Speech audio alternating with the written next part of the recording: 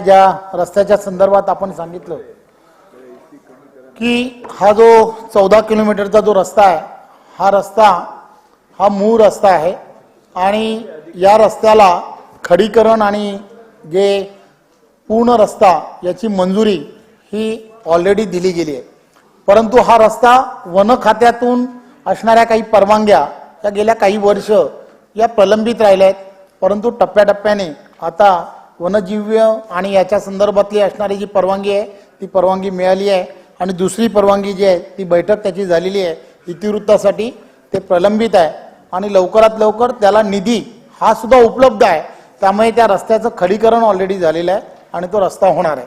आणि ज्या पुलाच्या संदर्भात आपण सांगितलं, हा जो पूल आहे हा जो नॉन प्लॅन असणारा जो विषय आहे आणि तिथे पूल हा 12 वर्षा अगोदरच हा पूल जो आहे त्या ठिकाणी जो अस्तित्वात होता तो पडलाय आणि हा पुलाला जो लोखंडी पूल आहे तो पूल तिथे अस्तित्वात नसल्याने तिकडची असणारी सर्व मंडळी ही तो जो तिथला असणारा ज्याला कोकणी भाषेमध्ये ओळ म्हणतात त्या ओळावरून त्या ठिकाणी तात्पुरती व्यवस्था करून नेहमी ते त्यांच्याच पद्धतीने त्यांच्या गावांमधली व्यवस्था करून त्या ठिकाणून नेहमी ये जा करण्याचा प्रयत्न करत असतात।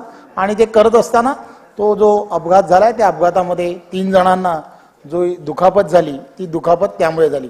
परंतु ही अत्यंत महत्त्वाचीच गोष्ट आहे की तो पूल होणं किती गरजेचं आहे। परंतु हा जे पूल आणि हे साकव ज्याला म्हणतात, हे साकव जे आहेत ते साकव हे ठिकठिकाणी होणं हे अत्यंत गरजेचं आहे आणि हा अत्यंत महत्त्वाचा विषय असल्यामुळे आणि या सगळ्या विषयाला जिल्हा परिषद आणि जिल्हा परिषदेच्या माध्यमातून हे सगळं करणं, जिल्हा नियोजनच्या माध्यमातून करणं अत्यंत गरजेचं असतं। परंतु ही घटना घडल्यानंतर या संदर्भातली दखल घेऊन ह्यासाठी लागणारे 59 लाख रुपये हे मंजूर करण्यात आले। टेंडर प्रोसेसिंग पूर्ण झालेली आहे आणि पुढच्या पावसाच्या अगोदर हा जो पूल आहे तो पूल हा नक्की जो साकव ज्याला म्हणतात तो साकव करण्यात येईल। श्री संजय केळकर। अध्यक्ष महोदय, आपण ऑर्डरनी जाऊ। हा 12 वर्षापासून पूल रखडलेला आहे आणि जिल्हा परिषदेने करावा म्हणून लोक आपले वाट बघत होते, परंतु तात्पुरती व्यवस्था त्या माध्यमातून केली जाते आणि या सगळ्या वातावरणामध्ये कधी पूल तो परत पडू शकतो। माझी स्पेसिफिक एकच प्रश्न आहे मंत्री महोदयांना की या संबंधामध्ये हा जो काही निधी लागणार आहे तो सार्वजनिक बांधकाम खात्याकडे वर्ग करून सार्वजनिक बांधकाम खातं हा पूल जो आहे त्याचं काम हाती घेणार का? ही अत्यंत महत्त्वाची गोष्ट आहे। मी या अगोदरच सांगण्याचा प्रयत्न केला आहे, परंतु या संदर्भामध्ये जेवढे असे साकव हे गावागावामध्ये ज्या ठिकाणी वाडी वस्तींसाठी अत्यंत महत्त्वाचे असतात आणि पाऊस आणि पावसाची असणारी जे 4 ते 5 महिने जे आहेत या 4-5 महिन्यांमध्ये अशा छोट्या छोट्या वाडी वस्तींमधले असणाऱ्या या पुलामुळे की त्यामध्ये वाहणारं पाणी हे पाण्याचा फोर्स आणि या सगळ्या गोष्टी लक्षात घेता जवळजवळ 3-4 महिने ह्या सर्व गावांमधील असणारा संपर्क हा बऱ्याच वेळेला तुटण्याची शक्यता मोठ्या प्रमाणामध्ये असते आणि म्हणून हे अत्यंत महत्त्वाचंच आहे। आणि आता ही जेव्हा दुर्घटना ज्यावेळेला झाली त्यामध्ये 3 जणांना जखमी झाले होते आणि त्या सगळ्यांचा उपचार वगैरे सर्व केला गेलेला आहे। ते आता घरी आहेत त्यांचं अतिशय, परंतु मी विनम्रपणे सांगू इच्छितो हा अपघात झाल्यानंतर तिथल्या असणाऱ्या जिल्हा नियोजनच्या माध्यमातून 59 लाख रुपये हे करण्याचं नियोजन हे करण्यात आलंय। टेंडर प्रोसेसिंग झाली आहे, पुढच्या पाऊस होण्या अगोदर हे काम पूर्णत्वात करण्यात येईल।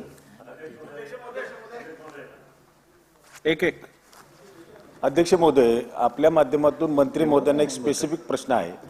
कोकण आणि पश्चिम महाराष्ट्रातील जे डोंगरी विभागातील तालुके आहेत आणि कोकण पट्ट्यातील जे तालुके जिल्हे आहेत त्याकरता राज्य शासनाने ही साकव योजना निर्माण केलेली आहे आणि या योजनेचं पहिलं मूळ 10 लाख रुपये त्याचा अंदाजपत्रिके व्याप्ती होती, ती 20 लाख केली, 20 लाखावरून 30 लाख, 30 ची 40 आणि आता 60 लाख रुपये केली। असे काही मतदारसंघामधले जे काही छोटे मोठे पूल आहेत ते 60 लाखाच्या मर्यादेमध्ये अध्यक्ष महोदय त्या ठिकाणी तिथे बसत नाहीत। त्याची व्याप्ती वाढवण्याच्या संदर्भामध्ये आम्ही वेळोवेळी राज्य सरकारला मंत्री महोदयांना देखील पत्रव्यवहार केलेला आहे। तर स्पेसिफिक प्रश्न आहे की 60 लाख रुपयाची व्याप्ती 1 कोटी रुपयापर्यंत वाढवण्याबाबत आपण निर्णय घेतला पाहिजे, तो घेणार का? नंबर 1. नंबर 2, दुसरा विषय, जी गावं अद्यापही पूर्णतः बारमाही रस्त्यांनी जोडलेली नाहीत त्या गावांसाठी राज्य सरकार स्पेशल प्रोग्राम करून मान्यता देणार का? सन्माननीय सदस्य संग्रामजी यांनी अतिशय महत्त्वाचा हा ग्रामीण भागामधील असणारा अत्यंत महत्त्वाचा प्रश्न आहे. आणि हे जे साकव आहेत, हे साकव पूर्ण महाराष्ट्रामध्ये असणारी परिस्थिती, त्या सगळ्या गोष्टीचा जेव्हा विचार करतो तर जवळजवळ या संदर्भामध्ये सर्व, मग कोकण असेल किंवा पश्चिम महाराष्ट्र आणि या सगळ्या महाराष्ट्रामधील असणारी परिस्थिती लक्षात घेता छोटे साकव मोठे साकव अशी जी पद्धत आहे, म्हणजे पूर्वी हे सर्वच्या सर्व लोखंडी साकवाच्या संदर्भामध्ये या संदर्भामध्ये विचार केला जात होता. परंतु नंतरच्या काळामध्ये त्यामध्ये फक्त लोखंडी साकवावरून फक्त तिथल्या असणाऱ्या नागरिकांना त्यावेळेला ये जा करणं हे शक्य होत होतं. परंतु या संदर्भामध्ये नंतरच्या काळामध्ये असा निर्णय करण्यात आला की त्या ठिकाणी मोरी करणं, त्यामध्ये पाईप टाकणं आणि नंतर मग पूर्णच्या पूर्ण त्या ठिकाणी एक वेगळ्या पद्धतीने एक व्यवस्था तयार करणं की पावसामध्ये पूर्णच्या पूर्ण त्या भागामध्ये संपूर्ण तिथे असणारी रहदारीसाठी वाहनं सुद्धा जाता येतील. आणि म्हणून 50 लाखापासून 1 कोटीपर्यंतच्या जवळजवळ असणारी सर्व त्या ठिकाणी असणारी पाण्याचा स्रोत आणि ह्या सगळ्या व्यवस्था या सगळ्या गोष्टीसाठी फार महत्त्वाच्या आहेत. खरं तर हे सर्वच्या सर्व जिल्हा परिषदेच्या माध्यमातून करण्याच्या संदर्भामध्ये त्यावेळच्या काळामध्ये निर्णय घेतला गेला होता. परंतु शासन म्हणून हे सर्वच्या सर्व कोणत्याही परिस्थितीमध्ये एवढा निधी हा जिल्हा परिषदेकडे उपलब्ध नाही. आणि म्हणून सरकारने या संदर्भामध्ये ते सार्वजनिक बांधकाम विभागाकडून करायलाच हवे. या संदर्भातली पावलं सरकारने उचललेली आहे. त्या संदर्भातला हेड तयार करण्याचं काम झाले आणि पूर्ण महाराष्ट्रामध्ये जवळजवळ या सगळ्या विषयासाठी 1300 कोटी रुपयाच्या जवळपास हा निधी लागणार आहे. आणि मी आपणा सर्वांना आश्वासित करू इच्छितो की कोकण आणि या सर्व भागामधील असणारे हे सर्वच्या सर्व जे पावसाच्या वेळेला असणारे सर्वच्या सर्व ठिकाणची रहदारी ही सुरळीत झाली पाहिजे. म्हणून टप्प्याटप्प्याने का होईना परंतु हे सगळेच्या सगळे एक नवीन हेड तयार करून हे सर्व साकव जे आहेत ते साकव सार्वजनिक बांधकाम विभागाच्या माध्यमातून करण्याचं सरकारने योजलंय. योगेश कदम. अध्यक्ष महोदय, मंत्री महोदयांनी उत्तरामध्ये असं म्हटलं मगाशी की नॉन प्लॅन रस्त्यावरती हा पूल असल्यामुळे तो आपल्याला सार्वजनिक बांधकाम विभागाच्या मार्फत करावा लागतोय. माझा थेट प्रश्न शॉर्टमध्ये एवढाच आहे. अध्यक्ष महोदय, मी आमदार झाल्यापासून सभागृहामध्ये हा विषय वारंवार मांडलेला आहे. मागच्या पावसाळी अधिवेशनामध्ये देखील किंवा मागच्या हिवाळी अधिवेशनामध्ये देखील मंत्री महोदयांनी सभागृहाच्या आतमध्ये उत्तर दिलेलं होतं की असे साकव उभे करण्यासाठी सार्वजनिक बांधकाम विभागाकडून निधी उपलब्ध करून दिला जाईल. मंत्री महोदयांचं स्वतःचं गाव हे कोकणामधलं आहे. त्यांच्या गावामधला देखील अनेक वाड्यांचा संपर्क पावसाच्या वेळेला तुटतो. ह्याचं गांभीर्य लक्षात घेऊन एक टाइम बाउंड कार्यक्रम तयार करणं गरजेचं आहे. मागच्या युतीच्या आपल्या सरकारमध्ये 2014 ते 19च्या सरकारमध्ये आपणच आपल्या मंत्री महोदयांच्या मार्फत त्यावेळेला आपण शासनामार्फत आपण विशेष कार्यक्रम राबवला होता सार्वजनिक बांधकाम विभागामार्फत असे साकव उभे करण्यासाठी. माझी मागणी अशी आहे की आपण देखील एक टाइम बाउंड कार्यक्रम तयार करून पुढच्या 3, 4, 5 वर्षाचा कार्यक्रम तयार करा आणि डोंगरी भागामध्ये आणि कोकणी भागामध्ये जेवढे असे नॉन प्लॅन रस्त्यांवरती किंवा जिल्हा परिषद मार्गावरती साकव आहेत हे साकव तयार करण्यासाठी आपण एक कार्यक्रम तयार करणार का असा माझा पहिला प्रश्न. आणि जेवढा निधी लागेल, आपण 1300 कोटीचा आपण आकडा सांगितलात, परंतु आमच्या माहितीप्रमाणे कमीत कमी 3 ते 3.5 हजार कोटीची आवश्यकता लागणार आहे. म्हणून हा निधी आपण उपलब्ध करून देणार का माझा दुसरा प्रश्न. सन्माननीय सदस्य योगेशजी यांनी हा प्रश्न जो उपस्थित केला आहे कोकणामधील असणारी आणि कृष्ण महाराष्ट्रामधील असणारी ही वस्तुस्थिती मला याची कल्पना आहे. मी एका कार्यक्रमाच्या निमित्ताने की एक PWD मिनिस्टर म्हणून एका पूर्णच्या पूर्ण गडकरी साहेबांनी एक बँगलोरमध्ये कार्यक्रम आयोजित केला होता मंथन. आणि या कार्यक्रमाच्या माध्यमातून राज्यामधील असणाऱ्या अडचणी त्या ठिकाणी सांगण्याच्या संदर्भामध्ये आम्हाला तिथे बोलवलं होतं. आणि म्हणून आपला असणारा हा कार्यक्रम हा आपण तिथे मांडावा म्हणून मी त्या ठिकाणी मांडलं. आणि मी त्या ठिकाणी मांडत असताना मला या सगळ्या गोष्टीची कल्पना होती की हा कार्यक्रम आणि या कार्यक्रमाच्या निमित्ताने मांडल्यानंतर आपल्याला तो मिळेल. आणि CAREFचे जो फंड आहे की जो आपल्याला राज्य म्हणून आपल्याला वापरता येतो, तर तर त्या CRFच्या फंडामध्ये यामध्ये आपल्याला हा कार्यक्रम त्यांनी स्पेशल केस म्हणून द्यावा अशी मी त्यावेळेला मागणी केली होती. त्यामुळे या कोकण आणि या सगळ्या पूर्ण राज्यामधील असणाऱ्या छोटे ज्या ठिकाणी ज्याची साको म्हणून ज्याची नोंद होते यासाठी लागणारा खर्च हा फक्त 1300 कोटी रुपये आहे. मी पुन्हा सांगतो, फक्त 1300 कोटी रुपये आहे. आणि तो 1300 कोटी रुपये तो हेड तयार करण्याचं काम हे तयार केलेलं आहे आणि तो लवकरात लवकर तो संपूर्ण महाराष्ट्राच्या दृष्टिकोनातून ह्या सरकारच्या माध्यमातून नक्की करण्याचं काम केलं जाईल. योगेश सागरजी. हे मंत्री महोदय सांगतायत, या सभागृहामध्ये मंत्री महोदय हे तिसऱ्यांदा सांगतायत. मंत्री महोदय, आपण हे सभागृहामध्ये आश्वासनही दिलंय, परंतु आपल्यालाही माहिती आहे हे जे साकव आहेत अध्यक्ष महोदय, जिल्हा परिषदेच्या माध्यमातून जिल्ह्याचे जे रस्ते आहेत जिल्हा परिषदेचे त्या रस्त्यावरती हे साकव आहेत. अध्यक्ष महोदय, याच्या संदर्भामध्ये मंत्री महोदय GR काढण्याची आवश्यकता आहे. GR मंत्री महोदय, GR काढण्याची आवश्यकता आहे. GR काढल्याशिवाय हेड निर्माण केला तरी अध्यक्ष महोदय त्याच्या संदर्भामध्ये वादविवाद निर्माण होण्याची शक्यता आहे. आपण या अधिवेशना संपल्यानंतर 15 दिवसाचा आत असे GR काढणार का की जिल्हा परिषदेच्या अंतर्गत येणारे जिल्ह्याचे रस्ते असतील, नॉन प्लॅन रस्ते असतील, त्याच्यावर ज्याचा उल्लेख साकव म्हणून आहे, हे सगळे साकव पुढच्या काळामध्ये सार्वजनिक बांधकाम विभागाच्या मार्फते त्याची बांधणी व राख रखाव केल्या जाईल. अशा पद्धतीने आपण GR अधिवेशन संपण्याच्या 15 दिवसाचा आत काढणार का? होय. एक एक घेऊ. मी मगाशी मंत्री महोदय, मी आपल्याला 2 प्रश्न विचारले होते. पहिला प्रश्न म्हणजे 60 लाख रुपयाचे अंदाजपत्रकीय व्याप्ती आपण 1 कोटी रुपयापर्यंत करणार का?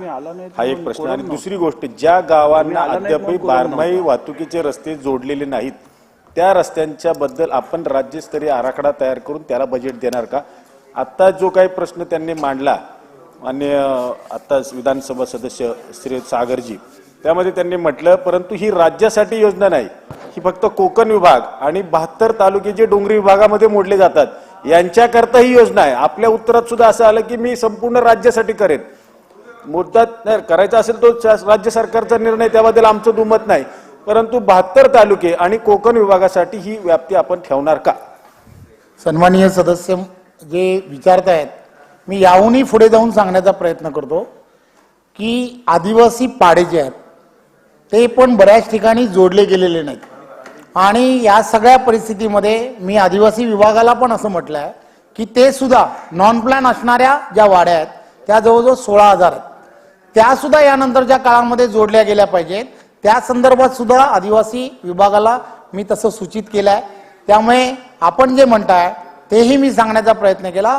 पुणे विभागामध्ये जवळजवळ असे म्हणजे मी जे साको जे म्हणतोय तेही त्यामध्ये अंतर्भूत केले गेलेले आहेत. आपण जे म्हणताय ती नदीवरचे पूल जे 2 कोटीपर्यंत जातात त्यामध्ये ऐका ना, त्यामध्ये ज्या ज्या ठिकाणची अशी परिस्थिती आहे की ज्या ठिकाणी रहदारी बंद होते किंवा रहदारीसाठी मार्ग नाही, अशा सर्वच्या सर्व महाराष्ट्रामधील असणारे सगळे सर्व त्या ठिकाणचे असणारे पूल या सगळ्या योजनेमध्ये घेतले जातात.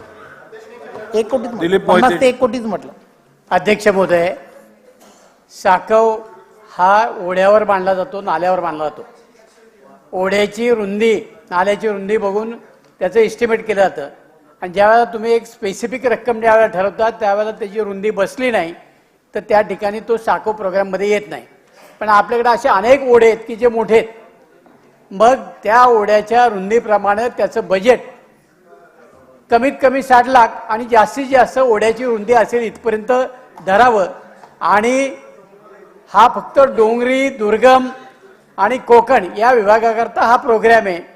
त्याच्यामध्ये आणखीन जर तुम्ही त्याची जर व्याप्ती वाढवली तर त्याचं बजेट वाढवावं लागेल. हा फक्त DPDC पुरता मर्यादित विषय आहे. तो जर राज्य शासनाने घेतला तर या मोठ्या ओढ्यावरचे सुद्धा साकव त्या ठिकाणी करता येतील. आणि म्हणून स्पेसिफिक रुंदी न धरता किंवा 60 लाख रुपयातच बसेल एवढा साकव न बांधता ओढा ज्या ठिकाणी आहे जेवढ्या रुंदीचा तेवढ्याकरता बजेटमध्ये प्रोव्हिजन करावी आणि एक स्पेशल हेड याच्याकरता राज्य शासन निर्माण करणार आहे का? होय. रवी पाटील साहेब. जिल्हा परिषदेकडे जे असणारे रस्ते आहेत त्या रस्त्यांना निधी नसतो आणि बरेचसे ग्रामीण रस्ते जिल्हा परिषदेकडे असतात. त्या जिल्हा परिषदेचे जे रस्ते जे आहेत ते सार्वजनिक बांधकाम खात्याकडं घेऊन ते आपण दर्जोन्नती देणार का? होय. होय.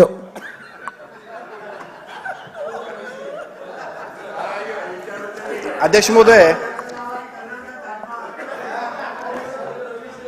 महोदय, मंत्री महोदय अतिशय सकारात्मक आहेत आणि त्यांनी आमच्या डोंगरी भागातल्या लोकांसाठी स्टेट बजेटमध्ये ज्या पद्धतीनं साकवांसाठी निधी उपलब्ध करून दिलाय तो म्हणून आज सांगितलंय त्याबद्दल त्यांचं मी मनापासून सगळ्या डोंगरी तालुक्यांच्या वतीनं पहिल्यांदा अभिनंदन करतो. एक 2-3 मुद्दे की अतिशय महत्वाचे आहेत. खरं म्हणजे महाराष्ट्राचे नितीन गडकरी आपण आहात असं आम्ही म्हणतोय. त्यामुळे साहजिकच काही चांगल्या गोष्टी PWDच्या दृष्टिकोनातून आपण कराव्यात अशा आम्हा सगळ्यांच्या अपेक्षा आहेत. या प्रश्नाच्या अनुषंगाने ज्यावेळेला रईस शेख साहेबांनी हा प्रश्न विचारलाय त्याच्यामध्ये जे जखमी झालेत अख्ख्या महाराष्ट्रामध्ये कुठेही जे काही रोड सेफ्टीचे प्रकार आहेत, जसं आता फॉरेस्ट मधल्या काही गोष्टी झाल्या असतील तर फॉरेस्ट त्याला नुकसान भरपाई देते. खरं म्हणजे कॉन्ट्रॅक्टर काम करतोय, इंजिनियर त्याच्यावरती ऑब्झर्वेशन करतोय, परंतु याच्यानंतर जी चूक होते त्या चुकीला जबाबदार आपण धरतच नाही. महाराष्ट्राच्या PWD डिपार्टमेंटमध्ये आतापर्यंत काम केल्यानंतर जी काही निकृष्ट कामं झाली असतील तर अधिकारी सस्पेंड झाले पाहिजेत. जे लोक चुकीचे असतील त्यांच्यावरती कॉन्ट्रॅक्टरना ब्लॅकलिस्टेड केलं पाहिजे. अशी कोणतीही प्रक्रिया आजपर्यंत झालेली दिसत नाही. माझी आपल्याला विनंती अशी आहे, जसं आपल्याकडे आपलं सरकार हे ऑनलाईन पोर्टल आहे, PWDच्या वतीनं आपण अशा पद्धतीचं एखादं पोर्टल तयार करा. कुठलाही सामान्य माणूस की ज्याला प्रश्न पडला की ह्या रस्त्याची क्वालिटी खराब आहे तर त्यानं त्याच्यावरती तक्रार करावी.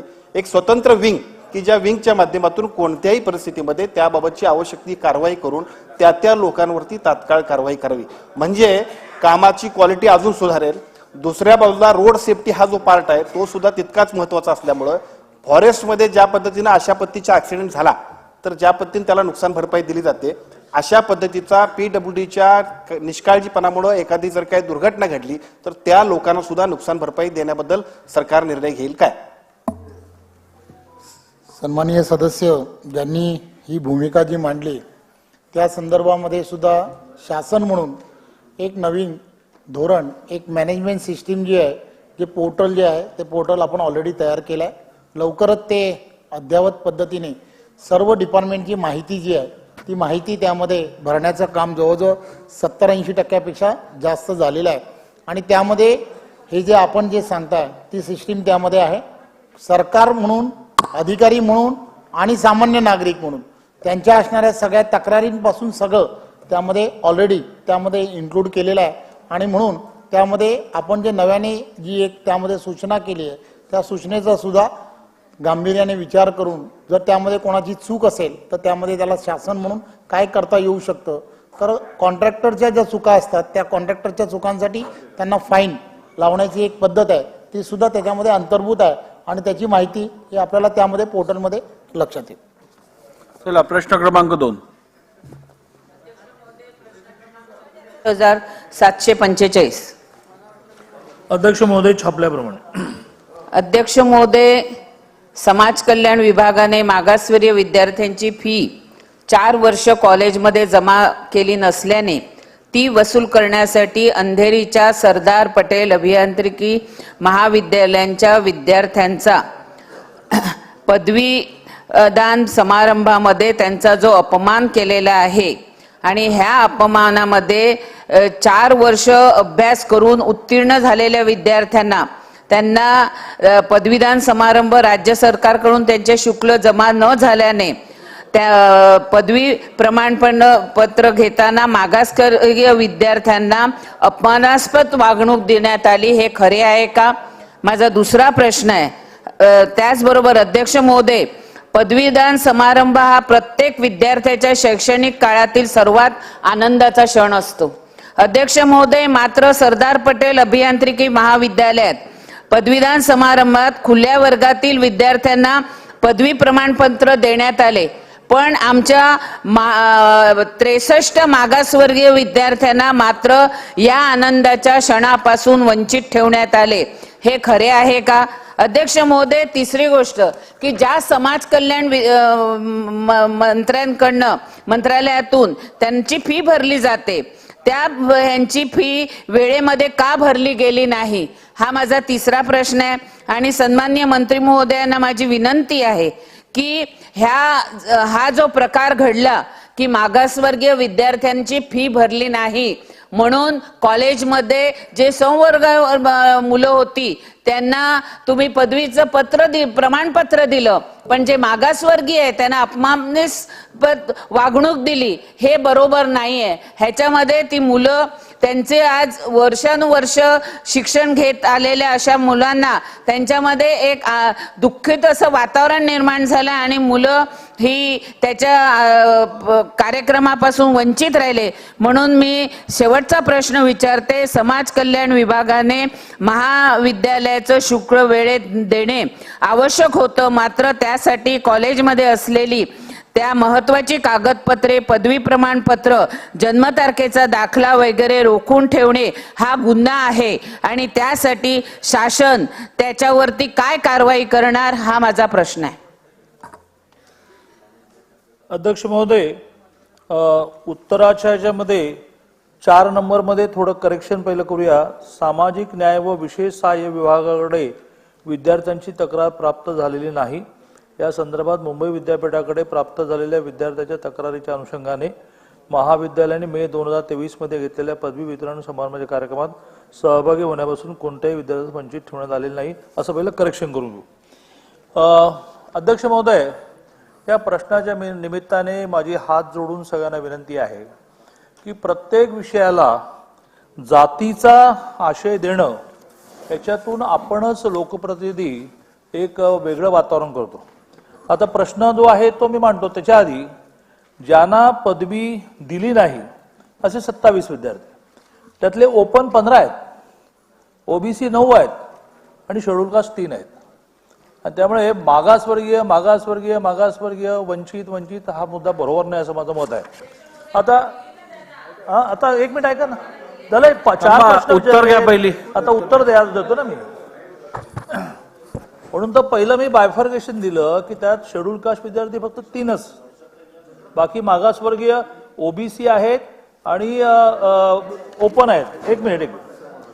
आता अध्यक्ष महोदय, प्रश्न जो आहे तोही समजून घेतला पाहिजे की कॅप राऊंड मध्ये 3 कॅप राऊंड झाल्यानंतर काही जागा ज्या उरतात त्या कॉलेज स्तरावर त्याची ऍडमिशन होते, त्याचं सीईटी ऍडमिशन करत नाही. केंद्र सरकारने स्कॉलरशिपच्या बाबतीत नियम असा केला की ज्यांना 3 कॅप राऊंड मध्ये ऍडमिशन मिळालं नाही, म्हणजे मग त्यांचं एकूण गुणवत्ता कमी असेल, त्यामुळे 4थ्या राऊंडला म्हणजे कॉलेज स्तरावरच्या राऊंडला ऍडमिशन मिळालेल्या विद्यार्थ्यांना स्कॉलरशिप देता येणार नाही, हा केंद्र सरकारने निर्णय घेतला. त्या 4थ्या राऊंडला संस्था स्तरावर ऍडमिशन देताना त्या विद्यार्थ्यांना जी जाणीव दिली जाते की तुम्ही शेड्यूल कास्ट आहात, ओबीसी आहात, आर्थिक मागास आहात, पण तुम्हाला स्कॉलरशिप मिळणार नाही, या लेखी घेतलं जातं आणि त्याप्रमाणे त्यांना ते मान्य करतात की ऍडमिशन देऊन टाका एकदा, आम्हाला फी रिएम्बर्समेंट नको. मग त्यांनी ती फी भरणं अपेक्षित आहे. ती पहिल्या वर्षी नाही भरली, दुसऱ्या वर्षी नाही भरली, तिसऱ्या वर्षी नाही भरली, 4थ्या वर्षी नाही भरली, डिग्री आली, त्यावेळेला रीतसर कॉलेजने 54 विद्यार्थ्यांना नोटीस दिली की बा अशा प्रकारच्या फी रिएम्बर्समेंटला म्हणजे स्कॉलरशिपला तुम्ही एलिजिबल नाही, तुम्ही फी भरली पाहिजे. 27 विद्यार्थ्यांनी भरली, 27 विद्यार्थ्यांनी भरली नाही, त्यांना पदवी दिली गेली नाही. आणि त्यामुळे हा सरकारने रिएम्बर्समेंट उशिरा दिली नाही, ती सगळ्यांची मिळाली, त्यांना डिग्र्या पण मिळाल्या. ज्यांना फी रिएम्बर्समेंट मिळणार नाही, स्कॉलरशिप मिळणार नाही, तरी ऍडमिशन घेता का घ्या, लिहून द्या, असं म्हटलेले हे विद्यार्थी आहेत, हे आपल्या लक्षात आलं. वर्षाताई. सन्माननीय अध्यक्ष महोदय, हा प्रश्न प्रश्न खूप स्पेसिफिक आहे. खूप आव्हानात्मक परिस्थितीमध्ये हे मुलं गरीब परिस्थिती असताना सुद्धा इंजिनिअरिंग कॉलेजला जातात. आणि सन्माननीय अध्यक्ष महोदय, सरदार वल्लभभाई पटेल हे कॉलेज, हे जे इंजिनिअरिंग कॉलेज आहे, हे गव्हर्नमेंटचं इंजिनिअरिंग कॉलेज आहे. तर माझा पहिलाच हा प्रश्न आहे की हे इंजिनिअरिंग कॉलेज गव्हर्नमेंटचं आहे का, पहिला प्रश्न. यासाठी नाही, मी सांगते तुम्हाला, मला सगळं माहिती आहे, कारण मला माहिती आहे ते कॉलेज चांगल्या तऱ्हेने. पहिला प्रश्न आहे की हे कॉलेज जे आहे ते गव्हर्नमेंटचं कॉलेज आहे का. आणि जर गव्हर्नमेंटचं कॉलेज असेल तर मला माहिती आहे की परवा दादा आपली एका बिलावर चर्चा चालू होती प्रायव्हेट बिलाच्या संदर्भामध्ये. आता ते बिल मी नाव घ्यायचीच नाही, पण अध्यक्षांना पण माहिती आहे, त्याच्यावर मी भाषण केलं होतं. त्यावेळेला आपण सांगितलं होतं की भाषणामध्ये की मागासवर्गीयांची फी 100% प्रतिपूर्ती केली जाते, एसटीची फी प्रतिपूर्ती 100% केली जाते, ओबीसीची जी आहे ती 50% प्रतिपूर्ती केली जाते. हे अरे मला प्रश्न विचारू द्या बमसाहेब, असं नाही करू शकत. आर्थिक मागासवर्गीयांची 50% केली जाते, ईबीसी वाल्यांची. माझा प्रश्न सन्मान्य अध्यक्ष महोदय असं असताना या विद्यार्थ्यांची तुम्ही जे सांगताय की ते कॅप राऊंडच्या नंतर जे होतात आणि ते कॉलेज ऍडमिशन घेतं, जी माझी आम्हाला पूर्वीची जी माहिती होती गव्हर्नमेंट कॉलेजची 100% ऍडमिशन जी होती ती गव्हर्नमेंटच्या माध्यमातून व्हायची. ही तुम्ही नवीन परंपरा काढली हे आम्हाला माहित नाही, परंतु या विद्यार्थ्यांची जबाबदारी ही मेरिटमध्ये आलेली मुलं असतात आणि त्यामुळे त्यांची जबाबदारी राज्य शासनाने स्वीकारली पाहिजे अशी माझं म्हणणं आहे. त्यामुळे सामाजिक न्याय विभाग असेल किंवा इतर विभागाच्या माध्यमातून या मुलांची फी गेली नाही, ती येणाऱ्या काळामध्ये आपण तो निर्णय घेणार का हा माझा दुसरा प्रश्न. या मुलांचा अपमान झाला, तुम्ही विचार करा दादा, सभागृहाला मुलं जातात, समारंभाला जातात आणि काही मुलांना तुम्ही बाजूला ठेवून देता कारण त्यांनी फी भरली नाही म्हणून. आणि तुमचाच तिसरा नंबरचा प्रश्न मी वाचते की तुम्ही सांगितलं की या मागासवर्गीय विद्यार्थ्यांना नियोजित शुल्क भरून प्रवेश दिला होता का. त्यानंतर 4 वर्षाच्या काळामध्ये वाढीव शुल्काबाबत या विद्यार्थ्यांना कुठलीही माहिती देण्यात आली होती का. ऐनवेळी पदवीदान समारंभाच्या 4 दिवस आधी त्यांना नोटीस पाठवली होती. म्हणजे सन्मान्य अध्यक्ष महोदय ही फी वाढ झाली आहे ही त्या विद्यार्थ्यांना माहितीच नव्हतं. मी नाही मी तेच सांगते आणि उत्तर पण त्यांनी तसं दिलेलं आहे की हे खरं आहे. संस्थेच्या दिनांक 10/5/2023 रोजीच्या परिपत्रकानुसार विद्यार्थ्यांना संस्थेकडून कळवण्यात आले आहे. याचा अर्थ काय सन्मान्य अध्यक्ष महोदय, 4 वर्ष ह्या मुलांना वाढीव फी झालेली आहे याचीच माहिती त्या मुलांना नव्हती. आणि मग ज्या दिवशी पदवीदान समारंभ होता त्याच्या करेक्ट बरोबर 4 दिवसाच्या आधी तुमचं त्या संस्थेने पत्र पाठवलं की या विद्यार्थ्यांना फी भरत नसल्यामुळे तुम्हाला त्या पदवीदान समारंभामध्ये पदवी मिळू शकत नाही. दादा आम्हाला ह्याचाच विरोध आहे. ही एक मानसिकता आहे, मी तुम्हाला सांगते. तुम्ही जे म्हणताय ना जात जात का म्हणताय, कारण काही ठिकाणी काही कॉलेजमध्ये ही मानसिकता आहे की अशा तऱ्हेने जाणीवपूर्वक गोष्टी करायच्या. त्यामुळे मला अध्यक्ष महोदय याच्या माध्यमातून प्रश्न विचारायचा आहे, ही जी घटना झाली याची आपण चौकशी करणार का. कारण ही 4 दिवसाच्या आधी पत्र पाठवणं ही त्या संस्थेची चूक आहे. जर विद्यार्थी एखाद्या वर्षाची फी भरत नाही अध्यक्ष महोदय तर त्याला तुम्ही लगेच सांगितलं पाहिजे म्हणजे ते भरू शकेल. पण पदवीदान समारंभामध्ये त्यांना बोलवून त्याचा असा तऱ्हेने अपमान करणं, त्यामुळे या सगळ्या प्रकरणाची चौकशी व्हायला पाहिजे. दादा आम्ही IIT बघितलं मुंबई, आता आम्ही SPC कॉलेज बघतोय, मध्ये सावित्रीबाई फुले बघतोय. अशा घटनेच्या माध्यमातून तुम्ही म्हणता पण मागासवर्गीय विद्यार्थ्यांवर त्या ठिकाणी मोठ्या प्रमाणामध्ये अन्याय व्हायचं काम होतं. आणि म्हणून मला या सभागृहाच्या माध्यमातून पाहिजे आपण हे सामाजिक न्याय विषयाच्या माध्यमातून IIT मध्ये सगळ्या इंजिनिअरिंग कॉलेजमध्ये आपण तो एक सेल तयार केलेला आहे. आपल्यालाही माहिती आहे जर विद्यार्थ्यांना काही तक्रार असेल तर विद्यार्थ्यांनी त्या ठिकाणी तक्रार केली पाहिजे. या कॉलेजमध्ये तसा सेल केला होता का, त्या ठिकाणी विद्यार्थ्यांनी तक्रार केल्या होत्या का आणि त्या संदर्भामध्ये त्या कॉलेजने काय ऍक्शन घेतलेली आहे ही मला या ठिकाणी माहिती सन्माननीय अध्यक्ष महोदय पाहिजे. अध्यक्ष महोदय, बहुधा मी उत्तर दिलं ते वर्षाताईंनी त्याच वेळेला बहुधा दिल्लीहून काहीतरी फोन आल्यामुळे ऐकलं नाही. 27 विद्यार्थ्यांना पदवी नाकारली नाही मुळात. वर्षाताई आता तुम्ही प्रश्न विचारला, खूप लंबा विचारला, उत्तर ऐकून घ्या. मी अतिशय स्पेसिफिक उत्तर दिलं, मी नेमकं उत्तर दिलं की 27 विद्यार्थ्यांना पदवी नाकारल्या गेल्या नाही. पदवीदान समारंभासाठी नोंदणी करायची असते, त्या नोंदणीमध्ये 54 विद्यार्थ्यांना नोटीस मिळाली, 27 विद्यार्थ्यांनी पैसे भरले. ज्या 27 विद्यार्थ्यांना पदवीदान समारंभामध्ये नाकारलं गेलं त्या 27 मध्ये शेड्यूल कास्ट विद्यार्थी ज्याच्याबद्दल वर्षाताई म्हणतात, ज्याचा आम्हा सगळ्यांनाच त्याची आच आहे, केवळ तुम्हाला याचं नाही, 3 होते, ओपन 15 होते आणि ओबीसी 9 होते. आता पुन्हा एकदा दुसरा मुद्दा क्लिअर करतो की कॅप राऊंड 1, 2, 3 मधल्या विद्यार्थ्यांना स्कॉलरशिप मिळते, केंद्राचा नियम आहे तो. त्यानंतर उरलेल्या जागा ह्या कॉलेज लेवलला भरायच्या असतात.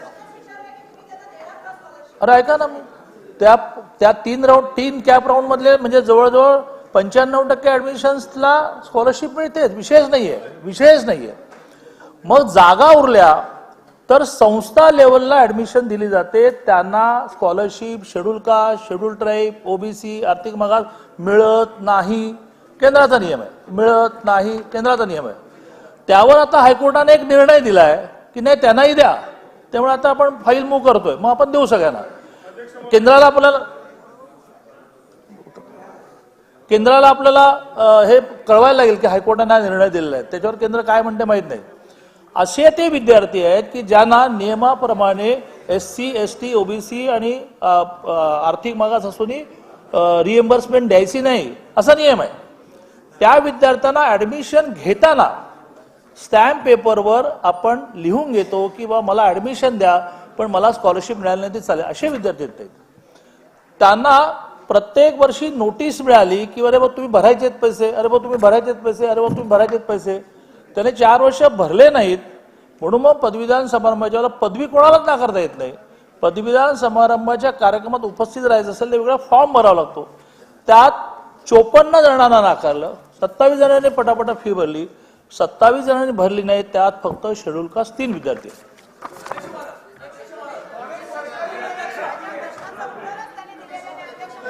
अध्यक्ष महोदय, माझे 2 स्पेसिफिक प्रश्न आहे अध्यक्ष महोदय. अध्यक्ष महोदय, या कॅप राऊंड मध्ये ज्या विद्यार्थ्यांना मेरिट मध्ये नंबर लागत नाही ते नंतर शाळेंकडे कॉलेजेसकडे जर जागा असतील तर त्या कॉलेजकडे ते स्वतः अप्रोच करतात, ऍडमिशन घेतात. अध्यक्ष महोदय, ही मुळात योजना जी आहे ते विशिष्ट समाजासाठी आहे. तर त्यांनी जर ऍडमिशन घेतली तर या नियमामध्ये दुरुस्ती करून कॅप राऊंड मध्ये जरी ऍडमिशन घेतला असेल कॅप राऊंड नंतरचा तरी त्यांना मॉडिफाय ह्या नियमामध्ये मॉडिफिकेशन करून त्यांना स्कॉलरशिप मिळेल का? प्रश्न नंबर 1. प्रश्न क्रमांक 2, हे जे ओबीसी, व्हीजीएनटी, एससी एसटी यांचं किती फी पेंडिंग आहे, किती वर्षापासून आणि कधी सरकार त्यांची फी देणार? मला असं वाटतं की आज बाहेर पडणाऱ्या पावसामुळे उत्तराकडे लक्ष न दिल्यामुळे वारंवार तेच प्रश्न उपस्थित होतात. मी सांगितलं की आता नव्याने हायकोर्टाने निर्णय दिला की याही विद्यार्थ्यांना स्कॉलरशिप दिली पाहिजे. केंद्र सरकारने ती रिएम्बर्समेंट द्यायचे, शेड्यूल कास्ट, शेड्यूल टाईपचे सगळे पैसे केंद्र देते. तर केंद्राला हायकोर्ट निर्णय कळवावा लागेल की बाबा तुम्ही तर म्हणता की 4थ्या राऊंडच्या मुलांना द्यायची नाही आणि हायकोर्टाने निर्णय दिलाय, मग केंद्राने मान्यता द्यावी लागेल की बरं ठीक आहे द्या. त्यामुळे आपण आता तुम्ही म्हणता ते बाय कंपल्शन करणार होतो, तुम्ही काळजी करू नका. आता तुमचा मुद्दा वेगळा आहे की schedule caste, schedule tribe, OBC, आर्थिक मागासांची जी फी सरकार मान्य करते ती वेळेवर मिळत नाही. याच्यावर या सभागृहामध्ये अनेक वेळेला मी मंत्री असून सुद्धा एक उत्तर मांडलेलं आहे आणि त्यावर काम करतायत मुख्यमंत्री, दोन्ही उपमुख्यमंत्री, की आपल्याला वेळेवर देता येत नसेल तर त्यांना आपण एक गव्हर्नमेंट गॅरंटी 1 लाईनची द्यावी.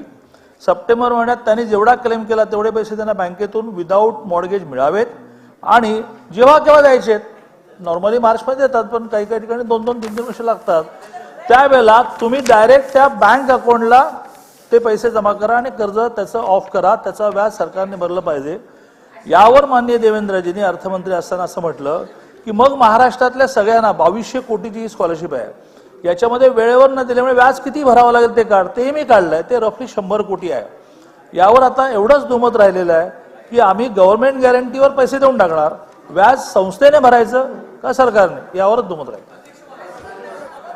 अनिल देशमुख साहेब.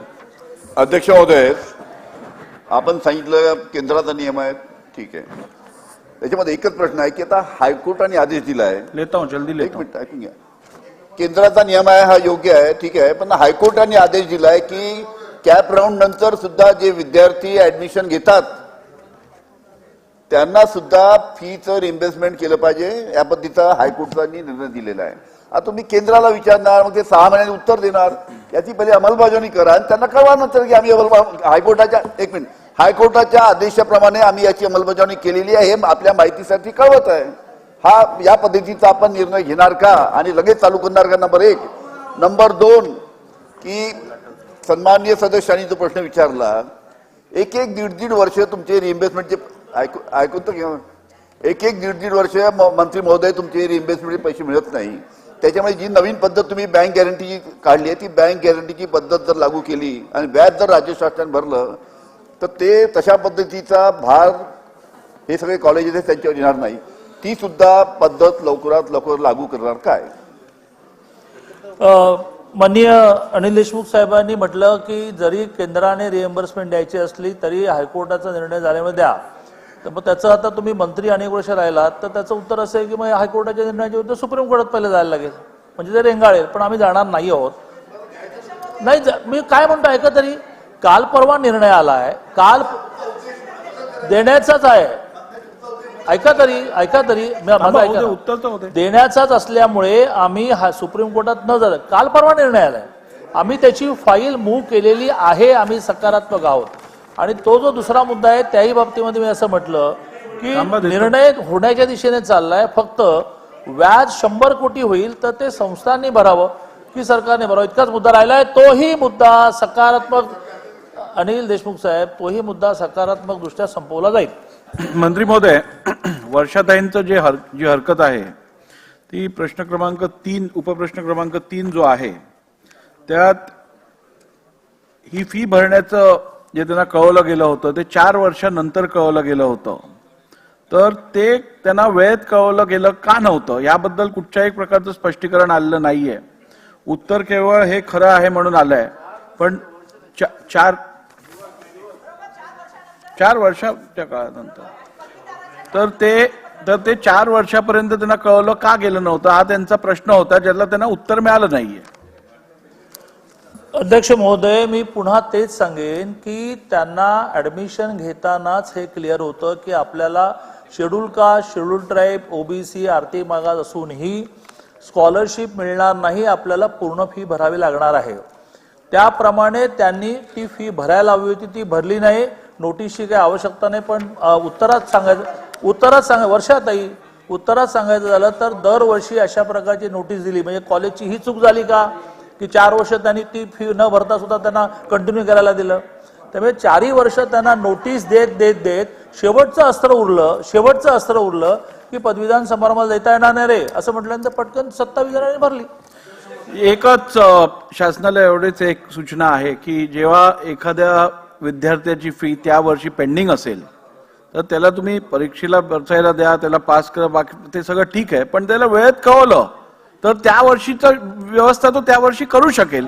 एकदम 4 वर्षाची पेंडिंग ठेवू नका. बस 4 वर्ष ऍडमिशनच्या वेळेला, परीक्षेच्या वेळेला 4 वर्ष कळवलं गेलं. त्या कॉलेजची एवढीच चूक झाली की त्यांनी पहिल्या किंवा दुसऱ्या वर्षाला परीक्षेला बसू द्यायला नको होतं. अध्यक्ष महोदय, सन्माननीय मंत्री महोदयाने अतिशय कायदेशीर स्पष्ट उत्तर देण्याचा प्रयत्न केला आहे. अध्यक्ष महोदय, पण अध्यक्ष हा प्रश्नाचा मूळ गाभा आहे तो अनुत्तरित राहतोय. मंत्री महोदय म्हणतात कॅप राऊंड विना असलेले विद्यार्थी आहेत, बरोबर. हे संस्था आणि कॉलेजमध्ये ऍडमिशन मिळालेले विद्यार्थी आहेत, बरोबर. ते एका मागासवर्गीय आपल्या समाजाचे विद्यार्थी आहेत, बरोबर. त्यांच्याकडनं आपण त्या ठिकाणी अंडरटेकिंग घेतलं, बरोबर. मग हे सगळं केलं म्हणजे त्यांना अपमानित करण्याची परवानगी दिली असं होतं का? त्या विद्यार्थ्यांचा एका अर्थाने सॅग्रिगेशन करून वेगळेपण, ते मागासवर्गीय विद्यार्थी आहेत किंवा अन्य ओबीसी आहेत किंवा ओपन आहेत, असं सॅग्रिगेशन करून त्यांना अपमानित करण्याचं लायसन्स मिळत नाही. अध्यक्ष महोदय, माझा स्पेसिफिक प्रश्न यासाठी आहे, तुम्ही 4 वर्षापूर्वी ऍडमिशन घेताना त्यांना सांगितलं, आपण स्वतः सूचित केलं की 4 वर्षाची थकीत वेळीच सांगितली तर सूचित केलं तर बरं होईल. अध्यक्ष महोदय, या स्पेसिफिक प्रकरणामध्ये 3 वर्ष कोविडची गेली आहेत. 2-2.5 वर्ष कोविडच्या काळामध्ये तुम्हाला आम्हाला माहिती आहे की आपण सुद्धा सगळेजण शाळेतल्या फीच्या बाबतीत असो किंवा महाविद्यालयाच्या फीच्या बाबतीत असो सातत्याने आग्रह धरला आहे की सगळ्यांनी फी माफी केली पाहिजे, फी कमी केली पाहिजे, सूट दिली पाहिजे. राज्य सरकारने कायदा सुद्धा करायचा प्रयत्न केला. महाराष्ट्र विकास आघाडीचं सरकार होतं, त्यांनी सुद्धा तो प्रयत्न केला. अध्यक्ष महोदय, 3 मागासवर्गीय विद्यार्थी आहेत. एक असला तरी का अपमानित केला पाहिजे? 3च आहेत का म्हणायचं? एकही मागासवर्गीय विद्यार्थी असला तरी त्याला अपमानित होईल अशी कुठली घटना कॉलेजने केली असेल त्याच्यावर कारवाईच केली पाहिजे. अध्यक्ष महोदय, भले तुम्ही अंडरटेकिंग घेतली आहे का नाही घेतली आहे. आणि म्हणून कोविडच्या पार्श्वभूमीवर या 4 वर्षामधल्या सूट देण्याची एकंदरीत राज्य सरकारच्या भूमिका असताना नोंदणी करतानाचं शेवटचं अस्त्र म्हणूनचं शुल्क ते कोविडच्या पार्श्वभूमीवर न भरल्यावर सुद्धा त्यांना 27 जणांना दिलं. त्याबरोबर तुम्ही बसा पण पुढचे अजून 27 दिवस तुम्हाला देऊ अशी भूमिका या महाविद्यालयाने घेतली नाही. अन्य सगळ्या महाविद्यालयाने घेतली अध्यक्ष महोदय. आणि मग अध्यक्ष अन्य महाविद्यालयामध्ये नाना पाटोलाची केस नाही, याच कॉलेजमध्ये केस आहे. आणि म्हणून हे जाणून बुजून केलेलं आहे. आणि म्हणून जाणून बुजून केलेल्या प्रकरणात कोविडच्या पार्श्वभूमीवर सूट देण्याची भूमिका राज्य सरकारची असताना या प्रकरणात जाणून बुजून झालाय की नाही याची चौकशी मंत्री महोदय आपण लावणार का, एवढाच माझा स्पेसिफिक प्रश्न आहे. याची चौकशी ऑलरेडी लावली होती, त्याचा अहवाल अशा प्रकारे काही झालं नाही असं आलंय. तरीही सगळ्या सदनाची यातली भावना लक्षात घेता पुन्हा या प्रकरणाची सखोल चौकशी करून पुन्हा एकदा आशिष शेलारांना ते क्लिअर करतो की 3 मागासवर्गीय नेते एकूण 27 जणांना पदवीदान म्हणजे पदवी नाकारताच येत नाही, पदवीदान समारंभाच्या कार्यक्रमातून नाकारलं. नोंदणी करण्यामध्ये 3 नाही 27 होते, त्याच्यामध्ये 15 ओपन होते, 9 ओबीसी होते आणि 3 शेड्यूल कास्ट होते. एवढं म्हटलं कारण तिघांनाच नाकारलं असं नाही झालं, 27 नाकारलं. पण हा रिपोर्ट आल्यानंतर सुद्धा पुन्हा एकदा याची सखोल चौकशी केली जाईल आणि आवश्यकता पडली तर महाविद्यालयावर कारवाई केली जाईल. नानाभाऊ बोला.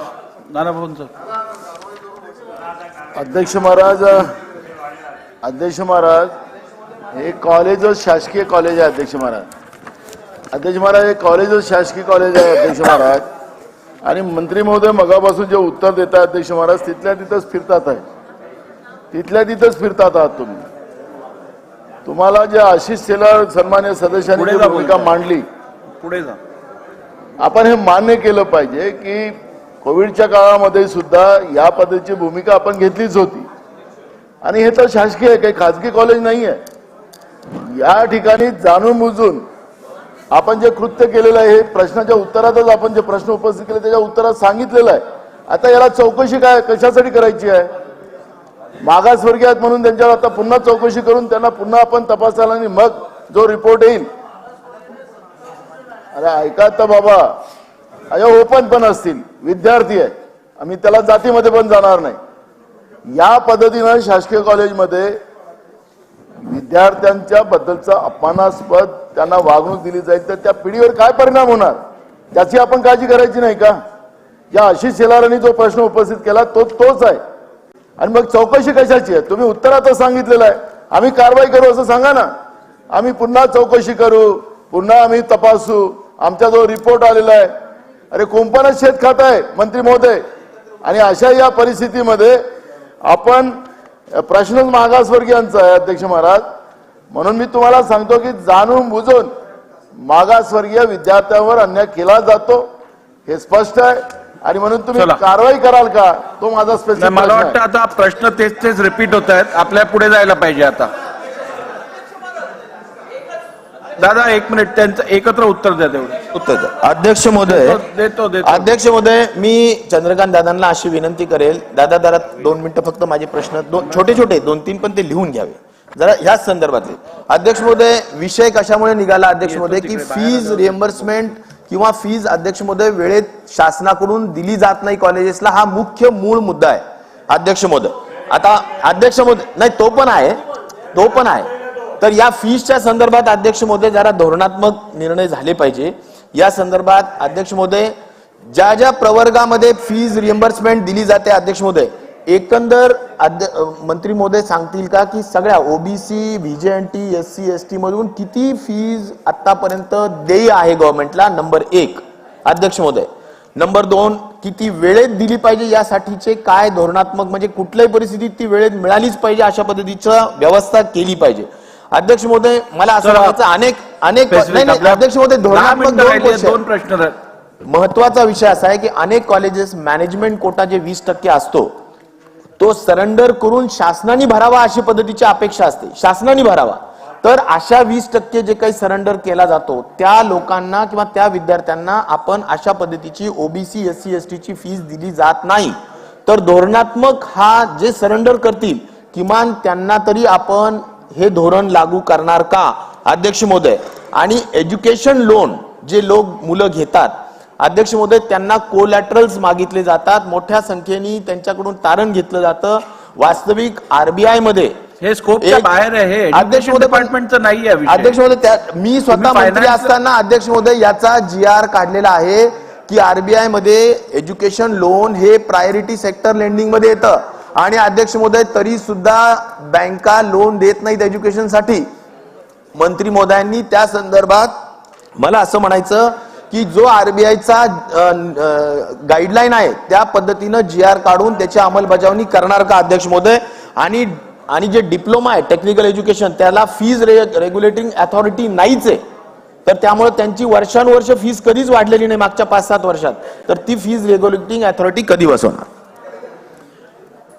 मला असं वाटतं की शेवटच्या प्रश्नाचं उत्तर देता येणार आहे ते लगेच देतो की डिप्लोमासाठी फी रेग्युलेशन कमिटी नव्याने आपण फॉर्म केली, त्यासाठी कायदा केला मागच्या विधान परिषदेमध्ये, आणि त्याच्याही आधी फी रेग्युलेशन कमिटी जी आहे त्यांना डिप्लोमाची फी सुद्धा ठरवायला आपण सांगितली होती. आपली नवीन फी रेग्युलेशन कमिटीला वेळ लागतोय, तोपर्यंत regular fee regulation committee fee ठरवणार.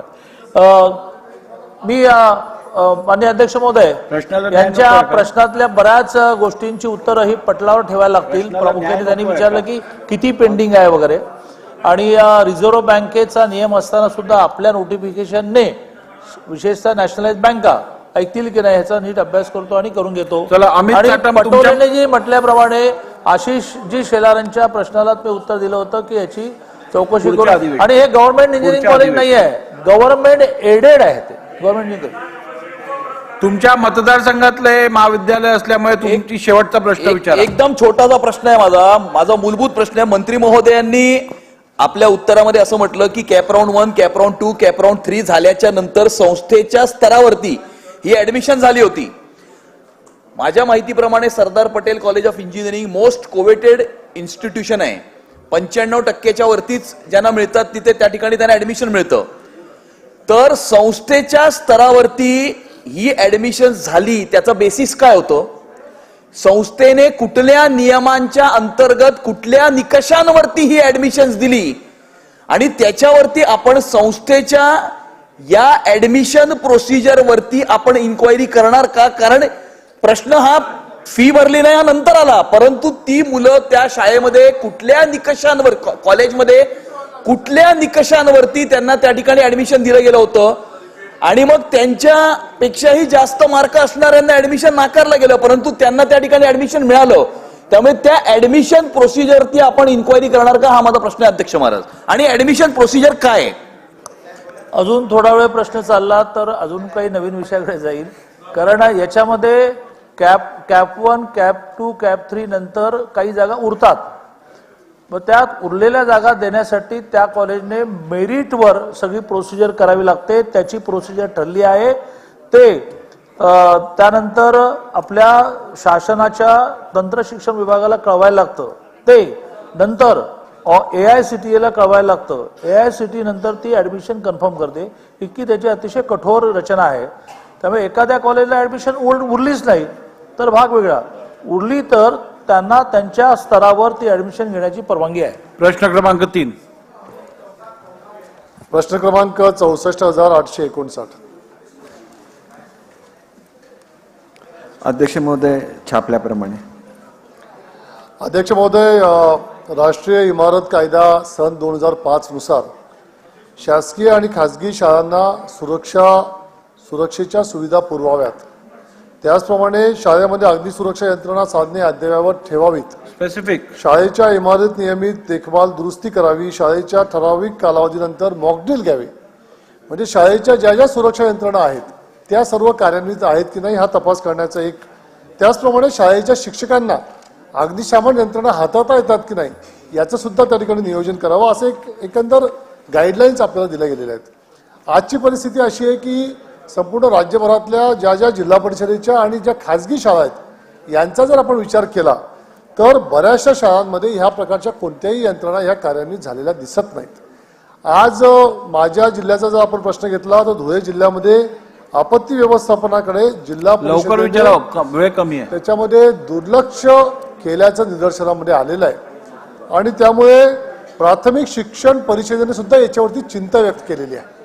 त्यामुळे माझा प्रश्न अत्यंत स्पेसिफिक मंत्री महोदयांना असा आहे की जर ह्या जिल्हा परिषदेच्या शाळांमध्ये आपत्ती व्यवस्थापनाच्या यंत्रणा कार्यान्वित नसतील तर त्या यंत्रणा कार्यान्वित करून घेण्याकरता आपण निधीची तरतूद करणार का? ह्या सर्व यंत्रणा कार्यान्वित आहेत किंवा नाही याच्याकरता आपण विशेष ऑडिट करणार का? ज्या खाजगी संस्थांनी, शाळांनी, कॉलेजेसनी अशा यंत्रणा कार्यान्वित केल्या नसतील, स्ट्रक्चरल ऑडिट केलं नसेल त्यांच्यावर आपण कारवाई करणार का?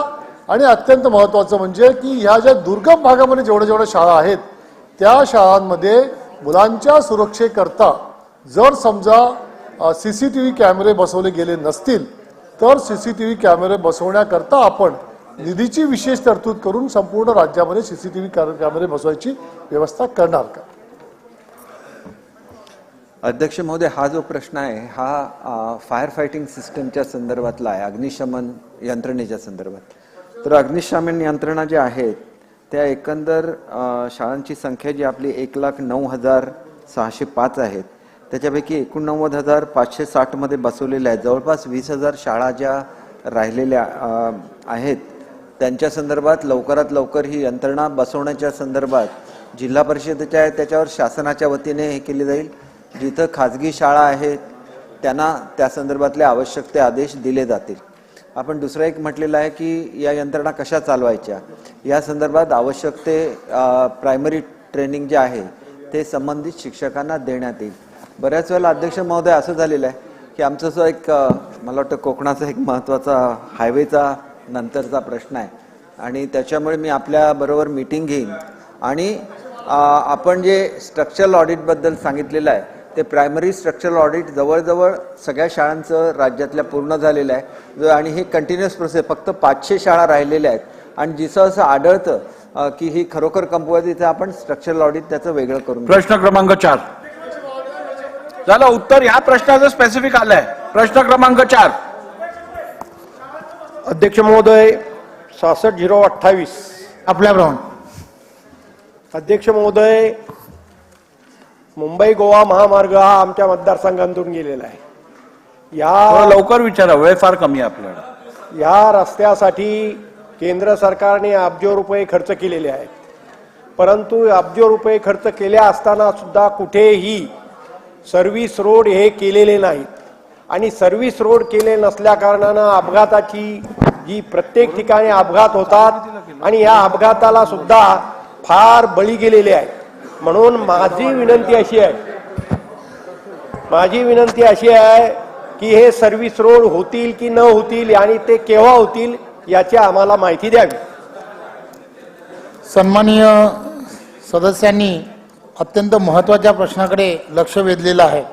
मुंबई गोवा हा अत्यंत महत्त्वाचा असणारा रस्ता आहे आणि या रस्त्यावरती ज्या ज्या ठिकाणी महत्त्वाची अशी गावं आहेत या गावांना जोडण्यासाठी त्या ठिकाणी असणारे सर्व्हिस रोड होणं हे अत्यंत गरजेचं आहे.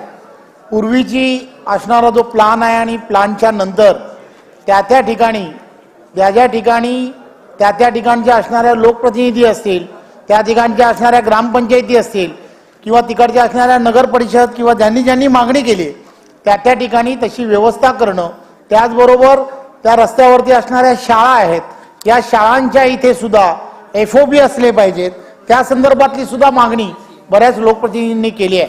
त्यामुळे या सर्व गोष्टींचा हा सरकार म्हणून अत्यंत गांभीर्याने विचार केला गेला आहे आणि हा रस्ता पूर्ण होण्याच्या अगोदर हे सर्व सर्व्हिस रस्ते आणि FOB एक मिनिट. हे प्रश्न पूर्ण उत्तराचा तास हे उत्तर संपेस्तोपर्यंत वाढवण्यात येत आहे. हा संपूर्ण रस्त्यावरती असणारे FOBs आणि हे सर्व करण्याच्या संदर्भात शासनाने धोरण आहे आणि हा रस्ता हा पूर्ण BOT वरती होणारा रस्ता आहे. त्यामुळे BOT वरती होणारा रस्ता असल्यामुळे जी आवश्यक असणाऱ्या ज्या सोयी सुविधा ज्या नागरिकांना आवश्यक आहेत त्या सर्व सोयी सुविधा या येणाऱ्या काळामध्ये करण्याचं सरकारचं नियोजन आहे. बुधवारी शक्य नाही होणार, फुल आहे. चला लिहून घ्या. कागदपत्रे सभागृहाच्या पटलावर ठेवणे. माननीय उच्च व तंत्र शिक्षण लिहून होते लिहून होते. महोदय, मी आपल्या अनुमतीने स्वयंअर्थ साहित्य विद्यापीठाच्या अधिनियमातील कलम 43(3) अन्वये संदीप विद्यापीठ नाशिक यांचे सन 2017-18 ते सन 2021-22 या वर्षाचे वार्षिक अहवाल सभागृहासमोर ठेवतो. त्यांनी झालेल्या विलंबाची कारणं सोबत जोडलेली आहेत. अहवाल सभागृहासमोर ठेवण्यात आले. सदर अहवाल विधिमंडळाच्या संकेतस्थळावर उपलब्ध करून देण्यात येतील. माननीय आदिवासी विकास मंत्री महोदय, मी आपल्या अनुमतीने कंपनी अधिनियम 2013च्या कलम 394च्या पोट कलम 2 अन्वये शबरी आदिवासी विकास वित्त महामंडळ मर्यादित नाशिक यांचा सन 2019-20चा वर्षाचा 21वा वार्षिक अहवाल सभागृहासमोर ठेवतो. अहवाल सभागृहासमोर ठेवण्यात आला. सदर अहवाल विधिमंडळाच्या संकेतस्थळावर उपलब्ध करून देण्यात येईल. सार्वजनिक बांधकाम सार्वजनिक उपक्रम मंत्री महोदय, मी आपल्या अनुमतीने कंपनी अधिनियम 2013च्या कलम 394च्या पोटकलम 2 अन्वये महाराष्ट्र राज्य रस्ते विकास महामंडळ मर्यादित यांचे सन 2017-18 या वर्षाचा 22वा वार्षिक अहवाल तसेच त्यांच्या दुय्यम कंपन्यांचे एकत्रित वार्षिक अहवाल तसेच दुय्यम कंपनीचे वित्तीय वर्ष व सन 2018 पर्यंतचे वार्षिक अहवाल सभागृहासमोर ठेवतो. सदर अहवाल विधानसभेच्या पटलावर ठेवण्यात झालेल्या विलंबाची कारणे सोबत जोडलेली आहेत. अहवाल सभागृहासमोर ठेवण्यात आले. सदर अहवाल विधिमंडळाच्या संकेतस्थळावर उपलब्ध करून देण्यात येतील. रोजगार हमी योजना मंत्री. अध्यक्ष महोदय, मी आपल्या अनुमतीने महाराष्ट्र रोजगार हमी अधिनियम 1977च्या कलम 4च्या पोट कलम 3चा उपखंड 4 अन्वये महात्मा गांधी राष्ट्रीय ग्रामीण रोजगार हमी योजना, महाराष्ट्र व राज्य रोजगार हमी योजना यांचा सन 2022 व 2023 या वर्षाचा वार्षिक अहवाल सभागृहासमोर ठेवतो. अहवाल सभागृहासमोर ठेवण्यात आला. सदर अहवाल विधिमंडळाच्या संकेतस्थळावर उपलब्ध करून देण्यात येईल. माननीय उद्योग मंत्री.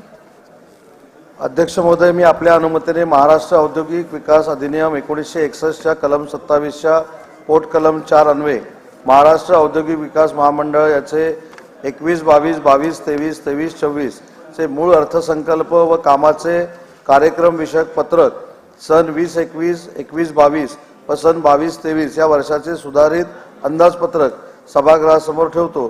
सदरू वार्षिक सुधारित अंदाजपत्रक विधानसभेच्या पटलावर ठेवण्यास झालेल्या विलंबाची कारणे सोबत जोडली आहेत. वार्षिक सुधारित अंदाजपत्रक सभागृहासमोर ठेवण्यात आले. सदर सुधारित अंदाजपत्रक विधिमंडळाच्या संकेतस्थळावर उपलब्ध करून देण्यात येईल. आज पात्र झालेल्या सर्व स्थगन प्रस्तावांच्या सूचनांना मी दालनात अनुमती नाकारलेली आहे. मुख्यमंत्री महोदय, काय होतं?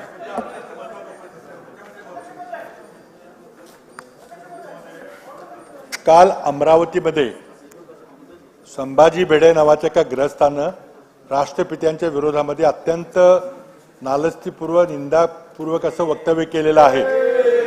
आपण त्याची माहिती घेतली असेल. अशा प्रकारची समाजामध्ये तेढ करणारं वक्तव्य निर्माण करणाऱ्या व्यक्तीला IPC 153 किंवा जो काही कलम असेल त्यामध्ये ताबडतोब अरेस्ट केलं पाहिजे. समाजामध्ये दंगे, धोपे आणि तणाव निर्माण करण्याचा जाणून बुजून प्रयत्न या व्यक्तीकडून आज पहिल्यांदा चाललेला नाही.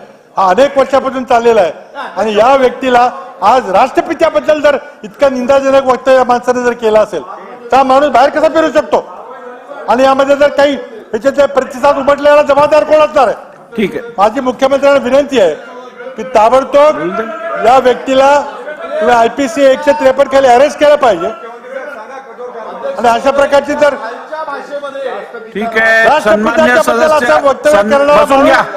सन्मान्य सदस्य पृथ्वीराज चव्हाण साहेबांनी दिलेल्या माहितीची नोंद घेऊन शासनाने उचित कारवाई करावी. चला पुढे. मुख्यमंत्री महोदय निवेदन. नोंद घेतली आहे. दिलं ना, आता निर्देश दिले, अजून काय करणार? योग्य ते कारवाई करू. असं नाही चालत. तपासून घेऊ द्या. पृथ्वीराज चव्हाण साहेब, तुम्ही माहिती दिली आहे सभागृहाला. शासनाला त्याची खातरजमा सगळी करून कारवाई करू दे ना. असं कसं चालणार? बसून घ्या, बसून घ्या, बसून घ्या. अजिबात चालणार नाही. बसून घ्या. हे बघा, मी तुम्ही माझ्याकडे संधी मागितली, मी तुम्हाला संधी दिली. तुम्ही सभागृहाला माहिती दिली आहे. तुम्ही सभागृहाला माहिती दिल्यानंतर शासनाला मी शहानिशा करायला सांगितली आहे. शहानिशा केल्यानंतर शासन उचित कारवाई करेल असे निर्देश मी दिलेले आहेत. आपण बसून घ्या, आपण बसून घ्या. मुख्यमंत्री महोदय निवेदन करा. अध्यक्ष महोदयांनी डायरेक्शन दिलेले आहेत त्याप्रमाणे योग्य ती कारवाई होईल, त्याची तपासणी होईल. आता तुम्ही माहिती दिलेली आहे, बरोबर ना? आणि तुम्ही देखील मुख्यमंत्री राहिलेला आहात. आपण तपासून घेऊ, त्याचं गांभीर्य बघू आणि योग्य ती कारवाई करू. आणि अध्यक्ष महोदयांनी निर्देश असं नाही चालत. अध्यक्ष महोदयांनी योग्य नाही दिलेत. हो, चव्हाण साहेब, हे बरोबर नाही. असं बरोबर नाही. हे काय बरोबर नाही. ते बोलले मी हे- बोललो अहो, पण तुम्ही माहिती दिली तरी शहानिशा करू दे ना. शहानिशा करूया आणि आपण त्याच्यावर कारवाई करू. बसून घ्या. हे बघा आपण पैसे बसून घ्या. वाढवलेत ते. शेतकरी हे बघा. नुकसान भरपाईचे पैसे वाढलेत ना, ते पाहिजे का नको आपल्याला? बसून घ्या, बसून घ्या, बसून घ्या, बसून घ्या. शेतकऱ्यांचा विषय आहे. अहो, बसून घ्या. बरोबर आहे, महत्वाची माहिती आपण दिली आहे, नोंद घेतलेली आहे, महत्वाची माहिती आपण दिली आहे. बसून घ्या, बसून घ्या, बसून घ्या, बसून घ्या. आपण पुढचा बिझनेस करू. चला पुढे बसून घ्या. पुढचं कामकाज घेऊ आपण. बसून घ्या, बसून घ्या, बसून घ्या, बसून घ्या. असं नाही चालत नाना, तुम्हाला माहिती आहे. नाही बरोबर आहे. बसून घ्या, बसून घ्या, तुम्ही बसून घ्या, बसून घ्या. असं नाही चालणार. बसून घ्या. मुख्यमंत्री बोलतात, बसून घ्या आपण. असं नाही चालणार नाना, असं नाही चालणार. बसून घ्या. सन्मान्य मुख्यमंत्री महोदय, आपण निवेदन राज्यभरामध्ये करा. अध्यक्ष महोदय, सध्या राज्यभरामध्ये अरे नाना भाऊ अध्यक्षांनी सांगितलं त्याप्रमाणे करू आपण. सध्या राज्यात पाऊस पडतोय. आपली अगोदर पावसाची प्रतीक्षा होती. पाऊस होतोय आणि त्यामध्ये अनेक ठिकाणी पाऊस जास्त झाल्यामुळे नुकसान नागरिकांचं झालं, ही वस्तुस्थिती आहे. आणि मग आपण अनेक ठिकाणी जे जे काही उपाय करतोय, संपूर्ण प्रशासन ॲक्शन मोडमध्ये आहे, अलर्ट आहे. प्रत्येक ठिकाणी ज्या ठिकाणी नागरिक असुरक्षित आहेत, पूररेषेमध्ये आहेत, दरडप्रवण क्षेत्रामध्ये आहेत, त्यांना आपण शिफ्ट करतोय. अशी अनेक आपल्याला यापूर्वी देखील सभागृहाला माहिती दिलेली आहे. आणि म्हणून यामध्ये नुकसान जे झालेलं आहे त्यासाठी जेव्हा जेव्हा राज्यातली जनता, शेतकरी संकटात सापडतो त्यावेळेस आपण सरकार म्हणून त्याच्या मागे उभं राहिलं पाहिजे. आणि म्हणून हे सरकार आपलं सर्वसामान्यांचं आहे आणि सर्वसामान्यांचं सरकार असल्यामुळे शेवटी त्यांना कुठेही वाऱ्यावर सोडलं जात नाही, सोडलं जाणार नाही. आणि म्हणून आपण अनेक निर्णय गेल्या वर्षभरामध्ये सरकारने शेतकऱ्यांसाठी घेतलेले आहेत. यामध्ये आताच जी आपली रिशाळवाडीची दुर्घटना देखील झाली, त्यामध्ये देखील त्या लोकांच्या परिवाराच्या पाठीशी सरकार उभं राहिलं आहे. आणि ज्या ज्या ठिकाणी अतिवृष्टी झालेली आहे, पूर आलेला आहे, तिथल्या सर्व नागरिकांना देखील आपण मदतीचा हात दिलेला आहे. आणि शेवटी हे सरकार जे आहे, मी मगाशी म्हटल्याप्रमाणे सर्वसामान्य शेतकरी, कष्टकरी, कामगार, माता भगिनी सर्व यांना जेव्हा जेव्हा अडचण येते तेव्हा तेव्हा हे सरकार त्यांच्या मागं उभं राहतं. आणि म्हणून फक्त माझं कुटुंब, माझी जबाबदारी एवढ्यापुरतं हे सरकार मर्यादित नाही राहत. कारण हे सरकार जे आहे हे सर्वसामान्य जनतेचं सरकार आहे.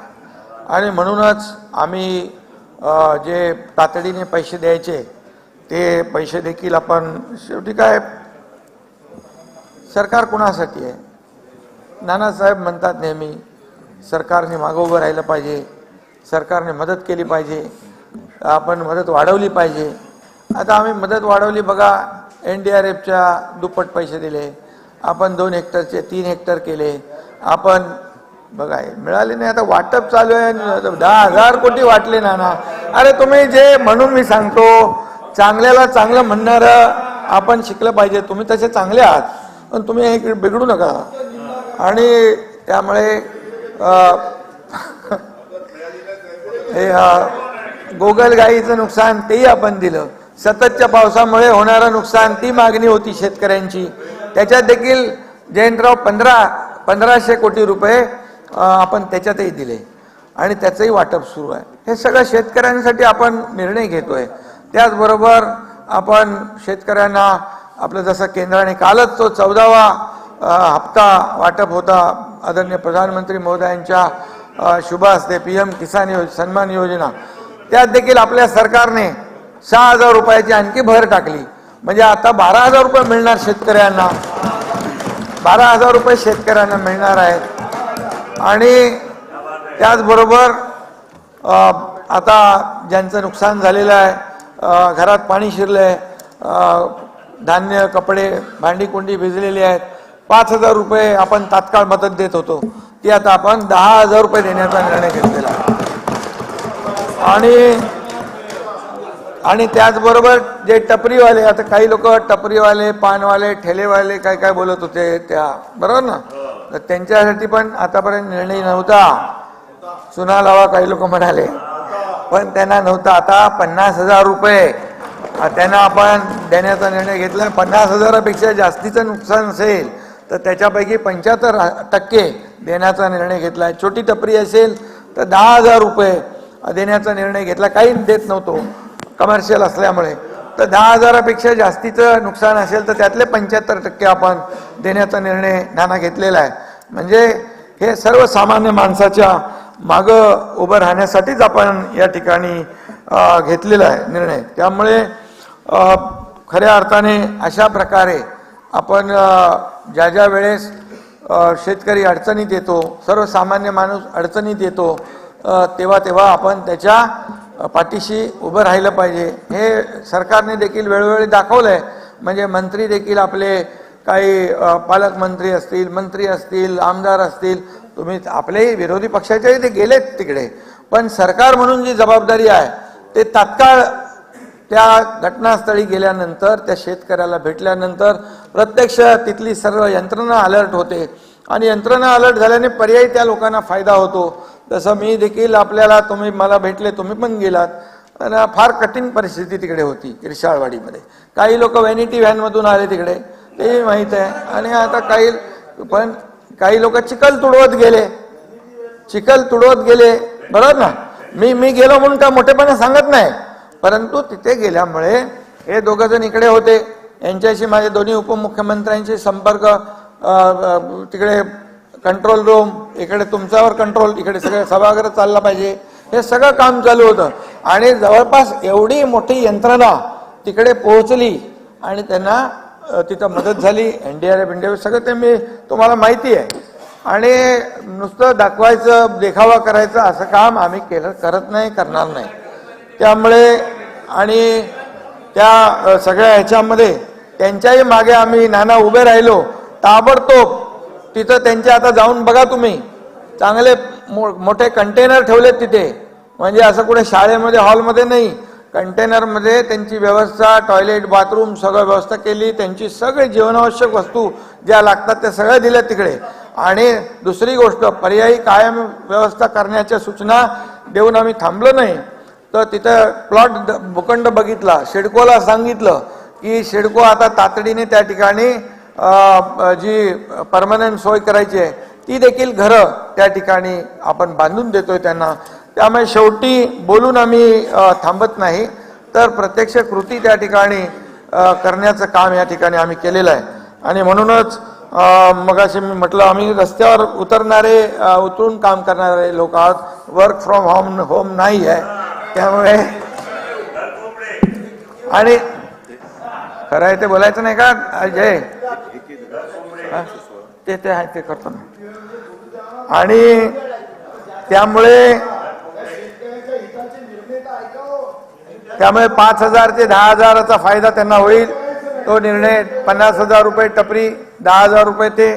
आणि त्याचबरोबर या ठिकाणी आपल्याला दुसरं जे आपण केलेलं आहे, ज्यांचं हातावर पोट आहे त्यांच्यासाठी देखील आपण निर्णय घेतलाय आणि त्याची अंमलबजावणी होईल. आणि त्याबरोबर कृषी सेवक जे आहेत, कृषी सेवक, त्यांचंही मानधन 6,000 रुपये होतं. शेवटी शेतकऱ्यांचंही सरकार आहे.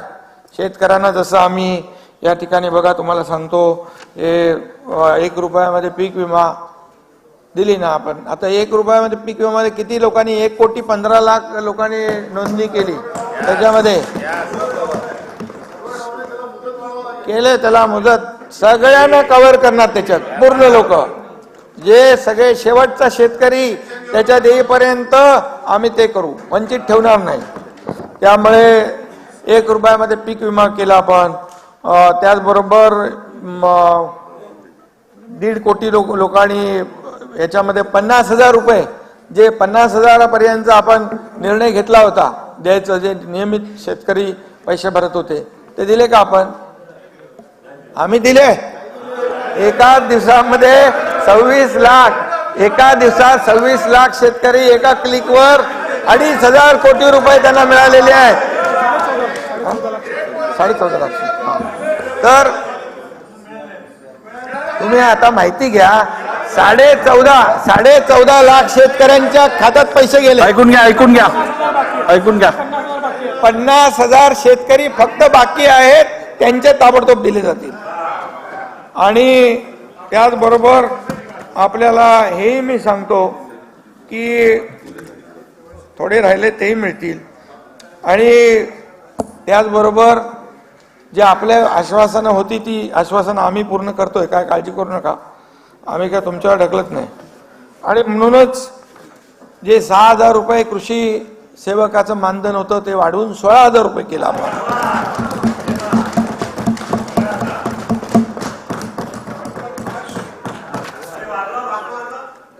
16,000 केले.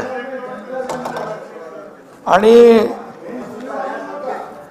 काही 1-2 दिवसापूर्वी काहीतरी कोणीतरी मुलाखत घेतली होती, आता त्यात मी जात नाही, पण ते डबल इंजिन का ट्रिपल इंजिन, हा ते पण आता आमचं बाळासाहेब डबल इंजिन होतं आमचं सरकार. काम चांगलं काम करत, आणखी त्याला वेग यावा. डबल इंजिनचं काम बघून इकडे अजित दादा आले, ट्रिपल इंजिन झालंय. आणि त्या ट्रिपल इंजिनला काहीतरी काय म्हणाले, काय रुपयाचा बुस्टर मिळाला. आणि त्यामुळे या ट्रिपल इंजिनचं काम वेगात सुरू आहे. नाही आहे ते मान्य करा जयंतराव, तुम्हाला तर आता कामं चालू आहेत, बंद पडलेले. यांनी देवेंद्रजींनी सुरू केलेली कामं बंद पडली होती की नाही 2.5 वर्षात, मी पण होतो त्याच्यामध्ये. पण ते लगेच आम्ही सरकार स्थापन केल्यानंतर लगेच त्याला सुरू केलं. इगो वगैरे सगळे बाजूला ठेवले. आम्ही जनतेचं हित लक्षात ठेवूनच निर्णय घेतला पाहिजे. आपला इगो, अहंकार आणि राज्याला मागं घेऊन जाईल 15-20 वर्ष. आता टांगा पलटी नसता केला तर लगेच 15 वर्ष मागं गेलो असतो आपण, बरोबर. तर याच्यामध्ये सुप्रमा मिळत नव्हतं ते झाले. आता जयंतरावांना सुप्रमा दिला होता का, तेही लगेच केलं की नाही आम्ही. 35 तुमचं एकट्याचं नाही, 35 सुप्रमा दिले. 35 7 ते 8 लाख हेक्टर जमीन ओलिताखाली. बाबा जयंतराव प्रयत्न करत होते पण मिळत नव्हतं. एकही सुप्रमा दिला नव्हता. आता आम्ही 35 सुप्रमा दिल्या. आता शेतकऱ्यांचा हिताचा निर्णय घ्यायलाच पाहिजे, म्हणून तर आम्ही म्हणतो शेतकऱ्यांचं सरकार आहे, सर्वसामान्यांचं सरकार आहे. आणि त्यामुळेच ह्या सगळ्या गोष्टी होत आहेत. आणि म्हणूनच या ठिकाणी मी एवढंच सांगेन, हे राज्यातलं सरकार चांगलं काम करतंय. तुम्ही किती टीका करत बसला तरी आम्ही टीकेला, आरोपाला उत्तर कशाने देणार? कामातून उत्तर देणार. म्हणून तर आम्ही रस्त्यावर चिखल तुडवत जातो, नाले पाहणीला जातो, रस्ते दुरुस्ती पाहतो, प्रोजेक्ट पाहायला जातो. आमचे मंत्री जातात, पाऊस पडला, अतिवृष्टी झाली की फील्डवर जातात. हे वस्तुस्थिती आहे ना. तुमच्याबद्दल मी नाही बोलत, तुम्ही चांगले लोक आहात, पण जे कोणी बोलतात त्यांना हे लागू आहे. त्यामुळे एवढंच आहे. फक्त काही लोकांची जी आहे, फक्त ते काय म्हणतो वाफेचं इंजिन नाही, तोंडाचीच वाफ असते फक्त, आणि बुडबुडे असतात. त्यांना बोलू द्या. आम्ही बिलकुल विचलित होणार नाही. आम्ही काम याच्यापेक्षा जास्तीचं करत राहू. आणि त्यामुळे एवढा जो काही आमच्या स्पीड कामाचा वाढलेला आहे, त्यामुळे काही लोकांना अडचण झाली आहे, पोटदुखी आहे, काय होणार पुढे काय नाही आहे ना. त्यामुळे हे सगळ्या गोष्टी ज्या आहेत हे आपल्याला माहिती आहे. आणि आम्ही बाळासाहेबांचे कार्यकर्ते आहोत. बाळासाहेबांच्या विचाराने आम्ही ही भूमिका घेऊन सरकार स्थापन केलेलं आहे. समोर बाळासाहेब बसले, नक्की कुठले? तसे ते त्यांच्यातले नाहीत, वाईट नाहीत, ते चांगले आहेत. तर शेवटी बघा, बाळासाहेबांनी सांगितलं हिंदुहृदय सम्राट बाळासाहेब ठाकरे यांनी सन्मान आणि अन्याय हा सगळा जो काय आहे त्याच्यावर आपलं सरकार काम करते आणि केंद्रातून मोदी साहेबांचं पाठबळ आहे. मी आपल्याला एवढंच सांगतो, अजितदादा पण तिकडे त्यावेळेस सरकारमध्ये होते, आम्ही होतो, आमची इच्छा होती झाली तरी सुद्धा केंद्राकडे आपण काय पाठपुरावा केला का? नाही. पण या सर्व 1 वर्षभरामध्ये केंद्राने देखील भरपूर पैसे आपल्याला दिले, पाठबळ दिलं. शेवटी जनतेसाठी केलं ना, कर्ज घरी घर भरण्यासाठी नाही केलं, जनतेसाठी केले. हा, तुम्हाला आता सगळं बघा, या सगळं आता जे सुरू आहे सध्या त्याच्यातून बाहेर सगळं येणार आहे. आम्ही जो निर्णय घेतला नाना तो जनतेच्या हितासाठी घेतलेला आहे. आमचं काही वैयक्तिक काही अजेंडा नाहीये. त्यामुळे हे सगळं सत्य दूध का दूध पाणी का पाणी बाहेर येईल, नक्की येईल. आणि त्यामुळे मी जास्ती काय आपल्याला बोलू इच्छित नाही. आता पुढे अंतिम आठवडा आहे ना आपला, त्यानंतर आपण आणि म्हणून मी एवढंच सांगतो की आपल्या ज्या महिला भगिनी ज्या आहेत आपल्या, या महिला भगिनी प्रचंड मेहनत करतात, आपलं कुटुंब चालवतात आणि त्यांना देखील काही योजना आपण ST वगैरे तिथं केल्या. त्यांचं सक्षमीकरण करण्यासाठी पहिल्यांदा बजेटमध्ये लेक लाडकी लखपती ती योजना आम्ही केली ना महिलांसाठी. आणि महिला बचत गट सक्षम करण्यासाठी जे उमेद आहे त्यांना देखील जे CRP जे आहे 54,000 त्यांचं मानधन 3,000 रुपये होतं, ते वाढवून 6,000 रुपये केलंय.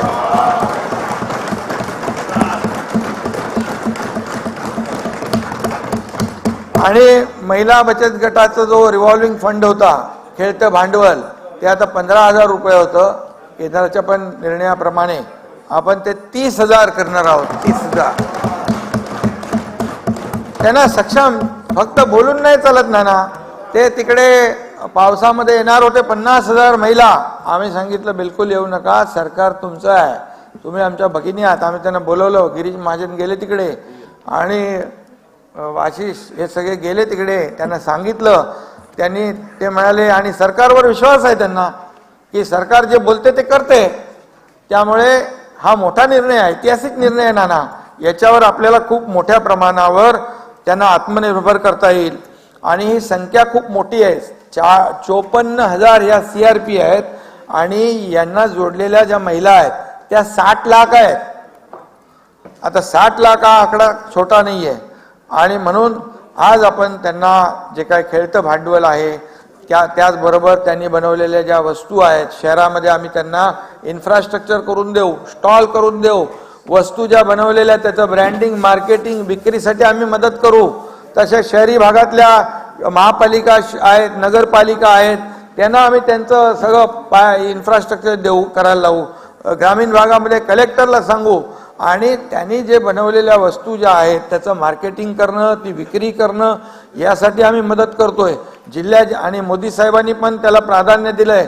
ते कम्युनिटी काहीतरी आहे ना, ते युनिटी मॉलची संकल्पना म्हणजे त्या मॉलमध्ये त्या महिला बचत गटाने तयार केलेल्या वस्तू ज्या आहेत त्यांची विक्री, त्यांना व्हॅल्यू ॲडिशन, त्यांना योग्य भाव मिळाला पाहिजे यासाठी देखील आपण काम करतोय. यासाठी देखील फक्त त्यांना महिला बचत गटांना आपण मदत देऊन थांबणार नाही, तर त्यांनी तयार केलेल्या वस्तू ज्या आहेत त्याची बाजारात विक्री झाली पाहिजे, चांगल्या वस्तू लोकांना मिळाल्या पाहिजे. हे सगळं करण्याचा प्रयत्न या ठिकाणी आपण करतोय. आणि त्यामध्ये विविध आम्ही योजना त्या ठिकाणी आणतोय आणि त्या जवळपास 99 पेक्षा जास्तीच्या योजना या महिला भगिनींसाठी आहेत. त्याची अंमलबजावणी झाली पाहिजे, त्या त्यांच्यापर्यंत पोहोचल्या पाहिजे. किंबहुना राज्य सरकारने घेतलेले जे निर्णय आहेत, राज्य सरकारच्या ज्या योजना आहेत ते लोक त्या सरकारी कार्यालयामध्ये चक्रा मारून कंटाळून सोडून देत होते. मग आम्ही शासन आपल्या दारी हा उपक्रम सुरू केला नाना. आता तुम्ही त्याला म्हणाले जाहिरात करता, हे करता. अरे तुम्ही एकदा नाना त्या स्टेजवर या. लाभार्थी आहे ना, आमच्या स्टेजवर बसलेले असतात लाभार्थी. चेक घेऊन जातात, ट्रॅक्टर घेऊन जातात, ट्रॅक्टर ट्रेलर घेऊन जातात, हार्वेस्टर घेऊन जातात, सगळं घेऊन जातात. आणि यापूर्वी देखील योजना होत्या, पण आता आम्ही डायरेक्ट थेट त्यांच्या दारी जातो. आता काही लोक त्यांना घरात घेत नव्हते, आता त्यांना दारात काय समजणार गांभीर्य, तर थेट आम्ही त्या ठिकाणी दिल्यामुळे 1 कोटी आणि 10 लाख 1 कोटी 10 लाख लाभार्थ्यांनी लाभ घेतलाय ना आता. म्हणजे हे आतापर्यंत ऐतिहासिक हे सगळं शासन आपल्या दारी केलेलं आहे. तर त्यामध्ये काय सगळे लोक असतात का, कुठल्या पक्षाचे थोडेच असतात का, शिवसेना भाजपा राष्ट्रवादी नाही, सगळे काँग्रेस सगळे लोक असतात. तिथं का पक्ष विचारून आम्ही त्यांना मदत देत नाही. आणि यामुळे काय झालंय, यामुळे सगळे अधिकारी गावागावात कलेक्टर पासून विभागीय आयुक्तापासून तलाठी तहसीलदार BDO सगळे लोक गावागावात जाऊ लागले. त्यांच्यात पण चढाओढ सुरू झाली नोंदणी करायला. आपल्या जिल्ह्यामधून जास्ती लाभार्थी कसे तयार होतील यासाठी देखील आमचे अधिकारी काम करू लागलेत.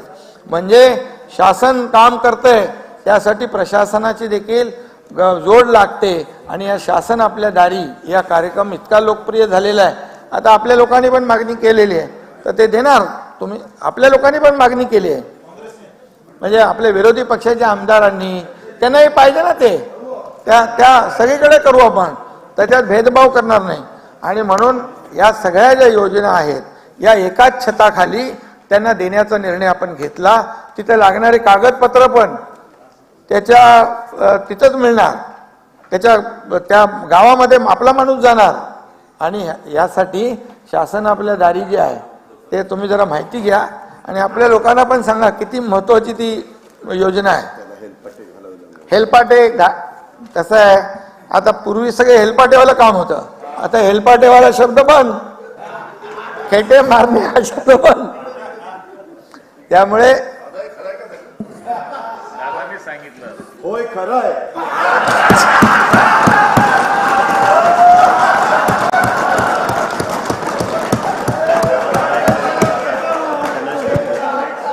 हा देशमुख साहेब, तुम्हाला सांगतो, दादा जेव्हा आपल्या सरकार सोबत आले त्याच वेळेस त्यांनी सांगितलं, देशाला पुढे न्यायचं असेल, देशाची प्रगती करायची असेल, उन्नती करायची असेल तर नरेंद्र मोदी साहेबांचं नेतृत्व पाहिजे. आणि या राज्य सरकारचं जे काम आहे हे गतिमान आणि वेगवान आहे. आणि म्हणून मी या राज्य सरकारच्या सोबत येतोय हे सांगितलं त्यांनी.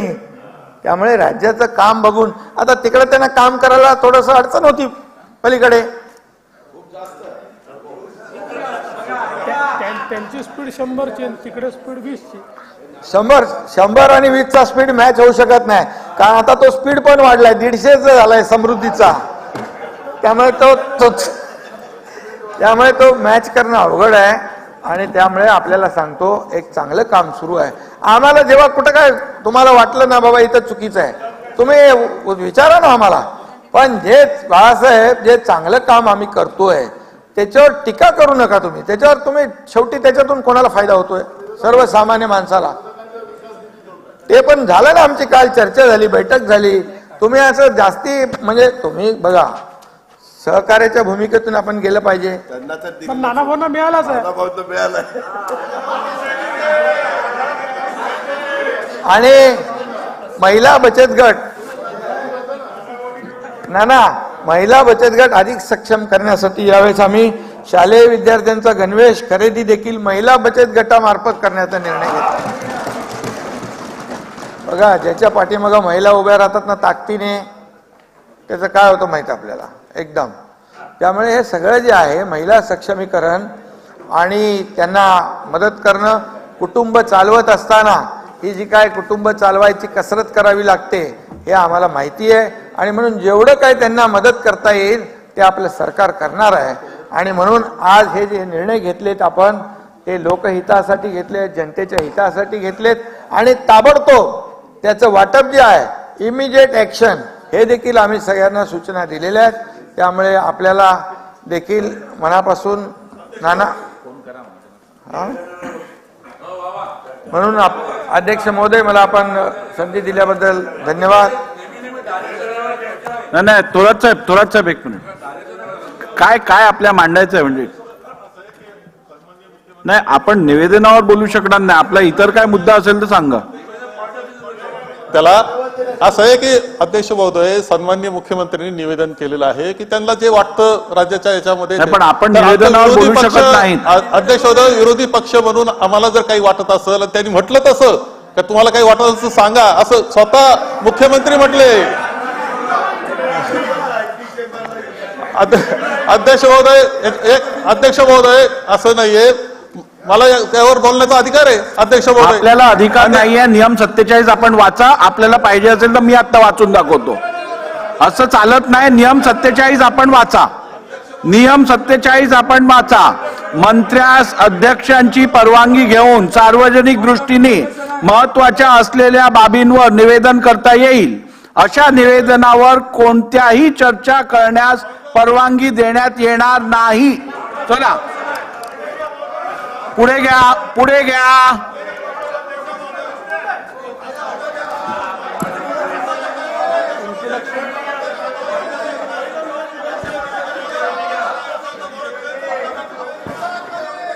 उत्तर देण्याची तयारी आपण का नाही म्हणताय? नाही नाही, पण नियमात बसत नाही. मला पॉइंट ऑफ ऑर्डर नियमानुसार मला सभागृह चालवायचं आहे. असं नाही चालणार. पॉइंट ऑफ ऑर्डर माझे अध्यक्ष असं नाही चालणार. पॉइंट ऑफ ऑर्डर आहे अध्यक्ष महोदय. असं नाही अध्यक्ष, चालणार. असं करता येणार नाही. तुम्हाला असा आवाज बंद करता येणार नाही विरोधकांचा. असं कसं अध्यक्ष चालणार? महोदय विरोधकांचा आवाज बंद करता येणार नाही तुम्हाला. अध्यक्ष महोदय आम्हाला बोलण्याचा अधिकार आहे. आम्हाला बोलण्याचा अधिकार आहे अध्यक्ष महोदय. बोललंच पाहिजे. बसून घ्या. मी आपल्या रुलिंग देतो. बसून तर घ्या. बसून तर घ्या. बसून घ्या. बसून तर घ्या. बसून तर घ्या. बसून तर घ्या. बसून तर घ्या. नाही नाही, हे बघा, हे बघा, ऐका ऐका माझं ऐका. 2 मिनिटं ऐकून घ्या. 2 मिनिटं ऐकून घ्या. बसून घ्या. बसून घ्या. कोणत्याही सदस्याचा ह्या सभागृहात आवाज दाबण्याचा कुठचाही प्रकार केला जाणार नाही, हे मी या सभागृहाला आश्वासित करू इच्छित. नंबर 1. नंबर 2, मी आपल्याला नियम 47 वाचून दाखवला. नियम 47 मध्ये निवेदन केल्यानंतर कुठचीही चर्चेला परवानगी द्यायला मला अधिकार नाहीये. 2. नंबर 3, आपल्याला जर निवेदनावरती कुठची हरकत असेल अथवा सभागृहात चुकीची माहिती मुख्यमंत्र्यांनी दिली असेल तर आपण योग्य आयुधांमार्फत पुढची कारवाई करू शकता. आपण विशेष अधिकाराचा वापर करू शकता. परंतु नियमबाह्य काम सभागृहात चालू देणं हे माझ्यासाठी शक्य होणार नाही. बोला. आहे पॉइंट ऑफ इन्फॉर्मेशन मध्ये अध्यक्ष महोदय माननीय मुख्यमंत्री महोदयांनी एक निवेदन केलं. सो मोठं असं निवेदन त्यांनी केलेलं आहे. मुक्त चिंतन केलं असं म्हणलं तरी वावगं ठरणार नाही असं ते निवेदनाचं स्वरूप होतं. अध्यक्ष महोदय सन्माननीय मुख्यमंत्री म्हटले का डबल इंजिन होतं, ट्रिबल झालं. आता सगळं महाराष्ट्र पाहतोय की इंजिन कोणाला ढकलतंय आणि त्या गाडीचं काय होणार ही काळजी सगळ्यांना वाटते अशी अवस्था आहे. अध्यक्ष महोदय अशी स्थिती येते का माझं कुटुंब माझी जबाबदारी. मी नाशिककडे जात असतो त्या रस्त्याने आपल्या ठाण्याच्या मोठ्या त्या टोल नाक्यावर मोठा बोर्ड लावला होता, माझे कुटुंब माझी जबाबदारी, आणि आमच्या सन्माननीय मुख्यमंत्री महोदयांचा मोठा फोटो तिथं होता. हे काही नाकारता येणार नाही. एक गोष्ट अध्यक्ष महोदय बोलू द्या, मला बोलू द्या, आम्ही ऐकले. अध्यक्ष महोदय ठीक आहे. आता अध्यक्ष महोदय एक आहे, बरोबर आहे, मुख्यमंत्री जो असतो त्याच्याकरता राज्य कुटुंब असतं. सरकार जे असतं त्याच्याकरता राज्य कुटुंब असतं आणि कुटुंबाच्या सदस्यांमध्ये भेदभाव करायचा नाही हे प्रमुखाचं जबाबदारी असते. अध्यक्ष महोदय आम्हाला त्यामध्ये भेदभाव दिसला. मला कुठची नवीन माहिती सभागृहासमोर आलेली दिसत नाहीये, त्यामुळे आपण आता पुढे जाऊया. चला, हे काय योग्य नाही साहेब. तुम्ही साहेब आपण वरिष्ठ सदस्य आहात, आपण अनुभवी सदस्य आहात. सभागृहात असं नियमात तोडून काम करणं हे काय योग्य नाही. असं कसं हे करतो आहे. अध्यक्ष महोदय आपण पॉइंट ऑफ इन्फॉर्मेशन या सभागृहात नवीन सवय लागलेली आहे. पॉइंट ऑफ इन्फॉर्मेशन आपण जे सुरू केलेले आहेत, कॅम्प सुरू केलेले आहेत, त्यामध्ये अनुभव काय येतो आहे माहिती. अध्यक्ष महोदय माझा मतदारसंघ आहे, समजा माझ्या मतदारसंघातले सगळे सर्टिफिकेट 6 महिन्यापासून रोखून धरण्यात आलेले आहेत. माझा मतदारसंघ तपासा हरकत नाही. चला आता पुढे जाऊया. हजारोचा साठा निर्माण केला आणि तुम्ही असं नाही चालत. नसेल मला ठीक आहे, आता पुढे जाऊया. चला घ्या, पुढे घ्या, शासन पुढे घ्या. अध्यक्ष माननीय वनेमंत्री यांचा प्रस्ताव. आता दिली ना संधी, दिली तुम्हाला कोटी वृक्ष लागवडीसाठी संधी दिली राबविण्यात आपल्याला मी. आलेल्या विशेष मोहिमेबाबत या विषयावरील गठीत करण्यात आलेल्या तदर्थ समितीचा शासन अहवाल आपल्या सभागृहात सादर करण्यात दारीमधलं बाळासाहेब तुमच्या काय तक्रारी आहेत ना ते द्या ना माझ्याकडे. तुमचं मतदारसंघातलं सगळं काम करतो. कोणाच्या 1,10,00,000 लोकांना लाभ देणारं हे सरकार आहे आणि आणखी कॅम्प सुरू आहे. काय झालंय ते अध्यक्ष महोदय,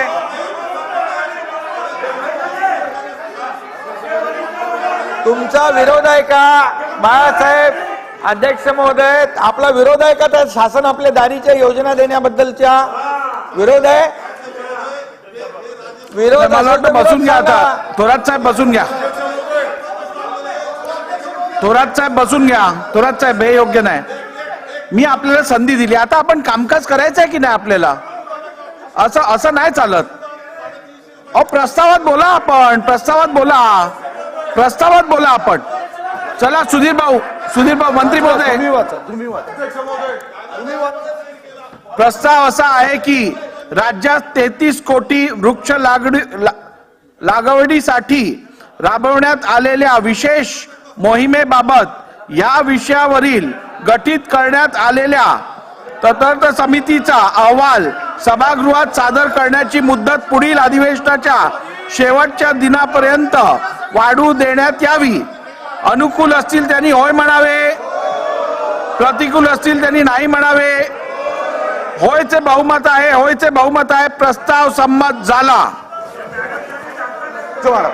अध्यक्ष महाराज, DCM साहेबांचं बिल. अध्यक्ष महाराज, अध्यक्ष महाराज, अध्यक्ष महाराज, मुख्यमंत्री महोदयांनी शेतकऱ्याच्या हितासाठी लोकहितकारी निर्णय घोषित केल्यानंतर हा प्रसंग सन्माननीय ज्येष्ठ सदस्य बाळासाहेब थोरात यांनी ज्या पद्धतीने इथं वक्तव्य केलं, सभागृहाने याचा निषेधच केला पाहिजे. लक्षावधी शेतकरी जेव्हा संकटात असतात अशा परिस्थितीमध्ये मुख्यमंत्री महोदय आपल्या सर्व सहकार्यांच्या समवेत वेगाने शेतकऱ्यांच्या हिताचे निर्णय घोषित करतात. इतक्या कोत्या मनाने कोणीही वागता कामा नये की हे निर्णय घोषित केल्यावर अभिनंदनार्थ करणं सोडा, पण अशा पद्धतीने स्पीड ब्रेकर करून शेतकऱ्यांपर्यंत योजना पोहोचू नये असा भाव यांच्यामधून वक्तव्य निर्माण होतं. माझा प्रश्न अध्यक्ष महाराज, माझाही पॉइंट ऑफ इन्फॉर्मेशन आहे. आपल्या हरकतीचा मुद्दा असू शकतो. नाही, मला पॉइंट ऑफ इन्फॉर्मेशन महाराष्ट्र विधानसभा नियम 180 पानात नियम 320 मध्ये आहे.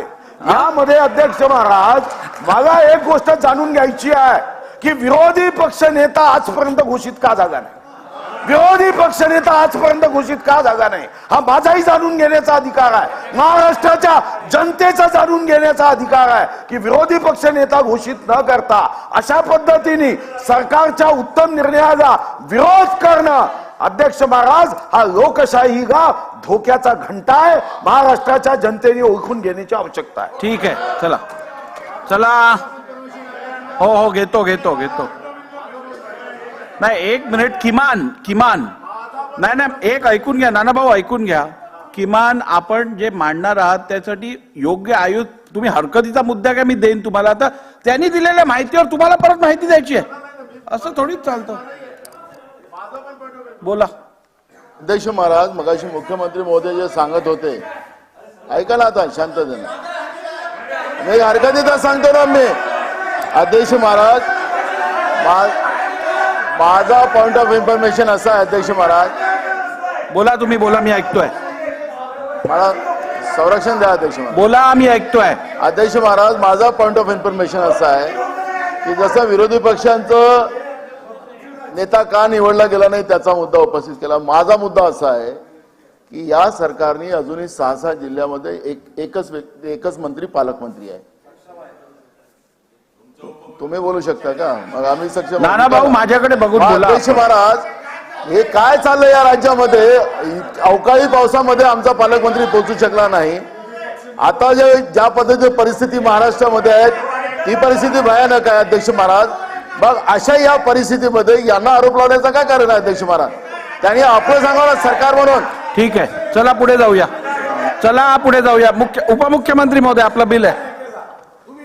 शासकीय विधेयके पुरस्थापनार्थ सन 2023 चे विधानसभा विधेयक क्रमांक अध्यक्ष महोदय, सन 2023 चे विधानसभा विधेयक क्रमांक 37 मुंबई शहर दिवाणी न्यायालय सुधारणा विधेयक 2023 मांडण्यास मला सभागृहाची अनुमती मिळावी. अध्यक्ष महोदय, अतिशय छोटंसं विधेयक आहे.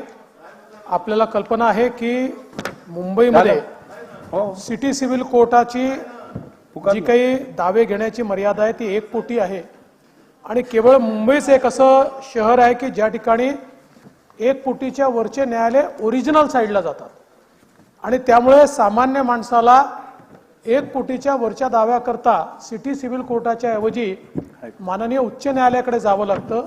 त्याचे पैसे अधिक खर्च होतात.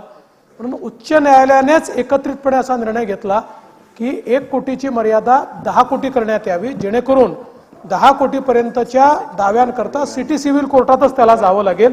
आणि म्हणून अगदी छोटीशी सुधारणा आणली आहे आणि म्हणून ही मांडण्यास मला सभागृहाची अनुमती मिळाली. प्रस्ताव असा आहे की सन 2023 चे विधानसभा विधेयक क्रमांक 37 मुंबई शहर दिवाणी न्यायालय सुधारणा विधेयक 2023 मांडण्यात अनुमती देण्यात यावी. प्रश्न असा आहे की सन 2023 चे विधानसभा विधेयक क्रमांक 37 मुंबई शहर दिवाणी न्यायालय सुधारणा विधेयक 2023 मांडण्यास सभागृहाची अनुमती आहे काय? अनुकूल असतील त्यांनी होय म्हणावे, प्रतिकूल असतील त्यांनी नाही म्हणावे. होयचे बहुमत आहे, होयचे बहुमत आहे. प्रस्ताव संमत झाला.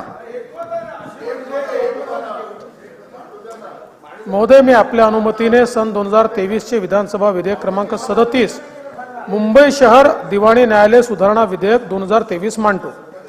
सन 2023 चे विधानसभा विधेयक क्रमांक 37 मुंबई शहर दिवाणी न्यायालय सुधारणा विधेयक 2023 मांडण्यात आले.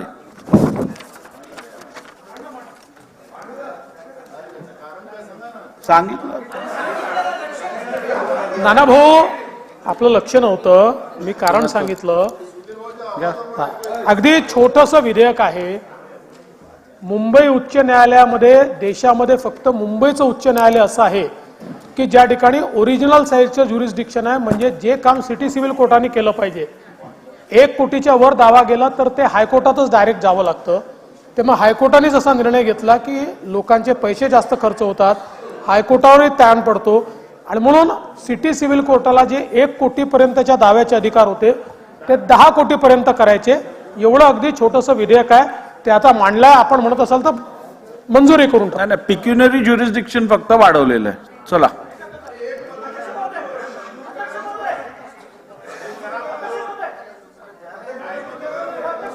मंजूर करून घेताय का? अध्यक्ष महोदय, सन 2023 चे विधेयक क्रमांक 37 मुंबई शहर दिवाणी न्यायालय सुधारणा विधेयक विचारात घेण्यात यावे अशी मी आपल्याला विनंती करतो. प्रस्ताव असा आहे की सन 2023 चे विधानसभा विधेयक क्रमांक 33 हे द्या, सायटेशन द्या, हे द्या, सायटेशन द्या. ठीक आहे. क्रमांक 37 विचारात घेण्यात यावे. प्रश्न असा आहे की एकच मिनिट, एकच मिनिट. सन 2023 चे विधानसभा विधेयक क्रमांक 37 विचारात घेण्यात येत आहे.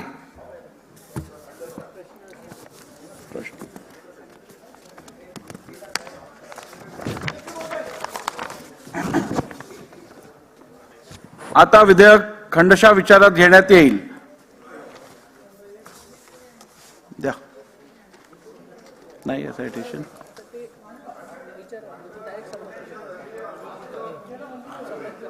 महोदय, प्रस्ताव असा आहे की सन 2023 चे विधानसभा विधेयक क्रमांक 37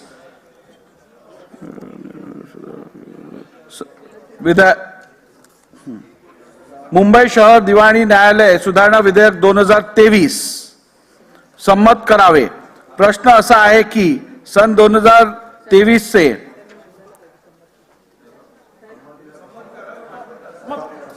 अध्यक्ष महोदय, मी मांडला ऍक्च्युली सन 2023 विधानसभा विधेयक क्रमांक 37 मुंबई शहर दिवाणी न्यायालय सुधारणा विधेयक 2023 संमत करावे. प्रश्न असा आहे की सन 2023 चे विधानसभा विधेयक क्रमांक 37 मुंबई शहर दिवाणी न्यायालय सुधारणा विधेयक 2023 संमत करावे. अनुकूल असतील त्यांनी होय म्हणावे, प्रतिकूल असतील त्यांनी नाही म्हणावे. होयचे बहुमत आहे, होयचे बहुमत आहे. विधेयक संमत झाले. अध्यक्ष महोदय, सन 2023 विधानसभा विधेयक क्रमांक 30 महाराष्ट्र पुणे शहर महानगरपालिका कराधान नियमाचे अधिनियम व सुधारणा आणि विधिग्राह्यकरण विधेयक 2023 विचारात घेण्यात यावे असा मी आपल्या अनुमतीने प्रस्ताव मांडतो. प्रस्ताव असा आहे की सन 2023 विधानसभा विधेयक क्रमांक 30 महाराष्ट्र पुणे शहर महानगरपालिका कराधान भूतलक्षी प्रभावाने कराधान नियमांचे अधिनियमन व सुधारणा आणि विधी अधिग्रहीकरण विधेयक 2023 विचारात घेण्यात यावे. अध्यक्ष महोदय, सदरू बोला. प्रस्ताव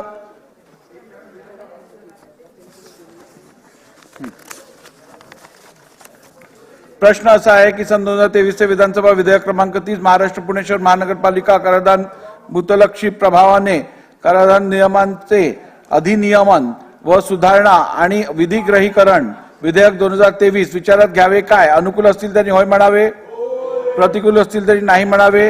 होयचे बहुमत आहे, होयचे बहुमत आहे. विधेयक विचारात घेण्यात येत आहे. आता विधेयक खंडशः विचारात घेण्यात येईल. खंड 2 ते 5 खंड 1 संपूर्ण शीर्षक आणि हेतुवाक्य हे विधेयकाचे भाग समजण्यात यावेत. अनुकूल असतील त्यांनी होय म्हणावे, प्रतिकूल असतील त्यांनी नाही म्हणावे. होयचे बहुमत आहे, होयचे बहुमत आहे. खंड 2 ते 5 खंड 1 संपूर्ण शीर्षक आणि हेतुवाक्य विधेयकाचे भाग झाले. अध्यक्ष महोदय, सन 2023 विधानसभा विधेयक क्रमांक 30 महाराष्ट्र पुणे शहर महानगरपालिका कराधान विधेयक 2023 संमत करावे असा मी आपल्या अनुमतीने प्रस्ताव मांडतो. प्रस्ताव असा आहे की सन 2023 विधानसभा विधेयक क्रमांक 30 महाराष्ट्र पुणे शहर महानगरपालिका कराधान भूतलक्षी प्रभावाने कराधान नियमांचे अधिनियमन व सुधारणा आणि विधिग्रहीकरण विधेयक 2023 संमत करावे. प्रश्न असा आहे की सन 2023 विधानसभा विधेयक क्रमांक 30 महाराष्ट्र पुणे शहर महानगरपालिका कराधान भूतलक्षी प्रभावाने कराधान नियमांचे अधिनियमन व सुधारणा आणि विधिग्रहीकरण विधेयक 2023 संमत करावे. अनुकूल असतील त्यांनी होय म्हणावे, प्रतिकूल असतील त्यांनी नाही म्हणावे. होयचे बहुमत आहे, होयचे बहुमत आहे. विधेयक संमत झाले. अध्यक्ष महोदय, सन 2023 विधानसभा विधेयक क्रमांक 32 महाराष्ट्र नागरिक क्षेत्रे झाडांचे संरक्षण व जतन सुधारणा विधेयक 2023 विचारात घेण्यात यावे असा मी आपल्या अनुमतीने प्रस्ताव मांडतो. मला मांडू दे. प्रस्ताव असा आहे की सन 2023 विधानसभा विधेयक क्रमांक 32 महाराष्ट्र नागरिक क्षेत्र झाडांचे संरक्षण व जतन सुधारणा विधेयक 2023 विचारात घेण्यात यावे. माहिती देतील आता देतील. अध्यक्ष महोदय, झाडांचं संवर्धन आणि झाडं वृक्षतोडीच्या संदर्भातला हे विधेयक आहे. 200 वृक्ष तोडायची परवानगी ही महाराष्ट्र राज्य वृक्ष प्राधिकरणाकडे यायची. आता याच्यामध्ये अमेंडमेंट करून पुरातत्व वृक्ष जर असतील किंवा 200 पेक्षा जास्त वृक्ष जर तोडायचे असतील तर त्याची परवानगी स्थानिक प्राधिकरणाला देण्याचे अधिकार या विधेयकातून देण्यात आलेले आहेत. ठीक आहे, बोला बोला. पृथ्वीराज चव्हाण साहेब बोला बोला. देतो त्यांचं झालं देतो. अध्यक्ष महोदय, एका बाजूला जलद विकास झाला पाहिजे, मोठ्या मोठ्या प्रकल्पामध्ये अडचणी येऊ नयेत, ईज ऑफ डुईंग बिझनेस ही जी संकल्पना आंतरराष्ट्रीय पातळीवर मांडण्यात आली त्या नावाखाली या सभागृहानं 2021 साली या 1975 सालच्या विधेयकामध्ये काही महत्वाचे बदल केले होते. 2021ला त्यावेळचे जे सरकार होतं त्यावेळच्या पर्यावरण मंत्र्यांनी काही अटी टाकल्या होत्या की जर आपल्याला वृक्षतोड करायची असेल तर 200 झाडं आणि ती 5 वर्षाच्या वरची असतील तर त्याकरता परवानगी ही राज्याच्या प्राधिकरणाकडे गेली पाहिजे. ही चांगली कल्पना होती की फार जुनी नाही आहे. हे तसं मूळ विधेयक 1975 सालचं आहे. 1921 साली यामध्ये हा बदल करावाचा सभागृहाला वाटला म्हणून आपण तो बदल केला की सरसकटची वृक्षतोड होतीये ती होऊ नये. कारण अनेक संशोधन पेपर्स वगैरे आहेत की एखादं आणि त्यामध्ये हेरिटेज ट्री नावाची कल्पना मांडण्यात आली की काही झाडं 100-100, 200-200 वर्ष जुनी झाडं आहेत आणि त्यामध्ये काही झाडं एका ऐतिहासिक घटनेशी संबंधित आहेत. सातारला एका वडाला फाशी दिली होती स्वातंत्र्य सैनिकांना, त्यामुळे त्याला फाशीचा वड असं म्हटलं जातं. असे काही ऐतिहासिक वृक्ष देखील आहेत आणि त्यामध्ये शास्त्रीय आकडेवारी पण आहे की एक जर मोठा वृक्ष असला तर तो किती कार्बन डायऑक्साईडचं शोषण करू शकतो त्याला आणि त्यामुळं पर्यावरणाचं किती होते, अनेक गोष्टी आहेत. तर या सगळ्याचा विचार करून या सभागृहानं 2021 साली त्यावेळेला वेगळं सरकार होतं, त्या सरकारने पर्यावरण मंत्र्यांनी खूप विचारपूर्वक सभागृहापुढे विधेयक हे सुधारणा विधेयक आणलं होतं आणि या कल्पना मांडल्या होत्या की 200 पेक्षा जास्त झाडं 5 वर्षापेक्षा जास्त वयाची असेल तर त्याच्याकरता खालच्या खाली तडकाफडकी निर्णय न करता राज्य वृक्ष प्राधिकरणाकडे हा निर्णय जावा. आज आपण ते सगळं बदल करताय. म्हणजे 2 वर्षापूर्वी सभागृहाने जो निर्णय घेतला होता आणि ज्या विधेयकामध्ये सुधारणा केली होती ती आता आपल्याला गरजेची वाटत नाही. त्याचं कारण काय तर लवकर विकास झाला पाहिजे. लवकर विकास झाला पाहिजे बरोबर आहे, पण पर्यावरणाचे आपण जे निकालचे निर्णय घेतलेले आहेत ते काय फक्त विकास थांबवण्याकरता घेतलेले आहेत का? पर्यावरणाचे निर्णय आपण सारासार विचार करून घेतलेले आहेत. एका बाजूला पर्यावरणाचं संतुलन किती गरजेचं आहे. आज हवामान बदलामुळे काय होते, जगामध्ये काय होते, आपल्या राज्यामध्ये काय होते, काल रायगडला काय झालं आपण सगळ्यांनी पाहिलेलं आहे. आणि असं करून आपण हेरिटेज ट्री म्हणून जी कल्पना होती ती कल्पना देखील आपण बदल केलेली आहे. खालच्या खाली नगरपालिकेला महानगरपालिकेला खालच्या खाली पाहिजे तेवढी झाडं तोडता येते. आणि कशा करता तर ईज ऑफ डुईंग बिझनेस. अध्यक्ष महोदय, ही ईज ऑफ डुईंग बिझनेसची चर्चा थोडी होणं गरजेचं आहे. काय कल्पना आहे तर जागतिक बँकेने कुठल्या देशात गुंतवणूक केणं हे चांगलं असेल, सोय कशी चांगली आहे त्याचा एक काहीतरी निर्देशांक कबूल केले आणि मग देशांच्या नंबर लावायची स्पर्धा केली की ईज ऑफ डुईंग बिझनेस मध्ये भारताचा किती क्रमांक होता, मग तो किती वर गेलाय, आम्ही किती सुधारणा केल्या. आणि त्यामुळे एके वेळी मला तर आठवतं की प्रधानमंत्र्यांनी खूप तिचं क्रेडिट घेतलं की भारताचा नंबर काय ते 130 होता तो 150 आलाय. आम्ही खूप मोठी आपली पाठ थोपटून घेतली आपण. पण अध्यक्ष महोदय नंतर कळलं की जागतिक बँकेमध्ये हा ईज ऑफ डुईंग बिझनेस क्रमांक काढण्यामध्ये मोठा भ्रष्टाचार झाला. देशाकडून पैसे घेऊन आणि त्यांचा नंबर खालवर करायचा हा प्रकार झाला जागतिक बँकेमध्ये, वर्ल्ड बँकेमध्ये. आणि त्यामुळं जो अधिकारी तिथला जो मोठा उच्च पदाचा होता त्याला हकालपट्टी त्याची झाली आणि या सगळ्या संकल्पेबद्दल एक प्रश्नचिन्ह निर्माण झालेलं आहे. अर्थात विकास कामातला अडथळे येऊ नयेत त्याबद्दल कुणाचं दुमत असणार नाही, पण पर्यावरण आपण लगेच सगळं सोडून द्यायचं आणि झाडांची कत्तल करायची. एखादा हेरिटेज ट्री असेल तर कदाचित रस्ता असेल तर रस्ता एका बाजूने वळवून नेऊ शकतो, कारण 200 वर्ष जुनी झाडं आपण तोडून टाकणार, त्याचं पुनर्वसनही होऊ शकत नाही. काही ठिकाणी अध्यक्ष महोदय रस्त्याकडेची झाडं तोडून त्याचं पुनर्वसन करून ती जिवंत झालेली मी पाहिलेली. माझ्या मतदारसंघात काही केलेली ती करता येतं. त्याकरता अधिक अत्याधुनिक तंत्रज्ञान वापरायचं झालं तरी झाडांची सर्याम कत्तल करण्याची आपल्याला जी घाई लागलेली आहे आणि त्याकरता मग ईज ऑफ डुईंग बिझनेसचा उतारा दिला जातोय. जो ईज ऑफ डुईंग बिझनेस जागतिक बँकेचा फ्रॉड उघडकीस आलेला आहे, त्या माणसाला हाकलून दिलेलं आहे. कारण सरकारकडून पैसे खाऊन ईज ऑफ डुईंग बिझनेसच्या क्रमवारी वर खाली होत होती आणि आपल्या पंतप्रधानांनी आमचा 130 50 नंबरवर म्हणून आपली पाठ पण थोपटून घेतली. त्यामुळे ते त्या कल्पनेकडे जाऊ नका. पण आम्हाला हे मान्य आहे की विकास कामामध्ये कारण नसताना अडथळे आले पाहिजे. लवकर फाईल्स क्लिअर करा, लवकर मीटिंग घ्या, परंतु त्यामध्ये विचार करा. झाडाचे सुधीर भाऊ इथं आहेत, त्यांनी वृक्ष लागवडीकरता किती काम केले, 33 कोटी झाडाचं काय झालं ते आता सांगणार आहेत बहुतेक. ते इतकं असताना आपण काय विधेयक आणलेलं आहे, सुधारणा विधेयक, की कत्तल करून टाका, खालच्या खाली ठरतो का. नगरपालिकेला सांगा. आता नगरपालिकेला थांबणार आहे का तुमच्या पर्यावरण प्राधिकरणाकरता? म्हणून मला वाटतं याबद्दल सारासार विचार केला पाहिजे. इतकी घाई करणं योग्य नाही आहे. वृक्ष प्राधिकरणाला विचार करायला थोडा वेळ लागू शकतो, पण त्या मिटिंग आपण लवकर घ्या, चांगले तज्ज्ञ तिथं नेमा. पण अशी सरेआम कत्तल झाडांची करणं हे योग्य नाही. पर्यावरणाच्या शेवटी आपल्याला किंमत समाज म्हणून, देश म्हणून आणि विश्व म्हणून आपल्याला याची किंमत मोजावी लागणार आहे. काय घडते, आपण कसा पाऊस पडतोय, अनियमित पाऊस पडतोय, एक्स्ट्रीम वेदर इव्हेंट्स कशा होत आहेत, अवकाळी पाऊस कसा पडतोय, हवामानाचं चक्र कसं बदललंय, हे कशामुळे झालं? हे इतक्या मोठ्या प्रमाणात आपण वृक्षतोड केलेली आहे, झाडं तोडलेली आहेत, वनश्री नष्ट केलेली आहे. आणि सुधीर भाऊनी जे प्रयत्न केले 33 कोटी झाडाची कुठं काय फार कुठं प्रभाव पडताना दिसत नाही. मला वाटतं तुमच्याकडे आता जबाबदारी आहे ती, पण काय होते बघूया. पण अध्यक्ष महोदय, माझी सरकारला विनंती आहे की या विधेयकाला मागे घेऊन याबद्दल एक चर्चा गंभीरपणे करा. याबद्दल वन साइडेड निर्णय घेऊ नका, एकतर्फी निर्णय घेऊ नका. कारण दिसायला आपल्याला गोंडस नाव वाटतंय की मला लवकर लवकर विकास करायचा आहे, पण आपण त्यामध्ये पर्यावरण नष्ट करतोय का याचाही गंभीर विचार करा. एवढी मला सभागृहाला विनंती करा. आशिष शेलारजी.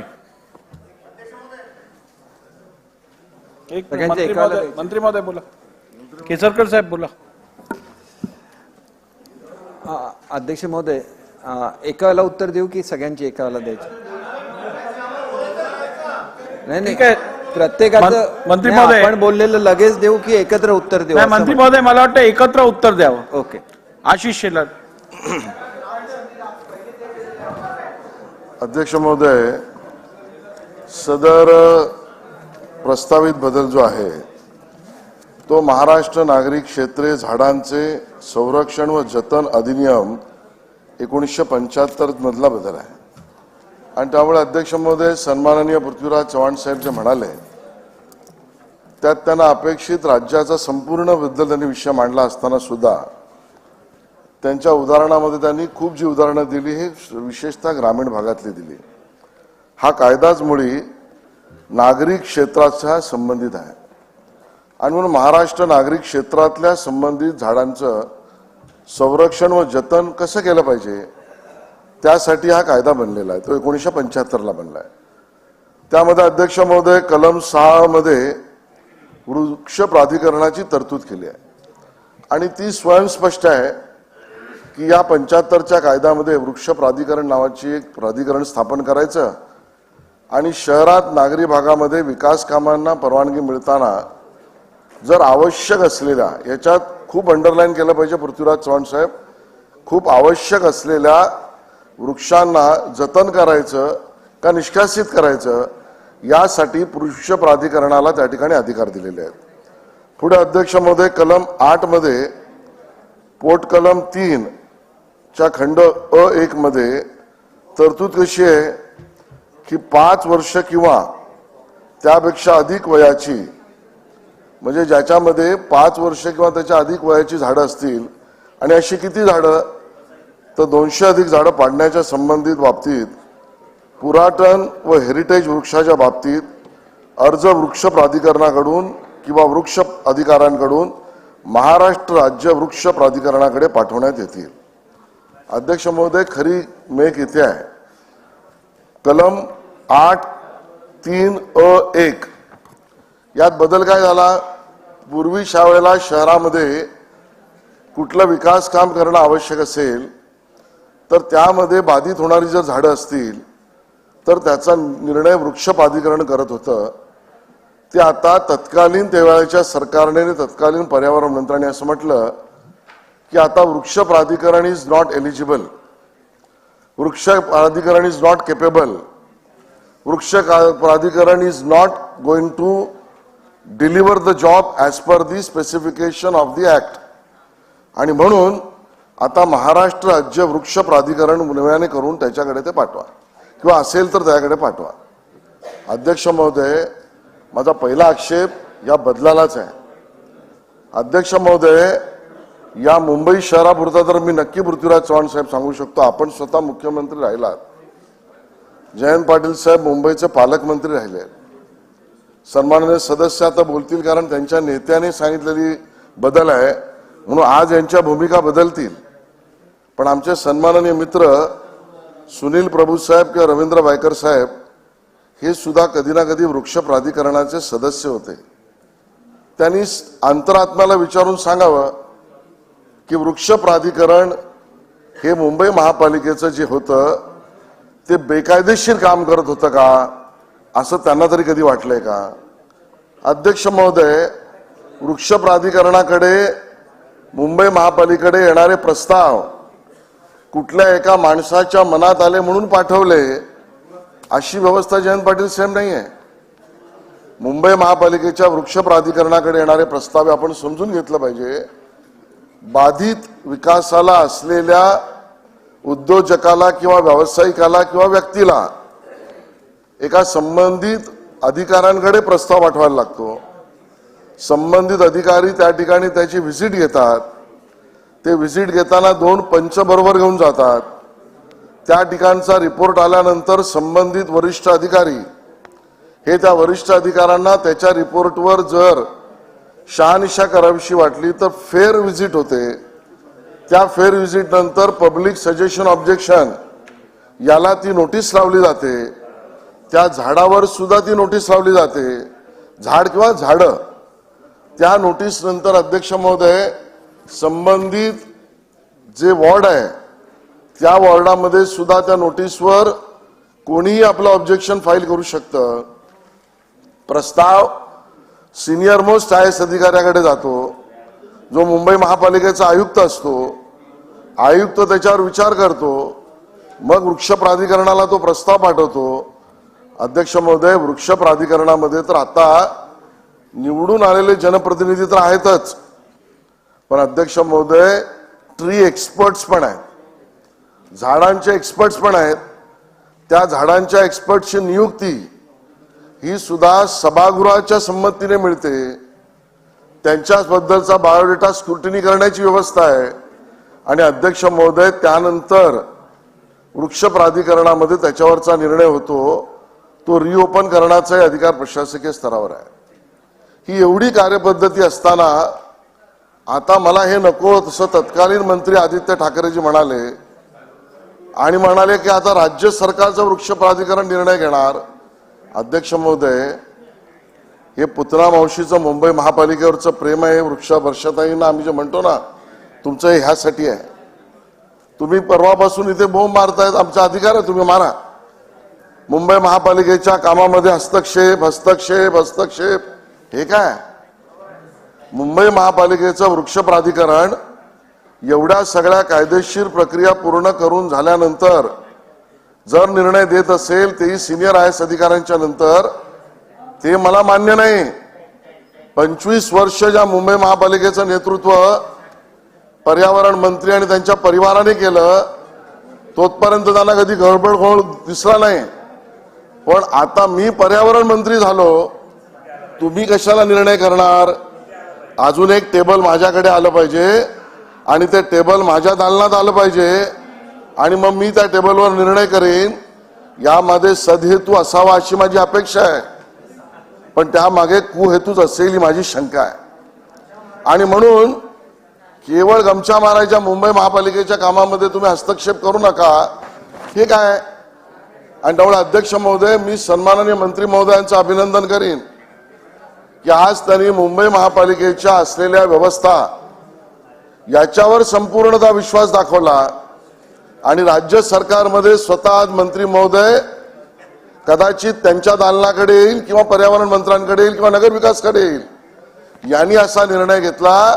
अशा पद्धतीने नवीन एक टेबल आणि मग टेबलावरचं वजन हा प्रकार माझ्याकडे नको. मुंबई महापालिकेला अधिकार आहे, मुंबई महापालिकेला ते करू द्या. आता भले गमछा आमचे सदस्य मारतील की याचा उपयोग झाडं वाचवण्यासाठी आम्ही करू, चर्चा ही होईल हेरिटेज वृक्ष वाचवण्यासाठी करू. हे हेरिटेज वृक्ष वाचवण्यासाठी नाही, झाडं वाचवण्यासाठी नाही.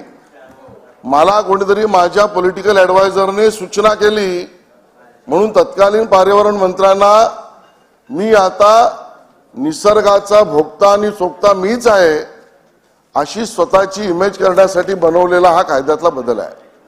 आणि मी आरोप यासाठी करतो की मी ते गेल्या वेळेचं बिल सन्माननीय पृथ्वीराज चव्हाण साहेब काढून वाचलं, त्याच्यावरच्या मांडणीची चर्चा बघितली, कुठेही अशी चर्चा नाही आहे, कुठेही अशी चर्चा नाही की वृक्ष प्राधिकरणाचा जो रिपोर्ट आला किंवा गेल्या 25 वर्षातला वृक्ष प्राधिकरणाचा अभ्यास आम्ही पूर्ण केला आणि आमच्या लक्षात असं आलं की अवास्तव झाडं कापली जात आहेत, अवास्तव अयोग्य पद्धतीने रिहॅबिलिटेट केली जात आहेत.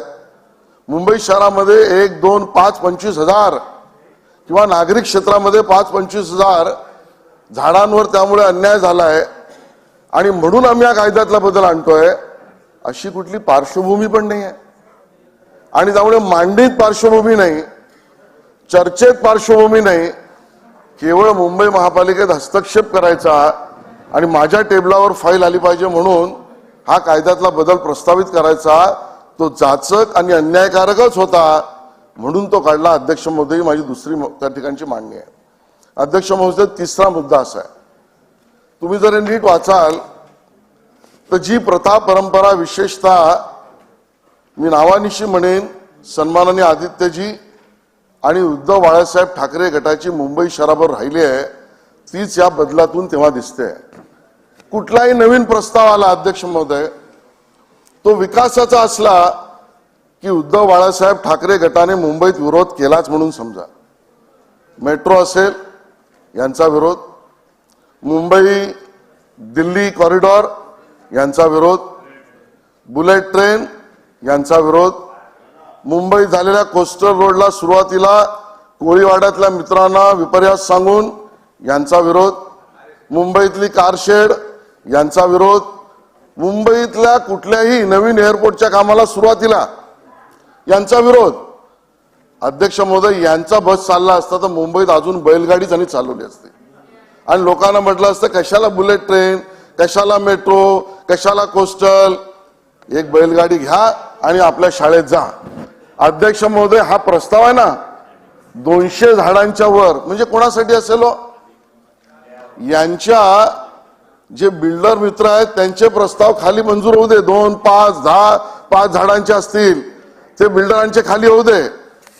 पण जर मोठे रोड करायचे असतील, मोठ्या त्या ठिकाणी बुलेट ट्रेन किंवा मेट्रोच्या कामाचे प्रस्ताव असतील तर त्याला अडवण्याची चावी आमच्याकडे असली पाहिजे.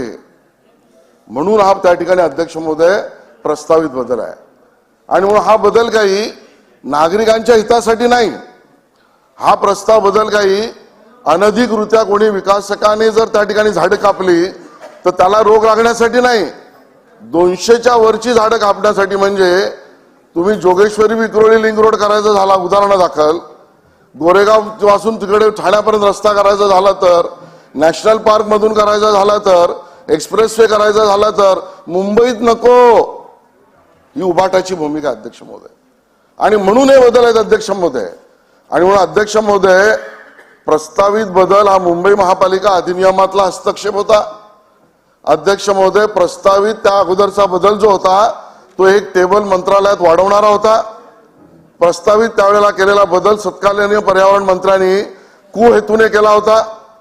प्रस्तावित त्यावेळेचा बदल पर्यावरण मंत्र्यांनी त्या ठिकाणी मुंबईतल्या विकास कामांना विरोध करण्यासाठी केला होता आणि त्या ठिकाणी प्रस्तावित त्यावेळेच्या बदलाने काही ठोस कारण देऊन केलेला नव्हता आणि त्यामुळे आता हा बदल पुन्हा निरस्त करून वृक्ष प्राधिकरणाकडे जर हा दिला जात असेल तर त्याचं मी अभिनंदन करतो, त्याचं मी समर्थन करतो आणि इथेच थांबतो. धन्यवाद. रवींद्र वायकरजी. बिलावर बोलणार, अध्यक्ष महोदय, बिलावर बोलणार आहे का? सन्माननीय सदस्य, बिलावर बोलणार आहे का? सन्माननीय मंत्री महोदय आणि 2023 चे विधानसभा विधेयक क्रमांक 32 वायकर साहेब जरा बसा. हे मुंबई करता नाही आहे, संबंध नागरी भागाकरता आहे. मुंबईचा स्पेसिफिक उल्लेख सदस्यांनी केला तो नाहीये. वायकर साहेब बोला. मला माहिती आहे का, कारण बिल आणताना त्यांच्यासमोर महाराष्ट्र नव्हताच, त्यांच्या डोळ्यासमोर मुंबईच होतं.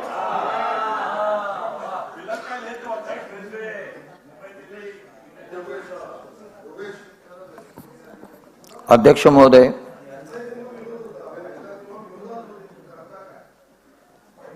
2023चे विधानसभा विधेयक क्रमांक 32. मला वाटतं वनमंत्री आपला देखील प्रस्ताव आहे. वनमंत्री महोदय आपला देखील प्रस्ताव आहेच याच्यावरचा. का नाही? 5 नंबरचा महाराष्ट्र विधानसभा विषय असेल 33 कोटीचा, याच्यावरती आहे आपला देखील प्रस्ताव. चला विधेयकावर बोला. अध्यक्ष महोदय, महाराष्ट्र नागरी क्षेत्र झाडाचे रक्षण जतन अधिनियम 1975 साठी करण्यात आलेले होते आणि याच्यामध्ये आपण म्हटलं की महाराष्ट्र नागरी क्षेत्र, पण महाराष्ट्र आणि नागरी क्षेत्र असं मिळून याचं संयुक्तरित्या आहे. आशिष शेलार यांनी जे आता सांगितलं आणि हवेमध्ये ते बोलले. हवेत बोलून उपयोग नाही. वस्तुस्थितीला धरून तुम्ही म्हटलं असतं मुंबई कॉर्पोरेशनमध्ये ज्या वेळेला आपण देखील त्या मला वाटते वृक्ष प्राधिकरणामध्ये असाल आणि या वृक्ष प्राधिकरणामध्ये आपण असतील, सुनील प्रभू असतील, मी नव्हतो मात्र. त्यामुळे तुम्ही माझं नाव घेतलं. हो मी आहे ते सांगतो, पण त्यांनी जे नाही आहे ते सांगितलं म्हणून म्हणतोय. आणि त्यामुळे त्या ठिकाणी काय घडतं, तुम्ही देखील मला वाटते 2-3 टर्म मुंबई कॉर्पोरेशन मध्ये होता. सागर आपण देखील 3 टर्म मुंबई कॉर्पोरेशन मध्ये होते, 4 टर्म मी देखील होतो. आणि त्यामध्ये मुंबई महानगरपालिकेमध्ये वृक्ष प्राधिकरण होतं आणि आज जो या ठिकाणी विषय आलेला आहे सदर कायद्यामध्ये राज्य आणि स्थानिक हा फरक आहे. राज्य वृक्ष प्राधिकरण की ज्या राज्य वृक्ष प्राधिकरणाला 200 झाडांच्या वर कापायचं असेल तर ते त्यांच्याकडे जायला पाहिजे, अशा पद्धतीने तो प्रस्ताव आलेला आहे. याच्यामध्ये प्रामुख्याने ईज ऑफ डुईंग बिझनेस म्हणजे उद्योग धंदा किंवा गुंतवणूक करणार असतील यांच्यासाठी प्रामुख्याने आणलेलं हे बिल आहे. यामध्ये आपण दाखवलंय की ज्या वेळेला आपल्याकडे झाडं तोडण्यासाठी परवानगी मागितली जाते, ही झाडं तोडण्यासाठी परवानगी मागितल्यानंतर त्या ठिकाणी विशिष्ट सांगितलं आम्हाला 50 झाडं तोडायचे, 100 झाडं तोडायचे. परंतु ही झाडं तोडत असताना त्यांनी 50 झाडं तोडली किंवा त्याच्यापेक्षा जास्त झाडं तोडली, हे पाहणी कोण करतंय? तर कोणी करत नाही. आपण जे म्हटलं की ज्या वेळेला वृक्ष प्राधिकरणाकडे परवानगीसाठी येतं 1-2 मीटिंग मध्ये ते पास होतं, ते पास झाल्यानंतर त्या प्रत्येक झाडाला लेबल लावलं जातं. काही ठिकाणी जातं पण सर्वच ठिकाणी जात नाही. आणि त्यामुळे त्यांनी परवानगी घेतलेली असते 5 ते झाडाची, पण तोडताना तो 5 ते 25 झाडं तोडतो, 50 झाडं तोडतो. मग याच्यावरती आपण काय करता? याच्यावरती आम्ही करतो तर सदर त्या माध्यमातनं, त्या गार्डन डिपार्टमेंटच्या माध्यमातनं, म्हणजे मुंबई महानगरपालिका असेल तर गार्डन डिपार्टमेंटच्या माध्यमातनं आणि राज्याचं असेल तर वन रक्षकांच्या माध्यमातनं आपण त्याची पोलीस तक्रार करतो. आणि पोलीस तक्रार करत असताना त्यातनं निष्पन्न काय होत आहे? माझ्या इथे एका विकासकाने त्याच्या प्लॅन मध्ये 212 झाडं दाखवली, 212 झाडं दाखवली आणि 212 झाडं पहिल्याने दाखवली. त्यांनी ड्रेनचं काम करत असताना 212 दाखवली. हे 2014 साली दाखवलं आणि 2020 साली तो दाखवतोय 102च झाडं. मग त्यांनी जो पहिला प्लॅन दिलेला असेल मुंबई महानगरपालिकेकडे 212 झाडांचा प्लॅन दिलेला होता, तो 2020 साली 102 कसा होतो? मग त्यावेळेला त्या ठिकाणी असलेल्या मुंबई कॉर्पोरेशनच्या गार्डन डिपार्टमेंटच्या लोकांनी त्याच्यावरती नंबर टाकले होते का? मग टाकले असतील, मग आता ती 110 झाडं ही गेली कुठे याचा शोध लावला पाहिजे. मग याची तक्रार मुंबई महानगरपालिकेच्या माध्यमातून पोलीस डिपार्टमेंटला केल्यानंतर त्यांनी काय ऍक्शन घेतली? काही नाही. मग हे वृक्ष तोडत असताना त्यांच्यावरती जर ऍक्शन होणार नसेल तर त्यातनं निष्पन्न काय होणार आहे? म्हणून माझी मंत्री महोदय आपल्याला विनंती आहे की परवानगी दिली, परवानगीप्रमाणे त्यांनी तोडली, मग स्थानिक प्राधिकरणाच्या माध्यमातून तोडली, ठीक आहे, तुम्ही परवानगी दिली. राज्याच्या माध्यमातून तोडली, परवानगी दिली, परंतु त्यांच्यावरती ऍक्शन काय होते हा मोठा प्रश्न आहे. माझ्या इथे जोगेश्वरी विक्रोळी लिंक रोडवरती अशाच पद्धतीने माझ्याकडे पत्र आहे. जोगेश्वरी विक्रोळी लिंक रोडवरती जवळजवळ 150 ते 200 झाडं तोडली गेली. अशीच परवानगी घेतली त्यांनी, परंतु परवानगीच्या व्यतिरिक्त 150 ते 200 झाडं तोडली. तक्रार केल्यानंतर स्थानिकांनी तक्रार केली, मी स्वतः तक्रार केली, त्यानंतर तक्रार केल्यानंतर त्यांनी मेघवाडी पोलीस स्टेशनला ती तक्रार केली आहे. 8/8/2022 रोजी तक्रार केली. त्यातनं निष्पन्न काय झालं? त्या तक्रारीचा कॉग्निझन्स कोणी घेतला? त्यांना अरेस्ट झाली का? याची माहिती देखील आपण याच्यातनं द्या की जे लोक या पद्धतीने झाडं तोडतील, 150च्या वर झाडं तोडली जातील. जोगेश्वरी विक्रोळी लिंक रोडचं आपण आता आपल्या भाषणामध्ये सांगितलं तर त्या ठिकाणी असे झालेले आहेत. आणि जवळजवळ त्या ठिकाणी 938 वृक्ष होते. 938 वृक्ष या जोगेश्वरी विक्रोळी लिंक रोड वरती होते. मग त्यातनं झाडं तोडल्यानंतर 2 पोलीस स्टेशन त्या रस्त्याच्या याच्यामध्ये येतात. तर त्या 2 मेघवाडी पोलीस स्टेशन आणि MIDC पोलीस स्टेशन, आणि त्यांनी जी तक्रार केलेली आहे MIDC पोलीस ठाणे यांच्याकडे 4/5/2022 रोजी, आणि त्यामध्ये दिलेले आहे, मला जे उत्तरामध्ये दिलेलं आहे, आणि मेघवाडी पोलीस स्टेशनमध्ये 8/8/22 मध्ये दिलेल्या पत्रानुसार तपास करून गुन्हा दाखल करण्याच्या विनंतीबाबत सबत पोलीस स्थानकात अद्यापर्यंत कोणतीच माहिती देत नाहीये. माझा मुद्दा हा आहे की ज्या वेळेला एक्सेस झाडं तोडली जातात त्यावेळेला आपल्या माध्यमातनं, डिपार्टमेंटच्या माध्यमातनं, मुंबई महानगरपालिका असेल तर मुंबई महानगरपालिकेच्या माध्यमातनं याच्यावरती आपण ऍक्शन काय घेणार आहात, त्याच्यावरती कठोर कारवाई काय करणार आहात, हे देखील या बिलाच्या अनुषंगाने आपण जर सांगितलं तर याच्यामध्ये 200 झाडं तोडणं, तुम्ही बघा एका प्राधिकरणाची परवानगी असेल, दुसऱ्या प्राधिकरणाकडे येते, यामध्ये काही एवढं मोठं डिफरन्स होणार नाहीये. परंतु या परवानगी दिल्यानंतर अशा पद्धतीने जर होत असेल तर त्याच्यावरती आपण ऍक्शन काय घेणार आहे, हा माझा महत्वाचा प्रश्न आहे. अध्यक्ष महोदय, याच्यामध्ये आपण रिप्लांटेशन करतो. या जोगेश्वरी विक्रोळीच्या ठिकाणी देखील तिथे 138 वृक्ष पुनरोपित करण्यात आले. आता 138 वृक्ष पुनरोपित करण्यात आलेले आहेत. ते केले कुठे, कशा पद्धतीने केले, ते जगलेत की नाही? आरे कॉलनीच्या बाबतीमध्ये देखील त्या ठिकाणी 2000 झाडं तोडली गेली. त्यावेळेला देखील सांगितलं होतं की आम्ही वृक्षारोपण करू, परंतु त्या ठिकाणी अशा पद्धतीचं वृक्षारोपण झालं नाही. काम करणारा काम होणार असेल केलं, माझी त्याला हरकत नाही आहे.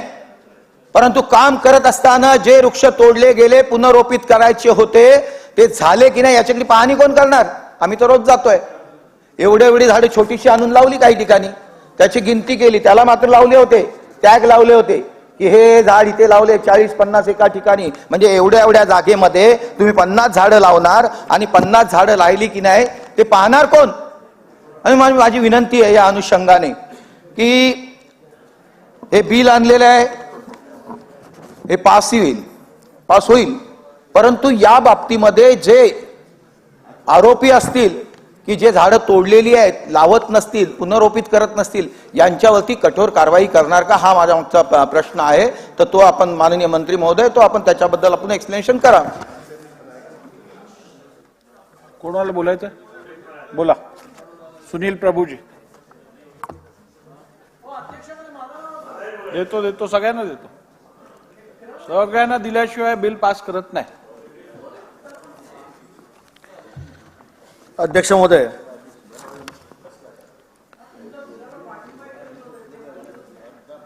बिलावरती मी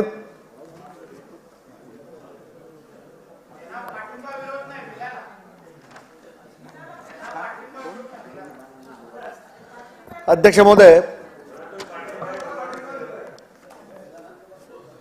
हे जे बिल या ठिकाणी आलंय त्या बिलावरती मी माझं मत व्यक्त करतोय. अध्यक्ष महोदय, अधिनियम 1975च्या अधिनियम 44 अधिनियम करण्यात आलेल्या या बिलासंबंधी जी सुधारणा या ठिकाणी आणलेली आहे आणि जे उद्दिष्ट या बिलामध्ये दाखवले ते उद्योग करण्याकरता सुलभता, ईज ऑफ डुईंग बिझनेस, आणि मग 200 पेक्षा जास्त झाडं जी आहेत ती महाराष्ट्र वृक्ष प्राधिकरणाकडे न पाठवता ते स्थानिक प्राधिकरणाला त्याचा अधिकार देण्यासंबंधी या सगळ्या गोष्टीबद्दल सन्माननीय मंत्री महोदय या ठिकाणी सांगतील. अध्यक्ष महोदय, याच सदनामध्ये एक अशासकीय विधेयक मी यापूर्वी आणलं होतं आणि 2020 मध्ये हे अशासकीय विधेयक क्रमांक 24 आणि ज्याच्याद्वारे या सभागृहामध्ये मी स्वतः मागणी केली होती की ज्या पद्धतीने वृक्षतोड ही वृक्ष प्राधिकरणाकडे केली जाते त्या वृक्ष प्राधिकरणावरती कुठेतरी आपण या ठिकाणी संयम आणला पाहिजे, अंकुश आणला पाहिजे. म्हणून आपण या बिलासंबंधीची मांडणी अशासकीय बिलाद्वारे या सभागृहामध्ये आणली होती.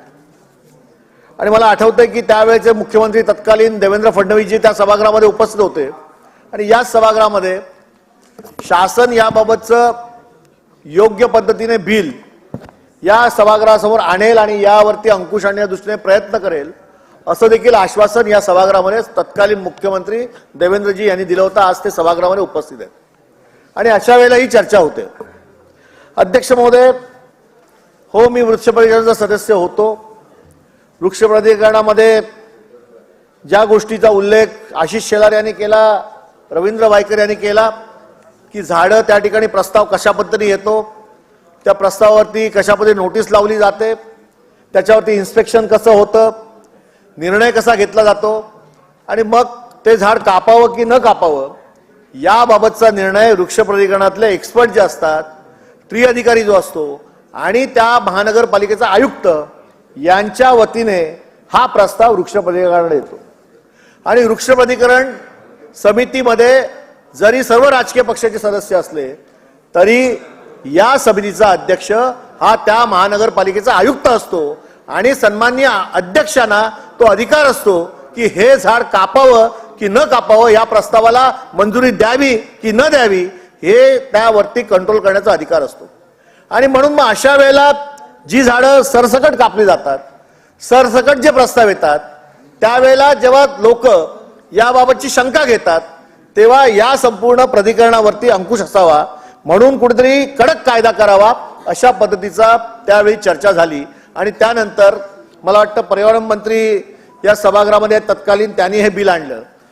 आशिष शेलार जे म्हणाले की या शहरामध्ये विकासाची कामं जेव्हा येतात ती विकासाची कामं रोखण्याच्या दृष्टीने या ठिकाणी मेट्रो असेल, मोनो असेल, अजून काही प्रकार कोस्टल रोड असेल, त्या वेळेला उद्धव बाळासाहेब ठाकरे यांच्या गटाने विरोध केला. अध्यक्ष महोदय, या मुंबई शहरामध्ये जर विकास होणार असेल तर हे शहर आपलं आहे आणि या आपल्या शहरामध्ये विकास आणि नवीन नवीन अशा पद्धतीच्या विकासाच्या गोष्टी आल्या पाहिजे. परंतु पर्यावरणाचा ऱ्हास करून जर विकास होत असेल तो शाश्वत विकास नको आहे मुंबईकरांना आणि म्हणून त्यावेळेला विरोध केला. आणि याचा अर्थ विरोध केला याचा अर्थ तो प्रकल्प झाला नाही असं नाही. त्यावरती आपण साधक बाधक चर्चा केली. पर्यावरणाचा ऱ्हास होऊ नये म्हणून ज्या ज्या गोष्टी करायच्या होत्या त्या आवश्यक त्या गोष्टी केल्या, त्याच्यावरती आपण उपाययोजना केल्या आणि नंतर ते प्रकल्प या मुंबई शहरामध्ये आले. आणि मला असं वाटतं की माझे मित्र ज्या पद्धतीने बोलत होते की या पद्धतीचा विरोध जर झाला असता तर मुंबई शहरात केवळ बैलगाडी चालली असती.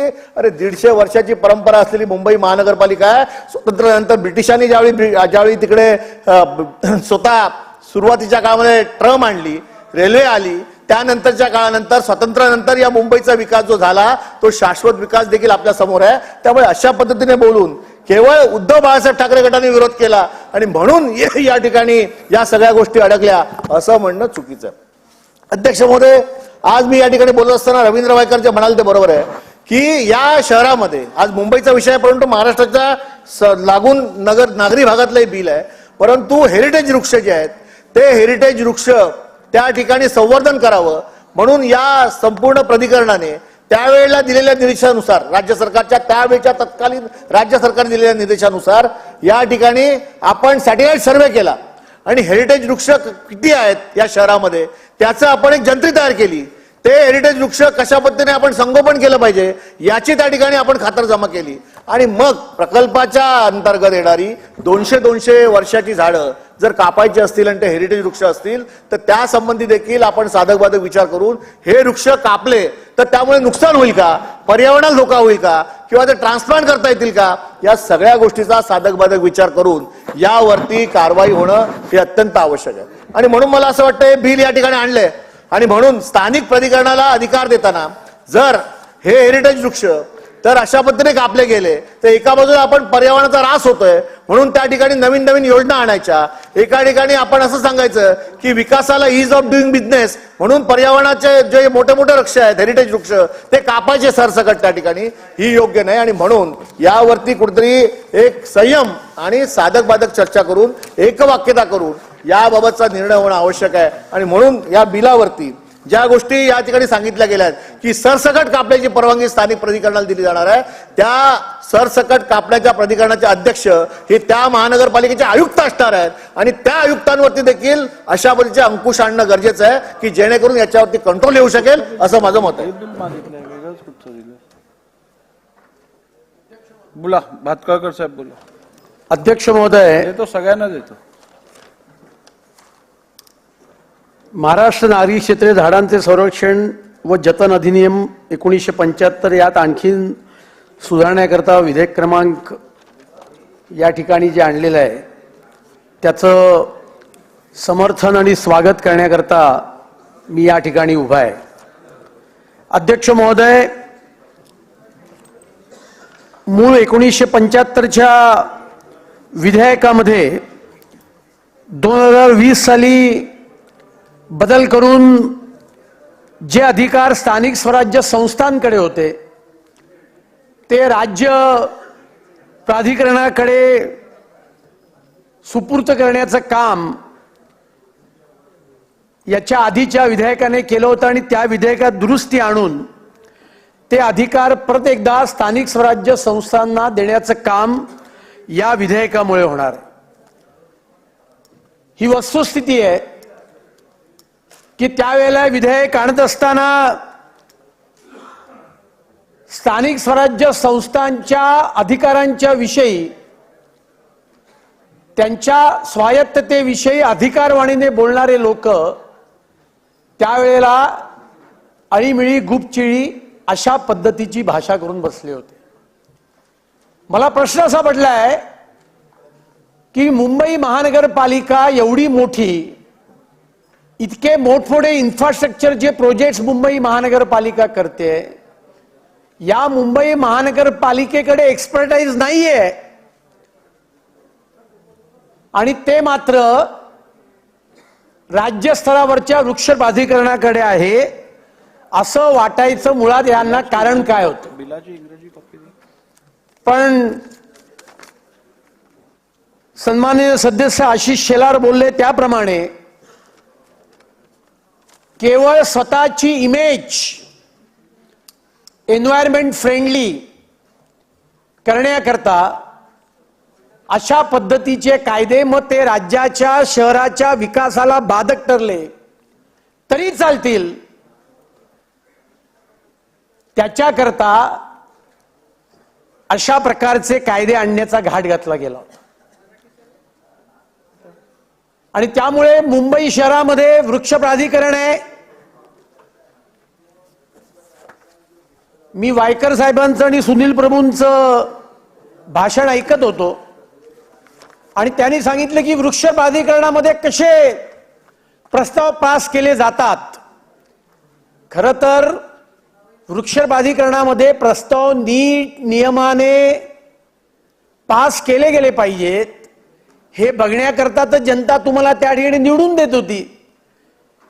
पण तुम्ही बरं झालं कबूल करून टाकलं की मुंबई महानगरपालिकेमध्ये वृक्ष प्राधिकरणाचं काम कसं चालत होतं, पण त्याचे अध्यक्ष आयुक्त असतात आणि त्याच्यामुळे स्थानिक स्वराज्य संस्थांच्या अधिकारावर जो घाला घातला गेला होता तो घाला या विधेयकाने परत एकदा त्यांचे अधिकार त्यांना देण्याचं काम होतंय. त्यामुळे या विधेयकाचं स्वागत आहे. आणि विधेयकाच्या उद्देश आणि कारणामध्ये म्हटलं ईज ऑफ डुईंग बिझनेस, त्याच्यावरही काही लोकांनी भाष्य केलं.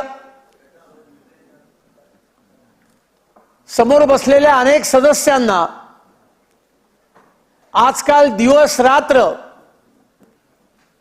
2024 मध्ये आपला पराभव 100% होणार आहे या भीतीपोटी मोदी द्वेषाने पछाडलेला आहे. आणि त्यामुळे वाटेल ते खोटं सांगायचं. ईज ऑफ डुईंग बिझनेस ही संकल्पना ही वस्तुस्थिती आहे की या देशातल्या बहुसंख्य लोकांना माननीय नरेंद्र मोदीजी या देशाचे प्रधानमंत्री झाल्यानंतर कळायला लागली. पण ईज ऑफ डुईंग बिझनेस चा इंडेक्स वर्ल्ड बँक, अरे तुम्हाला माहिती होतं पण तुम्ही केलं काही नाही ना. त्यामुळे 2014 साली ईज ऑफ डुईंग बिझनेसच्या वर्ल्ड बँकेच्या इंडेक्स मध्ये आपण 173 नंबरवर होतो.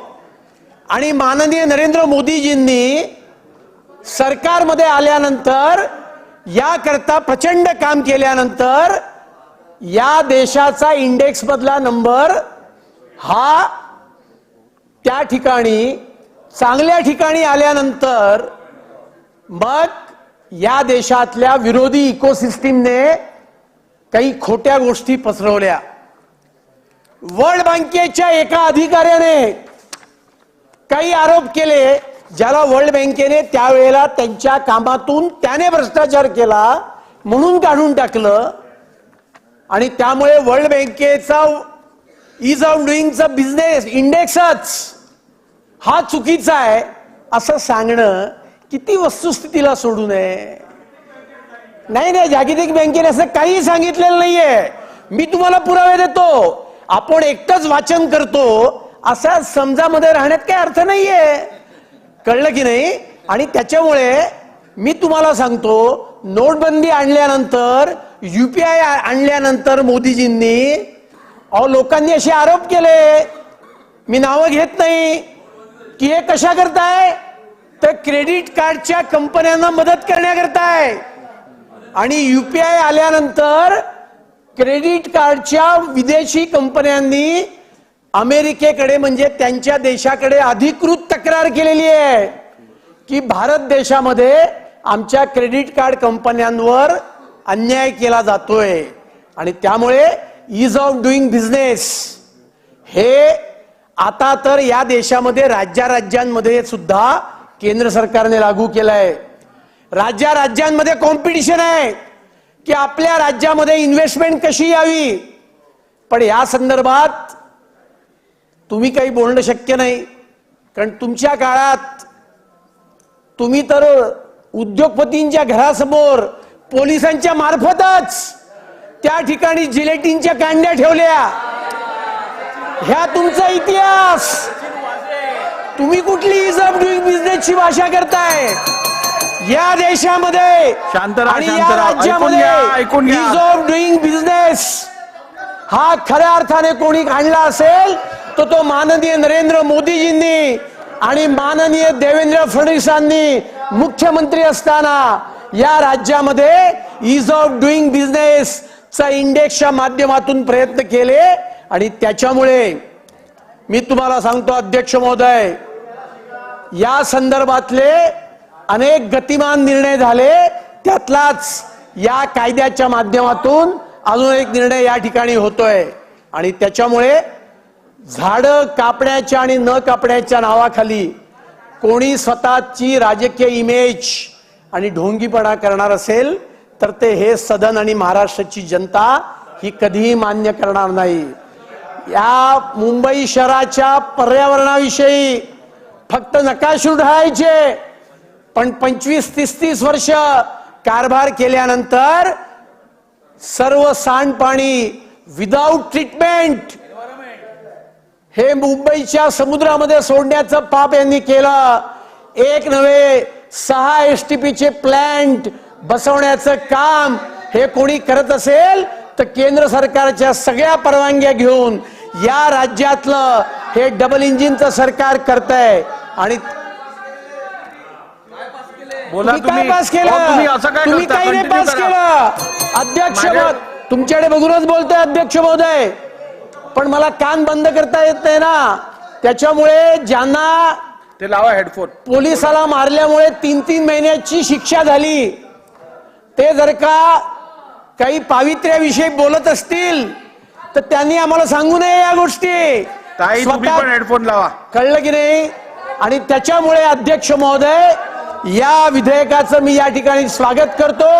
याच्यामुळे या राज्यामध्ये नागरी क्षेत्रामध्ये इन्फ्रास्ट्रक्चरचे प्रोजेक्ट्स, उद्योगधंदे वाढायला मदत येईल आणि त्याचबरोबर पर्यावरणाचं जतन होण्याकरता सुद्धा या विधेयकामुळे अत्यंत चांगला फायदा होईल. त्यामुळे या विधेयकाचं समर्थन करतो आणि माझे 2 शब्द समाप्त करतो. चला, आणि अमित साटम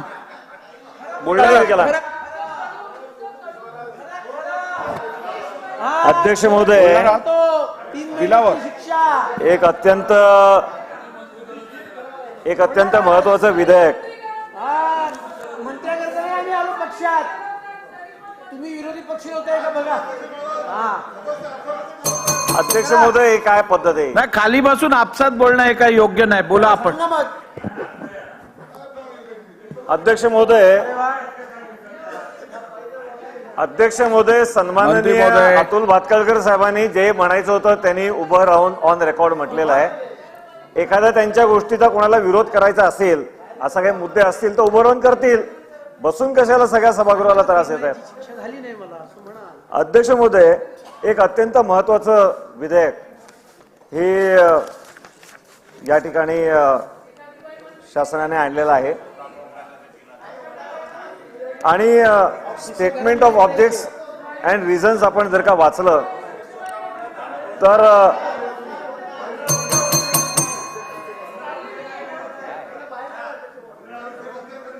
अध्यक्ष बोला बोला. प्रदूषणावर बोलणारे लोक साऊंड प्रदूषण एवढं का करतात मला कळत नाही. तोही एक पोल्युशन आहे ना, त्याची पण काळजी घ्या. तर अध्यक्ष महोदय, अतिशय महत्वाचं हे विधेयक या ठिकाणी आलेलं आहे.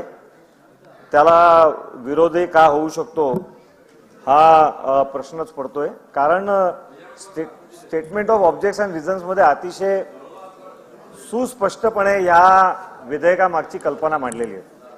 अध्यक्ष महोदय, एका बाजूनी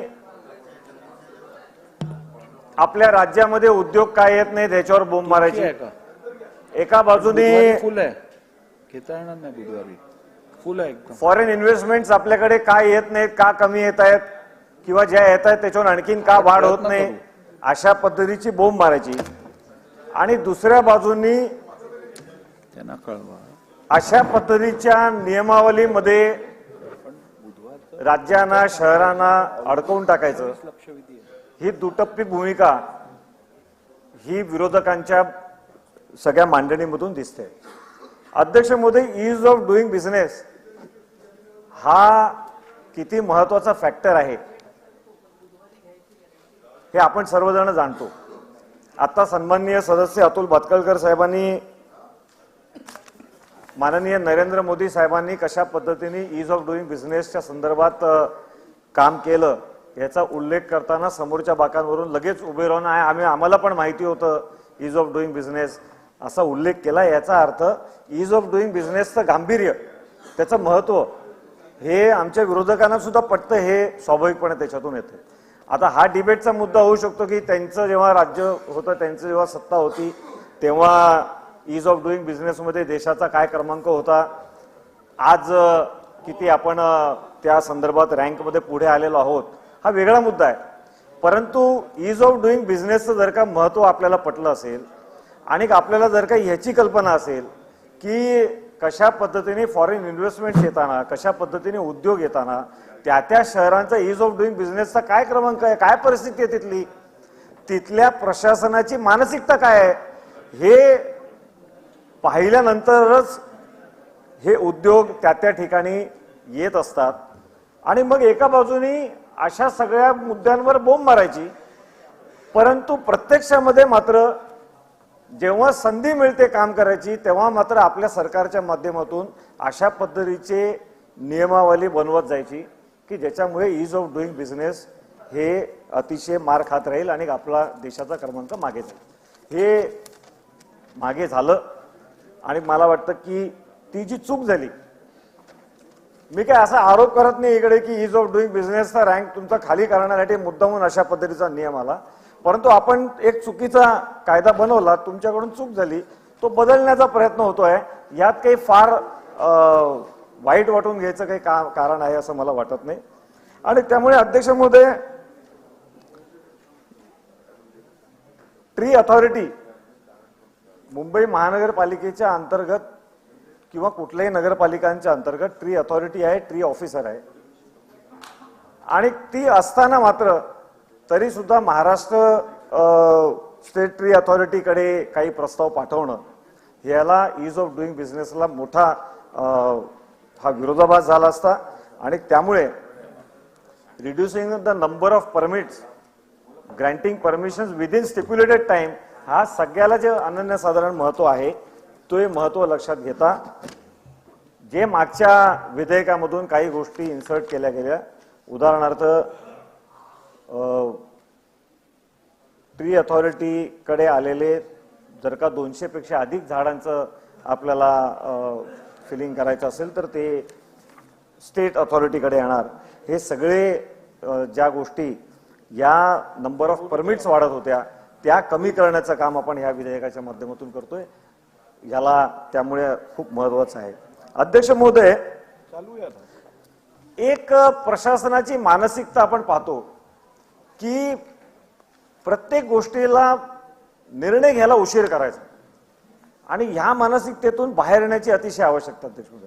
अलीकडेच एक विधेयक आलं त्याच्यामध्ये मुदतवाढ आपण विकास आराखडा बनवायला दिली. त्यावेळेलाही बोलताना मी असं म्हटलं की जसजसे आपण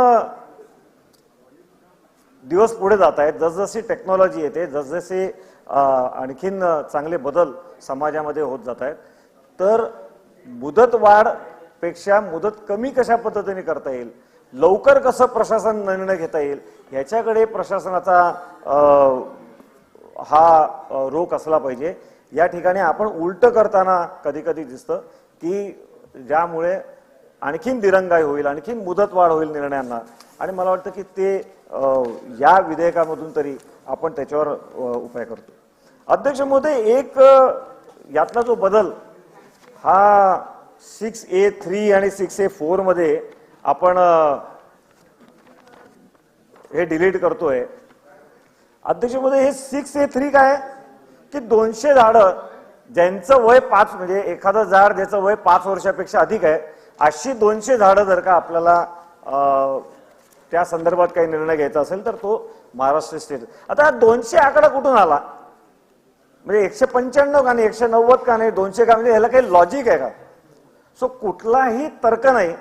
एक आकडा टाकला आणि 200 झाडांपेक्षा अधिक मत तिकडे आपण पाठवा.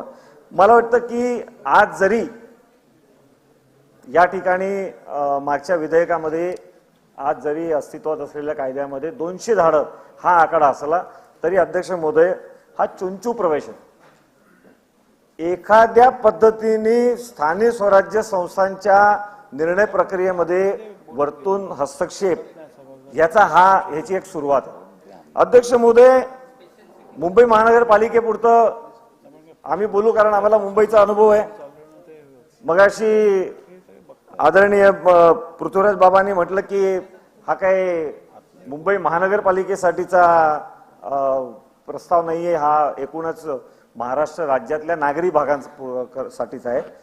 पण प्रत्येक लोकप्रतिनिधी हा त्याच्या अनुभवानुसार सांगत असतो. त्यामुळे आम्ही बोलताना मुंबई महानगरपालिका समोर ठेवून बोलू कारण आमचा अनुभव त्या क्षेत्रापुरता आहे.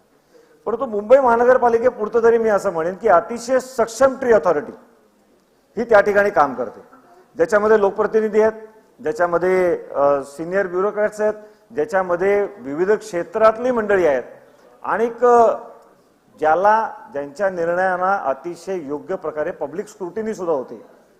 अशा पद्धतीची कार्यपद्धती ज्या ट्री अथॉरिटीची आहे त्याच्यावर मग आणखीन एक अथॉरिटी आणून बसवायची काहीच गरज नाही. कुठेतरी अविश्वास हा मुंबई महानगरपालिकेवर किंवा तिथल्या सिस्टीमवर दाखवला जातोय, हा त्याच्यातून अनुभव आहे. आणि दुसरं म्हणजे एक चुंचू प्रवेश हा खालच्या ऍडमिनिस्ट्रेशन मध्ये सुद्धा कशा पद्धतीने आपला हात हा ठेवून देता येईल अशा पद्धतीचा हे दिसतोय. मी एक उदाहरण अध्यक्ष महोदय सांगतो. 37(1) च्या डायरेक्टिव्ह एवढ्या पाठवल्या जातात महानगरपालिकांकडे की मुंबई महानगरपालिका राज्य सरकार चालवते, नगर विकास विभाग चालवतो की मुंबई महानगरपालिका चालवते, हा प्रश्न पडेल. अशा पद्धतीचा 37(1) हस्तक्षेप एकेकाळी तर प्रचंड अशी जी आपल्याला आठवत असेल तर 37(1) पाऊस पडायचा मुंबई महानगरपालिकेमध्ये आणि त्याच्यानंतर मग तो 37(1) 60 दिवसाच्या आत निर्णय घ्या, मुंबई महानगरपालिकेला जमायचं नाही, मग 37(2) डायरेक्ट व्हायचा. अध्यक्ष महोदय, हा 37(1) मूळचा जो आहे ना, तो 37(1) होता की मुंबईतल्या विकास आराखड्यांमध्ये किंवा मुंबईच्या DCPR मध्ये मायनर मॉडिफिकेशन करायचं असेल तरच 37(1)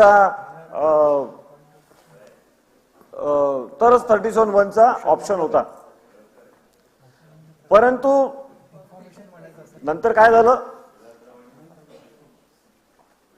मला माहित नाही कोण मुख्यमंत्री होते तेव्हा, परंतु मला डिस्टिंक्टिव्हली आठवतंय हा मायनर शब्द हा सुद्धा त्या 37(1) मधून काढून टाकला आणि त्याच्यानंतर मेजर मॉडिफिकेशन हेच फक्त 37(1) माध्यमातून होऊ शकत होते, परंतु ते मायनर मॉडिफिकेशन वर सुद्धा येऊ दिलं. म्हणजे काय की आधी चुंचू प्रवेश केला की बाबा विकास आराखडा बनताना काही चुका झाल्या असतील असं शासनाच्या लक्षात आलं तर राज्य सरकार 37(1) डायरेक्टिव्ह पाठवू शकते आणि अशा पद्धतीने हा बदल करा असं सुचवू शकते आणि मग फायनल निर्णय राज्य सरकारच 37(2) अंतर्गत घेऊ शकते. हे मेजर मॉडिफिकेशनसाठी होतं, परंतु ते सर्व प्रकारच्या मॉडिफिकेशनसाठी हा 37(1) पाऊस पडायला लागला आणि म्हणून मी म्हटलं की मेजर मॉडिफिकेशन करायला आपण स्कोप ठेवला 37(1) मध्ये, तो चुंचू प्रवेश होता, ती चोर वाट होती आणि त्याच्यानंतर मात्र एकदा आतमध्ये सवय लागली तुम्हाला की मग 37(1) नावाखाली एक प्लॉटचे रिझर्वेशन बदलले गेले, शाळेचा रिझर्वेशन बदललं गेलं, उद्यानांची रिझर्वेशन बदलली गेली, अनेक गोष्टी घडल्या. सो मला या ठिकाणी हीच भीती वाटते की आज 5 वर्ष वय असलेली 200 झाडं यांचे प्रस्ताव ट्री अथॉरिटीने निर्णय घेतला असेल तरी ते महाराष्ट्र स्टेट अथॉरिटीकडे पाठवायचा निर्णय आज जरी 6A च्या 3 आणि 4 मध्ये जरी हे असला तरी तो आजच काढण्याची गरज आहे, कारण तो चिंचू प्रवेश ठरवेल. उद्या मुंबई ट्री अथॉरिटीच्या प्रत्येक निर्णयाची स्क्रुटिनी ही स्टेटकडे घ्यायचा एक प्रयत्न हा होऊ शकेल.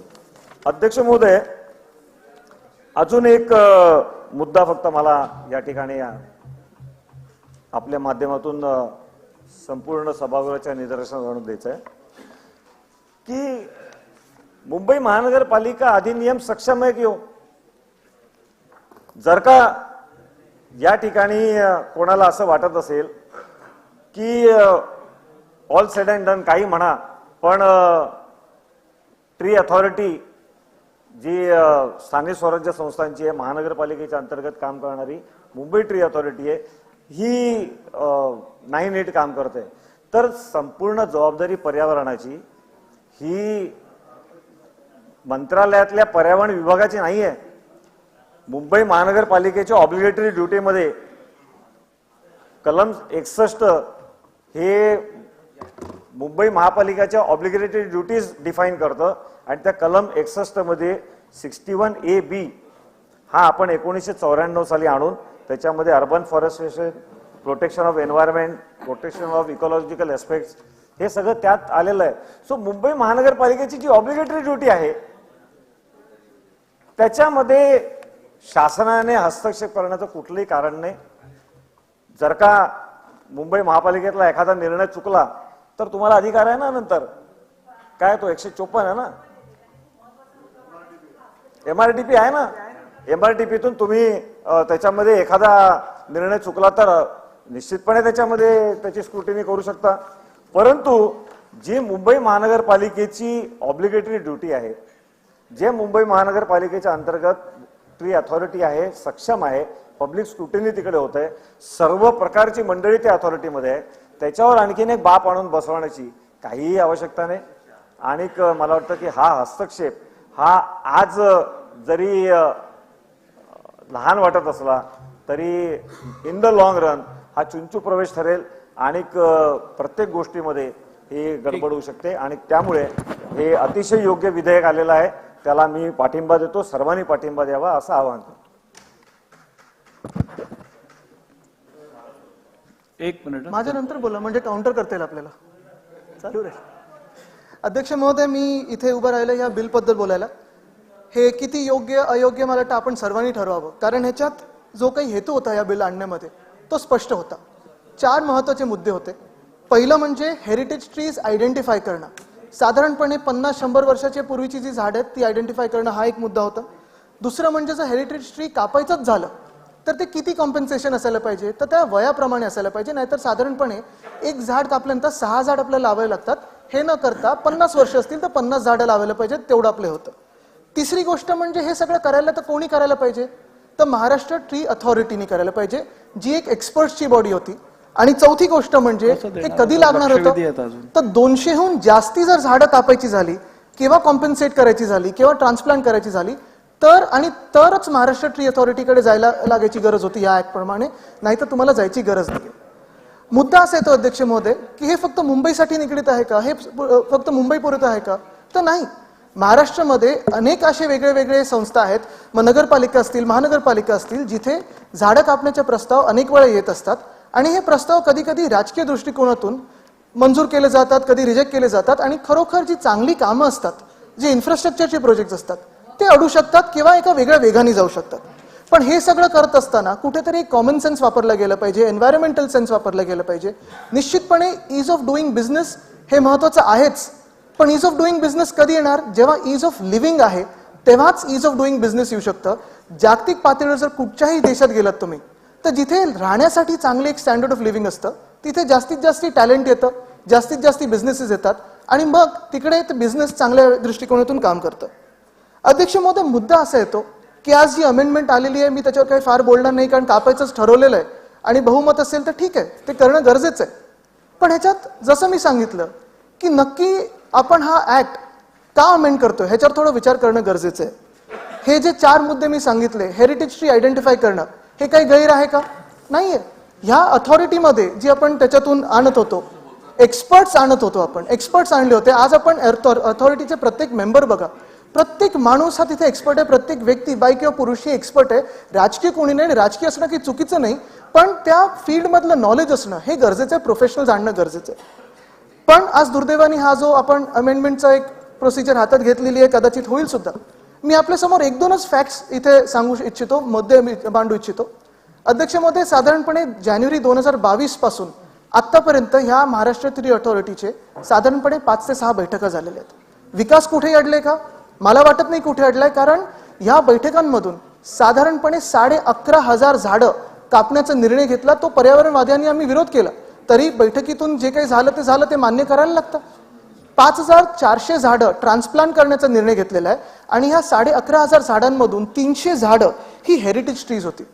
हे निर्णय योग्य अयोग्य सरकारच्या दबावाखाली होते नाही होते हे मला माहिती नाही, पण जर आपण बघितलं तर विकासाचा वेग आहे. कदाचित आमच्या सरकारमध्ये आपण पाहिलं असेल, महाविकास आघाडीच्या सरकारमध्ये हा ऍक्ट आणल्यानंतर देखील समृद्धी महामार्ग कुठेही थांबलं नाही काम, मेट्रोच्या लाईन्स असतील काम थांबलं नाही, MTHL असेल काम थांबलं नाही. आमचं सरकार पडेपर्यंत 82% MTHLचं काम झालेलं. कोस्टल रोड 65% काम झालं. अध्यक्षमध्ये आपल्या मुंबईमध्ये नरिमन पॉइंट कफ परेड कनेक्टर टेंडर्स निघालेले आहेत, दहिसर मीरा भाईंदर रस्ता टेंडर निघालेले आहेत. अध्यक्षमध्ये कुठे नक्की ही ट्री अथॉरिटी आल्यानंतर काम थांबलेलं आहे. मला असं वाटतं काही दुःखाचे किंवा दुखण्याचे जे मुद्दे असतात, जे चला बोलतो ना आपण की त्रासच्या मुद्दे नाही, हे सगळे कनेक्टर्स पाण्यातले आहेत, त्याच्यात नाही झाडं येऊ अध्यक्ष शकत महोदय, नाही. नाही एक मिनिट, जिथे लँडिंग होतं ते सगळे झाडं आहेत अध्यक्ष महोदय, आपल्या मतदारसंघात आहेत, माझ्या मतदारसंघात आहेत, आपण दोघेही एकत्र फिरू शकतो. पण महत्वाचा मुद्दा हा आहे अध्यक्ष महोदय की कदाचित असं होत असेल की ह्या ऍक्टमुळे जे अजनीवन वाचलेले, जे पुण्यात रिव्हरफ्रंट डेव्हलपमेंटचे तिथे अडथळे निर्माण होतात कारण ती झाडं कापली गेली नाही पाहिजेत, जे वेताळ टेकडीचा प्रश्न आहे, ह्याच्यामुळे हा ऍक्ट बदलला जातोय का. अध्यक्ष महोदय, मी एवढंच सांगू इच्छितो की ह्या काही गोष्टी आपण जे करतो ह्या राजकारणाच्या पलीकडे करतो. आमचा हेतू हाच होता, स्पष्ट होता की आपल्या देशातलं असेल, आपल्या राज्यातलं असेल, आपल्या शहरांमधलं असेल, पर्यावरण आणि विकास हे एक समतोल तिथे मांडला गेला पाहिजे, एक बॅलन्स झालं पाहिजे आणि शाश्वत विकासासाठी गेलं पाहिजे. कदाचित काही त्या ठिकाणी अध्यक्ष महोदय असं पण असू शकतं की जे गुवाहाटीला डोंगर झाडी बिडी बघून येतात आमच्याकडे पण असायला पाहिजे थोडी झाडी वगैरे, ह्याच्यासाठी आम्ही जरा काम करत होतो, पण आम्हाला कळलं नाही, ते तिथे जाऊन पळून बघून आले. तरी देखील हे मी जी वस्तुस्थिती आपल्यासमोर मांडलेली आहे आणि पुढचं अर्थात जे काही सन्मान्य सदस्य मतदान करतील तसं आहे. धन्यवाद. देऊ ना एक एक एक एक एक एक एक एक देऊ, त्याच्यानंतर तुम्हाला. अमित चाटम साहेब बोला. हा, अध्यक्ष महाराज, सन 2023 विधानसभा विधेयक क्रमांक 32 वर मी आपले विचार मांडण्याकरता उभा आहे. अध्यक्ष महाराज, अध्यक्ष महाराज, सर्वप्रथम तर या बिलावरती बोलत असताना माझ्या मनामध्ये एक प्रश्न येतो की हे बिल या ठिकाणी आणण्याची आवश्यकता काय? हे बिल एक्झॅक्टली हे बिल या ठिकाणी आणण्याची आवश्यकता काय? त्या आवश्यकता हे की याच्या आधी ते बिल आणलं होतं म्हणून ही आवश्यकता पडली हे बिल आणण्याची. एक्झॅक्टली. आणि त्यामुळे नाही ते सांगतो ना, एन्व्हायरमेंट फ्रेंडली किती कोण होतं आणि सेन्स ऑफ एन्व्हायरमेंट काय कोणाची किती आहे ते सांगतो सगळं मी. आणि त्यामुळे 1888च्या कायद्याच्या अंतर्गत मुंबईची महानगरपालिका काम करते, स्वायत्त संस्था आहे, काम करते. त्या ठिकाणी मुंबईच्या महानगरपालिकेमध्ये ट्री अथॉरिटी आहे. त्या ट्री अथॉरिटीमध्ये जसे नगरसेवक आहेत तसे एक्सपर्ट्स, पर्यावरणवादी. मी सुद्धा मुंबई महानगरपालिकेच्या ट्री अथॉरिटीमध्ये काम केलं अध्यक्ष महाराज, आणि त्यामुळे मी सांगतोय. आणि त्यामुळे ट्री अथॉरिटीचे एक्सपर्ट्स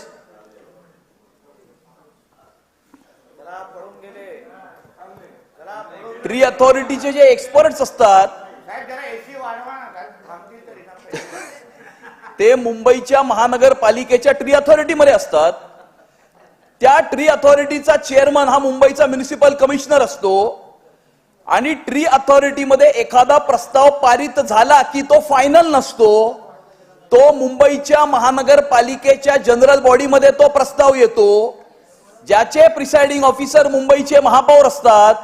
आणि त्या जनरल बॉडीमध्ये मुंबईकर जनतेने निवडून दिलेले 227 नगरसेवक त्या जनरल. बोला.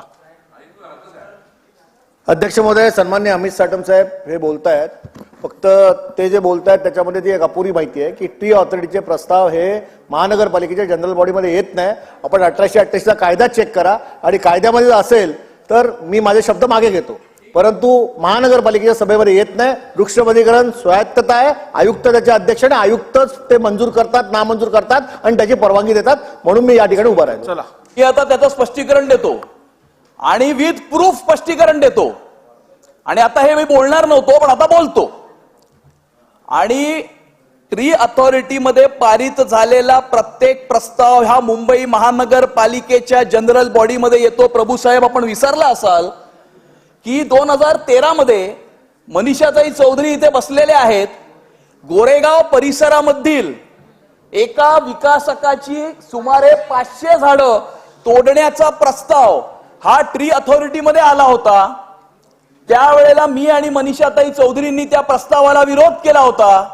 आम्ही त्या बैठकीतनं वॉकआउट केला होता, विरोध नोंदवला होता. तरीही तो प्रस्ताव त्यावेळेला जे आयुक्त होते त्यांनी तो पारित केला.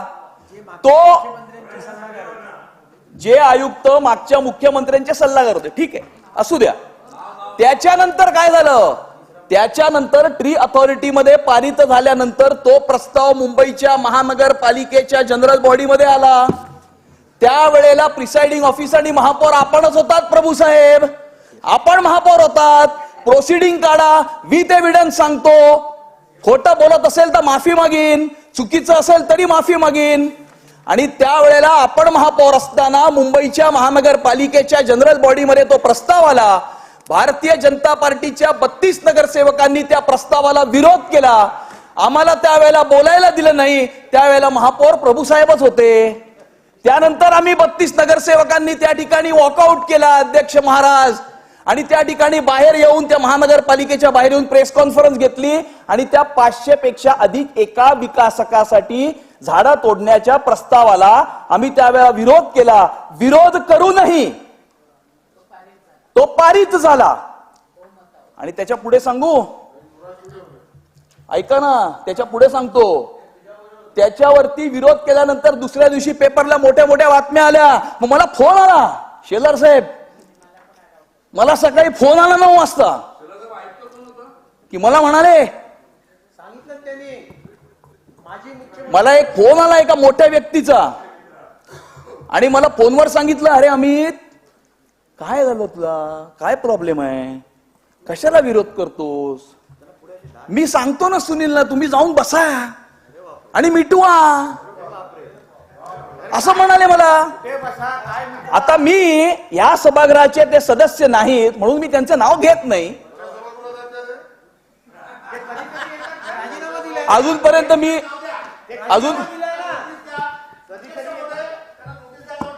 अहो मला काय करायचं हे मी ठरवीन ना. मी काय केलं पाहिजे ते मी ठरवीन, तुम्ही ठरवू नका मला काय ठरवलं पाहिजे ते. मला काय बोलायचं ते मी ठरवीन ना. मी त्यांच्याशीच बोलतोय. त्यामुळे जर पर्यावरणाचा एवढा पुळका होता तर त्यावेळेला त्या गोरेगावच्या 500 झाडं तोडण्याकरता त्या कागा त्यावेळेला प्रस्ताव पारित झाला. त्यामुळे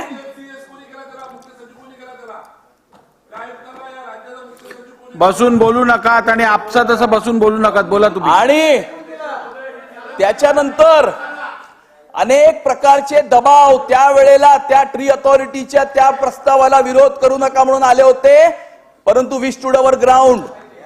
आम्ही त्यावेळेला त्याचा विरोध केला, त्याच्या विरोधात उभं राहिलो. पुढच्या दिवशी परत एकदा तिथे साईट व्हिजिट केली. आयुक्तांना भारतीय जनता पार्टीचं पूर्ण डेलिगेशन त्यावेळेला जाऊन भेटलं होतं. इकडे बसलेले अनेक लोक त्याला साक्ष आहेत. अध्यक्ष महाराज, येस, रामभाऊ नाईक त्यावेळेला आमच्यावर आले होते, मला आठवत आहे. आणि त्यामुळे हे पर्यावरणवाद आणि हे सगळे जे काही बोगस ढोंग हे जे लावलंय ना महाराष्ट्रामध्ये, खास करून 2019 आणि 2022 मध्ये, म्हणे आम्ही पर्यावरणवादी म्हणून आरेची काय 2,500 झाडांकरता. अहो जर तुम्हाला थोडं तरी क्लायमेट चेंज किंवा ग्लोबल वॉर्मिंग किंवा ग्रीन एनर्जी किंवा क्लीन एनर्जी कळली असती ना, तर तुम्हाला हे कळलं असतं की 2,500 झाडं जितकं कार्बन सिक्वेस्टेशन करतात तितकं कार्बन सिक्वेस्टेशन 286 किलोमीटरची मेट्रो ही 60 दिवसामध्ये करते. हे तुम्हाला कळलं नाही, कारण तुम्हाला ढोंग करायचं होतं. आणि त्यावेळेला अशा प्रकारचं बिल तुम्ही का आणलं, म्हणजे तुमचा मुंबई महानगरपालिकेच्या ट्री अथॉरिटीवरती विश्वास नव्हता का? आणि मग तुम्हीच ती मुंबईची महानगरपालिका गेले 25 वर्ष चालवताय. म्हणजे तुम्ही त्या मुंबईच्या महानगरपालिकेच्या वृक्ष प्राधिकरणामध्ये चुकीच्या गोष्टी करत होतात का? आणि त्यावेळेला मुंबईची महानगरपालिका अस्तित्वात होती, हे बिल त्यावेळेला आणलं होतं, त्यावेळेला 2020 साली, if I am not mistaken. त्यामुळे आयदर तुमचा मुंबईच्या महानगरपालिकेच्या वृक्ष प्राधिकरणावर विश्वास नव्हता, किंवा हे बिल आणून तुम्ही हे मान्य करताय की मुंबईच्या वृक्ष प्राधिकरणामध्ये चुकीच्या गोष्टी होत होत्या. दोघांपैकी एक काहीतरी खरं असलं पाहिजे ना अध्यक्ष महाराज. त्यामुळे हे मला वाटते बाहेर तो विचार करण्याकरताच गेले असतील. आणि त्यामुळे अध्यक्ष महाराज हे बिल फक्त एवढ्याकरता आणलं की स्वतःची अथॉरिटी. आशिष शेलारजी म्हणाले तसं मी काही वजन बिजन हे शब्द वापरणार नाही. कदाचित वजन जास्त झालं होतं म्हणूनच दुसऱ्या दिवशी मला सकाळी फोन आला होता. आणि त्यामुळे हे वजन वगैरे आहे ते काही असे काही मी काही बोलणार नाही त्याच्यावरती. परंतु हे करत असताना आपण आता काही सदस्य बोलले, एन्व्हायरमेंटल सेन्स, कॉमन सेन्स आणि इज ऑफ लिव्हिंग, सस्टेनेबिलिटी. 25 वर्षामध्ये या मुंबईच्या महानगरपालिकेमध्ये 10,000 मेट्रिक टन कचरा रोज मुंबई शहर जनरेट करतं. आता 7,500 मेट्रिक टन कचरा दररोज मुंबईकर जनरेट करतं. परंतु अजूनपर्यंत त्या कचऱ्याला ट्रीटमेंट करणारं प्लांट आपण करू शकलो नाही. 25 वर्ष राज्य करतो मुंबईच्या महानगरपालिकेवरती. युरोपमध्ये असे देश आहेत जे कचरा दुसऱ्याकडनं इम्पोर्ट करतात, कारण ते अजून ते तेवढा कचरा जनरेट करत नाहीत. ते कचरा इम्पोर्ट करतात, पैसे देऊन कचरा विकत घेतात, त्याच्यातनं वेस्ट टू इलेक्ट्रिसिटी प्लांट करतात. आपण मुंबईमध्ये 10,000 मेट्रिक टन कचरा रोज जनरेट करतो, परंतु अजूनपर्यंत आपण वेस्ट टू इलेक्ट्रिसिटी प्लांट इथे करू शकलो नाही अध्यक्ष महाराज. आणि आम्ही गप्पा करतो सस्टेनेबिलिटीच्या. तुम्हीच राज्य करत होतात मुंबईच्या महानगरपालिकेवरती. मग तेव्हा कुठे गेला होता तुमचं पर्यावरण? या मुंबई शहरामध्ये आपले नदी नाले वाहतात, त्या नदी नाल्यामध्ये आपले जे सुएजचे कनाल्स आहेत ते डायरेक्ट डिस्चार्ज होतात आणि विदाऊट बिंग ट्रीटेड नदी नाल्यांमधनं वाहणारं सगळं पाणी हे समुद्रामध्ये डिस्चार्ज होतं. आज मुंबईच्या समुद्राचा रंग बघा काय झालाय तो. 25 वर्ष राज्य करतो मुंबईच्या महानगरपालिकेवरती, पण आपण मुंबई शहरामध्ये एसटीपी प्लांट अजूनपर्यंत करू शकलो नाही. अध्यक्ष महाराज, एसटीपी आम्ही होतो 25 वर्ष मुंबईच्या महानगरपालिकेमध्ये. भारतीय जनता पार्टीचा कधी महापौर नव्हता, भारतीय जनता पार्टीचा स्थायी समितीचा अध्यक्ष कधीच नव्हता. 25च्या 25 वर्ष तुम्हीच होतात. आणि त्या 25 वर्षामध्ये तुम्ही माझ्याकडे बघून बोला, मला ऍड्रेस करा तुम्ही. त्या 25 वर्षामध्ये अध्यक्ष महाराज शेवटचे जे 10-15 वर्ष होते ना, त्या 25 वर्षामध्ये शेवटची जी 10-15 वर्ष होती ना, त्याच्यामध्ये बोंबा मारणारे काही लोक महापौर होते, काही लोक सभागृह नेते होते, काही लोक स्थायी समितीचे अध्यक्ष होते. त्यावेळेला विसरले होते पर्यावरण. अरे मुंबईचा कोपरा विकून खाल्ला, लुटली मुंबई, मुंबईकरांच्या खिशावरती डल्ला मारला. अध्यक्ष महाराज,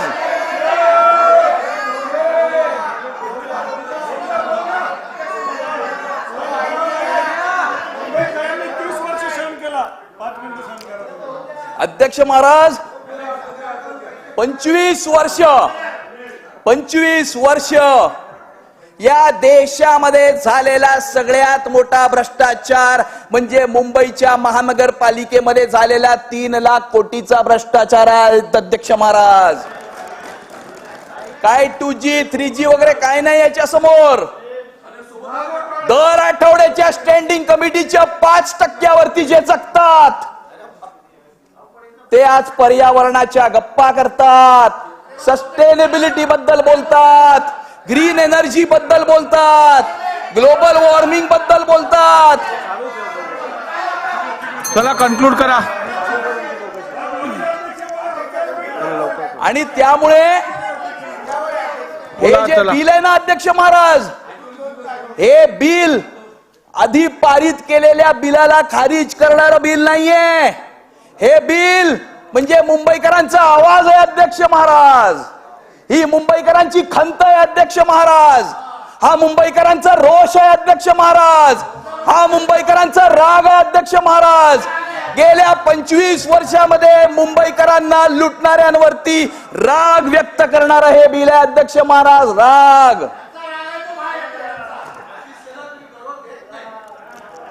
आणि मुंबईकर जनता येणाऱ्या काळामध्ये यांना असा धडा शिकवणार आहे ना. मुंबईकर जनता धडा शिकवण्याच्या आधीच आता होतंय, ईडीच्या धाडी पडतायत कोविड स्कॅम मध्ये. अरे मुंबईकर जनता 2-2 हजार रुपयाच्या रेमडेसिवीर साठी वन फिरत होती. त्यावेळेला एक बॉडी बॅग मध्ये पैसे खात होते. यांनी ऑक्सिमीटर नाही सोडला, यांनी थर्मोमीटर नाही सोडला, यांनी पीपी किट नाही सोडले, यांनी बॉडी बॅग्सही सोडल्या नाहीत. कोविड केअर सेंटरची कहाणी तर वेगळीच आहे. अध्यक्ष महाराज, वेगळीच आहे कोविड केअर सेंटरची कहाणी. गेले ते कोण त्यांचं नाव मध्ये, Patkar, lifeline management hospitals private limited, Nesco मध्ये कोविड केअर सेंटर बांधायची जबाबदारी एका बिल्डरला दिली. अध्यक्ष महाराज, हा बिलावर बोलतोय, बिलावर बोलतोय मी. चला लवकर कन्क्लूड करा. हे बिल महोदय झाडाच्या संदर्भातलं बिल आहे आणि हे ईडी मध्ये पोचले. झाडाच्या संदर्भात बिल आहे, ही नगरपालिका नाही, महानगरपालिका नाहीये. त्यामुळं सन्माननीय सदस्यांना माझी विनंती, एक तर त्यांनी कॉरिडॉर मध्ये येऊन भाषण करू नये, त्यांनी हे आत जाऊन भाषण करावं. नंबर 2, अध्यक्ष महोदय, जेवढे मुद्दे बिलामध्ये मांडलेले आहेत झाडांच्या बद्दल किंवा इज ऑफ डुईंग बिझनेस बद्दल ते बोलले तर काय हरकत नाही. पण आपण बाकीची जी आहे, आता तुम्हाला महानगरपालिकेची निवडणूक लावा ना, त्यानंतर आपल्याला मैदानच मैदान आहे बोलायला, पण त्याच्यामुळे सभागृहाचा वेळ महानगरपालिकेच्या निवडणुकांसाठी घेऊ नये एवढीच माझी विनंती. आज ही महानगरपालिका नाही हे मला चांगलं माहिती आहे, ही महाराष्ट्राच्या विधानसभा आहे हेही मला चांगलं माहिती आहे. मी बिलावरच बोलतोय. हे ह्याच्यासाठी मी ह्याचं हे सगळं सांगण्याचं कारण हे आहे अध्यक्ष महाराज, जयंत पाटील साहेब सन्माननीय सदस्य, ज्येष्ठ सदस्य आहेत, परंतु हे बिल आणण्याचं कारण काय? कारण 2020 साली ते बिल आणलं होतं आणि ते बिल आणण्याचं कारण काय, तर ते बिल कशा करता आणलं होतं ह्याचं सगळं स्पष्टीकरण आणि याच्या मागची जी पार्श्वभूमी आहे आणि 25 वर्षामध्ये काय घडलं आणि कुठल्या भावनेतून घडलं आणि त्याच भावनेतून हे बिल त्यावेळेला आणलं होतं, म्हणून ही सगळी पार्श्वभूमी मी सांगत आहे अध्यक्ष महाराज. आणि त्यामुळे हे सगळ्या पर्यावरणाच्या गप्पा COP26 त्यावेळेला त्या पोवईमध्ये काय सायकल ट्रॅक करायचा होता आणि मग इंडियन मार्च क्रोकोडाईल्स IITचे इंजिनियर कोर्टामध्ये गेले, मग त्यावेळेला कुठे गेला होता पर्यावरण अध्यक्ष महाराज? आणि त्यामुळे मला असं वाटतं की हे जे बिल आहे अध्यक्ष महाराज ते योग्य आहे. अधिक चुकीच्या पद्धतीने आणलेल्या चुकीच्या बिलाला खारिज करणारं हे बिल आहे. आणि मी पुन्हा एकदा सांगतो अध्यक्ष महाराज, हे बिल फक्त मुंबई महानगरपालिकेच्या वृक्ष प्राधिकरणाला त्यांचे अधिकार परत करण्याचं बिल नाही. हे बिल गेल्या 25 वर्षामध्ये मुंबईकरांवरती जो अन्याय झालेला आहे त्या अन्यायाला वाचा फोडणारं हे बिल आहे. आणि त्यामुळे या बिलाला मी पाठिंबा देतो आणि इथेच थांबतो अध्यक्ष महाराज. खूप खूप धन्यवाद. एक योगेश सागरजी इकडचं एक त्यांचं आल्यावर तुम्हाला देतो. प्रपोर्शन थांबा. प्रपोर्शन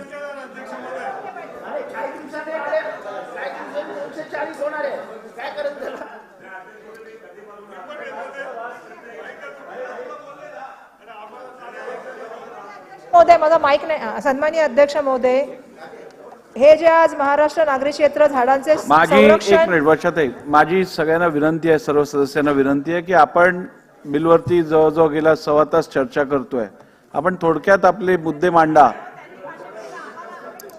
नाही, पॉइंटेड मुद्दे मांडा एवढीच विनंती आहे. नाही तर पूर्ण अध्यक्ष महोदय पॉलिटिकल भाषण केलं त्या ठिकाणी. सन्माननीय अध्यक्ष महोदय, महाराष्ट्र नागरी क्षेत्रे झाडाचे संरक्षण व जतन अधिनियम 1975 यात सुधारणा करण्यासंदर्भातलं हे विधेयक आलेले. सन्माननीय अध्यक्ष महोदय, मागच्या काळामध्ये सुद्धा सन्माननीय अध्यक्ष महोदय मी महाराष्ट्र राज्य वृक्ष प्राधिकरणासंदर्भामधल्या अधिकाराच्या संदर्भामधलं हे विधेयक आहे की पूर्वी ते अधिकार होते, आता ते पुन्हा स्थानिक लेवलला आणण्यात आलेत. आणि त्यामध्ये सुद्धा 5 वर्ष किंवा त्यापेक्षा अधिक वयाचे 200 पेक्षा अधिक झाड आहेत त्यांना पाडण्यासाठी जे आहे ते अर्ज आणि वृक्ष प्राधिकरणाकडे किंवा वृक्ष अधिकाऱ्याकडून महाराष्ट्र राज्य वृक्षालय पाठवण्यात येतील. अशा तऱ्हेचं हे बिल आहे आणि त्याच्याच बरोबर त्याची टायमिंग आणि त्याच्या संदर्भामधलं ईज ऑफ बिझनेस कसा करता येईल या दृष्टिकोनातून, उद्योगाच्या दृष्टिकोनातून सन्माननीय अध्यक्ष महोदय हे विधेयक या ठिकाणी आलेले आहे. खरं तर एका गोष्टीला समजा 2 त्या ठिकाणी जर लक्ष ठेवण्याचं काम होत असेल तर चुकीचं काय हा माझा त्या ठिकाणी पहिला प्रश्न आहे. खरं तर पहिलं विधेयक ज्या वेळेला होतं त्यावेळेला मी सन्माननीय सर्व सदस्यांची भाषण ऐकत होते, त्याच्यामध्ये मी पराग अडवाणीजींचं त्या ठिकाणी धन्यवाद देते, कारण त्यांचं भाषण हे मुद्देसूद होतं आणि त्याच्यामध्ये मुंबईकरांना काय हित होऊ शकतं आणि मुंबईमध्ये काय सुधारणा गोष्टी केल्या पाहिजेत आणि स्वायत्तची इन्स्टिट्यूटची प्रतिमा कशी ठेवली गेली पाहिजे, त्याचं स्वातंत्र्य कसं ठेवलं गेलं पाहिजे याच्यावरती त्यांनी त्या ठिकाणी भाष्य केलं. सन्माननीय अध्यक्ष महोदय, मी मुंबईकरच्या नागरिक म्हणून या ठिकाणी सर्वप्रथम आपल्या सगळ्यांना विनंती करते की आपण चर्चा करत असताना साटम साहेब आपण त्यांना बोलताय, पण आपण सुद्धा त्यांच्याबरोबर भागीदारीमध्ये होतात. ते जर महापौर होते तर आपण उपमहापौर होता, ते स्टँडिंग मध्ये होते तर स्टँडिंग कमिटीमध्ये आपण होतात, ते इम्प्रुव्हमेंट मध्ये स्टँडिंगचे चेअरमन असते ते इम्प्रुव्हमेंट कमिटीचे अध्यक्ष तुम्ही होतात. सन्माननीय अध्यक्ष महोदय, आयुक्तांच्या माध्यमातून या ठिकाणी ती समितीचे अध्यक्ष म्हणून काम करण्याचं काम होतं. आज माझा प्रश्न मुंबईचे नागरिक म्हणून सन्माननीय अध्यक्ष महोदय, कारण मी मुंबईचे नागरिक म्हणून या ठिकाणी बोलू इच्छिते. आज मुंबईचा नंबर प्रदूषणामध्ये कितवा आहे अध्यक्ष महोदय? जागतिक यादीमध्ये आपण लाहोर नंतर दुसऱ्या नंबरवरती आणि आपल्या नंतर काबूल आहे. अध्यक्ष महोदय, पर्यावरणाच्या बाबतीमध्ये आणि ग्रीनरीच्या बाबतीमध्ये या विधानसभेमध्ये चर्चा होत असताना दुर्दैवाने कुठेतरी हे सगळी चर्चा ही राजकारणाकडे गेली आणि आज आम्ही ज्यावेळी बघतो, मी तर काही ठिकाणी असं बोलते की भविष्यामध्ये अशी एक परिस्थिती येईल का की मुलांना आपल्याला झाडं ही फक्त पुस्तकात दाखवावी लागतील आणि झाडं हा प्रकार काय होता या ठिकाणी प्रश्न निर्माण होईल. मला ते सन्माननीय अध्यक्ष महोदय, आम्ही काम करत असताना मतदारसंघात, आपल्याही मतदारसंघात झोपडपट्टी आहे, माझ्याही मतदारसंघात झोपडपट्टी आहे. सन्मान्य अध्यक्ष महोदय, एक झाड तोडायचं असेल ना जे त्या ठिकाणी असतं, ते झाड तोडायचं म्हटलं तर सन्मान्य अध्यक्ष महोदय त्या माणसाला किती महानगरपालिकेमध्ये फेऱ्या माराव्या लागतात हे आपल्याला चांगल्या तऱ्हेने माहिती आहे. त्या ठिकाणचे पैसे द्यावे लागतात, त्या ठिकाणी 10-10 वेळा 15-15 फेऱ्या मारल्यानंतर सुद्धा ते झाड तोडण्याचं काम होत नाही. परंतु हेच प्राधिकरण जी असतात, जी मागच्या वेळी सुद्धा मी भूमिका मांडली की या प्राधिकरणाच्या माध्यमातून सातत्याने जर आपण बघितलं तर त्या ठिकाणी बिल्डरधाजी धोरणं केली जातात. मोठ्या मोठ्या व्यावसायिकांना त्या ठिकाणी सपोर्ट करण्याचं काम त्या ठिकाणी मोठ्या प्रमाणामध्ये केलं जातं. जी धोरणं ठरतात ती या लोकांना कशी सपोर्टिव्ह होतील. अध्यक्ष महोदय, ज्या आपल्याला माहिती आहे की जोगेश्वर विक्रोळी लिंक रोडचा आता या ठिकाणी उल्लेख झाला.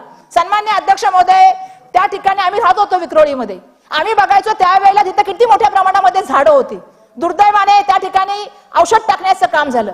मला या सभागृहात आता नाहीये, त्यांनी जिवंत सुद्धा हयातमध्ये सुद्धा नाहीयेत, स्वर्गीय तारासिंग साहेबांचा या ठिकाणी उल्लेख करायचा आहे.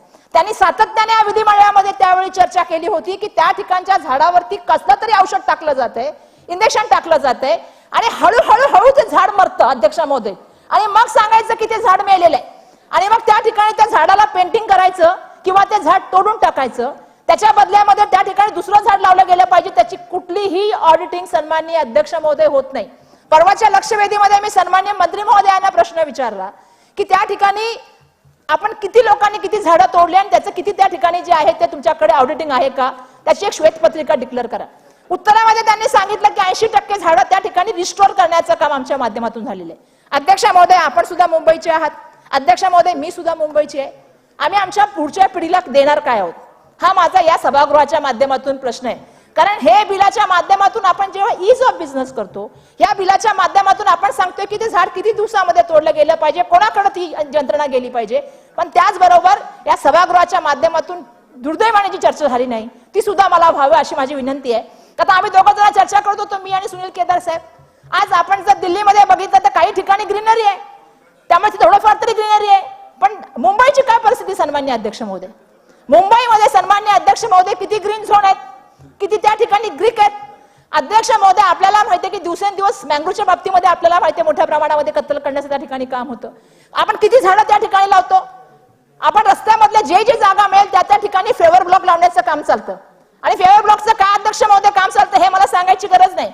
पण त्या ठिकाणी झाडं लावण्याचं काम सन्माननीय अध्यक्ष महोदय किती त्या ठिकाणी चालतं हेही मला या ठिकाणी सांगायला पाहिजे. सन्माननीय अध्यक्ष महोदय, मला माहिती आहे की या बोलत असताना की पॉलिटिक्स बोलू नये असं म्हटलं जातं, पण महानगरपालिकेची स्वायत्तेच्या बाबतीमध्ये काही लोकांनी मोठ्या प्रमाणामध्ये प्रश्नचिन्ह उपस्थित केले की कोण मुख्यमंत्री होते, त्यांच्या काळामध्ये मग इंटरफेरन्स झाला, काय झालं.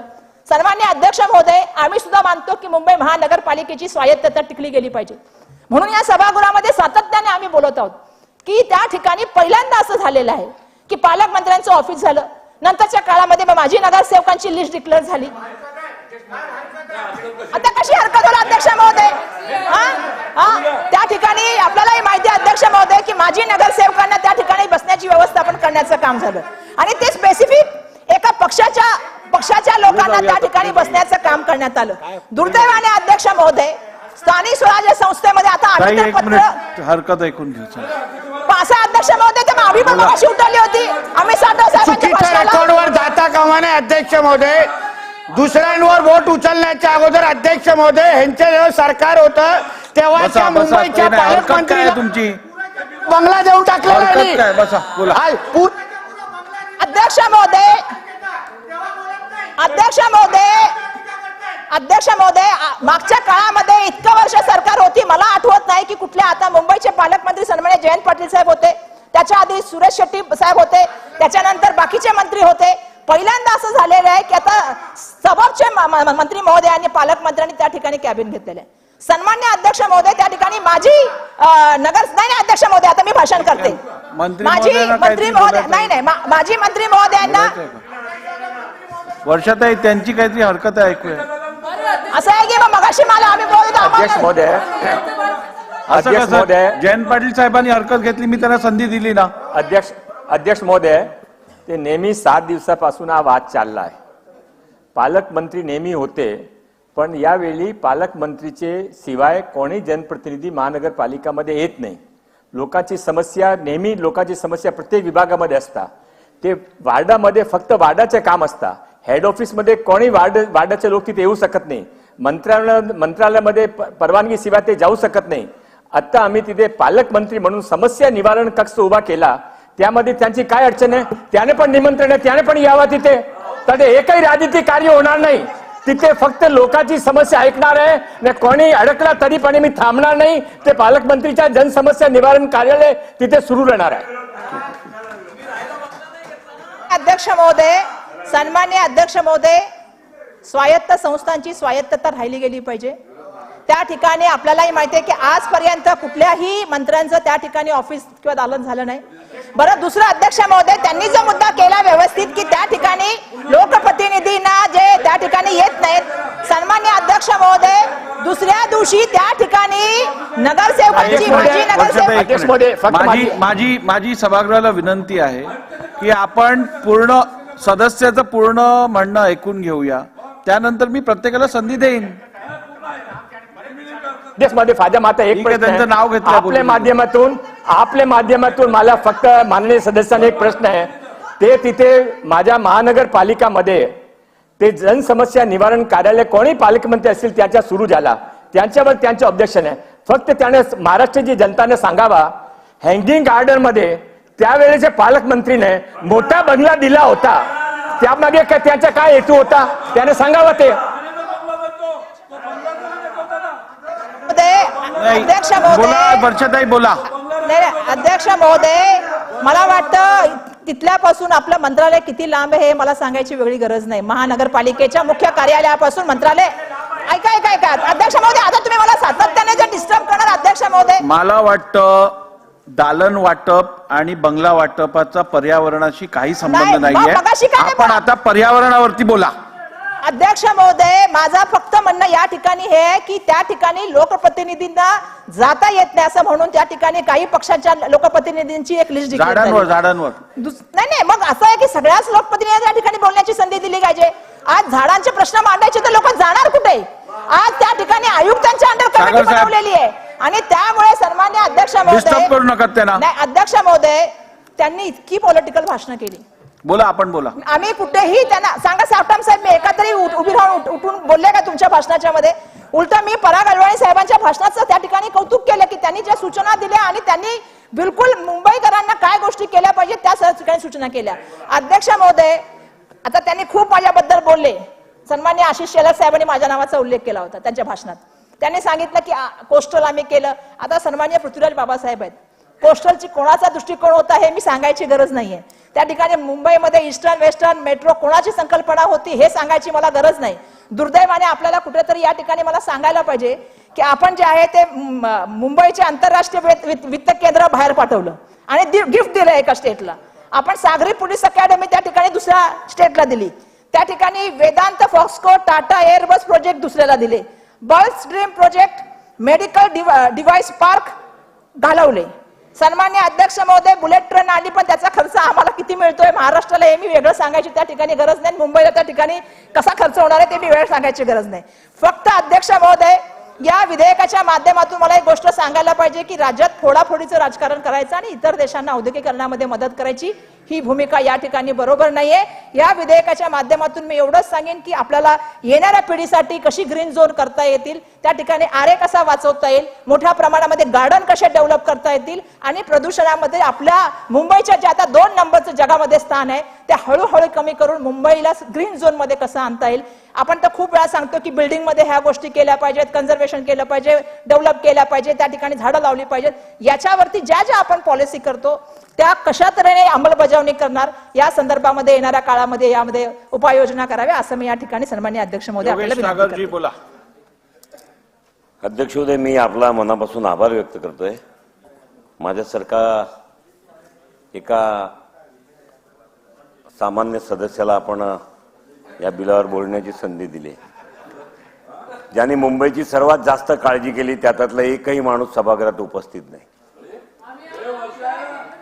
ज्यांनी मुंबईवर 25 वर्ष राज्य केलं, सलग 25 वर्ष, त्याचं एकही व्यक्ती. आणि अध्यक्ष महोदय, लहानपणी मी बिलावरच बोलणार आहे. लहानपणी अध्यक्ष महोदय मैदानी क्रिकेट व्हायचं, मैदानी म्हणजे हे वानखेडे स्टेडियम वाले नाही. त्याचाच एक माणूस असा कॅप्टन असायचा, एक मुलगा, की तो केवळ बेटिंग करायला यायचा. बेटिंग करायचा, मग फिल्डिंग करायचं नाही आणि पळून जायचं.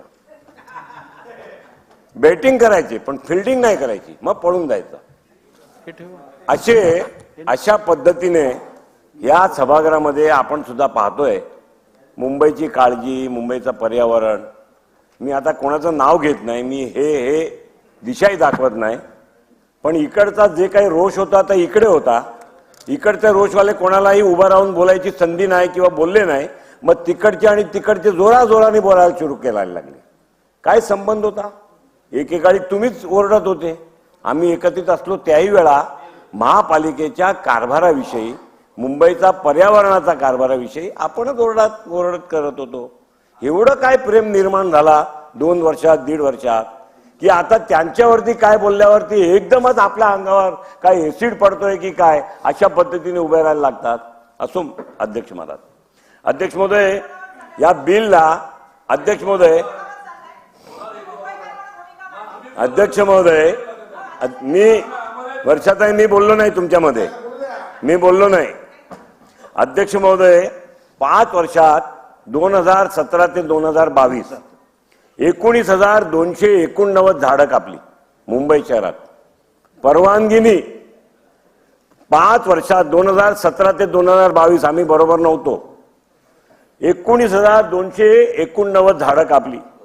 अध्यक्ष महोदय, 17 तलाव मुंबई शहरामध्ये छोटी मोठी असलेली, कारण तलावाला रिझर्वेशन, पॉन्डचा रिझर्वेशन डीपी मध्ये नाही आहे, त्यामुळे अशा 17 तलावाला मुंबई शहरामध्ये बुजवण्यात आलं. त्या तलावाला माती टाकून बुजवण्यात आलं. अध्यक्ष महोदय, 284 विहीर, 284 वेल्स मुंबई शहरामध्ये होते, त्याचा अस्तित्व संपुष्टात आणून त्या विहिरी बंद करण्यात आला. पर्यावरणावर प्रेम किती आहे बघा. पर्यावरण ढोंगी किती लोक असतात बघा. पर्यावरण ढोंगीला उचलणारे मीडिया कसे असतात ते बघा. हा पर्यावरण पर्यावरण सुनीलजी तिथे नका बघू, माझ्या समोर बघा, अध्यक्षांसमोर बघा. अध्यक्ष महोदय, 25 वर्ष मुंबईवर सलग राज्य केलं. 25 वर्षामध्ये ज्याचा उल्लेख सन्मान्य सदस्य अमित साटमांनी केला, 60% झोपडपट्टी मुंबई शहरात आहेत बाबा. एकही झोपडपट्टीला सिवेज कनेक्शन नाही. मुंबईची एकूण लोकसंख्येची 60% लोकसंख्या त्या झोपडपट्टीमध्ये राहते, त्याला सिवेज कनेक्शन नाही आहे. ज्याचा उल्लेख केला त्या नदीमध्ये, नाल्यामध्ये, त्या नदी आणि नाल्यामध्ये तो सिवेजचा पाणी जातो. पर्यावरणाची किती काळजी आहे बघा. मी पर्यावरणवादी, मी पर्यावरण वाचवणारा व्यक्ती, मी पर्यावरणवादी युवा नेता, कुठे त्या पर्यावरणाची चिंता केली अध्यक्ष महाराज.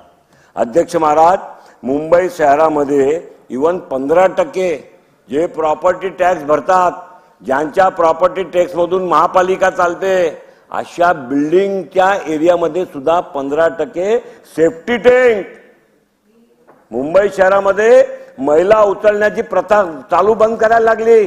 मी नगरसेवक असताना सुद्धा महिला उचलण्याची प्रथा मी पाहिली माझ्या डोळ्यांनी. आज मुंबई शहरामध्ये सुद्धा 15% सोसायटीजना सिवेज कनेक्शन नाही. काय पर्यावरणाची काळजी हो, काय पर्यावरणाची चिंता. तो समुद्रात पाणी जातो, अनट्रीटेड वॉटर जातो, त्याचा उल्लेख तर वेगळा.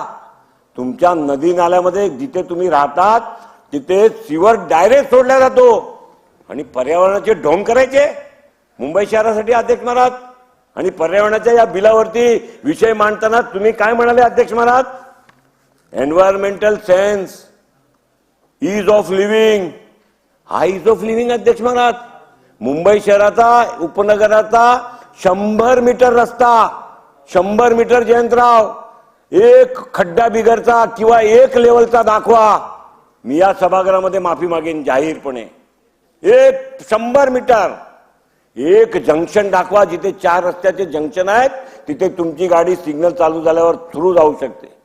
थांबवली लागणार. एकही जंक्शन नाही. तुम्ही पर्यावरणाची काळजी करता अध्यक्ष महोदय. तुम्ही पर्यावरणावर बोलणार आणि आम्ही तुमचं पर्यावरणावर ऐकायचं. तुम्ही मुंबई शहरामध्ये वर्ल्ड स्टँडर्ड लिव्हिंग तुम्हाला भेटू शकतो, कारण आपल्याला लॉटरी लागली आहे ना. आपल्याला लॉटरी लागली, आपण पारंपरिक आहोत, त्यामुळे आपल्याला वर्ल्ड स्टँडर्ड लिव्हिंग भेटू शकतो. पण आपल्यासाठी काम करणारा त्या पक्षाचा जो कार्यकर्ता असेल ना, तो कुठल्या अवस्थेत राहतोय याच्या संदर्भामध्ये सुद्धा अध्यक्ष महोदय काळजी करण्याची आवश्यकता होती. अध्यक्ष महोदय हा कायदा केला, आपल्याला एक्सपर्ट पाहिजे होते ना. बाबा म्हणाले ते खरं आहे की केवळ मुंबई शहरापुरता मर्यादित हा बिल नाही आहे. बाबा, मुंबई शहरापुरता मर्यादित नसला तरी आपण फार मोठे सिटीज सोडून दिले, फर्स्ट कॅटेगरीचे किंवा फर्स्ट रँकचे.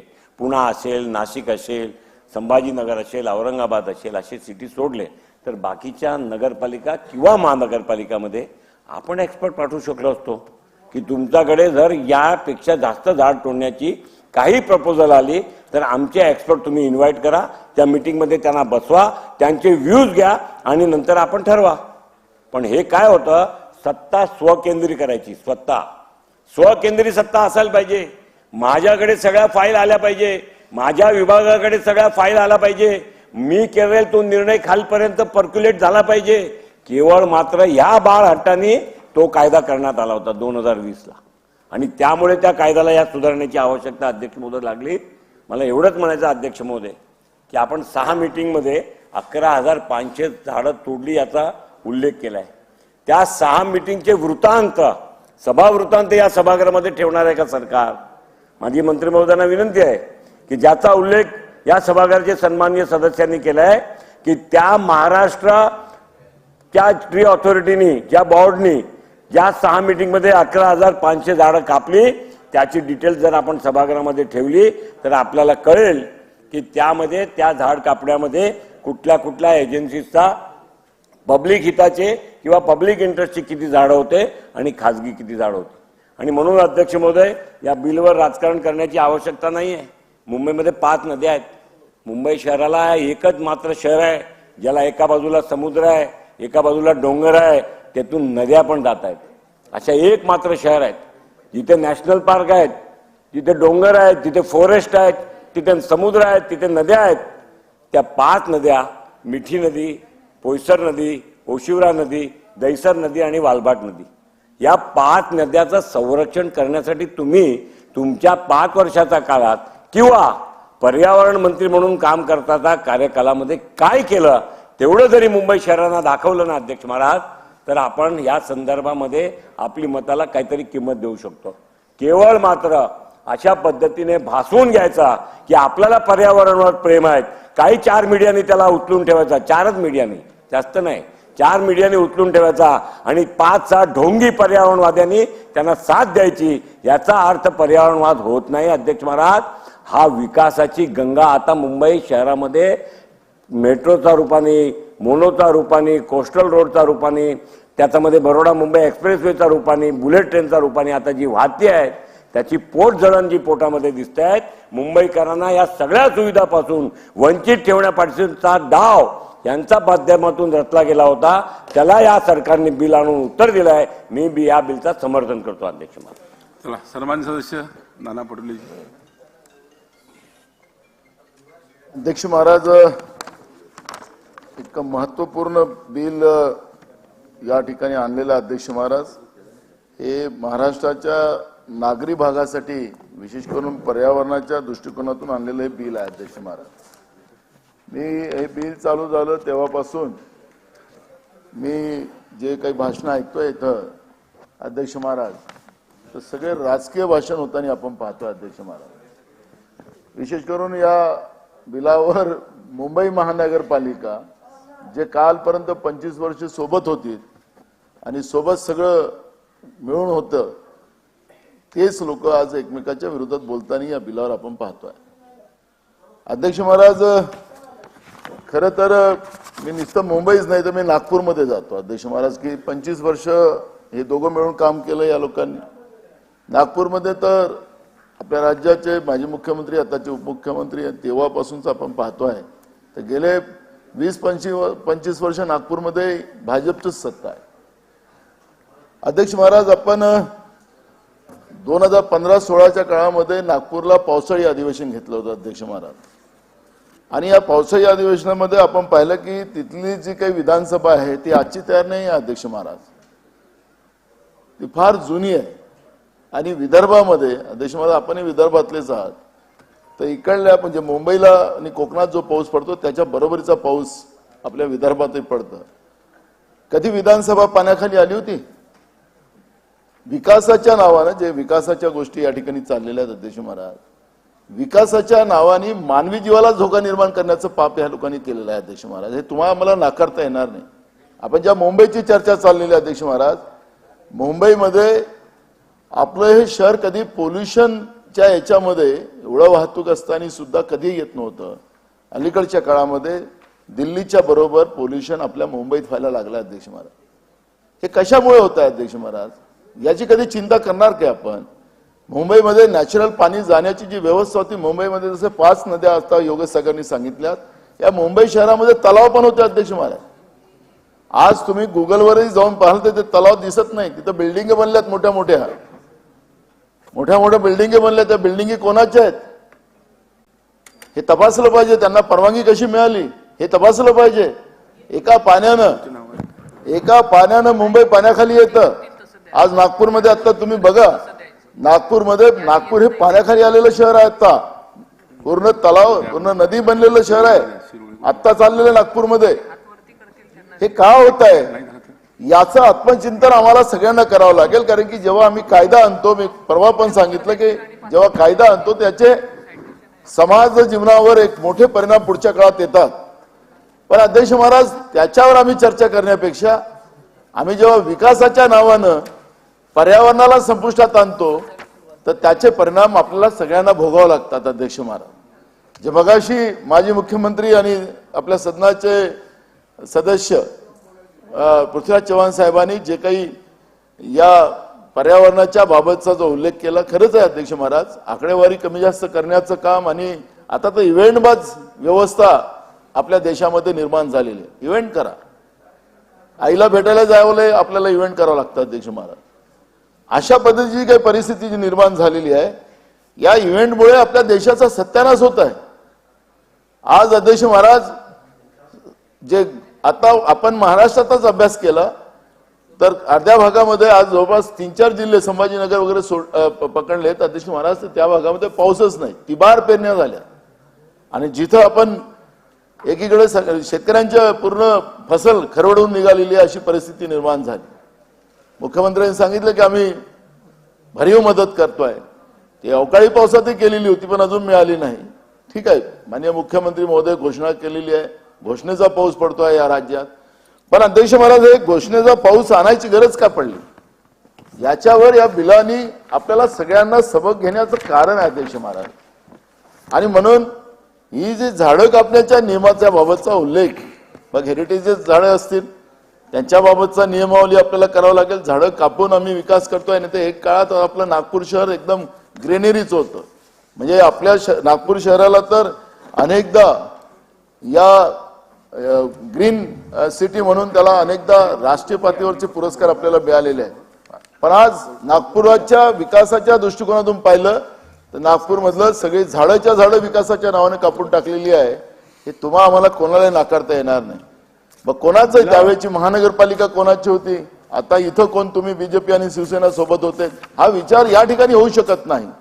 पण या ठिकाणी आपल्याला एक विचार केला पाहिजे की झाडं आणि पर्यावरणाच्या दृष्टिकोनातला प्रयत्न. मला जेवण झालं एवढं नको, उपास आहे तुम्ही करायला लावलाय. त्या चेअरला मी होतो, मला माहिती आहे किती त्रास आहे. धन्यवाद अध्यक्ष महाराज.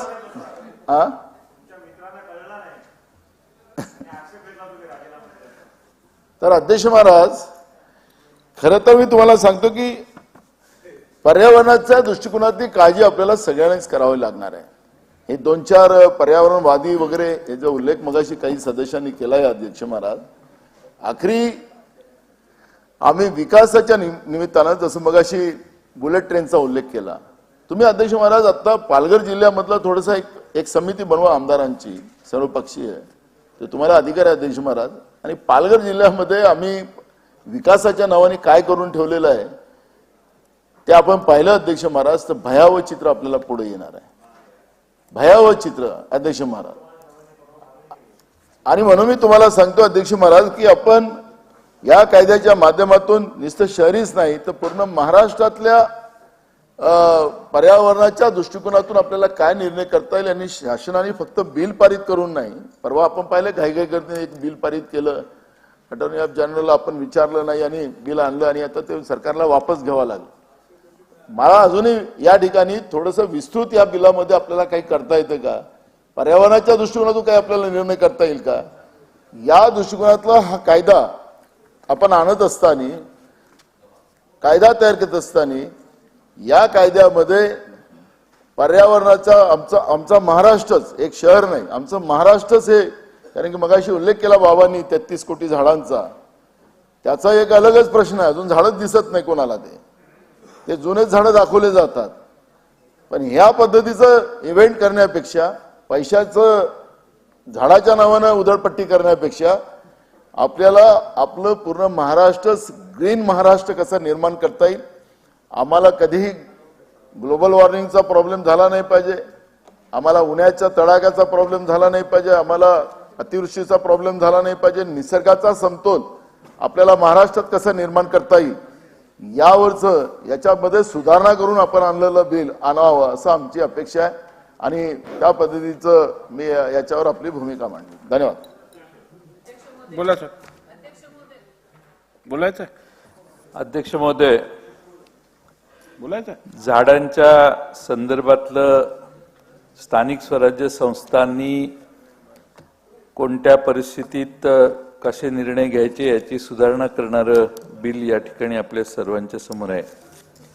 अध्यक्ष महोदय, झाडांच्यासाठी आता आपण नगरपालिकांना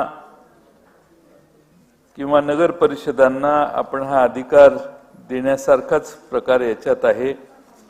आणि 200 पेक्षा जास्त झाडं जर लावलेली असतील, ती तोडत असताना ज्या समितीकडे हा निर्णय येत होता आणि पर्यायाने राज्य सरकारच्या स्तरावरच्या समितीकडे येत होता, त्या समितीला अध्यक्ष महोदय थोडंसं त्याचे अधिकार करून महानगरपालिकेच्या किंवा नगरपालिकेच्या स्तरावर हा निर्णय होणार आहे. अध्यक्ष महोदय, झाडांना हेरिटेजमध्ये गणण्याचं देखील एक काम मागच्या काळात झालंय आणि जी जुनी झाडं आहेत त्या जुन्या झाडांच्यावर विशेष लक्ष ठेवावं आणि किती वर्ष जुनं आहे, बाकीच्या सगळ्या माहित्या त्याच्या काढाव्यात, यासाठी देखील हेरिटेज ट्री म्हणून एक संकल्पना गेल्या काही वर्षात राबवण्यात आली. अध्यक्ष महोदय, हे करत असताना, कारण देत असताना ईज ऑफ डुईंग बिझनेस हा एक सर्वोत्तम मार्ग गुंतवणूकदारांना आकर्षित करण्यासाठी आहे असा बिलामध्येच उल्लेख माननीय मुख्यमंत्री महोदयांनी केलेला आहे.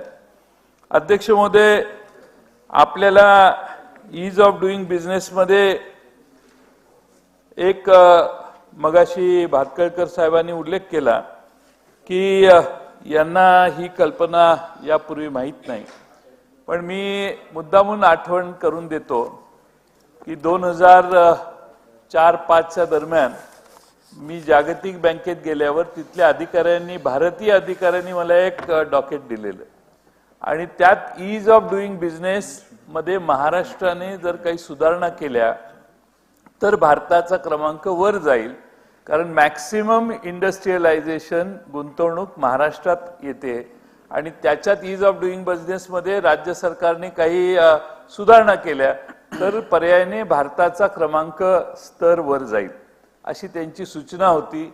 त्यामध्ये जे त्यांनी सूचना केलेल्या त्यामध्ये जे मुद्दे होते, मला त्यानंतर माझ्या वाचनात आलं की तत्कालीन गुजरातचे मुख्यमंत्री देखील तिकडे गेलेले, त्यामुळे त्यावेळच्या जागतिक बँकेच्या अधिकाऱ्यांना मी फोन करून विचारलं की अरे, मला जे डॉकेट दिलेलं, जे मुद्दे दिलेले तेच मुद्दे तुम्ही गुजरातच्या मुख्यमंत्र्यांना दिले का? तर तो म्हटले हो, गुजरात पण इंडस्ट्रीसाठी जरा प्रगत आहे त्यामुळे आम्ही त्यांनाही दिले. त्या सगळ्या मुद्द्यांचा अनुकरण किंवा त्या मुद्द्यांच्या बाबतीत त्या लाईनवर काम करण्याचं काम सन्माननीय नरेंद्र मोदी साहेब देशात करतायत असं दिसतंय आणि त्यामुळे ईज ऑफ डुईंग बिझनेसला जरा जास्त गती मिळालेली. आता ईज ऑफ डुईंग बिझनेसमध्ये आपला क्रमांक इम्प्रूव्ह झालेला आहे. इम्प्रूव्ह होत असताना अध्यक्ष महोदय ईज ऑफ डुईंग बिझनेसमध्ये 2-3 महत्वाचे मुद्दे आहेत की 300 पेक्षा जास्त कमी कर्मचारी असतील तर त्या उद्योगामध्ये आता युनियन होणार नाही. म्हणजे ईज ऑफ डुईंग बिझनेसच्या नावाखाली एखादं मुंबईतलं अमरसन सारखं दुकान आहे ज्याला कदाचित 70-80 कर्मचारी असतील तर त्यातल्या कुणाला काढायचं ठेवायचं ह्याच्याबद्दल आता फारसं बंधन राहिलं नाही. कारण 300 पेक्षा कमी कर्मचारी असणाऱ्या कोणत्याही एस्टॅब्लिशमेंटमध्ये कायदा आता बराच शिथिल केलेला आहे.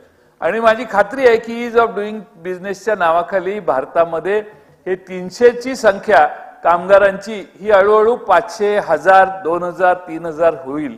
आणि या देशामध्ये या ज्या ट्रेड युनियन आहेत त्या ट्रेड युनियनचं अस्तित्व हळूहळू कमकुवत होणार आहे. आणि त्यामुळे पर्यायाने ईज ऑफ डुईंग बिझनेसच्या नावाखाली काम करणाऱ्या कष्टकरी वर्गाची पिळवणूक आता पुन्हा एकदा भारतात सुरू होऊ शकते, फक्त आणि फक्त ईज ऑफ डुईंग बिझनेसच्या नावाखाली. आणि त्यामुळे अध्यक्ष महोदय ईज ऑफ डुईंग बिझनेस ऐकायला वाचायला चांगलं वाटतं. आता मी थोडीशी माहिती काढलेली आहे, त्याच्यात दिसते ईज ऑफ डुईंग बिझनेस मध्ये आपण बरीच प्रगती केलेली आहे.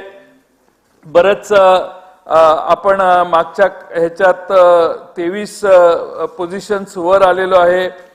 2017 मध्ये 100 होतो, आता 77वा नंबर 190 देशामध्ये आपला आलेला आहे. पण अध्यक्ष महोदय ईज ऑफ डुईंग बिझनेस मध्ये महाराष्ट्र कुठे आहे तर गुलाबराव पाटील साहेबांनी याचा खरा अभ्यास केला पाहिजे की महाराष्ट्र 2015 मध्ये 8व्या रँक मध्ये होता देशात, तो आता 13 नंबरवर गेलेला आहे. कर्नाटक 9व्या नंबरवर होता, तो 17व्या नंबरवर गेलेला आहे. म्हणजे ज्या ठिकाणी भारतीय जनता पक्षाचं सरकार आहे त्या ठिकाणी ही घसरण झालेली आहे. आणि उत्तर प्रदेश मात्र योगी साहेबांनी एवढी प्रगती केली की 10 नंबरवरून उत्तर प्रदेश 2 नंबरवर आलेला आहे.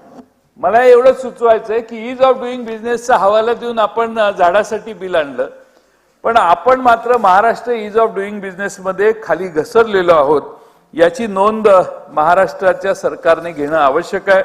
अध्यक्ष महोदय मागच्या काही काळामध्ये जसं ईज ऑफ डुईंग बिझनेस मध्ये आपण प्रगती केली तसं दिल्लीचं सरकार सत्तेत येतानाच करप्शनच्या विरोधी आम्ही आहोत आणि कोणत्याही करप्ट प्रॅक्टिसेस भारतात होऊन देणार नाही अशी घोषणा तत्कालीन त्यावेळी जे प्रचार प्रमुख होते भारतीय जनता पक्षाचे आणि जे पर्यायाने नंतर प्रधानमंत्री झाले त्यांचं हे एक सगळ्यात मोठं कलम होतं की भ्रष्टाचाराचं निर्मूलन करू.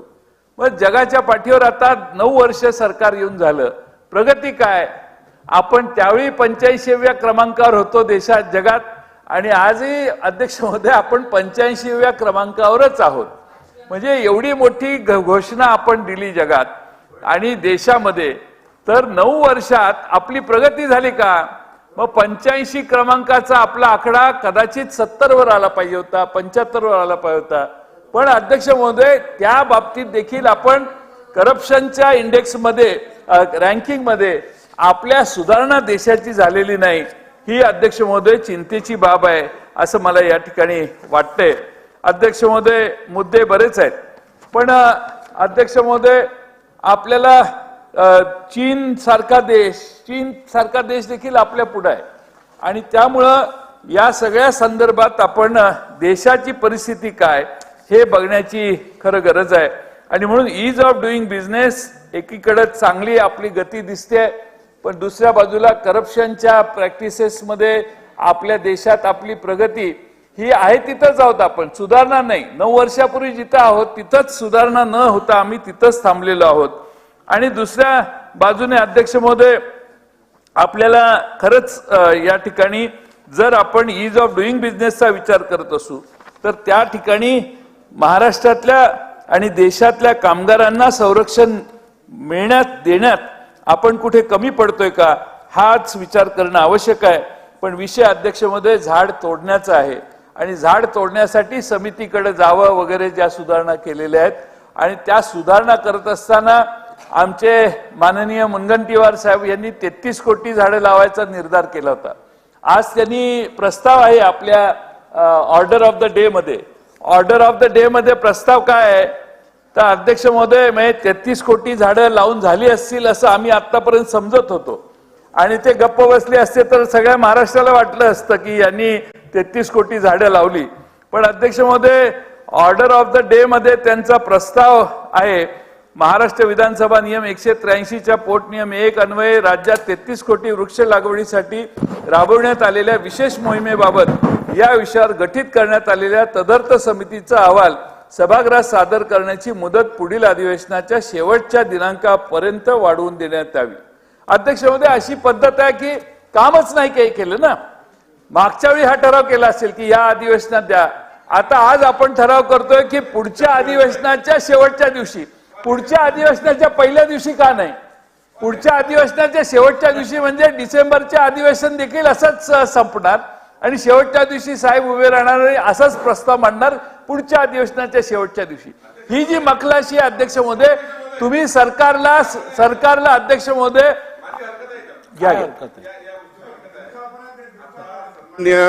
सदस्य जयंत पाटील साहेबांनी हा जो विषय मांडला 33 कोटी वृक्ष लागवडीबद्दल, याच्यामध्ये जे पुढील अधिवेशनाच्या शेवटच्या दिनांकापर्यंत वाढून देण्याबाबत तुम्ही जो आक्षेप घेतात वनमंत्र्यावर, त्याच्याबद्दल माझी हरकत अशी आहे की ऍक्च्युअल मागच्या महाविकास आघाडी सरकारमध्ये विनाकारण ही समिती बसवली की याच्यामध्ये काहीतरी घोटाळा झाला, अनियमितता झाली, अशा पद्धतीने एक समिती या ठिकाणी बसवली होती आणि त्याचे प्रमुख नाना पटोले साहेब होते आणि त्या समितीमध्ये मी देखील आहो.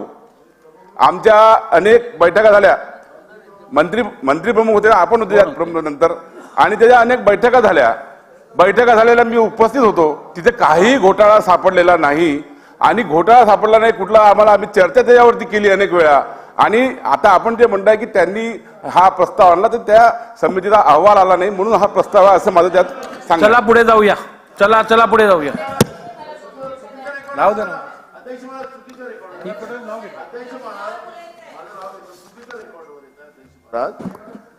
ते मीटिंगला होते अध्यक्ष महाराज, जे रोप 33 कोटी जे रोप त्या ठिकाणी लागवड केलेलं होतं तिथं ऑब्जेक्शन ते होतं की ते रोपं आणली कुठून. अध्यक्ष महाराज रेकॉर्डला नर्सऱ्याच नाहीत, ते तुम्ही सांगितलं नाही, काही घोटाळाच झाला नाही असं तुम्ही म्हणालात, पण त्याच्यामध्ये ते गोष्ट आल्यात ना.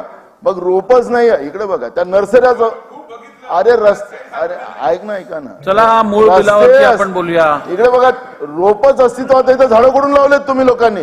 ठीक आहे, चला बस आता. अध्यक्ष महोदय, खरं म्हणजे सभागृहात आवश्यक तेवढंच बोलावं.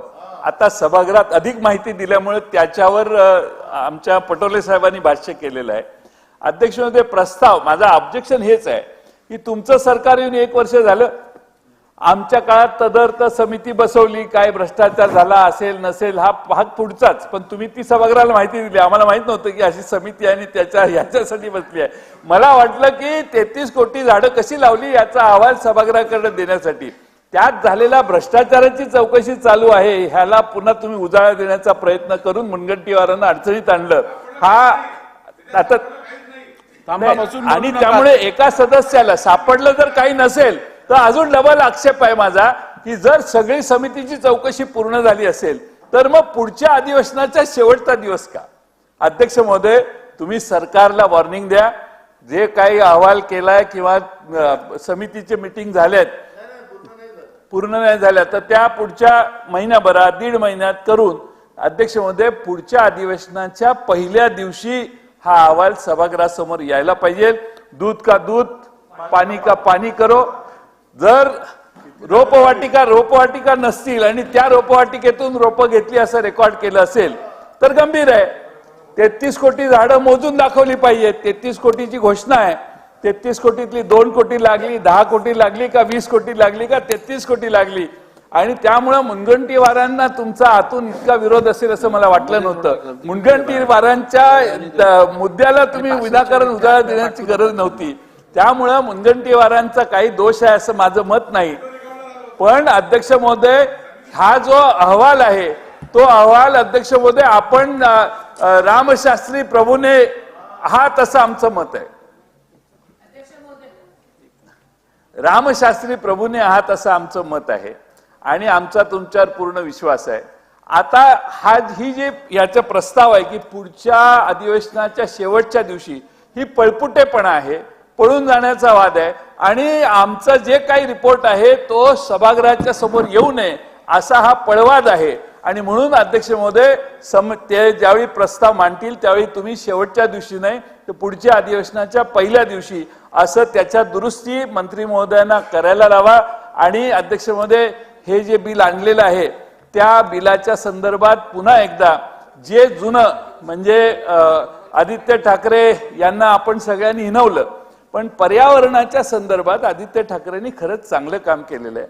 चांगल्याला चांगलं काम म्हणायचंय. आता ते त्या पर्यावरणाच्या संदर्भात ज्या कल्पना त्यांनी मांडल्या, एक तरुण अध्यक्ष महोदय काम करायचा प्रयत्न करतोय, त्यामुळे त्यांनी घेतलेल्या निर्णयाबद्दल आता तुमचं राज्य आलंय, तुम्ही तुमच्या पद्धतीने दुरुस्त्या करा, पण त्याच्यात नगरपालिकेच्या स्तरावर जाऊन त्यांचं माप काढायचं कार्यक्रम सभागृहात होऊ नये.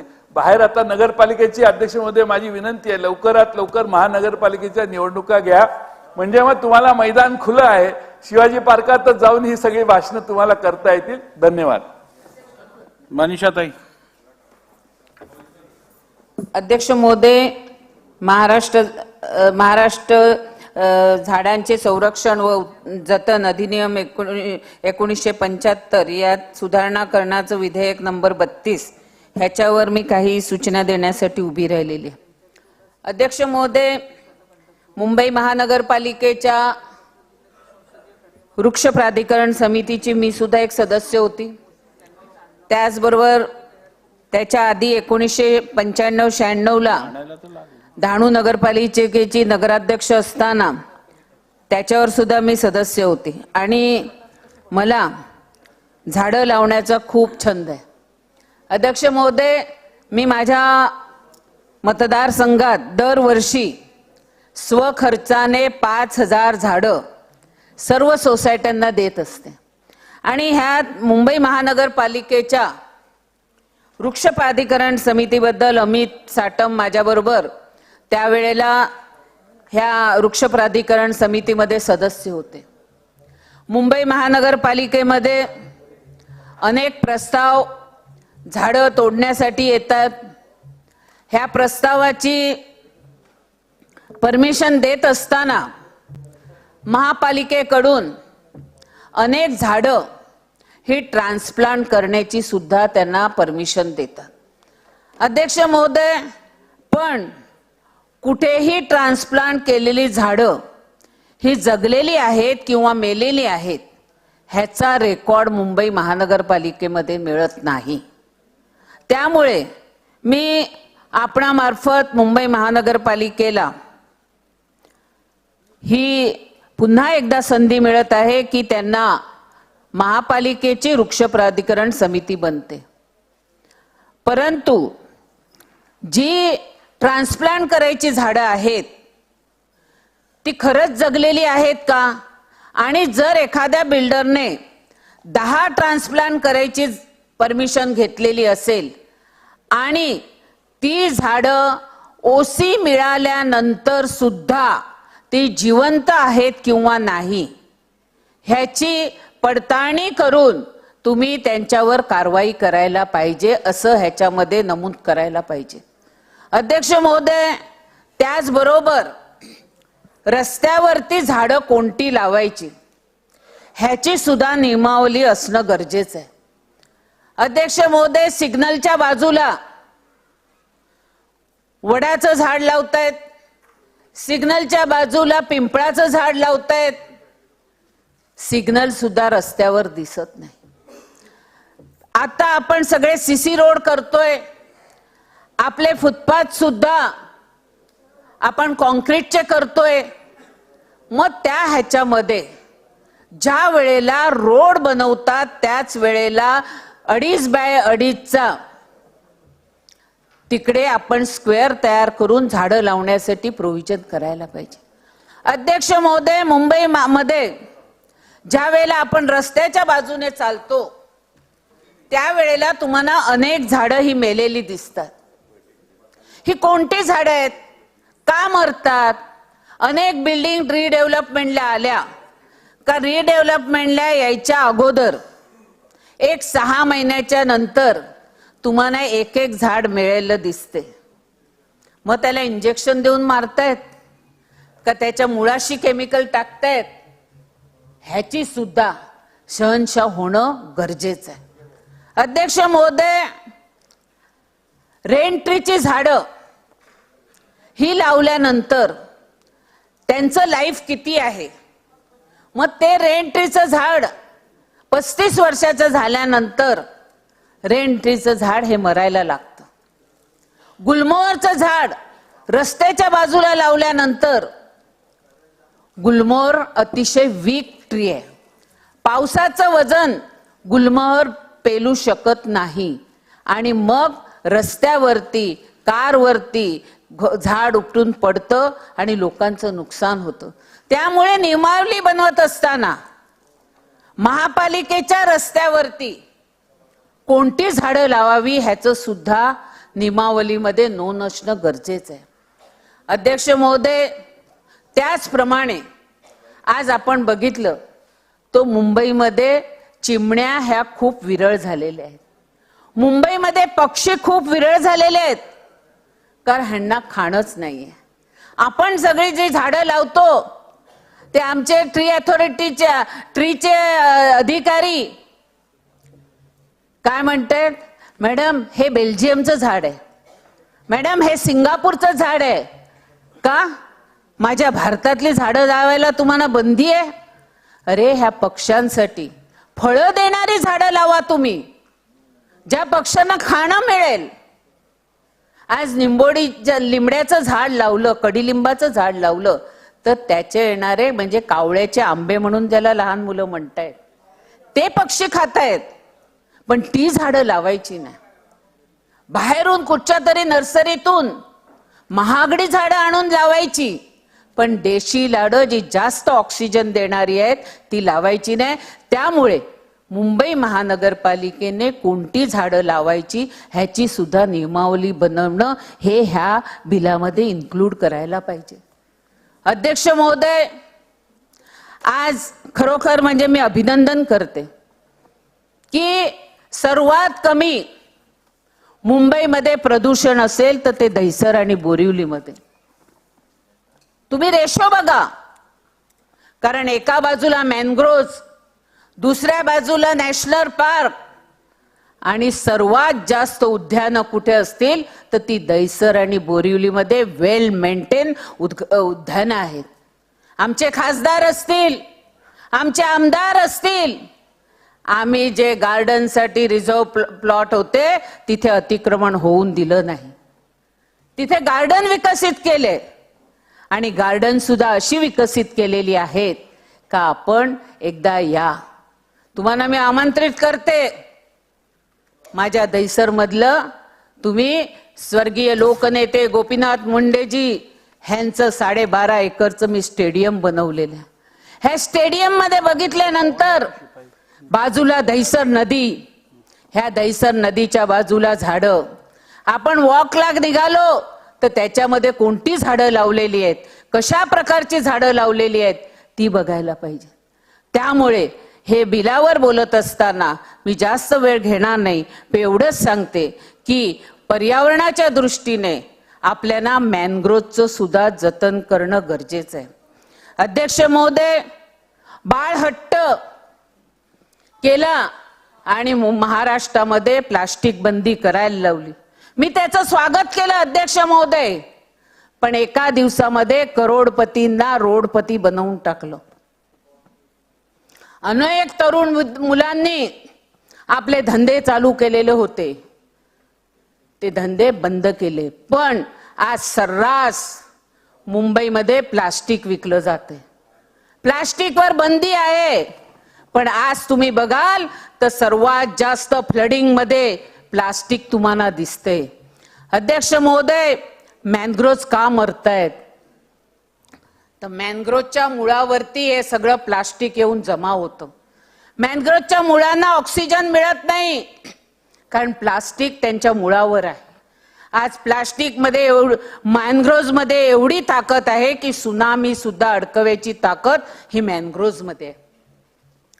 आज माझी पर्यावरण मंत्री इकडे नाहीये, ते पर्यावरणाचे खरोच पर्यावरण मंत्री आहेत.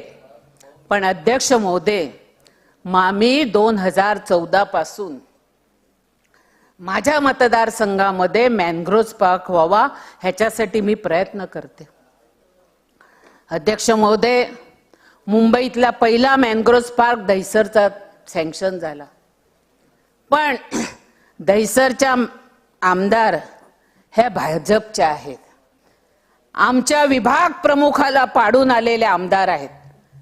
म्हणून माझ्या सगळ्या प्रोजेक्टला स्थगिती द्यायचं काम ह्या पालकमंत्र्यांनी केलं. माझ्या मॅनग्रोव्ह पार्कला स्थगिती दिली. तुम्ही तर पर्यावरणवादी होते, तुम्हाला पर्यावरणाचं प्रेम होतं, मग तुम्ही मॅनग्रोव्ह पार्कला दहिसरलाच का स्थगिती दिली? दहिसर नदीवरती काम करत असताना तुम्ही त्यावेळेला माझे STP प्लांट लावून दिले असते तर आज आमची दहिसर नदी ही अहमदाबादच्या साबरमतीपर्यंत आहे. अध्यक्ष महोदय, मी मुंबई महानगरपालिका आयुक्तांचं मनपूर्वक अभिनंदन करते की ह्या दहिसर नदीसाठी प्रोटेक्शन वॉलला विरोध करून सुद्धा त्यांनी मला परमिशन दिली. काल मुंबईतला सर्वात जास्त पाऊस हा दहिसर मध्ये पडला आणि 340 मिलीमीटर पाऊस हा दहिसरला पडला. पण अध्यक्ष महोदय, एवढा पाऊस पडला तरी फक्त 2 ठिकाणी, ते पण का तर महापालिकेचे पंपिंग स्टेशन बंद होते, हाय टाईट होती, संपूर्ण बॅक वॉटर आलं आणि बॅक वॉटर आलं त्यामुळे 2 ठिकाणी पाणी भरलं. पण जशी ओहोटी लागली तसं पाणी पुन्हा निघून गेलं. पण ह्या पर्यावरणवाद्यांनी मुंबई महानगरपालिकेमध्ये पालकमंत्र्यांना दालन का दिलेलं आहे त्याच्यावर ऑब्जेक्शन.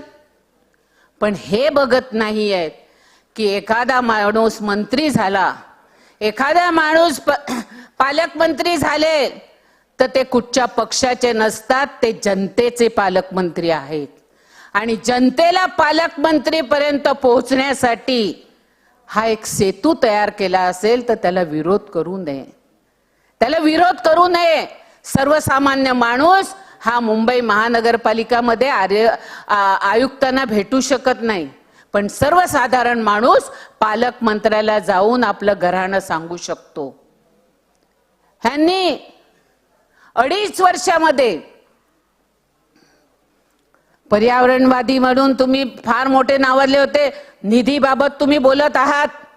अरे तुम्ही तर तुमच्या नगरसेवकांना साड्या वाटायला पैसे दिले, तुमच्या नगरसेवकांना कुकर वाटायला पैसे दिले. तेव्हा DPTC मध्ये मनीषा चौधरी नव्हती, भारती लवेकर नव्हती, विद्या ठाकूर नव्हती, अमित साटम नव्हते, पराग अळवणी नव्हते. हा, तेव्हा DPTCचे पैसे कलर झेरॉक्स मशीनला वाटायचे, साड्या वाटायला. पण ते वाटले कुठे? अध्यक्ष महोदय, त्यांच्यातूनच शिंदे गटात आलेल्या प्रकाश सुर्वेने जप्त केली शिलाई मशीन. महापालिकेच्या पैशातून घेतलेला माल साठा केला होता. दहिसरला मागाठाण्यामध्ये नगरसेवकाने वाटलेच नाही, जमा करून ठेवले होते. ते आमच्या प्रकाश सुर्वेंनी त्याची कारवाई केली आणि मुंबई महानगरपालिकेला परत ती शिलाई मशीन आणून दिली. आजपर्यंत रेकॉर्ड मिळाला नाही. किती माझ्या माता बहिणींना साड्या दिल्या, आजपर्यंत रेकॉर्ड मिळाला नाही. किती भगिनींना कुकर वाटले. पण DPTCच्या बुकलेट मध्ये आहे का कोणाला किती पैसे दिले. म्हणून सन्माननीय मंत्री महोदय आता इकडे नाही आहेत, माजी मंत्री महोदय जयंतराव पाटील सुद्धा निघून गेले इकडून. ते पालकमंत्री होते आणि वृक्षपादीकरण समितीमध्ये आम्ही मागणी करायचो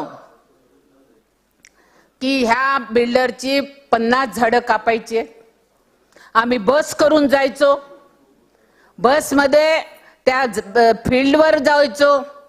आम्हाला वाटलं का हे झाड आपण वाचवू शकतो, तर आम्ही प्रामाणिक आमचं मत तिकडे मांडायचो की ह्याला कापायला परमिशन देऊ नका, कारण हे अडचणीचं नाही आहे. त्यामुळे ह्या बिल पास करत असताना ज्या ज्या गोष्टी मी सुचवलेल्या आहेत त्यामध्ये इन्क्लूड कराव्या.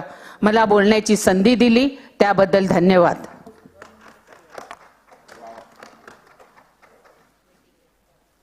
अध्यक्ष महोदय, या बिलाचा अभ्यास करत असताना वृक्ष लागवड, शहरांमधली परिस्थिती, पोल्युशन, ट्रॅफिक या सगळ्या विषयांवर अभ्यास केला होता. जेव्हा या बिलावर खऱ्या अर्थाने चर्चा सुरू झाली आणि सगळ्यांची चर्चा ऐकली, तेव्हा मला असं वाटलं की मी चुकीचा अभ्यास करून आलो. कारण का इथं तुमची सत्ता त्या महानगरपालिकेमध्ये असताना असं झालं, आमची सत्ता असताना आम्ही असं केलं. महानगरपालिकेमध्ये जेव्हा केव्हा त्यांची सभा एखादी होत असेल तर ती कशी असावी याचा काही प्रमाणात अंदाज आजच्या या बैठकीमध्ये आणि या चर्चेमध्ये आम्हा सर्वांना आला. अध्यक्ष महोदय, या तूतू मेमेपेक्षा मला असं वाटतं की शहरामध्ये राहणारे जे सामान्य नागरिक आहेत त्यांना काय पद्धतीच्या अडचणी येतात याच्यावर कुठेतरी चर्चा झाली पाहिजे. आणि चर्चा मुंबईवर झाली. मुंबई महत्वाचं शहर आहे, पण आपल्या या राज्यामध्ये 200 पेक्षा जास्त शहरं आहेत, त्याच्यावर सुद्धा कुठं ना कुठेतरी चर्चा झाली पाहिजे असं मला वाटतं. अध्यक्ष महोदय, या बिलाचा बेसिक मुद्दा जो आहे तो म्हणजे झाडं कापत असताना ते सुद्धा 200 पेक्षा अधिक जर आपल्याला झाडं कापायची असेल, आता जो काही रूल आहे त्या रूल प्रमाणे आपल्याला राज्य सरकारकडे यावं लागतं. आणि या बिलामध्ये असं सांगितलं आहे की ते कुठेतरी डिसेंट्रलाइज झालं पाहिजे. आणि याला कारण काय दिलंय ते ईज ऑफ डुईंग बिझनेस. अध्यक्ष महोदय, ईज ऑफ डुईंग बिझनेस बद्दल जयंतराव पाटील साहेबांनी आपल्याला सांगितलंय. एखादा बिझनेस आपल्याला आपल्या राज्यामध्ये, देशामध्ये आणायचा असेल तर त्याला वेगळ्या वेगळ्या काही परवानग्या लागतात. त्या परवानग्या लवकरात लवकर कशा मिळतील यासाठी त्या सरकारने प्रयत्न केले पाहिजे.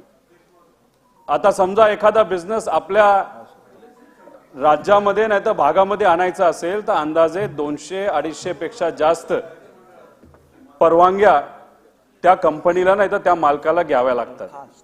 आणि कदाचित त्या 250 पैकी एक परवानगी असेल, जर त्याच्या एरियामध्ये 200 पेक्षा जास्त झाडं असतील, ती जर कापायची असतील तर त्याची ती परवानगी असावी. अध्यक्ष महोदय, मी सुद्धा इंडस्ट्री बघतो. इंडस्ट्री बघत असताना इंडस्ट्रीला काय विविध अडचणी येतात याचा एक अंदाज आम्हा सर्वांना नक्कीच आहे. खरं तर हा विषय शहराच्या बाबतीत चाललेला आहे. शहरामध्ये एखादा नवीन बिझनेस आणायचा असेल तर प्रामुख्याने तो MIDC मध्ये येऊ शकतो. एखादी इंडस्ट्रियल इस्टेट असेल तिथे येऊ शकतो. मग इंडस्ट्रियल इस्टेट आणि MIDC सोडून जर दुसरा कुठला व्यवसायाच्या बाबतीत कदाचित ईज ऑफ डुईंग बिझनेस या बिलामध्ये जे मेन्शन केलंय ते कशाबद्दल असेल तर ते कदाचित रिअल इस्टेट बद्दल असू शकतं, एखाद्या मॉल मधलं असू शकतं, नाहीतर केंद्र सरकारचा एखादा प्रोजेक्ट जसं आपलं बुलेट ट्रेन आहे त्याच्याबद्दलचाच विषय असू शकतो. याच्या पलीकडे कुठला विषय असेल असं मला वाटत नाही. अध्यक्ष महोदय, माझं एवढंच म्हणणं आहे की पुण्यामध्ये जेव्हा मी लहानपणी फिरायचो खूप मोठ्या प्रमाणात झाडं असायची. असं म्हणलं जायचं की रिटायर व्हायचं असेल तर पुण्याला गेलं पाहिजे. आजची पुण्याची परिस्थिती बघितली तर जी झाडं आम्ही लहानपणी बघितली होती ती आता दिसत नाहीत. काही प्रमाणात आपण पैसा कमवायच्या नादामध्ये, इंडस्ट्री आणायच्या नादामध्ये एन्व्हायरमेंटकडे दुर्लक्ष करून चालत नसतं. शेवटी बॅलन्स डेव्हलपमेंट होणं पण तितकंच महत्वाचं आहे. कारण जेव्हा केव्हा मी अधिवेशनामध्ये बोललोय, बाहेर बोलतो, तेव्हा इंडस्ट्री, इन्व्हेस्टमेंट, नोकरी याच्याबद्दलच बोलतो. पण एखादं बिल आणत असताना ते सुद्धा समजा एन्व्हायरमेंटच्या बाबतीत असेल तर एन्व्हायरमेंट बद्दल आपल्याला स्ट्रिक्ट असणं पण तितकंच महत्वाचं आहे. पण जर इन्व्हेस्टमेंट येत असेल तर ती जी प्रक्रिया आहे परवानगी घ्यायची ती स्मूथ कशी होईल, त्याला लवकर परवानगी कशी मिळेल, यासाठी कुठेतरी प्रयत्न करण्याची जरूरत आहे. कारण का ईज ऑफ डुईंग बिझनेस एका बाजूला आपण म्हणतो म्हणून वृक्षतोडीचा या बिलाचा हा विषय इथं आपण आणतो आणि दुसऱ्या बाजूला माझ्या मतदारसंघामध्ये MIDC व्हावी, कन्क्लूड करा लवकर, त्यासाठी कुठेतरी आम्हाला आंदोलन करावं लागतं. त्यामुळे हे जे बिल इथं आणलेलं त्याचा ईज ऑफ डुईंग बिझनेस जे कारण दिलेलं त्याला आम्हाला ते वाटतं चुकीचं आहे. अध्यक्ष महोदय, आमच्या पिढीसाठी आणि आमच्या पुढच्या पिढीसाठी त्या शहरामध्ये झाडं असणं, गार्डन्स असणं, ते मेंटेन करणं तितकंच महत्वाचं आहे.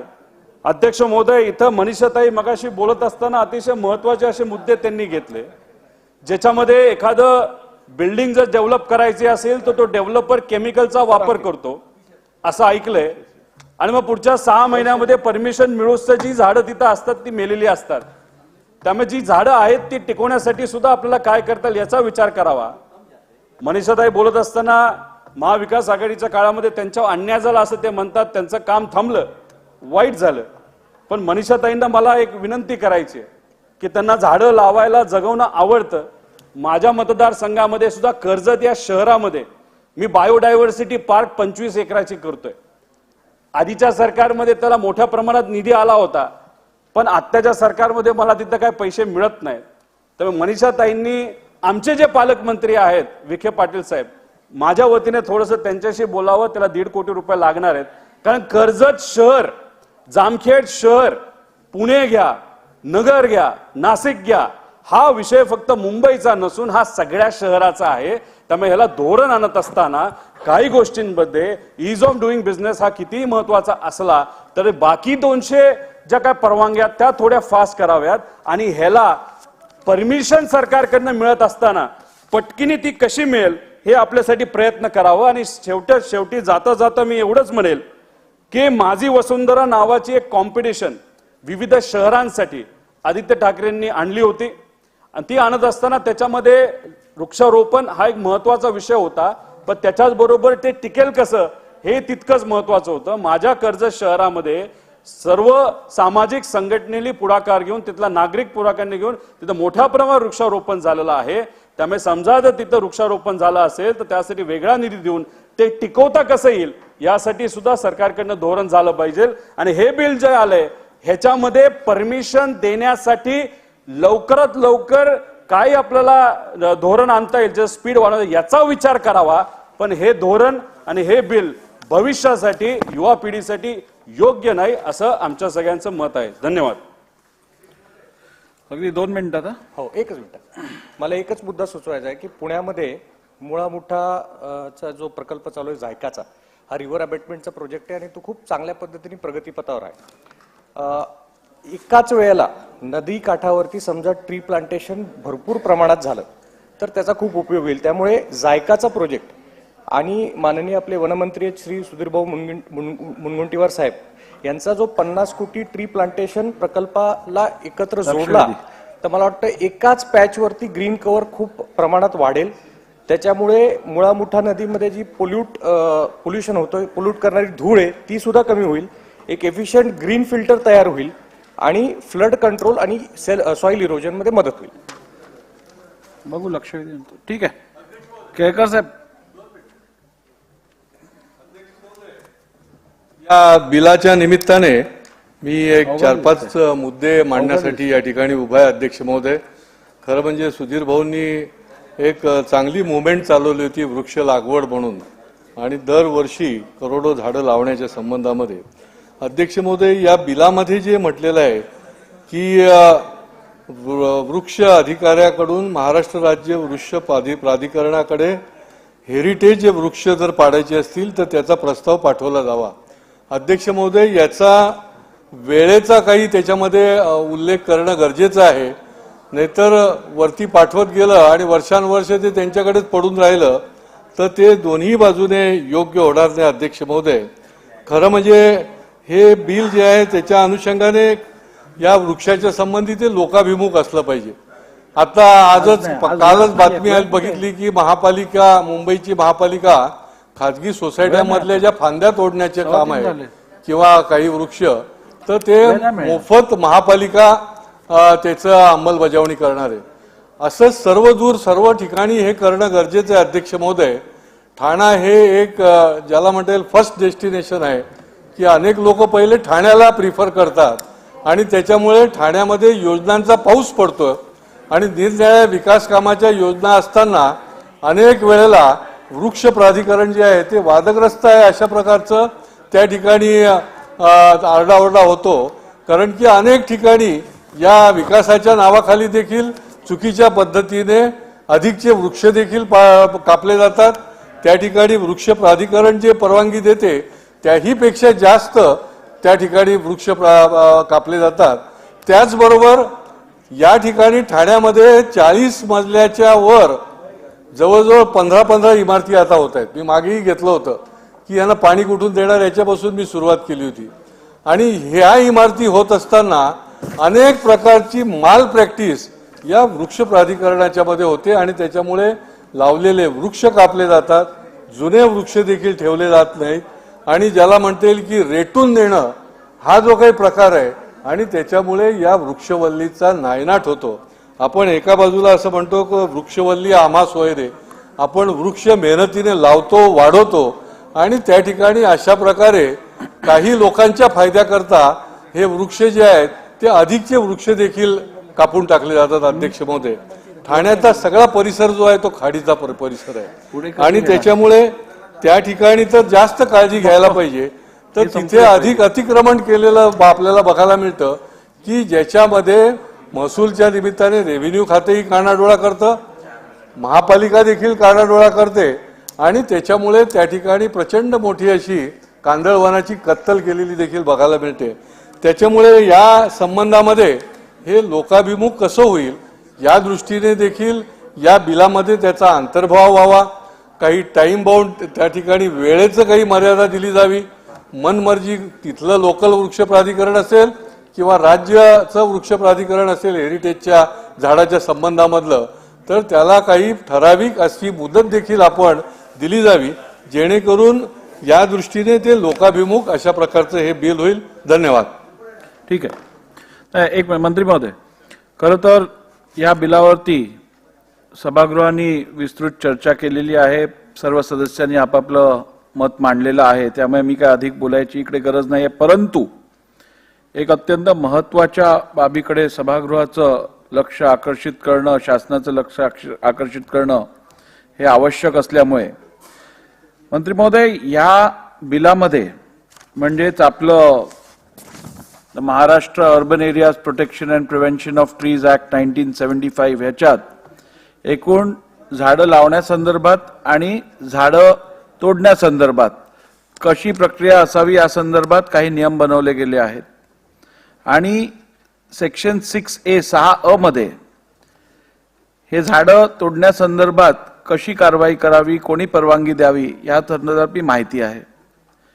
पूर्वीचा हा जो ऍक्ट होता त्यात ही अधिकार, हे सगळे अधिकार हे नागरिक क्षेत्रात असल्यामुळे त्या नगरपालिकांकडे होते.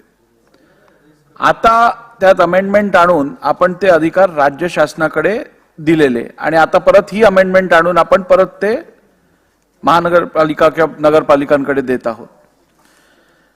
आपण जर बघितलं तर नगरपालिका किंवा म्युनिसिपॅलिटीज, म्युनिसिपल कॉर्पोरेशन्स हे संविधानातील आर्टिकल 243 अन्वये एस्टॅब्लिश झालेले आहेत. म्हणजे या सगळ्या संस्था यांना कॉन्स्टिट्यूशनल मॅन्डेट आहे आणि आपण जर 243W बघितलात तर 243W मध्ये नगरपालिका, महानगरपालिकांचे अधिकार आणि कार्यक्षेत्र काय आहे ह्याची माहिती दिली आहे. ही माहिती किंवा हे अधिकार हे कुठच्या ऍक्टबद्ध निर्माण झाले नाहीयेत, हे सगळं संविधानाने दिलेल्या तरतुदीतनं निर्माण झालेले आहेत. त्यात आपण 243W बघितलं तर power, authority, responsibilities of municipalities subject to the provisions of this constitution, the legislature of the state by law endow the municipalities with such powers and authority as may be necessary to enable them to function as institutions of self-government, and such law may contain provisions for the devolution of powers and responsibilities upon municipalities subject to such conditions as may be specified therein with respect to the performance of functions and implementation of scheme as may be entrusted to them, including those in relation to matters listed in the 12th schedule. 12th schedule मध्ये specifically म्हटलंय कुठचे विषय हे महानगरपालिका किंवा नगरपालिका हाताळणार. 12th schedule मधलं item 8 बघा, urban forestry, protection of the environment and promotion of ecological aspects. हे कोणाचं काम आहे? संविधानाने दिलेल्या तरतुदीनुसार महानगरपालिका नगरपालिकेचं.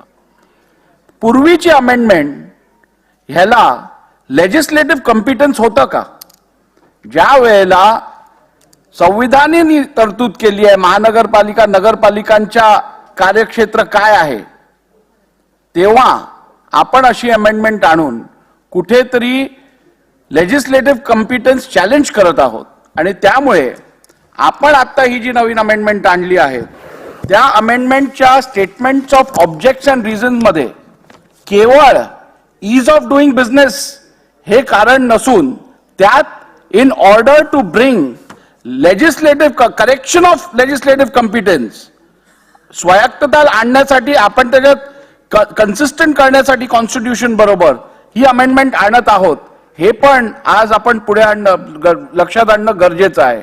त्यामुळे या विधिमंडळात कायदे होत असताना, या विधिमंडळात आपण कायदे पारित करत असताना संविधानाने दिलेल्या तरतुदींचा विचार न करता जर आपण असे काम केलं तर मला वाटतं लेजिस्लेटिव्ह कॉम्पिटन्सवरचं प्रश्नचिन्ह निर्माण होईल.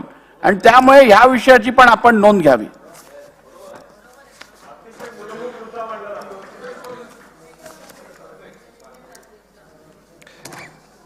अध्यक्ष महोदय, या बिलावर बोलत असताना श्री पृथ्वीराजजी चव्हाण साहेब, आशिषजी शेलार, रवींद्रजी वायकर, सुनीलजी प्रभू, परागजी आळवणे, आदित्यजी ठाकरे, अमितजी साठम, वर्षाताई गायकवाड, योगेशजी सागर, नाना पटोले, जयंत पाटील, मनीषाताई चौधरी, रोहितजी पवार, संजय केळकर यांनी वेगवेगळ्या संदर्भात आपली म्हणणं मांडलेलं आहे.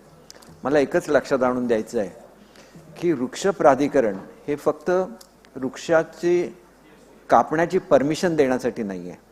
वृक्षाचं संवर्धन करणं, वेगवेगळ्या तऱ्हेने कशा रीतीने प्लांटेशन्स करावी, एवढंच नाही तर वृक्ष कराचा योग्य वापर कसा करायचा, अशा अनेक गोष्टी या वृक्ष प्राधिकरणाकडे असतात.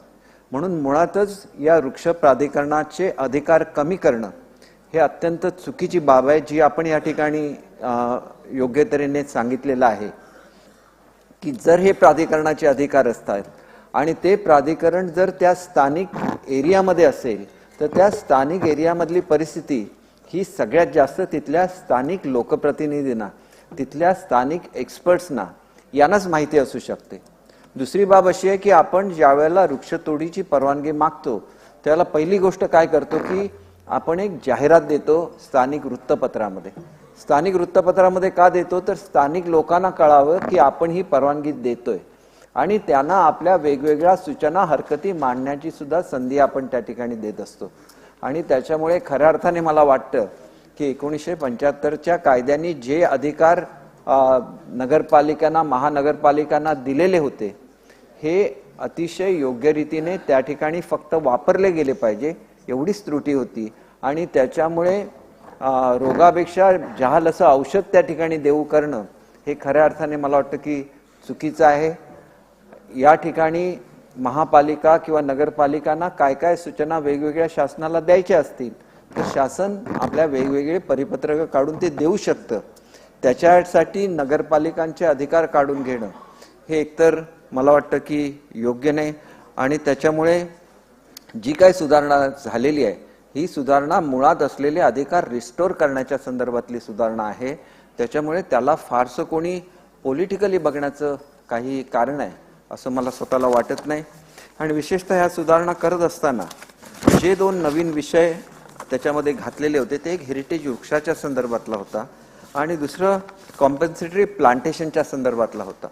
हे किती प्रॅक्टिकल आहे मी आज सांगू शकणार नाही, परंतु झाडाच्या वया एवढे प्लांटेशन करणं हे कितपत शक्य आहे हे सुद्धा मला पुढच्या काळामध्ये तपासून त्या संदर्भातला आवश्यक सुधारणा सुद्धा करायला लागेल. कारण शहरामध्ये 2 गुंठे 4 गुंठे जागा असते आणि त्या ठिकाणी एखादा जर 25 वर्षाचा वृक्ष असेल आणि 25 झाडं लावायला सांगितली तर ते सुद्धा प्रॅक्टिकली शक्य नसतं. परंतु याच्यावर सुद्धा ऑप्शन काढता येईल की ज्या ठिकाणी नगरपालिकेच्या जागा असतील त्या ठिकाणी हे प्लांटेशन अलाव करता येईल. लावली पाहिजे झाडं 100% सत्य आहे. पर्यावरणाचं रक्षण 100% झालं पाहिजे आणि त्या दृष्टीने आवश्यक त्या सुधारणा केल्या आहेत. आपण एक गोष्ट लक्षात घेतली पाहिजे की ह्याच्यात कुठलाही बदल केलेला नाहीये किंवा ती तेवढी झाडं लावावी त्याच्यापेक्षा कमी लावावी अशी सुद्धा सुधारणा ह्याच्यामध्ये केलेली नाहीये. आणि त्याच्यामुळे निश्चितपणे मला असं वाटतं की अनेक नवीन तंत्रज्ञान आहेत ज्याच्यामध्ये मियावाकी वृक्षारोपण आहे, ज्याच्या आपण घन झाडं लावतो आणि मग त्याचा वापर करून सुद्धा ही जी प्रोव्हिजन आहे त्याची आपल्याला पूर्तता करता येईल असं मला वाटतं. आणि त्याच्यामुळे ह्या दोन्ही ज्या महत्त्वाच्या गोष्टी होत्या या कुठेही या ॲक्टमधून कमी केलेल्या नाहीत आणि त्याच्यामुळे निश्चितपणे याच्या संदर्भात जे आपण सांगितलेलं आहे की हेरिटेज वृक्षांचं असेल तर त्याचं संवर्धन झालं पाहिजे. त्याच्या संदर्भातल्या जर अधिक काही गाईडलाईन्स असतील तर त्या गाईडलाईन्स आम्ही वेगळ्या तऱ्हेने निर्गमित करू. आपण ज्याप्रमाणे म्हटलेलं आहे की उद्दिष्टांमध्ये जी काही सुधारणा केली पाहिजे निश्चितपणे त्याची आवश्यकता आहे. जे काय घटनेचं स्पिरिट आहे त्या स्पिरिटमध्येच ॲक्ट बनवले गेले पाहिजेत, रूल्स बनवले गेले आणि त्याच्यामुळे आपण जे काय त्या ठिकाणी सुचवलेलं आहे याची योग्य नोंद ही शासनाच्या वतीने घेण्यात येईल. मला एकच गोष्ट या ठिकाणी मुद्दाम अनेक गोष्टीची चर्चा या ठिकाणी झाली आणि त्या संदर्भात एवढंच सांगायचं आहे की पर्यावरणाचं रक्षण करत असताना आपल्याला अनेक तऱ्हेने प्रॅक्टिकल अप्रोच सुद्धा अनेक वेळेला घ्यायला लागतो. एखादं झाड मध्ये आलं म्हणून एखादा रोड 5-5 किलोमीटर 10-10 किलोमीटर डायव्हर्ट केलेलं सुद्धा बाबा मी या ठिकाणी बघितलेलं आहे. ज्या वेळेला आपण म्हणतो की 5 मिनिटामध्ये एखादं व्हेकल जाईल आणि तेच जर ज्याला 10 किलोमीटर ट्रॅव्हल करेल त्याला त्याच्यामधून कार्बनचं किती ते व्हेकल बाहेर टाकतंय, एमिशन किती होतं याचं सुद्धा कॅल्क्युलेशन त्या ठिकाणी झालंच पाहिजे. म्हणून ह्याला एक सायंटिफिक अप्रोच हा आपल्याला पुढच्या काळामध्ये घ्यायला लागेल आणि त्याच्यामुळे असा जर सायंटिफिक अप्रोच आपण घेतला तर निश्चितपणे पर्यावरणाचं रक्षण होऊ शकेल आणि आपल्या राज्याची प्रगती सुद्धा चालू होत राहील. आणि म्हणून मी आपल्याला या ठिकाणी विनंती करतो की हे आपण बिल स्वीकारावं. आपल्या ज्या काही सूचना आहेत विशेषतः मला असं वाटतं की मनीषाताईंनी खूप चांगल्या सूचना त्या ठिकाणी घेतलेल्या आहेत. कारण आपल्याकडे ज्याला आपण म्हणतो त्याला केवळ झाडांचा विचार करून चालत नाही. त्या ठिकाणी पक्षी असतात, त्यांना खायला छोटी छोटी फळं असतात. ही सुद्धा फळं देणारी विशिष्ट जाती आहेत आणि ह्या जाती सुद्धा आपल्याकडे परंपरागत दृष्ट्या लावल्या गेलेल्या आहेत भारतामध्ये आणि त्याच्यामुळे पर्यावरणाचं रक्षण करत असताना हा सुद्धा जो अँगल आहे याचा विचार निश्चितपणे पुढच्या काळामध्ये केला जाईल. त्याच्यासाठी आवश्यक ती सर्क्युलर्स काढली जातील आणि काही ज्या चांगल्या चांगल्या सूचना दिलेल्या आहेत आम्ही त्याच्या बाबतीत स्वतंत्रपणे आम्ही ज्याला मार्गदर्शक सूचना इश्यू करू त्याला ह्याचा सगळ्याचा आपण विचार करू. आणि आपल्याला मी विनंती करतो की ठीक आपण एक प्रश्न विचारलेला होता या संदर्भात त्याला 1 आठवड्यापर्यंतची कारावासाची शिक्षा आहे आणि त्याला 1000 रुपयाचा दंड आहे. दुसरा ऑफेन्स असेल त्याला 15,000 रुपयाचा दंड आहे. आपल्याला माहितीसाठी सांगतो शेवटी याचं इम्प्लिमेंटेशन हे त्या वृक्ष ऑथॉरिटीने केलं पाहिजे. याच्या संदर्भात सुद्धा आवश्यक ती जागृती करण्यात येईल आणि म्हणून माझी विनंती आहे सभागृहाला की आपण या विधेयकाला मान्यता द्या. प्रश्न असा आहे की सन 2023 चे विधानसभा विधेयक क्रमांक 32 महाराष्ट्र नागरिक की 2021च्या अमेंडमेंटनी हेरिटेज झाडाची व्याख्या वगैरे करण्यात आली होती. आता हे आपण अमेंडमेंट रद्द करतोय. त्यामुळं माझी विनंती एवढीच आहे किंवा आपल्याला प्रश्न आहे की आणि दुर्दैवाने काय झालं अध्यक्ष महोदय सगळी चर्चा मुंबईबद्दल झाली. फक्त मुंबईबद्दल हे विधेयक नाहीच सगळ्या नागरी भागाकरता आहे. साध्या म्युन्सिपालिटीमध्ये किंवा छोट्या महापालिकामध्ये एक्सपर्टीज असू शकत नाही, जे राज्य प्राधिकरणामध्ये असेल असू शकत नाही. म्हणून फक्त काही ठिकाणी ते राज्य प्राधिकरणाकडे जावं अशी विनंती होती, पण आपण ते रद्द करताय आता. ठीक आहे, आपण रद्द केलेलं आहे की आता राज्य प्राधिकरणाकडे जायची गरज नाही, ते स्थानिक प्राधिकरणच करेल त्याला, त्यांच्याकडे एक्सपर्टीज नसते. पण माझी फक्त आता एवढंच विनंती आहे की हेरिटेज ट्रीचा जो कॉन्सेप्ट होता किंवा हेरिटेज ट्रीची व्याख्या केली होती ती आता या अमेंडमेंटमुळे रद्द झालेली आहे का, त्याची आपण पुन्हा त्याचा विचार करणार आहात. कारण मला विनंती एवढीच आहे की पुन्हा त्याचा विचार करून हेरिटेज ट्रीचे कशी वाचवायची.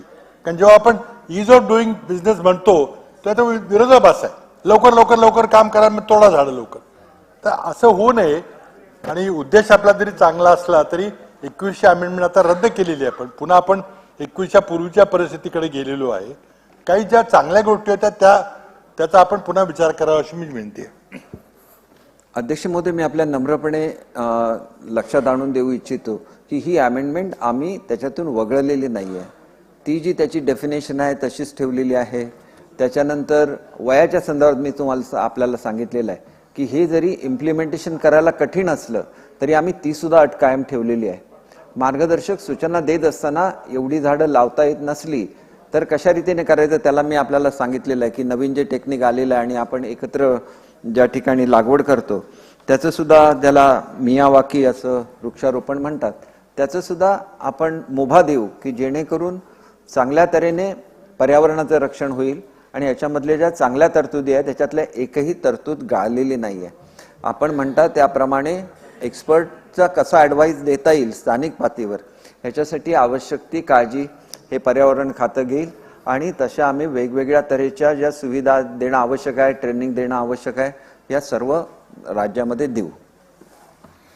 प्रश्न असा आहे की सन 2023 विधानसभा विधेयक क्रमांक 32 महाराष्ट्र नागरिक क्षेत्र झाडांचे संरक्षण व जतन सुधारणा विधेयक 2023 विचारात घ्यावे. काय अनुकूल असतील त्यांनी होय म्हणावे, प्रतिकूल असतील त्यांनी नाही म्हणावे. होयचे बहुमत आहे, होयचे बहुमत आहे. विधेयक विचारात घेण्यात येत आहे.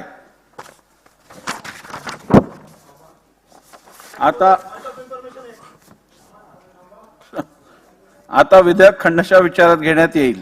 खंड 2 व 3 खंड 1 संपूर्ण शीर्षक आणि हेतुवाक्य विधेयकाचे भाग समजण्यात यावेत. अनुकूल असतील त्यांनी होय म्हणावे, प्रतिकूल असतील त्यांनी नाही म्हणावे. होयचे बहुमत आहे, होयचे बहुमत आहे. खंड 2 व 3 खंड 1 संपूर्ण शीर्षक आणि हेतुवाक्य विधेयकाचे भाग झाले. मंत्री महोदय.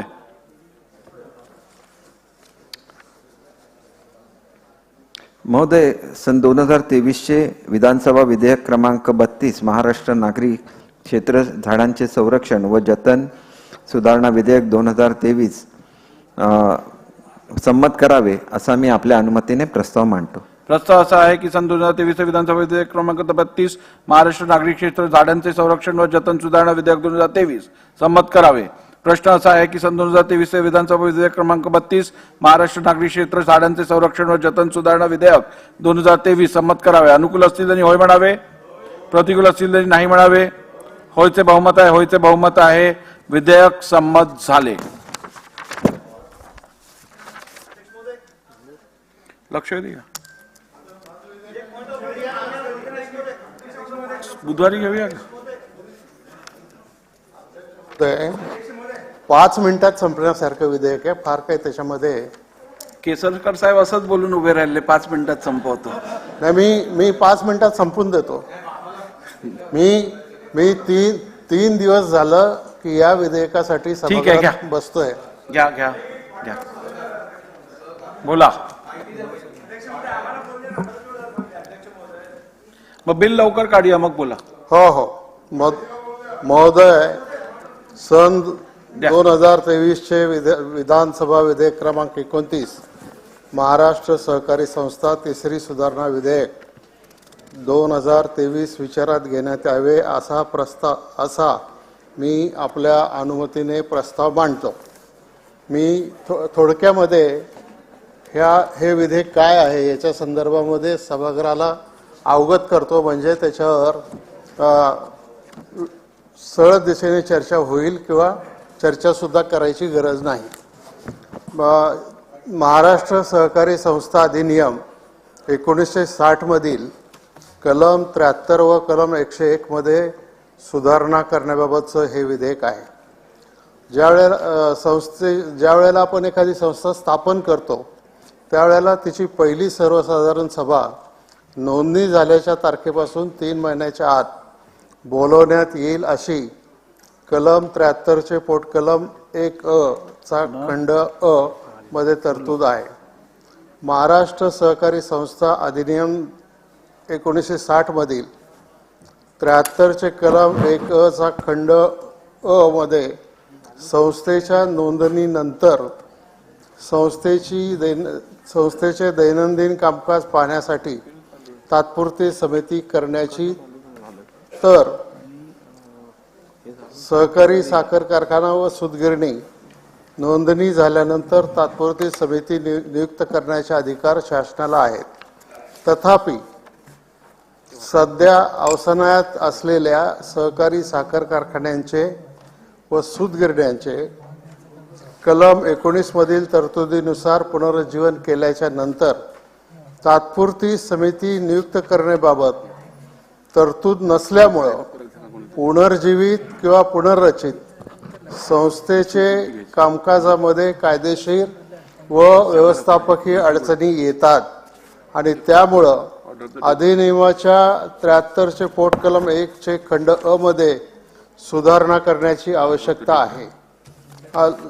महाराष्ट्र सहकारी संस्था अधिनियम 1960 मधील 73 चे पोटकलम 1 अ मधील खंड अ मध्ये तिची नोंदणी झाल्यापासून 3 महिन्याच्या आत या मजकुराऐवजी तिची नोंदणी झाल्यास किंवा यथास्थिती पुनर्रचना केल्यास, कारण इथं पुनर्रचनेच्या संदर्भामध्ये काही तरतूद नव्हती म्हणून हा पुनर्रचना शब्द आपण त्याच्यामध्ये टाकतो, केल्यास तारखेपासून 3 महिन्याच्या आत हा मजकूर दाखल करता येईल. महाराष्ट्र सहकारी संस्था अधिनियम 1960 मधील 101 चे कलम 1 मध्ये एखाद्या नागरी सहकारी बँकेने तिच्या येणे रकमांच्या थकबाकीच्या वसुलीसाठी किंवा जिल्हा मध्यवर्ती सहकारी बँकेने तिच्या वैयक्तिक सदस्यांना म्हणजे सोसायट्यांना आणि वैयक्तिक सदस्यांना दिलेल्या कोणत्याही आगाऊ रकमेच्या किंवा कृषीतर सहकारी संस्थेने तिच्याकडे येणे असलेल्या थकबाकीची तरतूद आहे. परंतु वैयक्तिक सदस्य यामधील वैयक्तिक या शब्दामुळं संस्था सभासदांच्या विरुद्ध त्यांच्या थकबाकी म्हणून देई असलेल्या रकमेच्या वसुलीसाठी प्रमाणपत्र देता येत नसल्याने थकबाकीची रक्कम वसूल करण्यासाठी महाराष्ट्र सहकारी संस्था अधिनियम 1960 चे कलम 91 मधील तरतुदीनुसार प्रकरण सहकार न्यायालयाकडे वर्ग करावं लागतं आणि त्यामुळं अशा प्रमाणामध्ये थकबाकी प्रकरणांची वसुली करण्यामध्ये मोठा कालावधी लागतो आणि म्हणून याच्यातला फक्त हा वैयक्तिक शब्द जो आहे तो वैयक्तिक शब्द आपण वगळतोय. एवढ्या 2 शब्दाचीच याच्यामध्ये सुधारणा आहे. बाकी या विधेयकामध्ये दुसरं काही फार मोठा लिगल पॉईंट नाही. माझी सभागृहाला विनंती आहे की आपण हे विधेयक मंजूर करावं. चला प्रस्ताव असा आहे की सन 2023 चे विधानसभा विधेयक क्रमांक 29 महाराष्ट्र सहकारी संस्था तिसरी सुधारणा विधेयक 2023 विचारात घेण्यात यावे. कोणाला बोलायचं का याच्यावर? चला, प्रश्न असा आहे की 2023 चे विधानसभा विधेयक क्रमांक 29 महाराष्ट्र सहकारी संस्था तिसरी सुधारणा विधेयक 2023 विचारात घ्यावे काय? अनुकूल असतील त्यांनी होय म्हणावे, प्रतिकूल असतील त्यांनी नाही म्हणावे. होयचे बहुमत आहे, होयचे बहुमत आहे. विधेयक विचारात घेण्यात येत आहे. आता विधेयक खंडशः विचारात घेण्यात येईल. खंड 2 ते 4 खंड 1 संपूर्ण शीर्षक आणि हेतुवाक्य हे विधेयकाचे भाग समजण्यात यावे. अनुकूल असतील त्यांनी होय म्हणावे, प्रतिकूल असतील त्यांनी नाही म्हणावे.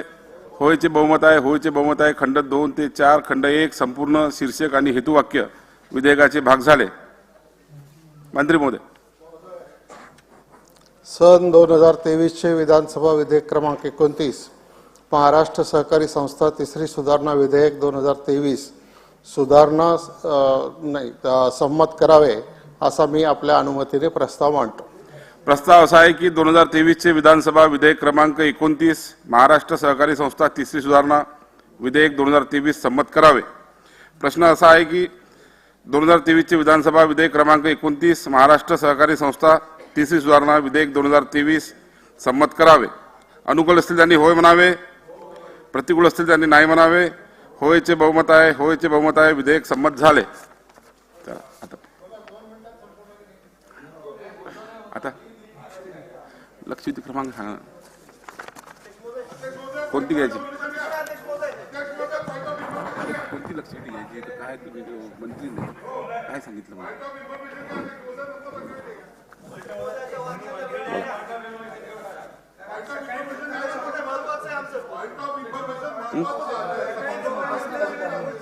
बोला बोला चव्हाण साहेब बोला.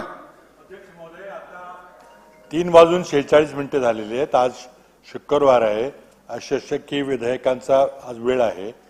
किमान निदान अशासकीय विधेयक जी प्रस्थापित करायची तेवढी तरी घ्या. कारण 3:30ला आपल्याला खरं म्हणजे सुरू करायला पाहिजे होतं. 2.5 तास आधी जे 3:30ला आपण अशासकीय कार्यक्रम घेतो. आपण कित्येक अधिवेशनामध्ये कित्येक वर्षानुवर्ष अशासकीय कामकाजच करत नाही. प्रथाच बंद करून टाकलेली की आपण किमान निदान ही विधेयक मांडायची तरी आता घ्यात वेळ. चला काही पॉइंट ऑफ इन्फॉर्मेशन 1-2-3 घेऊन घेऊ आणि आपण पुढे जाऊ. बोला. पण माझ्या वसमत विधानसभा मतदारसंघामध्ये काल खूप जास्त मोठ्या प्रमाणावर पाऊस पडलाय.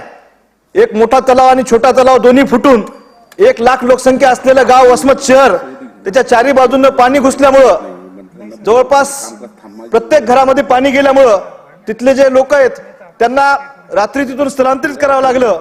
तसेच या वसमत विधानसभा मतदारसंघामधील हळद आसन, कापूस आसन, ऊस आसन, केळी आसन हे पूर्ण मराठवाड्यामध्ये अध्यक्ष महोदय आपण जर माहिती घेतली तर आपल्या माध्यमातून मी सरकारला विनंती करतोय की मराठवाड्यामध्ये सगळ्यात जास्त पाऊस हा हिंगोली जिल्हा आणि वसमत विधानसभा मतदारसंघात झालाय आणि 1 लाख लोकसंख्येचं गाव हे पूर्णतः पाण्याखाली गेलेलं आहे. तिथला तलाव फुटलेला आहे. अध्यक्ष महोदय आपल्या मार्फत मी सरकारला विनंती करतो तिथल्या शेतकऱ्यांना आणि तिथल्या सर्वसाधारण कामगारांना तिथल्या सगळ्या नागरिकांना मदत करण्याचं काम शासनाच्या वतीनं करण्यात यावं.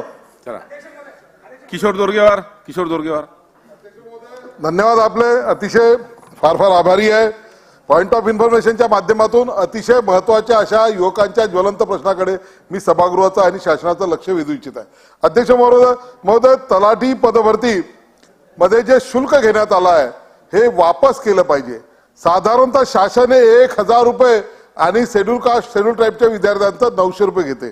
परंतु शासनाचाच आता सरकारने 4,644 तलाठी जागांच्या भरती प्रक्रिया सुरू केली. 26 जून पासून त्याची अर्ज प्रक्रिया सुरू झाली, ज्यामध्ये 23 जुलैपर्यंत तब्बल 13 लाख युवकांनी त्याच्यामध्ये अर्ज केलेले आहे. आणि सदर तलाठी पदभरतीसाठी त्रस्त पक्ष परीक्षा नियोजक थर्ड पार्टी एक्झाम ऑर्गनायझर ची सुद्धा नियुक्ती केली आहे. नोव्हेंबर शासनाचा 2022चा एक निर्णय आहे.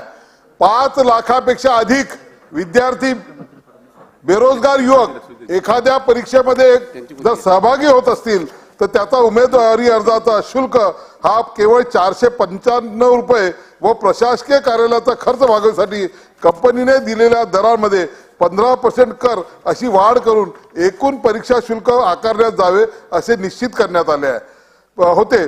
परंतु तो जो आहे 495 प्लस 15% म्हणजे जास्तीत जास्त 550 रुपये शुल्क असणे आवश्यक होते. परंतु तलाठी भरतीमध्ये 13 लाखहून अधिक अर्ज दाखल असताना सुद्धा विद्यार्थ्यांकडून 1,000 आणि 900 रुपये परीक्षा शुल्क आकारला जात आहे. म्हणून माझी शासनाला आपल्या माध्यमातून विनंती असणार आहे, सूचना आपण करावी. 23 जुलैपर्यंत जे शासनाकडे 22,77,100 अर्ज आले आहे त्याची एकूण शुल्क रक्कम तब्बल 127 कोटी म्हणजे आता जवळपास 130 कोटीच्या वरती आहे हे शासकीय तिजोरीत जमा झाले आहेत. हे सगळे बेरोजगारांचे पैसे आहे, ज्यांच्याकडे कोणताही रोजगार नाही त्यांचे पैसे आहे.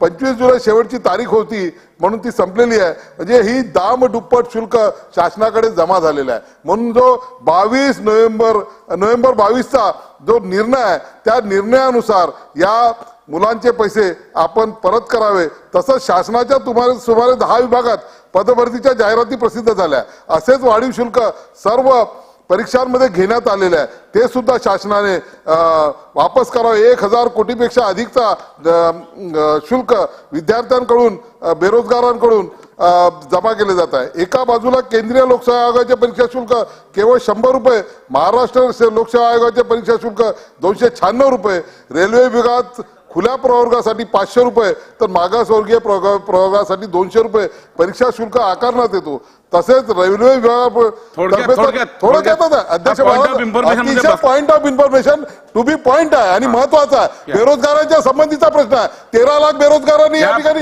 पैसे भरले आहे. सरकार डबल पैसे घेते आहे आणि त्याची माहिती आम्ही सभागृहाला द्यायची नाही. असं कसं होते? हे कसं होऊ शकते? बेरोजगारांची लूट चालू आहे. थोडक्यात देतात अध्यक्ष महाराज.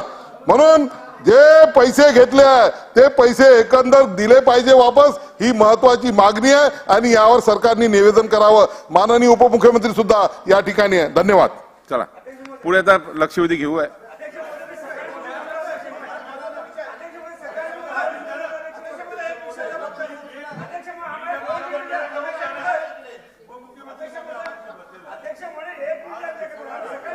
थांबा बसून घ्या. दाखवलेले आपण 2.5 तासाच्या आधी सुरू करायचंय. आता आपण घेणार नाही मला माहिती आहे, पण निदान जी बिलं मांडायची आहेत तेवढी तर मांडून घ्यायला सांगा ना.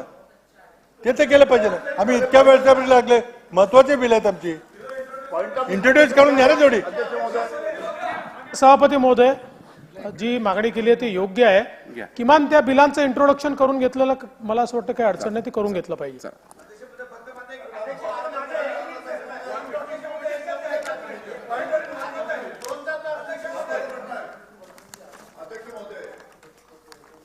संपूर्ण महाराष्ट्रामध्ये मोठ्या प्रमाणात अतिवृष्टी संपूर्ण महाराष्ट्रात चालू आहे. विदर्भ असो, मराठवाडा असो, पश्चिम महाराष्ट्र असो, काही भाग त्यामध्ये मोठ्या प्रमाणात अतिवृष्टी चालू आहे अध्यक्ष महोदय. आणि शेतकऱ्यांच्या ज्या विहिरी राहतात, मान्य उपमुख्यमंत्री महोदय, मोठ्या प्रमाणात विदर्भ, मराठवाडा आणि बाकी भागात सुद्धा अतिवृष्टी चालू आहे. शेतकऱ्यांच्या ज्या विहिरी राहतात त्या मोठ्या प्रमाणात खचल्या जातात. त्याच्यामध्ये संपूर्ण विहिरी कोलमडून पडते. अशा वेळेस आतापर्यंत राज्य शासनाकडनं अशा विहिरींना राज्य शासनाकडनं आतापर्यंत दुरुस्तीसाठी पैसे देण्यात येत होते. इजेच्या माध्यमातून, MREGच्या माध्यमातून. 1 जुलै या महिन्याच्या 1 जुलैला आदेश निघालाय की आतापर्यंत ज्या विहिरींना, शेतकऱ्यांच्या विहिरींना ज्या खचलेल्या विहिरी आहे अतिवृष्टीमुळे त्यांना मदत जे करायचं राज्य शासन, 1 जुलैपासून आदेश निघाला आहे की अशा पद्धतीनं महाराष्ट्रामध्ये अतिवृष्टीमुळे जर विहिरी खचल्या असेल तर 1 जुलैच्या राज्य शासनाच्या आदेशानुसार त्याला मदत करता येणार नाही. अशा पद्धतीचा आदेश निघाला आहे अध्यक्ष महोदय. संपूर्ण महाराष्ट्रामध्ये इतक्या मोठ्या प्रमाणात नुकसान होत असताना यावेळेस राज्य शासनाने अशा पद्धतीचा आदेश काढणं योग्य नाही. त्याच्यामुळे हा आदेश राज्य शासनाने मागे घ्यावा अशी राज्य शासनाला विनंती करतो, जेणेकरून शासनाच्या माध्यमातून, MREGच्या माध्यमातून जर पैसे शेतकऱ्यांना मिळाले तर ते आपल्याला खचलेल्या विहिरी दुरुस्त करू शकतील. हा अनेक वर्षापासूनचा पायंडा होता, पण यावर्षी याच महिन्यात त्याचा आदेश निघाला आहे. त्या आदेशाच्या बाबत राज्य शासनाने विचार करून तो अवश्य लवकरात लवकर मागे घ्यावा. अशासकीय विधेयक आहे पुरा स्थापनार्थ. आता नंतर हे होऊ द्यायच्या नंतर देतो ना. सन 2021चे विधानसभा विधेयक क्रमांक 30 संजय सावकारे. अध्यक्ष महोदय, सन 2021चे विधानसभा विधेयक क्रमांक 30 महाराष्ट्र महापालिका सुधारणा विधेयक 2021 मांडण्यास मला सभागृहाची अनुमती मिळावी. प्रस्ताव असा आहे की सन 2021चे विधानसभा विधेयक क्रमांक 30 महाराष्ट्र महानगरपालिका सुधारणा विधेयक 2021 मांडण्यास अनुमती देण्यात यावी. प्रश्न असा आहे की 2021चे विधानसभा विधेयक क्रमांक 30 महाराष्ट्र महानगरपालिका सुधारणा विधेयक 2021 मांडण्यास सभागृहाची अनुमती आहे काय? अनुकूल असतील त्यांनी होय म्हणावे, प्रतिकूल असतील त्यांनी नाही म्हणावे. होयचे बहुमत आहे, होयचे बहुमत आहे. प्रस्ताव संमत झाला. सगळ्यांचा होय मीच म्हणत असतो. महोदय, मी आपल्या अनुमतीने सन 2021चे विधानसभा विधेयक क्रमांक 30 महाराष्ट्र महापालिका सुधारणा विधेयक 2021 मांडतो. सन 2021 चे विधानसभा विधेयक क्रमांक 30 महाराष्ट्र महानगरपालिका सुधारणा विधेयक 2021 मांडण्यात आले. सन 2021 चे विधानसभा विधेयक क्रमांक 32 श्री प्रकाश आंबेडकर. अध्यक्ष महोदय, सन 2021 चे विधानसभा विधेयक क्रमांक 32 महाराष्ट्र राज्यातील बेरोजगार युवक युवतींना बेरोजगार भत्ता विधेयक 2021 मांडण्यास मला सभागृहाची अनुमती मिळावी. प्रस्ताव असा आहे की 2021 चे विधानसभा विधेयक क्रमांक 32 महाराष्ट्र राज्यातील बेरोजगार युवक युवतींना बेरोजगारी भत्ता विधेयक 2021 मांडण्यास अनुमती देण्यात यावी. प्रश्न असा आहे की 2021 चे विधानसभा विधेयक क्रमांक 32 महाराष्ट्र राज्यातील बेरोजगार युवक युवतींना बेरोजगारी भत्ता विधेयक 2021 मांडण्यास सभागृहाची अनुमती आहे काय? अनुकूल असतील त्यांनी होय म्हणावे, प्रतिकूल असतील त्यांनी नाही म्हणावे. होयचे बहुमत आहे, होयचे बहुमत आहे. प्रस्ताव संमत झाला. अध्यक्ष महोदय, मी आपल्या अनुमतीने सन 2021 चे विधानसभा विधेयक क्रमांक 32 महाराष्ट्र राज्यातील बेरोजगार युवक युवतींना बेरोजगार भत्ता विधेयक 2021 मांडतो. सन 2021 चे विधानसभा विधेयक क्रमांक 32 महाराष्ट्र राज्यातील बेरोजगार युवक युवतींना बेरोजगारी भत्ता विधेयक 2021 मांडण्यात आले.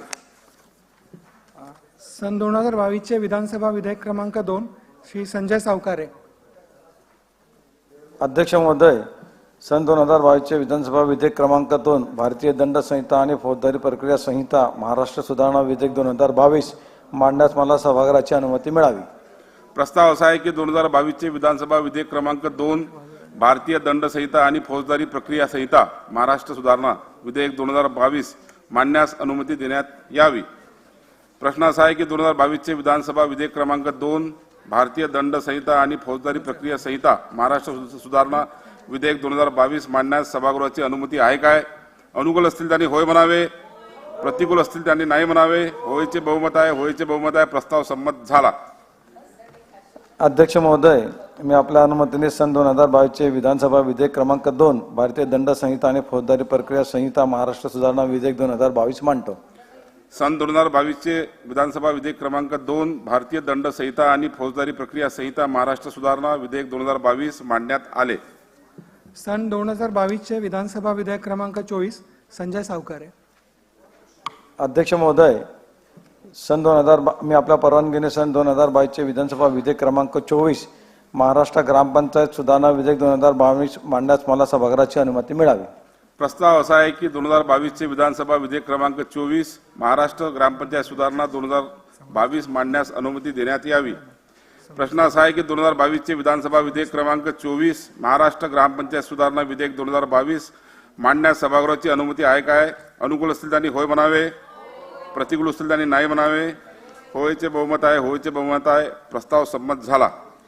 अध्यक्ष महोदय, मी आपल्या अनुमतीने सन 2022 चे विधानसभा विधेयक क्रमांक 24 महाराष्ट्र ग्रामपंचायत सुधारणा विधेयक 2022 मांडतो. सन 2022 चे विधानसभा विधेयक क्रमांक 24 महाराष्ट्र ग्रामपंचायत सुधारणा विधेयक 2022 मांडण्यात आले. सन 2023 चे विधानसभा विधेयक क्रमांक 26 पृथ्वीराज चव्हाण. महोदय, सन 2023 चे विधानसभा विधेयक क्रमांक 26 भारतीय दंड संहिता आणि फौजदारी प्रक्रिया संहिता महाराष्ट्र सुधारणा विधेयक 2023 मांडण्यास मला सभागृहाची अनुमती मिळावी. प्रस्ताव असा आहे की 2023 चे विधानसभा विधेयक क्रमांक 26 भारतीय दंड संहिता आणि फौजदारी प्रक्रिया संहिता महाराष्ट्र सुधारणा विधेयक 2023 मांडण्यात अनुमती देण्यात यावी. प्रश्न असा आहे की 2023 चे विधानसभा विधेयक क्रमांक 26 भारतीय दंड संहिता आणि फौजदारी प्रक्रिया संहिता महाराष्ट्र सुधारणा विधेयक 2023 मांडण्यास सभागृहाची अनुमती आहे काय? अनुकूल असतील त्यांनी होय म्हणावे, प्रतिकूल असतील त्यांनी नाही म्हणावे. होयचे बहुमत आहे, होयचे बहुमत आहे. प्रस्ताव संमत झाला. महोदय, मी आपल्या अनुमतीने सन 2023 चे विधानसभा विधेयक क्रमांक 26 भारतीय दंड संहिता आणि फौजदारी प्रक्रिया संहिता महाराष्ट्र सुधारणा विधेयक 2023 मांडतो. सन 2023 चे विधानसभा विधेयक क्रमांक 26 भारतीय दंड संहिता आणि फौजदारी प्रक्रिया संहिता महाराष्ट्र सुधारणा विधेयक 2023 मांडण्यात आले. आता लक्षवेधी सूचना घेऊया.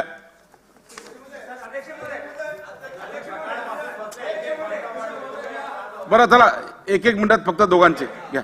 बोला आपण कोरेगावकर बोला. कालच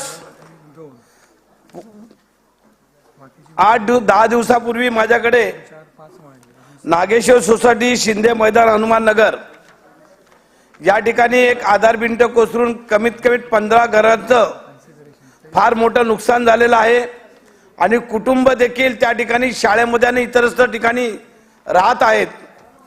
काल रात्री देखील संध्याकाळच्या दरम्यान एक आधार भिंत कोसळली. गावदेवी, मिश्रा चाळ, नंदू चाळ या 2 चाळींवरती त्या ठिकाणी एक आधार भिंत कोसळली आणि त्या ठिकाणच्या 5 ते 6 घरांचं मोठं नुकसान झालं.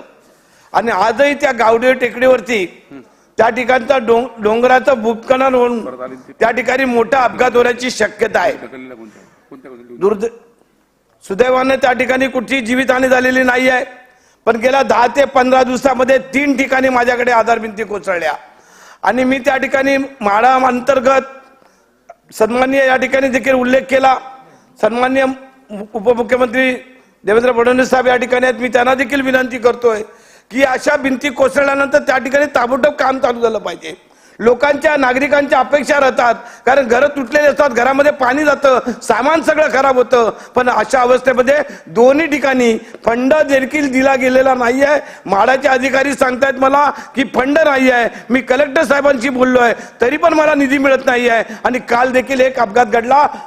विषय म्हणजे त्या ठिकाणी जीवितहानी झाली नाही, पण वित्तहानी फार मोठ्या प्रमाणात दोन्ही ठिकाणी झालेली आहे. मी आपलं लक्ष वेधतोय. सन्मान्य उपमुख्यमंत्र्यांना विनंती करतो, आपण देखील जातीने लक्ष घालून या ठिकाणी निधीची उपलब्धता करून आधार भिंत बांधण्यासाठी थोडं सहकार्य करावं अशी मी आपल्याला विनंती करतो. धन्यवाद अध्यक्ष महोदय. पॉइंट ऑफ इन्फॉर्मेशन उभा आहे मी. अध्यक्ष महोदय, नांदेड जिल्ह्यातील व माझ्या मतदारसंघात मोठ्या प्रमाणात ढगफुटी झाली आहे. त्यामध्ये शेतकऱ्याच्या पिकाचे नुकसान तर झाले, पण जमीनही खरडून गेल्या आहेत, रस्ते वाहून गेले आहेत, संपर्क सुद्धा तुटला आहे. त्याचप्रमाणे माझ्या मतदारसंघातून, शहरातून व ग्रामीण भागातून गोदावरी वाहते, त्यामुळे नदी नाल्याला पूर येऊन लोकांच्या घरामध्ये 3 ते 4 फूट पाणी शिरले आहे. त्यांना मंगल कार्यालय अशा ठिकाणी ठेवलेलं आहे. आले त्यामुळे अन्नधान्य पाळीव प्राणी सुद्धा वाहून गेले आहेत. तसेच नांदेड शहरात आंबेडकर चौरस्ता येथे एक तरुण पाण्यामध्ये वाहून गेला. आतापर्यंत तो मिळाला नव्हता. तो विठ्ठल कापतवार नावाचा व्यक्ती आहे, आतापर्यंत सापडला नाही. लोकांचे अतोनात नुकसान झाले. त्याकरता शासनाला माझं एवढंच म्हणणं आहे, त्यांचे तातडीने पंचनामे करून सहकार्य करावे, एवढीच माझी विनंती. चला लक्षवेधी. अध्यक्ष महोदय, मी एक महत्त्वपूर्ण पॉइंट ऑफ इन्फॉर्मेशन आपल्याकडे मांडू इच्छितो. अतिवृष्टी झाल्यामुळे राजापूर शहरात नदीचे पाणी शहरात आलेले आहेत. राजापूर शहरात रेड अलर्ट वर आहेत. अध्यक्ष महोदय, राजापूर रत्नागिरीमध्ये एक बांध आहे, साहेबांचा बांध. देवेंद्र फडणवीस साहेब मुख्यमंत्री असताना 10 कोटी रुपये तिकडे निधी दिली होती. काम अपूर्व पूर्ण झाले नाही, त्याच्यासाठी निधी पाहिजे. राजापूर रत्नागिरीला हे महत्वाचा मुद्दा आहे आणि ते निधी दिली तर हे जे बांधाचं काम आहे ते पूर्ण होऊ शकतात. माझी आपल्या वतीने शासनाला एक विनंती आहे की कृपा करून राजापूरला निधी द्यावी. चला आता नाही नाही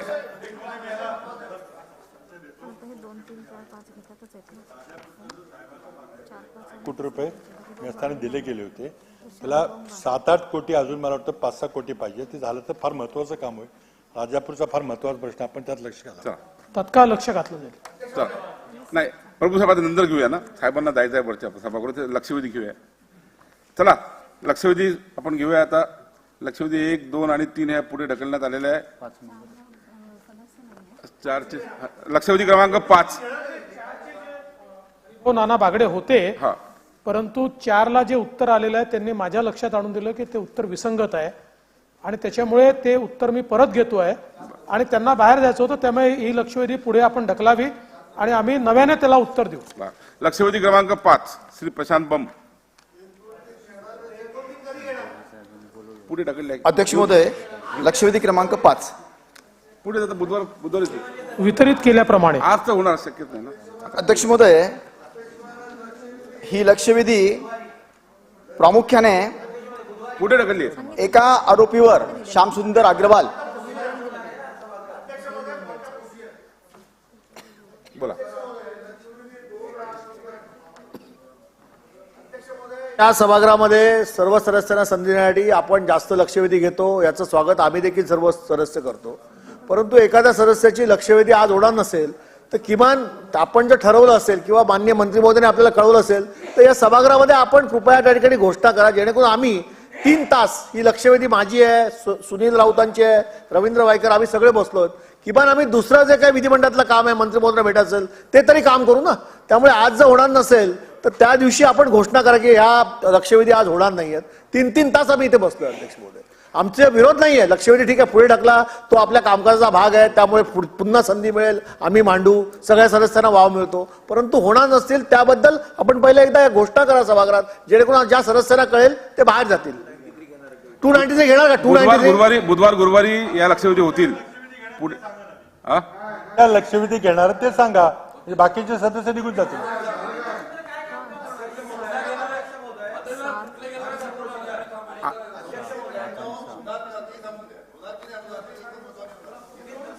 ते मी अध्यक्षासोबत चर्चा करून तुम्हाला थोड्या वेळात सांगतो. हो लगेच सांगतो. आता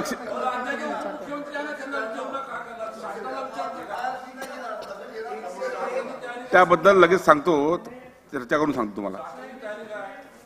पीठासीन अध्यक्ष सगळे निर्णय करत नाहीत, त्यामुळे ते आता अध्यक्षांनी कामकाजाची हे ठरवलेली आहे, त्यानुसार ते त्यांना विचारतील आणि सांगतील आपल्याला. चला लक्षवेधी क्रमांक 5.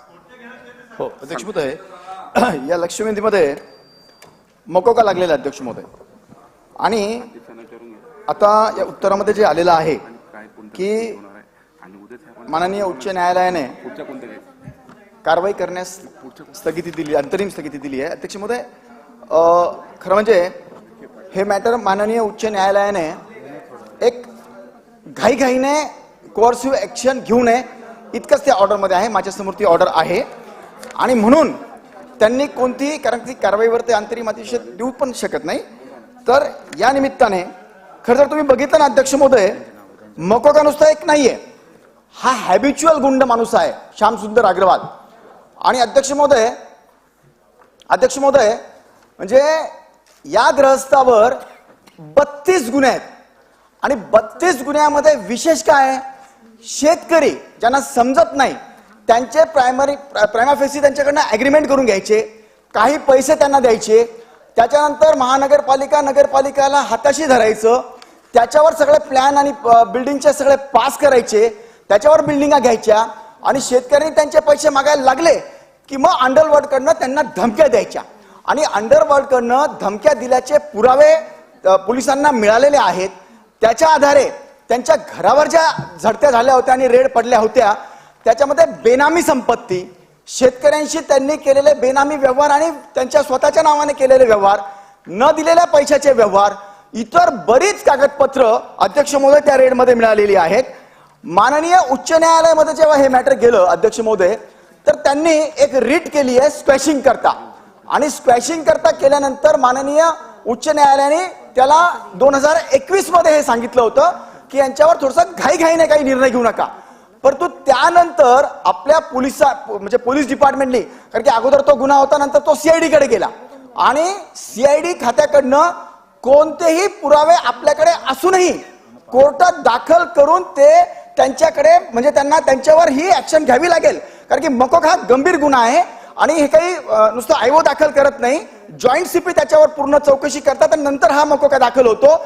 इतके गंभीर गुन्हे असताना सुद्धा पोलीस तिथे, म्हणजे यांच्या मार्फत माझ्याकडे तर माहिती अशी आहे अध्यक्ष महोदय की याच्यामध्ये एक जगताप नावाचे, शेखर जगताप नावाचे पीपी नसताना दाखवलं त्यांनी पीपी, अशी माझ्याकडे माहिती आहे.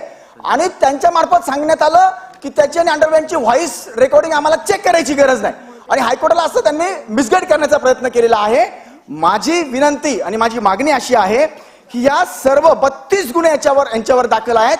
शेतकऱ्यांच्या प्रॉपर्ट्या यांच्यामध्ये गडप झालेल्या आहेत. कित्येक बिल्डिंग यांनी शेतकऱ्यांचे, म्हणजे आत्ता माननीय गृहमंत्री महोदयांना मी सांगू इच्छितो की आत्ता 23/23 आणि 119/23 आत्ता शेतकऱ्यांनी त्यांच्यामध्ये तलाठ्याला धरून त्यांची प्रॉपर्टी त्यांनी कशी जबरदस्तीने घेतली त्याची तक्रार दाखल झालेली आहे पोलीस स्टेशनला.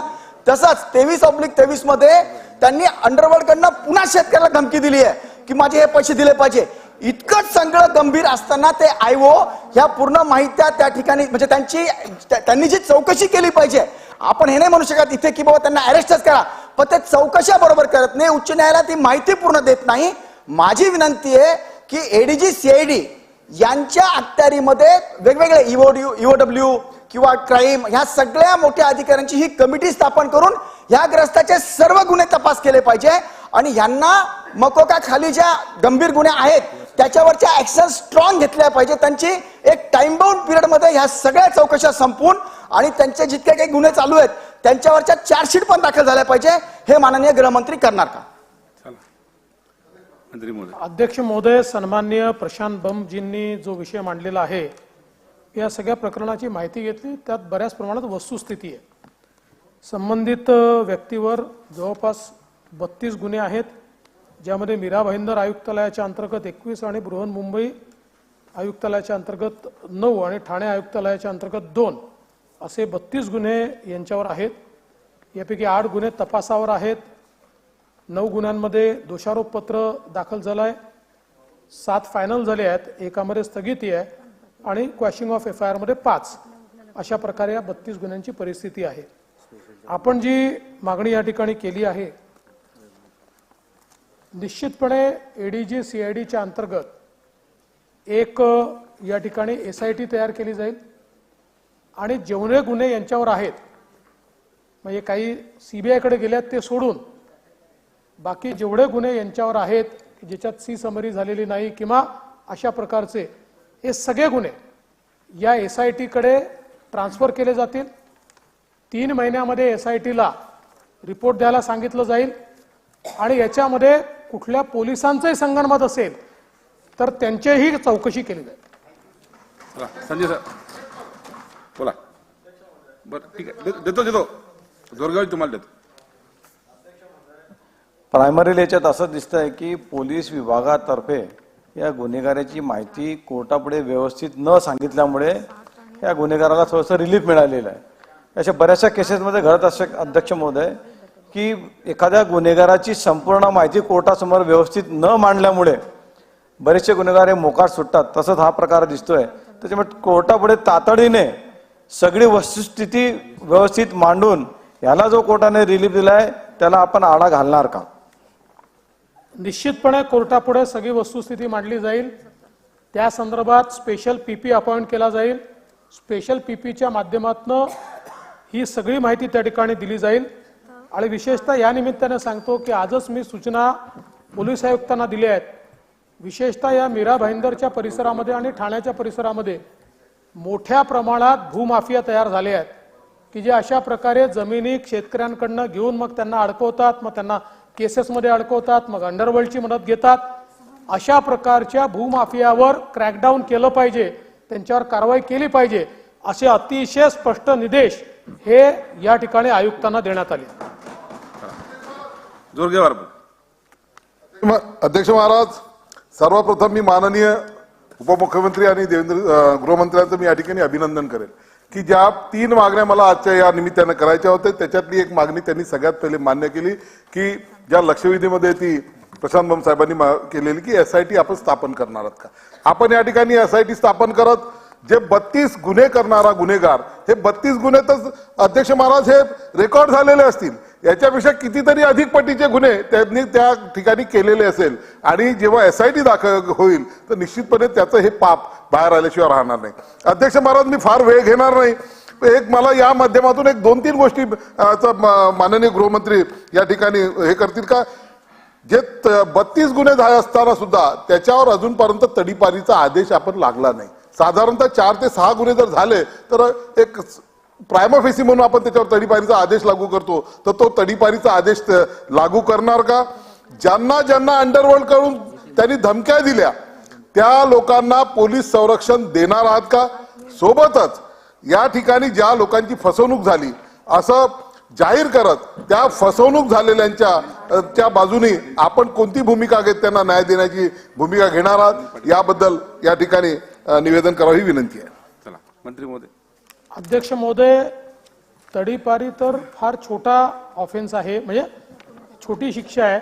यांच्यावर मोका लावण्याच्या संदर्भातली कारवाई पोलिसांनी सुरू केली होती. त्याच कारवाईमध्ये बम साहेबांनी सांगितलं त्याप्रमाणे त्यांनी कोर्टापुढे काही माहिती आणून एक नो कोअर्सिव्ह घेतलेला आहे. आणि हे स्पष्टपणे लक्षात येत आहे की 2021 नंतर तो नो कोअर्सिव्ह हटवण्याकरता कुठलीही त्याच्यात कारवाई झालेली नाही. त्यामुळे स्पष्टपणे तेही निर्देश देण्यात येतील की हा नो कोअर्सिव्ह जो काही आहे हा कशा प्रकारे मिळवला, तो योग्य प्रकारे झाला का, तिथे योग्य माहिती गेली का, आणि जी योग्य माहिती आहे ती आणून जी काही पोलिसांनी केलेली कारवाई आहे ती कारवाई व्हॅलिडेट करण्याच्या संदर्भातली कारवाई केली जाईल. आणि अशा प्रकारे हॅबिच्युअल ऑफेंडर्स जे आहेत, आपण ज्या प्रकारे अपेक्षा व्यक्त केली, हॅबिच्युअल ऑफेंडर्सवर ज्या ज्या प्रकारच्या प्रतिबंधात्मक कारवाया करता येतात त्या सगळ्या कारवाया करण्याचे आदेश देण्यात येतील. कोणी जर यांनी धमकी दिल्यामुळे कोणी व्यथित असेल आणि त्यांच्या जीवाला धोका असेल आणि त्यांनी मागणी केली तर निश्चित त्यांना आवश्यक ते संरक्षण हे दिलं जाईल. आणि आपण जो तिसरा विषय या ठिकाणी मांडलेला आहे त्याचं उत्तर मी मगाशी दिलेलं आहे. चला पुढे जाऊया. लक्षवेधी क्रमांक 6 प्रकाश आंबेडकर. अध्यक्ष महोदय, दूधगंगा डावा कालव्यातल्या 32 ते 76 मधल्या अस्तरीकरणाच्या कामामध्ये 40 कोटीच्या झालेल्या भ्रष्टाचाराबद्दल लक्षवेधी क्रमांक 6 वितरित केल्याप्रमाणे. अध्यक्ष महोदय, दूधगंगा डावा कालव्यातल्या 32 ते 76 किलोमीटर मधील 40 कोटीचा अनियमित अशा पद्धतीचं जे वितरण झालंय त्याच्या चौकशी आणि कारवाईबद्दलची ही लक्षवेधी आहे. खरं म्हणजे कोल्हापूर जिल्ह्यातल्या इरिगेशनमध्ये माझ्या मतदारसंघाचा वाटा मोठा आहे आणि त्यामुळे सातत्याने इरिगेशनच्या वेगवेगळ्या विषयांसाठी आम्ही मुख्यमंत्री महोदय, उपमुख्यमंत्री महोदय यांच्याकडे आग्रह करत असतो. अनेक प्रश्न असतात की ज्याला मार्गी लावण्यासाठी ते दोघेही सन्माननीय मान्यवर मंत्री महोदय आम्हाला मदत करत असतात. परंतु अशा सगळ्या महत्वाच्या आणि लोकांच्या दृष्टीने आवश्यक असणाऱ्या कामांना ज्या पद्धतीने गती मंत्रालयातल्या अधिकाऱ्यांच्या पासून ते खाली शाखा अभियंत्यांपर्यंत मिळायला पाहिजे ते मिळत नाही. विशेषतः आम्ही आदरणीय मंत्री महोदयांना विनंती करू इच्छितो, आपणच सही करून दिलेल्या 2-3 प्रश्नांवरती अद्याप माझ्याकडची काहीच कारवाई झाली नाही.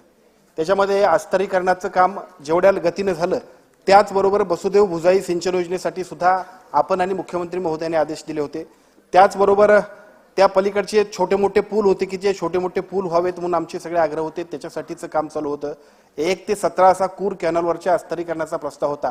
आपण दिलेल्या आदेशानंतर सुद्धा काहीतरी या झारीतील शुक्राचार्यांनी चुकीच्या पद्धतीच्या अडथळे काढून आम्हा मंडळींना खूप अडचणी करतात. परंतु हेच लोक ज्या पद्धतीनं आपल्या आर्थिक स्वार्थासाठी ज्या काही गंभीर गोष्टी करतात त्यांच्यावरती कारवाई करावी याच उद्देशाने ही लक्षवेधी आपल्या सभागृहाच्या समोर मी आणली. खरं म्हणजे 32 ते 36ला यापूर्वी सुद्धा 20 वर्ष झाली एकाच ठेकेदाराकडे हे काम आहे आणि एकाच ठेकेदाराकडचं काम मूळ 10 रुपयाचं काम 100 रुपयेपर्यंत जरी झालं तरी सुद्धा अद्याप त्याच्याकडेच काम आहे. प्रचंड अनियमितता आहेत. 2019-20च्या दरम्यान याच्यामध्ये असणाऱ्या गंभीर अशा अनियमितताबद्दल मी स्वतःच एक पत्र लिहिलं होतं आणि त्या पत्रानंतर त्यावेळेला सुद्धा 20 कोटी रुपयाची अनियमितता होती. मी दिलेल्या पत्रानंतर दक्षता समितीनं त्याच्याबाबत कारवाई केली असा परवाच मला माहिती मिळाली आणि त्या माहितीमध्ये 1 ते 8 अशा पद्धतीचे जे कॉलम आहेत त्या प्रत्येक कॉलम मधला प्रत्येक आक्षेप अत्यंत गंभीर आहे. परंतु त्यानंतरचा शेवटचा जो काय ते भुईर म्हणून जे अधीक्षक अभियंता दक्षता आहेत त्यांनी शेवटचा रिपोर्ट जो दिलाय सबमिट केला त्याच्यामध्ये त्यांनी असं म्हटलंय की या सगळ्या 8ही जरी मुद्दे बरोबर असले 3,88,00,000 दरम्यान ह्या सगळ्याचं दायित्व त्यांच्यावरती बसतंय. परंतु यातले सगळेच लोक सेवानिवृत्त झालेत, काही लोक त्यातले दुर्दैवानं मयत झालेत, त्यामुळे आपल्याला कारवाई करता येत नाही. खरं तर सेवानिवृत्त होत आहेत, मयत होत आहेत याच्याही पेक्षा चुकीचं काम करणाऱ्याला शिक्षा मिळायला पाहिजे ही अपेक्षा आपल्या सगळ्यांच्याकडून आणि शासनाकडून असायला पाहिजे. कुठलीच कारवाई झाली नाही आणि त्याचा परिणाम असा झाला की पहिलं खप्ते म्हटल्यानंतर आता सुद्धा एका बाजूला अस्तरीकरणाच्या कामामध्ये आमची पूर्वीची गेट चालू करा म्हणून माझ्याकडच्या तळाशी, तुर्बे, टिटवे, चंद्रे, अर्जुनवाडा या परिसरातले लोक आंदोलन करायला त्यांच्या कुठल्याच आंदोलनाला अधिकाऱ्यांनी गांभीर्याने घेतलं नाही. परंतु अशा पद्धतीनं कॉन्ट्रॅक्टरची सोय करायसाठी 40 कोटी रुपयाचं अतिशय चुकीच्या पद्धतीचं बिल प्रदान केलं. ही अतिशय गंभीर बाब आहे. माझी अशी विनंती आहे की कोणत्याही परिस्थितीमध्ये अशा अधिकाऱ्याला तात्काळ निलंबित करण्याबद्दल आणि केवळ एका अधिकारी नाही, त्याच्या वरिष्ठ सुद्धा असतील, अन्य ती एजन्सी असेल, त्याला सुद्धा तात्काळ या सगळ्या ब्लॅकलिस्टेड करून त्याला थांबवून दुसऱ्याला काम देण्याबद्दल योग्य त्या पद्धतीच्या सूचना आदरणीय मंत्री महोदय देतील काय? अध्यक्ष महोदय, सन्माननीय सदस्य प्रकाश आंबेडकर यांनी अतिशय महत्त्वाच्या विषयाकडे सभागृहाचं लक्ष वेधलं आहे. त्यांनी जे विषय मांडले त्याचे दोन भाग आहेत. पहिला भाग म्हणजे त्यांची जी काही पहिल्या चौकशीच्या संदर्भातला विषय होता आणि त्याच्यामध्ये त्या चौकशीमध्ये 3.48 कोटी रुपये इतकं अतिप्रदान झाल्याचं त्या ठिकाणी लक्षात आलं आणि त्यामुळे त्याची वसुली करण्यात येते आहे. खरं म्हणजे हे जे काम झालं होतं ते साधारणपणे 2000 ते 2013च्या मधलं होतं आणि म्हणूनच आता तो रिपोर्ट आल्यानंतर ही सगळी लोक रिटायर झाले आहेत आणि आपल्या नियमानुसार रिटायरमेंट नंतर 4 वर्षापर्यंत जर एखाद्या चौकशीचा रिपोर्ट आला तर ते दोषी असतात, अन्यथा त्यांच्यावर आपण कारवाई करू शकत नाही. त्यामुळे दुर्दैवाने याच्यात 2013 म्हणजे बराच कालावधी निघून गेलाय आणि म्हणून त्यांच्यावर कारवाई जरी होऊ शकत नसली तरी देखील 3.48 कोटी रुपयाचं जे अतिप्रदान आहे याच्यातला एक व्यक्ती आहे की जो अजूनही नोकरीत आहे, त्याच्यावर कारवाई आपण करतो. आणि यासोबत हे जे काही दक्षता नियंत्रण समितीने 3.48 कोटी इतकी जी रक्कम काढली आहे ही रक्कम योग्य आहे का याची चौकशी आपण पुन्हा करणार आहोत. कारण तुम्ही सांगितलं ते निश्चितपणे योग्य आहे, त्यामुळे त्याची चौकशी केली जाईल. आणि यासोबत हे खरंच आहे की ज्यावेळी 21/1/22ला नियंत्रण मंडळाने बैठकीमध्ये दायित्व मंजूर करताना दायित्वाची अदायगी सुधारित तांत्रिक मान्यतेनंतर करण्यात यावी असं स्पष्टपणे सांगितलेलं असताना त्या ठिकाणी सुधारित तांत्रिक मान्यता न घेता 40 कोटी रुपयाचं पेमेंट हे करण्यात आलेलं आहे. आणि म्हणून आपण मागणी केल्याप्रमाणे कार्यकारी अभियंता दूधगंगा कालवे विभाग 1 यांना तात्काळ निलंबित केलं जाईल, त्यांची संपूर्ण चौकशी केली जाईल आणि त्यासोबत या संपूर्ण प्रकरणामध्ये कॉन्ट्रॅक्टरचा काय रोल आहे, इतर अधिकाऱ्यांचा काय रोल आहे, या सगळ्या गोष्टीची चौकशी करण्याकरता तापी पाटबंधारे विकास महामंडळ जळगाव यांना चौकशी अधिकारी म्हणून नेमलं जाईल आणि संपूर्ण त्रयस्थ चौकशी याची केली जाईल आणि 1 महिन्याच्या आत त्याचा रिपोर्ट सादर करायला सांगितलं जाईल. प्रताप अडसर. धन्यवाद अध्यक्ष महोदय. थोडा स्कोपच्या बाहेर जरी असला तरी संबंधित विषय आहे. यामध्ये जे अस्तरीकरण आणि बांधकाम हा जो विषय आहे तर या संदर्भात मी मागे हा विषय मांडला होता. माझी थोडी यामध्ये विनंती असणार आहे की माझ्या मतदारसंघातच पाथरगाव उपसा सिंचन होतं, त्याचं जवळपास 10-12 वर्षाआधीचा जो DPR होता तो या संदर्भात मातीकाम आणि ते ओपन कॅनल्सचा होता. त्यानंतर 12 वर्षानंतर त्याचा पुन्हा DPR करण्यात आला पाईपलाईन, बंदिस्त पाईपलाईनद्वारे. तो 50% कमी नाही झाला. तर याच पद्धतीनं सगळे प्रोजेक्ट्स आणि मला कल्पना आहे की एकाएकी ज्याच्यावर खर्च ऑलरेडी झालेला आहे त्याचं एकदम करणं शक्य होणार नाही, पण एक आपण टाइम बाउंड जर प्रोग्राम केला, कारण त्यामध्ये व्हेपोरायझेशन होत नाही, लिकेजेस होत नाही, पाणी वाया जात नाही आणि एक्झॅक्ट किती पाणी वापर झालं हे आपल्याला लक्षात येते, कोणी किती वापरलं ते माहिती पडते आणि योग्य ठिकाणी योग्य पद्धतीने पाणी पूर्ण 100% क्षमतेने पोहोचू शकतो. त्यामुळे माझ्या मतदारसंघात अप्पर वर्धा, लोअर वर्धा, बेंबळा असे आणि इतर अनेक छोटे छोटे प्रकल्प आहेत. तर हे सगळे बंदिस्त पाईपलाईनद्वारे करण्याकरिता आपण एखादा टाइम बाउंड प्रोग्राम करणार आहात का? त्या संदर्भात आपला काही विचार आहे का आणि असेल तर तो लवकरात लवकर किती शक्य होईल? अध्यक्ष महोदय, स्कोपच्या फारच बाहेर आपण चाललेलो आहे, तथापि प्रतापदादांनी महत्त्वाचा विषय या ठिकाणी मांडलेला आहे. आपण ज्यावेळेस मी मुख्यमंत्री होतो त्यावेळेस आपण एक निर्णय घेतला आणि पुढचे सगळे कामं हे बंदिस्त पाईपलाईनने करायचे असा निर्णय केला आणि त्याच वेळी चालू कामांमध्ये जिथे फिजिबल आहे, जिथे खूप पैसा खर्च होऊन गेलेला आहे, आता तिथे पुन्हा नव्याने पैसा खर्च करणं, पण जिथे पैसा खर्च होऊ नये आज बंदिस्त पाईपलाईनने केल्यामुळे पैशाची बचत होते आहे, अशा चालू कामांमध्ये देखील आपण बंदिस्त पाईपलाईन त्या काळातच स्वीकारली आहे. अशा अनेक प्रकल्पांमध्ये आपण ते केलेलं आहे. त्यामुळे आपण सांगितलं अशा प्रकल्पांमध्ये त्याची जर फिजिबिलिटी असेल तर नक्की त्याचा विचार करण्यात येईल. चला रत्नाकर झालं ना, दिलं ना उत्तर. उपमुख्यमंत्री महोदय, यामध्ये आपण नव्याने जर खर्च केला त्याचा फायदा असा आहे की आताही आपण जे कॅनल्स आहे ते ज्या क्षमतेनं बनवले आहे, जिथपर्यंत ते कॅनल्स केलेले आहे तिथपर्यंत आजही पाणी पोहोचत नाही शेवटपर्यंत, कारण त्याचं मेंटेनन्स होत नाही. दरवर्षी मेंटेनन्सवर पैसा मात्र खर्च केला जातो. तर हा सगळा दरवर्षीचा मेंटेनन्सचा पैसा खर्च आणि त्याच्यानंतरही पूर्ण क्षमतेने पाणी न पोहोचणं, आणि महत्वाचं असं आहे की पाणी हा असा सोर्स आहे की आपण तो तयार करू शकत नाही. त्याच्यामुळे त्याचा 100% क्षमतेने वापर जर थोडाफार जास्त खर्च करून होणार असेल, आणि महत्वाचं म्हणजे मेंटेनन्स पुढे भविष्यात राहणार नाही. त्यासाठी यामध्ये दरवर्षी मेंटेनन्स करावा लागतो, त्याचा पैसा डिपार्टमेंटकडून खर्च होतो, त्यामध्ये मोठ्या प्रमाणात भ्रष्टाचारही होतो, कोणाचं लक्ष राहत नाही, त्याकडे कोणी पाहतही नाही. त्याच्यामुळे त्याच्यात ते झाडं काढणं ह्या गोष्टी काहीच होत नाही आणि फक्त खर्च होतो. त्याच्यामुळे त्याचं थोडा इव्हॅल्युएशन करून एवढ्या वर्षात किती मेंटेनन्सवर खर्च झाला, पुढे भविष्यात किती होऊ शकतो, आणि त्याचं कॅल्क्युलेशन करून जर झालं तर मला असं वाटते सोयीचं होईल. आपली सूचना निश्चित चांगली आहे, पण कुठलाही प्रकल्प करताना आपण त्या प्रकल्पामध्ये परतावा किती आहे गुंतवणुकीवर याचा एक रेशिओ असतो. त्या रेशिओमध्ये जे बसतं त्यावेळेस तो प्रकल्प आपण करतो, कारण शेवटी जर त्याच्यावर परतावाच येणार नसेल तर ती इन्व्हेस्टमेंट जी आहे ती इन्व्हेस्टमेंट लायबिलिटीमध्ये परिवर्तित होते. आणि म्हणून अशा प्रकारच्या प्रकल्पांमध्ये आपण जे सुचवलं आहे त्याप्रमाणे निश्चितपणे मेरिटवर एक एक प्रकल्प आपल्याला तपासावा लागेल, आणि त्याचा रेशिओ जर बसत असेल तर अशी गुंतवणूक आपल्याला निश्चित करता येईल. पण रेशिओ बसत नसेल तर तो पैसाही खर्च होईल आणि त्याच्यातनं पाहिजे त्या प्रमाणात मत्ता देखील तयार होणार नाही, किंवा त्या मत्तेवर आपल्याला जो परतावा यायला पाहिजे ते देखील आपल्याला मिळणार नाही. म्हणून याचा प्रत्येक घटकान्वये विचार करावा लागेल. चला, शेवटचा प्रश्न रत्नाकर गुट्टे. अध्यक्ष महोदय, मला उपमुख्यमंत्र्यांना एक रिक्वेस्ट करायची आहे. माझ्या मतदारसंघामध्ये जवळजवळ 30% पण स्टाफ नाही आहे, आणि इतके म्हणजे पोकळी निर्माण झालेली आहे की कॅनॉल कमीत कमी 2, 4, 4, 5, 5 किलोमीटरचे असतात, पण एक माणूस तिथं नसतो. आणि जर आपण कुठून घेतला तरी तो साईटवर जात नाही आहे. हा एक विषय फार मोठा गंभीर आहे.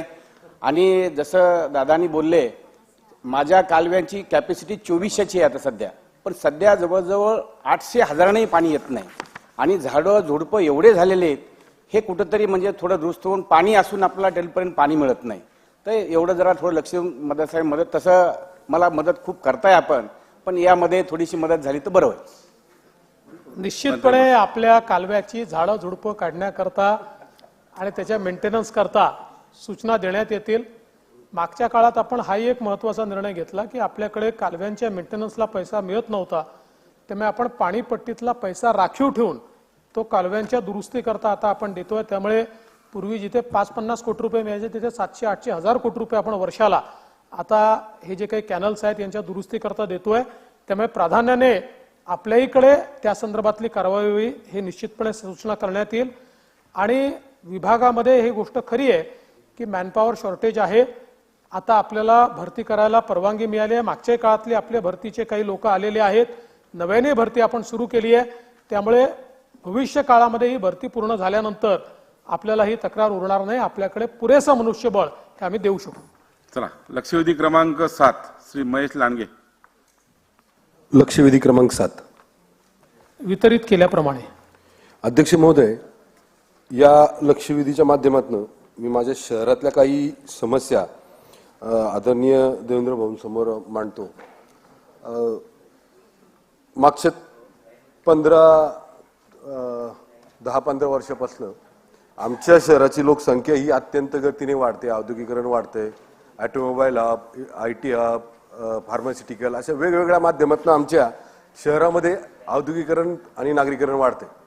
त्यामुळे प्रशासनावर तर ताण येतोच, आमच्या महानगरपालिकेच्या प्रशासनावर. पण त्यामुळं काय झालंय, आता या नागरीकरणामुळं वाढत्या लोकसंख्येमुळं सगळ्यात जास्त ताण जो आलाय तो या वीज वापरण्यावर आलाय. आणि त्या वीज वापरण्यावर आल्यामुळं काय झालंय, अनेक लोकांना वेगवेगळ्या अडचणींना सामोरं जावं लागतंय. विद्यार्थ्यांना अभ्यासाच्या माध्यमातून असेल, ज्येष्ठ नागरिकांना असेल, माझ्या ज्या महिला ज्या असतात त्यांना असेल, सोसायटीच्या लोकांना असेल, औद्योगिकरणात काम करणाऱ्या लघु उद्योजकांचा असेल, असं वेगवेगळ्या घटकांना यामुळे त्रास व्हायला गेलाय. मी अनेक वर्षापासून म्हणजे मी विशेषतः 2015-16ला ज्यावेळेस आदरणीय देवेंद्र भाऊ मुख्यमंत्री होते त्यावेळेस पहिल्यांदा इन्फ्रा 2च्या माध्यमातून आमच्या शहरामध्ये ओव्हरहेड टू अंडरग्राऊंड भूमिगत केबलचं काम झालं, ते पण अर्धवट झालं.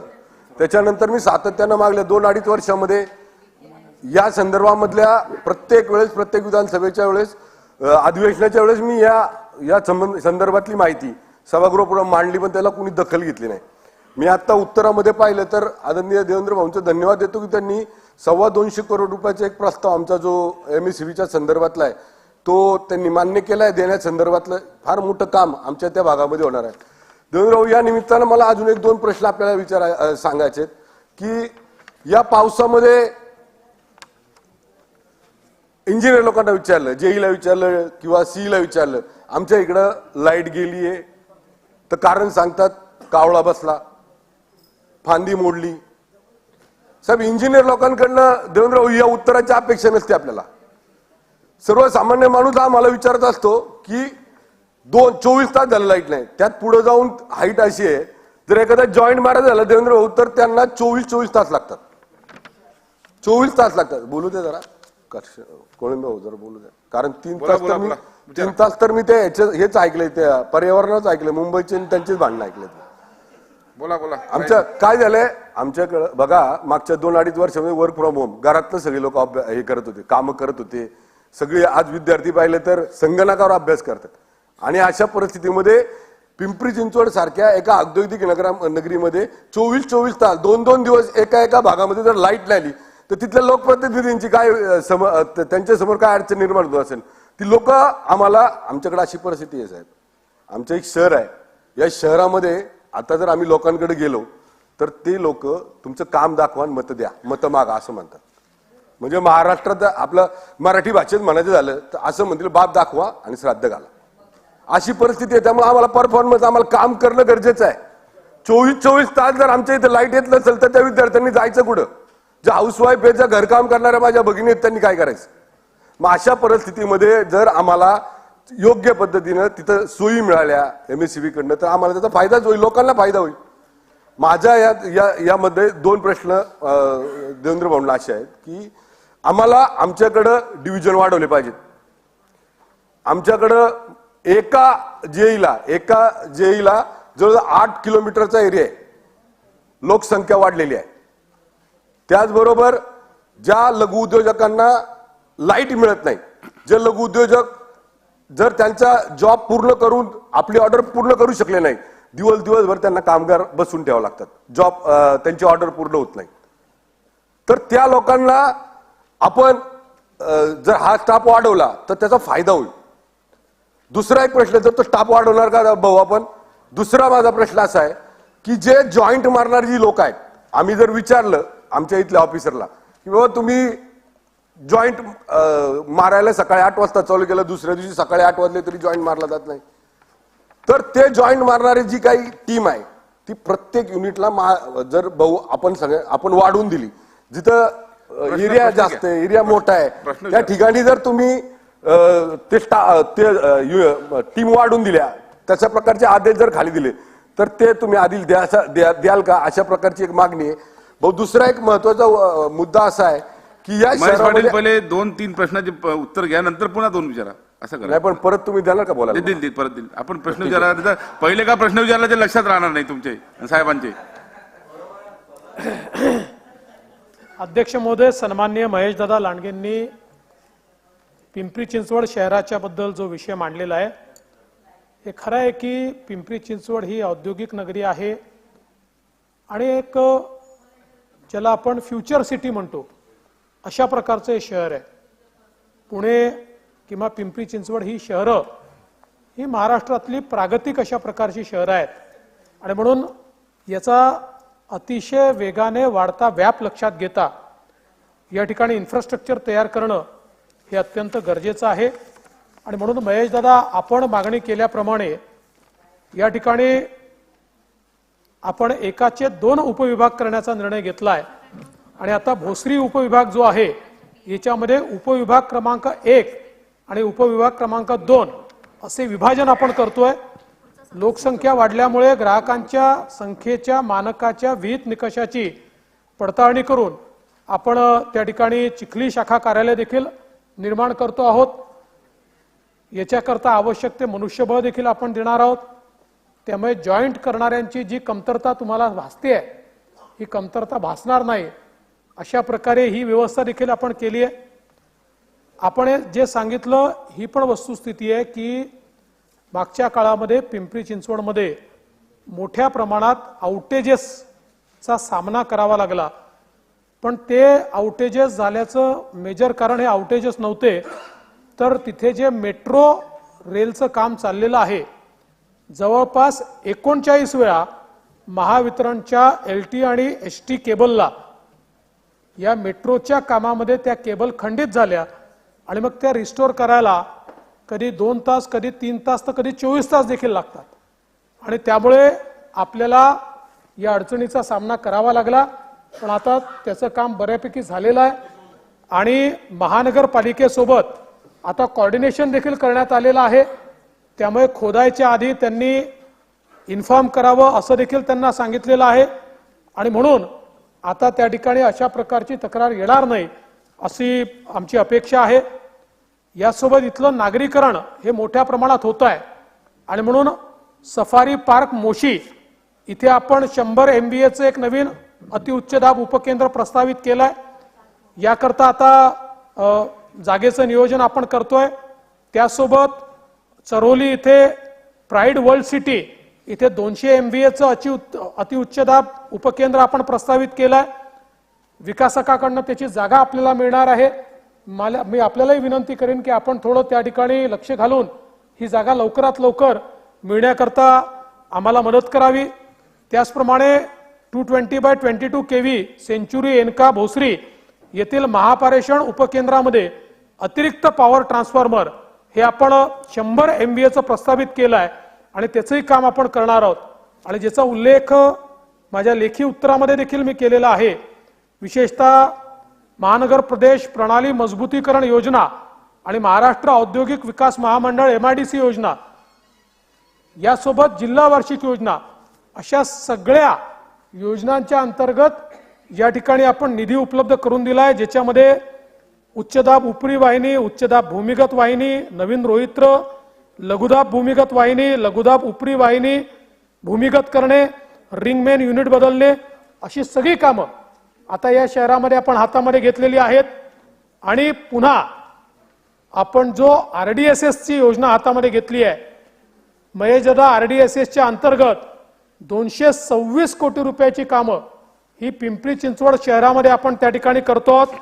ज्यातनं aerial bunch cable, capacitor bank, multimeter boxes, upgradation of line, feeder bay, नवीन उच्चदाब भूमिगत वाहिनी, नवीन लघुदाब भूमिगत वाहिनी, नवीन रोहित्र क्षमता वाढ, FPI, ओव्हरहेड वीज वाहिन्यांचे भूमिगत वाहिन्यांमध्ये रूपांतर करणे अशी सगळी कामं ही आता प्रस्तावित केली आहेत. याचे टेंडर्स आता नुकतेच निघतायत. त्यामुळे पुढच्या वर्षभरामध्ये मोठ्या प्रमाणात पिंपरी चिंचवड शहरामध्ये क्षमता वाढीची कामं ही हातात घेण्यात येतील. आणि आपली जी तक्रार आहे, कावळा बसतो, फांदी तुटते आणि आपल्याला त्या ठिकाणी विजेचा त्रास होतो, या त्रासापासून मुक्ती देण्याकरता मोठ्या प्रमाणात निधीची उपलब्धता करून देण्यात आली आहे.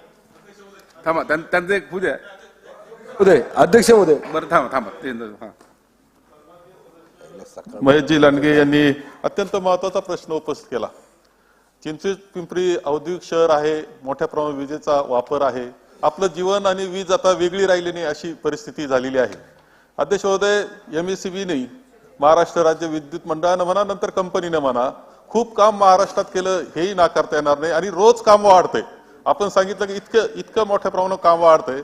परंतु सन्मानित सदस्य महेशजी लांडगे यांचा एक महत्वाचा प्रश्न असा होता की छोटे छोटे फॉल्ट, आणि याचं कारण असं आहे की आपली सिस्टीम जी आहे ती काही 50 वर्ष 60 वर्षापूर्वीच्या सगळे कंडक्टर आणि सिस्टीम आहे आपली, आणि ती आता खरं म्हणजे निरुपयोगी झालेली आहे.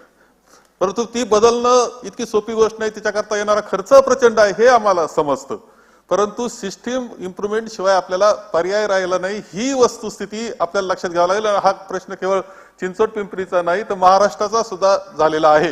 आणि म्हणून अध्यक्ष महोदय, ह्या सिस्टीम इम्प्रुव्हमेंट करता जी जुनी झालेली आहे, खूप पुराणी झालेली आहे, खराब झालेली आहे, तिची ताकद राहिलेली नाही, ह्या इम्प्रुव्हमेंट करता आपल्याकडे काय योजना आहे? अध्यक्ष महोदय, ज्या योजनेचा मी उल्लेख केला RDSS, ही योजना सिस्टीम इम्प्रूव्हमेंट करताच तयार करण्यात आलेली आहे.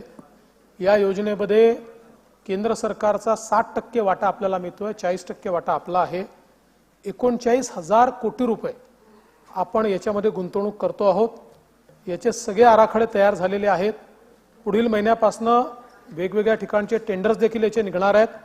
साधारणपणे पुढच्या 4 ते 6 महिन्यामध्ये याची मॅक्सिमम कामं आपण सुरू करू. साधारण काही कामं 1 वर्षात, काही 2 वर्षात आणि काही 3 वर्षात होतील. पण ही सगळी कामं झाल्यानंतर मोठ्या प्रमाणात सिस्टीम इम्प्रूव्हमेंट होणार आहे, नवीन इन्फ्रास्ट्रक्चर तयार होणार आहे आणि त्यासोबत आत्ता जे नवीन तंत्रज्ञान आलंय की जे फॉल्ट लवकर ज्याच्यामुळे सापडतात, फॉल्ट्स कमी होतात, अशा प्रकारचं सगळं तंत्रज्ञान हे याच्या अंतर्गत आपण त्या ठिकाणी वापरतोय. आपण सांगितलं वस्तुस्थिती आहे की आपल्या सिस्टीम जुन्या झाल्या आहेत, त्याच्यावर खूप मोठ्या प्रमाणात लोड आहे. याचा विचार करूनच केंद्र सरकारने ही योजना तयार केली आहे आणि 60% पैसे त्याचे केंद्र सरकार आपल्याला देत आहे. चला लांबगीजी. अध्यक्ष महोदय, आदरणीय देवेंद्र भाऊंनी अत्यंत सकारात्मकपणे आमच्या पिंपरी चिंचवड शहराचा प्रश्न हाताळला आणि त्याला सकारात्मकपणे उत्तरही त्यांनी दिलं. माझा एक दुसरा एक मराठा चेंबर्स बरोबर माझी बैठक झाली मध्यंतरीच्या काळामध्ये. तर देवेंद्र भाऊ, जर आपण त्यांच्याशी एकदा चर्चा करून, त्यांचं एक म्हणणं असं होतं, जर त्याला त्यांच्या आपल्याकडे त्यांनी एक प्रस्ताव पाठवलाय मराठा चेंबर्सनी की 10 ज्या आमचे स्मॉल लघु उद्योजक आहेत, 10 इंडस्ट्रीजच्या, त्यांनी एक सोलर सिस्टम बसवायची आणि त्या 10 लोकांनी ती वीज म्हणजे पॉवर जनरेट करायची आणि ती त्यांनी वापरायची, अशा प्रकारचा एक प्रस्ताव आहे. तो आपण मंजूर करणार का, हा एक माझा प्रश्न आहे. आणि दुसरं, जे आता थोरात साहेबांनी सांगितलं त्या पद्धतीनं प्रत्येक शहराच्या ही समस्या थोरात साहेब 100% आहे. पण प्रत्येक शहरामध्ये थोरात साहेब दूरदृष्टी असलेले नेते थोडेसे कमी आहेत. नुसतं 10 आणि 10 वर्षापूर्वीचं बघून जमणार नाही भाऊ आपल्याला. तर कमीत कमी पुढल्या 30-40 वर्षामध्ये पिंपरी चिंचवड शहरामध्ये वाढणारं नागरीकरण हे डोळ्यासमोर ठेवून आपल्याला इन्फ्रास्ट्रक्चर डेव्हलप करावं लागणार आहे. त्याच्याकरता लागणारी पॉवर जनरेट करावं लागणार आहे. कारण आमच्या शहरामध्ये आता जर आपण तुम्ही पाहिलं तर मागच्या या वर्षामध्ये जवळजवळ 1 लाख फ्लॅट, 1 लाख म्हणजे लोक कुटुंब त्या ठिकाणी राहायला येणार आहेत. 1 लाख जर लोक कुटुंब राहायला आली तर त्यांच्या म्हणजे पॉवरवरचा, त्यांचा विजेवरचा ताण वाढणार आहे. तर या सगळ्याचा जो काही म्हणजे पुढली दूरदृष्टी ठेवून, जे विजन ठेवून जर आपण ते जे काय आज मंजूर केलंय भाऊ, जे आमच्या आलेला प्रस्ताव, त्याच्याकरता खरं भाऊ तुम्हाला मनापासून धन्यवाद देतो आणि असंच प्रेम आमच्या शहरावर राहावं अशी विनंती करतो. आणि तेवढे सोलरचं मला एक सांगा. अध्यक्ष महोदय, शहरावरही प्रेम आहे, महेश दादांवरही प्रेम आहे. पण मी महेश दादांच्या लक्षात आणून देतो की आपण भविष्याचा विचार करूनच या सगळ्या सिस्टीम उभ्या केलेल्या आहेत. अगदी आपण विचार केला तर आज पिंपरी चिंचवडमध्ये 4 अतिउच्च दाब उपकेंद्राची एकूण स्थापित क्षमता आपली जी आहे ही 700 MVA इतकी आहे आणि अगदी पीक अवरला देखील 431 MVA एवढी आपली खपत आहे. त्याच्यामुळे आपल्याकडे अजूनही जवळपास 50% अधिकचा स्कोप हा त्या ठिकाणी आहे. पण त्याला मॅचिंग सगळं इन्फ्रास्ट्रक्चर झालं पाहिजे याकरताच हे केलेलं आहे. आणि आम्हालाही याची कल्पना आहे की भविष्यातल्या शहरांमध्ये एक प्रमुख शहर हे पिंपरी चिंचवड असल्यामुळे त्याचा पुढच्या 30 वर्षाचा आपल्याला विचार करावा लागेल. तोच विचार आपण या ठिकाणी केला आहे. मराठा चेंबरनी जो प्रस्ताव या ठिकाणी दिलाय, ज्याचा उल्लेख आपण केला, असे काही प्रस्ताव निश्चितपणे आलेले आहेत. सोलारमध्ये ग्रुप कॅप्टिव्ह अशा प्रकारची एक त्या ठिकाणी त्यांना सुधारणा हवी आहे. मुळामध्ये आपण 1 मेगावॅटच्या वर अशा प्रकारे अलाव करत नाहीये, पण मोठ्या प्रमाणात अशी मागणी वेगवेगळ्या ठिकाणून येते आणि याचा निश्चित आपल्याला विचार करावा लागेल. खरं आहे की याचा आपलं जे महावितरण आहे त्या महावितरणच्या एकूण फायनान्सेसवर याचा एक विपरीत परिणाम होईल. पण तरी देखील आपल्याला कधीतरी पर्यावरणाचा विचार करून आणि वाढते विजेचे दर याचा विचार करून काही निर्णय घ्यावे लागतील. म्हणून आज मी आपल्याला एवढंच आश्वस्त करतो की अशा प्रस्तावांबद्दल सरकार सकारात्मक आहे. लवकरच या संदर्भातली एक पॉलिसी आम्ही तयार करू. चला शेवटचा प्रश्न बोला. अध्यक्ष महोदय, आदरणीय महेशदादा लांडगेंनी जो विषय मांडला तो अतिशय जिव्हाळ्याच्या सर्वांच्यासाठीच आहे. मला या विषयाला संलग्नच आदरणीय मंत्री महोदयांना आणि शासनाला आपल्या माध्यमातून मला सांगावंसं वाटतं की माझ्या पुरंदर हवेली तालुक्यामध्ये मागच्याच चालू महिन्यामध्ये साधारणतः 72 तास उपवासानंतर एक गाव एक दिवस ही अतिशय सुंदर योजना जी महावितरणच्या माध्यमातून राबवली जाते ती राबवली गेली आहे. 58 दिवसांचं शेड्यूल माझ्या पूर्ण मतदारसंघाला दिलं गेलंय. खूप चांगल्या प्रकारे योजना चालू आहे. त्याच्यामध्ये फक्त मला एकच विनंती साहेब आपल्याला करायची की त्या योजनेच्या माध्यमातून अनेक ठिकाणी रोहित्रांची मागणी, अनेक ठिकाणी वरच्या भागांमध्ये जी स्वतंत्र फीडर असावेत, त्याचप्रमाणे तारा ज्या आहेत त्या 30-30 वर्षांच्या काही झालेल्या आहेत त्या जोडण्यासाठीचा निधी असेल तर हा निधी आपण उपलब्ध करावा. कारण आज बरेच ठिकाणी त्या ठिकाणी महावितरणची लोक प्रत्येक गावांमध्ये जात आहेत. सर्वसामान्य गरीब गोरगरिबांचे शेतकऱ्यांचे सगळे प्रश्न मागणी घेत आहेत, परंतु त्याच्यासाठी असणारा निधी हा उपलब्ध करावा. त्याचबरोबर जसं आदरणीय महेशदादांनी सांगितलं, खरं म्हणजे सासवड आणि जेजुरीच्या बाबतीमध्ये आम्ही एक चांगलं विजन दादा ज्याप्रमाणे पिंपरी चिंचवडचं तुम्ही ठेवलंय त्याप्रमाणे ठेवून आहोत. मधल्या काळामध्ये आपण मुख्यमंत्री असताना भूमिगत गटारं ही पालखी मार्गावरती सासवड आणि जेजुरीमध्ये त्या ठिकाणी भूमिगत लाईन्स ह्या झाल्या होत्या, परंतु त्या केवळ पालखी मार्गापुरत्या मर्यादित होत्या. सासवड आणि जेजुरी सुद्धा पिंपरी चिंचवड बरोबर थोडंसं प्रेम तिकडेही साहेब त्या ठिकाणी द्यावं, सासवड जेजुरीला द्यावं. त्याचबरोबर दक्षिण पुण्याचा भाग हा हवेलीमधला माझ्या मतदारसंघामध्ये येतो. आंबेगाव पासून ते साधारणतः भेकराईपर्यंतचा, शेवाळवाडीपर्यंतचा त्या भागामध्ये सुद्धा नव्याने पुन्हा वाढतंय. त्या भागामध्ये भूमिगत स्वतंत्र लाईन त्या ठिकाणी द्यावी. माझी एकच या माध्यमातून एकच प्रश्न आहे साहेब, एक गाव एक योजना एक दिवस या योजनेमध्ये जी मागणी पुरंदर आणि हवेली तालुक्यातल्या सर्वसामान्य ग्राहकांनी आपल्या महावितरणकडे केली त्याच्यासाठी सर्व निधी उपलब्ध करून देणार का? दुसरं म्हणजे दुसरा प्रश्न माझा हा आहे की जेजुरी सासवड आणि दक्षिण पुण्यामधले रस्त्याकडची जे लाईन्स आहेत त्याला अंडरग्राऊंड लाईन्स करण्यासाठी निधी उपलब्ध करणार का? आणि तिसरा एक छोटासा प्रश्न आहे तो म्हणजे रास्तापेठ, पद्मावती आणि मुळशी ह्या 3 विभागांमध्ये माझ्या सर्वसामान्य नागरिकांना हवेलीमध्ये 3 ऑफिसेसमध्ये वेगवेगळं जावं लागतं. कारण व्हर्टिकली माझं मतदारसंघ डिवाइड झालेला आहे. तो एक करून एक उपविभाग आयदर फुरसुंगी किंवा आंबेगाव आपण करू शकणार का? हे 3 प्रश्न मला आदरणीय मंत्री महोदयांना विचारायचे. सन्माननीय संजय जगताप साहेबांनी जे विषय या ठिकाणी मांडलेले आहेत, खरं म्हणजे ही थोडी लिमिटेड अशा प्रकारची लक्षवेधी होती, त्यामुळे सगळं ब्रीफिंग माझ्याकडे नाही आहे. पण मी आपल्याला सांगतो की आपण जी मागणी केलेली आहे तर RDSSच्या अंतर्गत निश्चितपणे एक गाव एक दिवसच्या या उपक्रमामध्ये ज्या काही मागण्या समोर आल्या असतील त्या मागण्यांचा समावेश RDSSच्या माध्यमातून करण्यात येईल आणि त्या ठिकाणी जे अपेक्षित इन्फ्रास्ट्रक्चर आहे ते इन्फ्रास्ट्रक्चर निश्चितपणे देण्याचा प्रयत्न आपण करू. दुसरं, आपण जे अंडरग्राऊंड केबलिंगच्या संदर्भात सांगितलेलं आहे, आता माझ्याकडे त्याची सगळी माहिती नाही आहे, पण जरूर जिथे आवश्यक आहे प्रायोरिटी आपण ठरवून आवश्यक ठिकाणी ते कसं करता येईल याचा विचार हा निश्चितपणे करण्यात येईल. आणि आपण 3 उपविभागांच्या ऐवजी एक उपविभाग करावा अशी जी मागणी केली आहे त्याची व्यवहार्यता तपासून पाहण्यात येईल. चला आता पुढे जाऊया. लक्षवेधी क्रमांक 8, 9, 10 आणि 11 या 4 लक्षवेधी पुढे ढकलण्यात आलेल्या आहे. आता लक्षवेधी क्रमांक 12 श्री दिलीप मोहिते पाटील. अध्यक्ष महोदय, माझ्या खेड तालुक्यातील भामासखेड या प्रकल्पाचा पहिले लक्षवेधी पुकारा.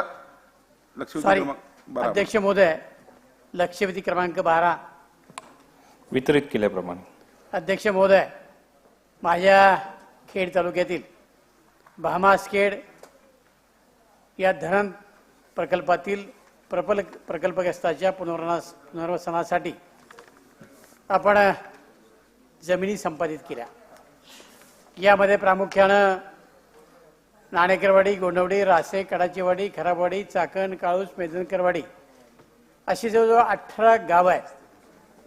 परंतु राज्य शासनाने निर्णय घेतला, कारण हवेली तालुक्यातले लोक असतील, दौंड तालुक्यातील लोक असतील, यांनी पाणी वापरास नकार दिला आणि तो कॅनल रद्द केला. रद्द केल्यानंतर शासनानं निर्णय घेतला. आदरणीय उपमुख्यमंत्री महोदय या ठिकाणी आहेत, त्यावेळेला ते मुख्यमंत्री होते, आणि धरणातलं 100% पाणी हे पिंपरी चिंचवड आणि पुण्याला पिण्याच्या पाण्याकरता देण्याचा निर्णय झाला. अध्यक्ष महोदय, या निर्णयामुळं आज ज्या लोकांच्या तुम्ही संपादित केलं, ज्यांच्यावर शिक्के आहेत, त्या लोकांना शेतीकरता 0% पाणी आहे. शेतीकरता पाणी ठेवलं नाही. कायदा असा सांगतो की ज्या जमिनीला पाटाने पाणी मिळणार आहे त्या जमिनी तुम्हाला संपादित करता येतात. परंतु दुसरा कायदा असा आहे की तुम्ही संपादित केलेल्या जमिनीवर पुनर्वसनाचा शिक्का मारला आणि राज्याच्या कायद्यामध्ये जर सरकारचा शिक्का पडला तर तो देण्याची तरतूद नाही. आज पाणी नाही आणि लोकांच्या जमिनी जायला लागलेल्या आहेत. लोक अत्यंत वाईट अवस्थेमध्ये आहेत. दुसरी गोष्ट, भामा आसखेड धरणामध्ये तुम्ही निर्णय घेतला की तिथले जे बाधित लोक आहेत त्यांना हे 15 लाख रुपये हेक्टरी देण्याच्या संदर्भातला निर्णय घेतला. काही लोकांना पैसे वाटले आणि ते वाटल्यानंतर सुद्धा आता काही लोकांना तुम्ही चासकमान प्रकल्पामधल्या जमिनी देण्याच्या संदर्भातला निर्णय घेतला. जर एका बाजूला एका धरणाच्या संदर्भामध्ये जर पैसे वाटायचा निर्णय घेतला तर पैसे वाटले पाहिजेत आणि जमिनी वाटायचं आहे. पूर्वी असं ठरलं होतं की जे प्रकल्पग्रस्त ज्या धरणाच्या अखत्यारीतले आहेत त्यांनाच तिथली जमीन द्यायची. पण आज चासकमानचा प्रश्न प्रलंबित असताना सुद्धा तुम्ही भासमा सेडच्या लोकांना तिकडे जमिनी देताय आणि तिथल्या लोकांच्या मध्ये अस्वस्थ आहे. मग जे लोक राहिलेले आहेत त्यांना जमिनी कुठनं देणार? अध्यक्ष महोदय, माझ्या तालुक्यामध्ये 3 धरण आहेत. त्यातलं चासकमानचं धरण आहे. त्या धरणाचं बाधित शेतकरी माझ्या तालुक्यातले आले, मोठ्या प्रमाणामध्ये जमिनी माझ्या तालुक्यातल्या घेतल्या आणि त्या धरणातलं 82% पाणी शिरूर तालुक्याला दिलं. 70 किलोमीटरचा कालवा 142 किलोमीटर गेला. उत्तर उरलेल्या 72 किलोमीटरमध्ये 1 इंच जमीन न घेता त्या लोकांना तुम्ही जमीन दिली. त्यामुळे माझ्या लोकांना स्लॅब जास्त बसला. आज चासकमान धरणामध्ये माझ्याकडे 18% पाणी आहे. त्यातनं ACZ पाणी दिलं, त्यातनं तुम्ही पिण्याच्या पाण्याच्या योजना केल्या. शेतीला पाणी किती राहणार आहे? आता कळमोडीचं धरण केलं, त्याचं सगळंच्या सगळं पाणी हे तुम्ही त्यातला बरंचसं पाणी प्रश्न विचार. आता प्रश्न अध्यक्ष महोदय तेच सांगतो, त्यातलं बरंचसं पाणी आपण प्रश्न घ्या. ऐका ना अध्यक्ष महोदय, त्यातलं बरंचसं पाणी आता तुम्ही आंबेगावला देणार आहे. धरणं माझ्या तालुक्यात, पुनर्वसन माझ्या तालुक्यात, पण पाणी मला नाही आणि अडचणी मात्र माझ्या तालुक्यात Specific आहे. या पुनर्वसनाचे शिक्के असलेल्या जमिनी कायदा करून त्या लोकांना तुम्ही परत देणार आहात का? चासकमान लाभ क्षेत्रातील जे लोक आहेत त्यांना भामा आसखेडच्या जे ज्या जमिनी तुम्ही देताय ते थांबवणार आहात का? आणि हा पुनर्वसनचा प्रश्न आज जर सुटला नाही तर माझ्या लोकांना, माझ्या तालुक्याला लोकांना आत्महत्या करावी लागेल, इतकी वाईट परिस्थिती आहे. आणि म्हणून अध्यक्ष महोदय, या 3 प्रश्नाच्या संदर्भात मंत्री महोदयांनी उत्तर द्यावं. धन्यवाद. मंत्री महोदय. अध्यक्ष महोदय, सन्माननीय सदस्यांनी जो प्रश्न विचारला ती थोडीशी वस्तुस्थिती तर नक्कीच आहे. भामा आसखेड प्रकल्पाच्या संदर्भामध्ये त्यांनी जे उपस्थित केलेलं आहे त्याचा मूळ जर का प्रश्न असेल तर या प्रकल्पाकरता ज्या गावांना या ठिकाणी भूसंपादित करून त्या ठिकाणी पुनर्वसनाकरता राखीव हा जो शिक्का मारलेला आहे, परंतु त्यांना त्या भागामधला पाण्याचा लाभ कुठलाही मिळत नसल्यामुळे त्यांना कुठलेही व्यवहार करता येत नाही. हा खरा मूळ प्रश्न आहे. आणि त्या दृष्टिकोनातून अध्यक्ष महोदय, शासनाने निर्णय घेतलेला आहे की 18/1/2022 अन्वये कार्यपद्धतीने एक विहित कार्यपद्धती नेमून त्यानुसार जिल्हाधिकाऱ्यांच्या अध्यक्षतेखाली एक कमिटी नेमलेली आहे. आणि त्या कमिटीच्या माध्यमातून आयुक्तांच्या, त्या जिल्हाधिकाऱ्यांच्या कमिटीच्या माध्यमातून समजा जर का तसा प्रस्ताव शासनाकडे जर का आला तर आता हा जो काही आपला निर्णय घेतलेला असेल तर त्याच्यासाठी कायमस्वरूपी त्यांचे जे पुनर्वसनाचा जो काही हे टाकलेला आहे त्या ठिकाणी शेरा जो मारलेला आहे पुनर्वसनासाठी राखीव, तो कायमस्वरूपी निघू शकतो. आणि शासनाने त्याच्यानंतर सुद्धा अजून एक निर्णय घेतला की 11/2ला त्याच्यानंतर एक निर्णय घेतला 2022ला की अशा प्रकारचा व्यवहार करता येत नसल्यामुळे येणाऱ्या काळामध्ये जर का आपल्याला शेतकऱ्याला जर का कुठला ह्या सगळ्या गोष्टीला मान्यतेला उशीर लागेल आणि त्याच्याकरता समजा जर का उशीर लागत असेल तर 11/2ला तो एक निर्णय घेतलेला आहे की प्रत्येक गोष्ट त्यांनी शेतकऱ्याला जो काही आपल्याला शिक्का मारून वेळ लागत असेल तर त्याच्यासाठी नंतरच्या काळामध्ये 11/2च्या निर्णयानुसार शेतकरी किंवा जो प्रकल्प बाधित असेल त्याला त्या बाबतीमध्ये जमीन हस्तांतरित करता येते किंवा विकता येते किंवा त्याची वाटणी सुद्धा पाडता येते. परंतु त्याच्यानंतरही मात्र या सगळ्या याच्यामध्ये 18/1च्या निर्णयानुसार आपल्याला शासनाची मान्यता घेऊन याबाबत जमिनीचा कायमचा तो पुनर्वसन अधिनियमाचा जो काही शिरा आहे तो शिरा काढता येऊ शकतो. जमिनी वाटल्यानंतर नाही म्हणते मी. संपादित केलेल्या जमिनी ज्या आहेत त्या सर्वोच्च न्यायालयाच्या भास्कर पिलाई प्रकरणातील आदेशाप्रमाणे शेतकऱ्यांना परत करता येणार नाही.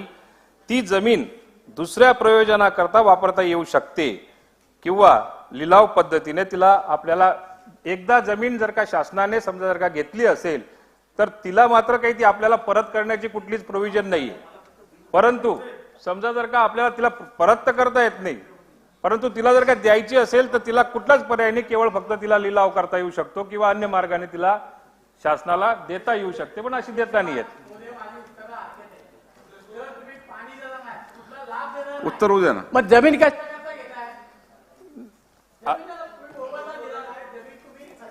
जर आम्हाला पाणी देणारच नसाल तर जमीन घेताय कशी? पण कायदा करा. चला, या विषयावर काल मंत्रिमंडळाच्या बैठकीच्या वेळी चर्चा झाली. सन्मान्य सदस्यांनी सांगितलं ही वस्तुस्थिती आहे की त्या जमिनीचा तो जो जे शेतकरी आहे त्यांना कुठलाही लाभ मिळणार नाहीये. मात्र आता माननीय मंत्र्यांनी सांगितलं ती अडचण देखील त्याच्यामध्ये आहे की भास्कर पिल्लईच्या निर्णयामुळे आपल्याला ती जमीन परत करता येत नाही आणि म्हणून यातनं काय मधला मार्ग निघू शकेल या संदर्भात काल चर्चा झाली. त्या संदर्भात असंही ठरलंय की आपण लॉ अँड ज्युडिशरीचं एक ओपिनियन घ्यावं आणि ते ओपिनियन घेऊन त्या शेतकऱ्यांना कशा प्रकारे याचा लाभ देता येईल. काही आपल्याला समजा लिमिटेड पद्धतीचा लिलाव करता येईल का, म्हणजे त्यांनाच त्यात सहभागी होता येईल किंवा अशा प्रकारचं काही करता येईल का, अशा प्रकारचा एक विचार चाललेला आहे. त्यामुळे त्या संदर्भात लॉ अँड ज्युडिशरीचं अभिमत घेऊन यातनं कसा मार्ग काढायचा हा प्रयत्न केला जाईल. राहुल कुल आता लक्षवेधीतला जो विषय आहे 2 मिनिटं याच्यामध्ये माननीय दिलीप मोहिते साहेबांची भूमिका आणि माझी भूमिका वेगळी आहे. कारण की खेड आणि हवेली हे 2 तालुके हे बऱ्यापैकी औद्योगिकरण झालेले तालुक्यात आहेत. माझ्या मतदारसंघातील हा जो भाग आहे हा निवड शेतीवर अवलंबून भाग आहे. त्यांच्या तालुक्यातील काही लोकांनी पुढाकार घेऊन काही ग्रामसभांच्या ऐनवेळच्या ठरावातले काही ठराव केल्यामुळे ही सगळी प्रक्रिया सुरू झाली. परंतु साहेब मी मागचे 7-8 वर्ष आमच्या भागातल्या गावांना पाणी द्यावं यासाठी आग्रही आहे. याच्यामध्ये खेडमधलं हवेलीतलं भूसंपादन ही अतिशय खर्चिक गोष्ट आहे, मला माहित आहे. त्यामुळे कालव्याचं भूसंपादन करण्याच्या ऐवजी भूमिगत नलिका तयार करून दौंडपुरतं राहिलेलं पाणी आम्हाला जर दिलं तर ते आमच्यासाठी सोयीचं होणार आहे. या संदर्भातले माझे 2-3 स्पेसिफिक प्रश्न असे आहेत की या संदर्भामध्ये पूर्वी आता आमचा तर अजून एक साहेब विचित्र प्रकार झालाय की आम्हाला पाणी द्यायचं नाही निश्चित केलंय. आमच्या जमिनी वाटपही करून झाले. वाटप करताना त्या भामास्केडला केल्या असत्या तर आम्ही थोडंफार समजू शकलो असतो. परंतु प्रकल्प भामास्केडचा आणि वाटप मात्र त्यावेळी गुंजवणी आणि इतर प्रकल्पाच्या नागरिकांना केलं गेलं हे बेकायदेशीर आहे. मी याच्या संदर्भामध्ये एक लक्षवेधीमध्ये माननीय विजय शिवतरे तत्कालीन राज्यमंत्र्यांनी मला आश्वस्त केलं होतं की हे वाटप तपासलं जाईल आणि त्याच्यामध्ये कुणी चुकीचं बेकायदेशीर केलं असेल तर कारवाई केली जाईल. तर या संबंधित चुकीच्या पद्धतीने वाटप करणाऱ्या अधिकाऱ्यांच्यावर कारवाई आपण करणार का, हा माझा पहिला प्रश्न आहे. माझ्या मतदारसंघाची मागणी आहे की भूसंपादन करून कॅनॉल करणे खर्चिक बाब आहे. परंतु दुसरा मुद्दा असा आहे की आज माननीय उपमुख्यमंत्री महोदय या ठिकाणी आहेत आणि मदत पुनर्वसन मंत्री आहेत. याच्यामध्ये जे पाण्याचा उल्लेख वारंवार केला जातो की पुण्याला पाणी दिलं जातं, पुण्याचा पाणी वापर हा 11.5 TMC निश्चित केलेला आहे. खडकवासलातून तो दिला जातोय. खडकवासलातून तुम्ही 20 TMC पाणी वापरताय. म्हणजे 8.5 TMC जादाचं पाणी वापरताय. मुळात भामासखेड कडून पाणी परवाना देताना त्याच्यामध्ये जेवढं पाणी भामासखेड मधून घेतलं जाईल तेवढं पाणी खडकवासलातल्या 11.5 TMCचा जो परवाना आहे त्यातून कमी केलं जाईल. एका बाजूने खडकवासलावरून आमच्यावर अत्याचार होतोय, दुसऱ्या बाजूने भामासखेडमध्ये आमच्यावर अत्याचार होतोय. तर भामासखेडच्या आमच्या मतदारसंघाची पाण्याची मागणी पूर्ण करण्यासंदर्भामध्ये आपण बैठक आयोजित करून आमची भावना समजून घेऊन त्याच्यामध्ये निर्णय घेणार का, हा माझा एक दुसरा प्रश्न आहे. अध्यक्ष महोदय, मदत पुनर्वसनकडनं आपण जलसंपदाकडे गेलो आहे, पण त्यांची बैठकीची मागणी आहे तर जरूर बैठक घेतली जाईल आणि अध्यक्ष महोदय त्यांची भावना समजून घेतली जाईल. पण माझी आपल्याला विनंती आहे की आता मदत पुनर्वसनचेच प्रश्न येऊ द्या, जलसंपदाचे नको. स्कोपच्या बाहेर नका विचारू. आता ते संग्राम थोपटे. अध्यक्ष महोदय, माझ्या आपल्या माध्यमातून उपमुख्यमंत्री महोदयांना एक स्पेसिफिक प्रश्न आहे. भास्कर पिल्लाईचे जजमेंटच्या बद्दल आता या ठिकाणी सुतोवाद झालं. खरं तर हे जजमेंट रस्त्याच्या भूसंपादनाच्या संदर्भामधलं होतं. आता प्रश्न एवढाच आहे की जे काही वारंवार विधानसभा सदस्य मागणी करतात, मी करतो, सातबाऱ्याच्या इतर अधिकारामध्ये काही ठिकाणी भूसंपादनासाठी राखीव अशी शेरे मारलेली आहेत. कब्जे सदरी जर का भूसंपादन झालेलं त्या प्रकल्पाचं नाव असेल तर त्या जमिनी आपल्याला कायद्यानुसार परत करता येत नाहीत. आपण ते सुप्रीम कोर्टाचे जजमेंट सांगताय. माझा स्पेसिफिक प्रश्न आहे, इतर अधिकारामध्ये जे काही भूसंपादनासाठी राखीव जे शेरे आहेत ज्यांचा निवाडा व्यापकच झालेला आहे, पूर्ण झालेला नाही, असा एक JR 2018-19च्या तत्कालीन सरकारच्या काळात मध्ये त्या ठिकाणी काढला होता. राज्यामधले अशा ज्या इतर अधिकारातले जे शिक्के होते ते काढण्याचा निर्णय झाला होता. परंतु नव्यानं दुसरं सरकार आल्यानंतर सर्व JR ते रद्द करण्यात आलेले आहेत. तर तो पुन्हा JR इतर अधिकारातले शेरे कमी करण्याच्या बद्दल राज्य सरकार काढणार का, हा स्पेसिफिक प्रश्न. अध्यक्ष महोदय, ज्या ठिकाणी भूसंपादनाची कारवाई पूर्ण झाली नाही, म्हणजे काही कारणाने पैसा दिला गेला नाही किंवा उशिरा दिला गेला आणि तोपर्यंत अधिसूचना लॅप्स होऊन गेली होती, अशा प्रकरणांमध्ये हे करणं शक्य आहे. पण जिथे भूसंपादनाची टेक्निकली कारवाई पूर्ण झाली आहे त्या ठिकाणी मात्र हे करणं शक्य नाही आहे. चला शेवटचा प्रश्न मोहिते पाटील. शेवटचा प्रश्न विचारतो. अध्यक्ष महोदय, आत्ता या पुनर्वसनामध्ये एजंटचा सुळसुळाट झालाय आणि एका परवाच्याकडे माझ्याकडे एका माणसानं 15 फाईल खालपासून तर सगळीकडे ऍडजस्ट करून घेतल्या आणि आता एक जमीन 2-2 जणाला त्या ठिकाणी वाटली. अशा प्रकारचा गोंधळ त्या ठिकाणी आहे. आणि रस्त्याच्या कडेच्या, हायवेच्या कडेच्या जमिनी नेमक्या हे नंबर टाकून मिळतात कशा? मग सरकारनं त्यांना उपजीविकेकरता दिले का धंद्याकरता दिले ते आम्हाला कळायला तयार नाही. हे प्रकार थांबणार आहेत का? ह्याचे ऍडजस्टमेंट जो कोणी करतो त्याच्यावर कारवाई होणार आहे का? गरीबावरचा अन्याय संपणार आहे का? आणि म्हणून जो धनदांडगा आहे तो पैशाच्या जोरावर आज जर ह्या जमिनी हडप करणार असेल तर त्याची चौकशी सरकार करणार आहे का?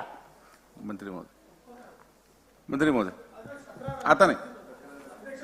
अध्यक्ष महोदय, आता सन्माननीय सदस्यांनी जो प्रश्न विचारलेला आहे याचा तर याच्यामध्ये काही उल्लेख नाही किंवा त्याच्याविषयी मला फार काही माहिती नाही. पण अशा स्वरूपाची जर का तक्रार आली आणि सर्वोच्च न्यायालयाने समजा जर का त्याच्यामध्ये निर्णय दिलेला असेल, त्या अनुषंगाने समजा जर का काही वाटप झाले असेल त्याची तपासणी केली जाईल आणि योग्य ती कारवाई केली जाईल. चला बस शेवटचा. मोहिते साहेबांनी तो विषय मांडला माझ्या मतदारसंघामध्ये.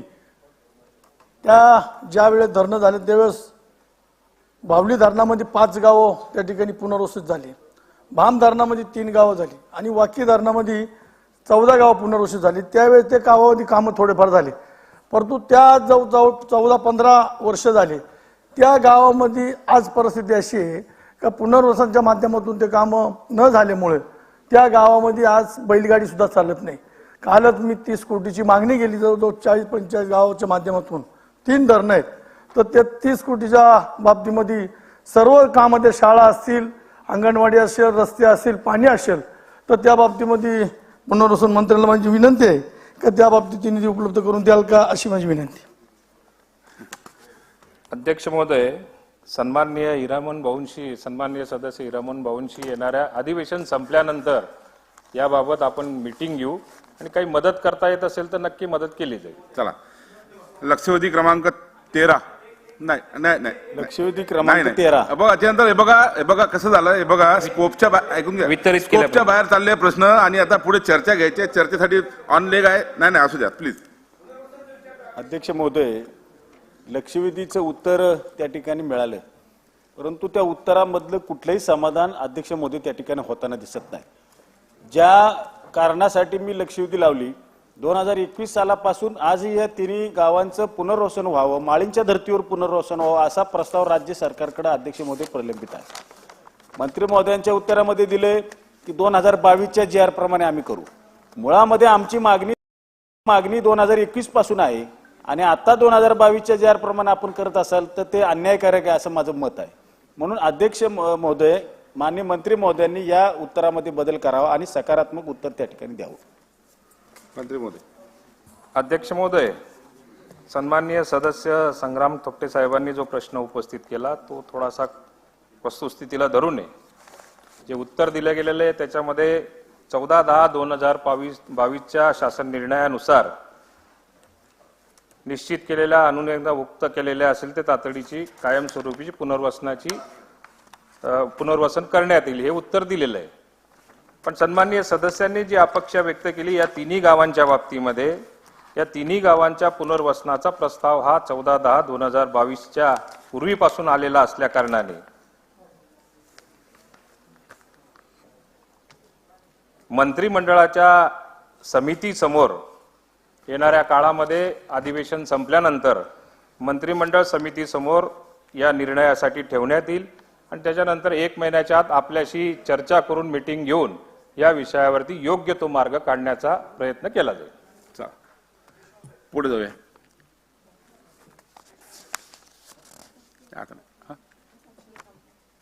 करा जाहीर करा.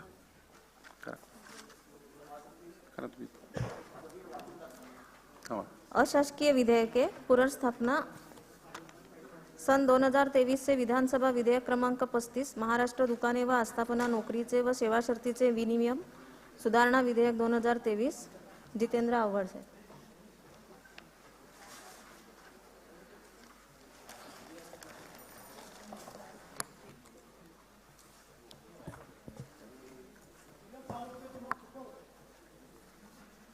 मी माननीय अध्यक्षांचा आभारी आहे. मी एक सामाजिक उद्देश ठेवून हे बिल आणलेलं आहे. दुकाने, वाणिज्य स्थापना, निवासी हॉटेल, उपाहारगृह, खाद्यगृह, थिएटर, सार्वजनिक मनोरंजनाच्या किंवा करमणुकीच्या इतर जागा व इतर स्थापनातील यातील कामाच्या व नोकरीच्या व सेवाशक्तीच्या विनियम कारणाशी संबंधित असलेल्या कायद्याचे एकत्रीकरण करण्याकरता व त्यात सुधारणा करण्याकरता महाराष्ट्र दुकाने व आस्थापना नोकरी व सेवाशर्तीचे शक्तीचे नियम अधिनियम 217 अधिनियमित केला आहे. या अधिनियमातील कलम 18 मध्ये पोटकलम 8 ख नुसार संबंधित आस्थापनावरील कर्मचाऱ्यांना प्रसूती लाभ 1961 मध्ये तरतूद केल्याप्रमाणे प्रसूती रजा ही वेतनी रजा देण्यास मान्यता दिलेली आहे. परंतु यात महिला कर्मचाऱ्यास प्रसूती रजेचा लाभ दिला जात असताना मासिक पाळीचा गंभीर समस्येकडे मात्र दुर्लक्ष करण्यात येते. महिलांना मासिक पाळीचा कालावधीत जास्त रक्तस्राव होतो, प्रचंड चिडचिड होते, महिलांना शारीरिक किंवा मानसिक त्रासालाही सामोरे जावं लागत असल्यामुळे त्यांना विश्रांतीची फार गरज असते. अलीकडच्या काळात रोजगार करणाऱ्या महिलांच्या संख्येमध्ये प्रचंड वाढ झाली. पूर्ण वाचण्यापेक्षा विधेयक मांडा. तेवढंच आहे. प्रश्न नाही, फक्त मांडायचं. विधेयक मांडा. फक्त मांडायचं मला. पूर्ण वाचण्यापेक्षा मांडा. तुम्ही फक्त विधेयक मांडा. आवाडजी आपण पुढे जाऊ. ते मग विधेयकच मांडतो, बाकी काय मांडत नाही मी. अलीकडच्या काळात रोजगार करणाऱ्या महिलांच्या संख्येमध्ये प्रचंड वाढ झालेली आहे. या महिलांना प्रत्येक महिन्यात वेदनादायक समस्येला सामोरे जावं लागतं. आस्थापनांच्या नोकरीबाबतच्या नियमांमुळे त्यांना रजा मिळत नाही. अनेक महिलांना शारीरिक व मानसिक त्रास होत असतानाही नाईलाजाने कामावर हजर राहावे लागते व आपल्या त्याच स्थितीत आपले कर्तव्य पार पाडावे लागते. सामान्यतः सर्व स्त्रियांना होणारा त्रास असून या काळात महिलांची प्रचंड चिडचिड, थकवा, नैराश्य येणे, कधी वेळा गर्भाशयाच्या गाठी, गर्भनलिका व बीजांड याच्यावर सूज येणं, घाम येणे, छातीमध्ये धडधड होणे, हातपाय बधूर होणे, मुंग्या येणे, डोकेदुखी, शरीरावरील चरबी चढणे, पोटात महिलांच्या मासिक पाळीच्या काळात स्वच्छतेची विशेष काळजी घ्यावी लागते, त्यामुळे उत्तम मानसिक स्वास्थ्य लाभणे आवश्यक असते. परंतु रजेअभावी त्यापासून महिलांना कर्मचाऱ्यांना वंचित राहावे लागते. महाराष्ट्रात बहुतांशी आस्थापनांकडून महिला कर्मचाऱ्यांना मासिक पाळी कालावधीत कोणतीही सूट दिली जात नाही.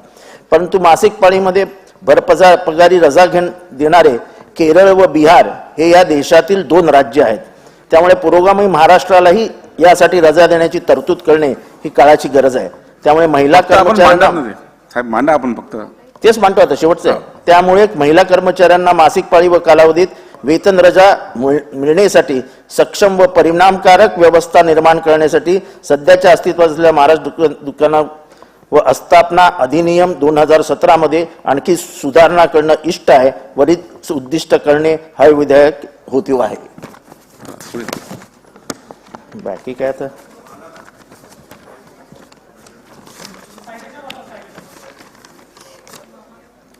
सायटेशन नाही का आपल्याकडे?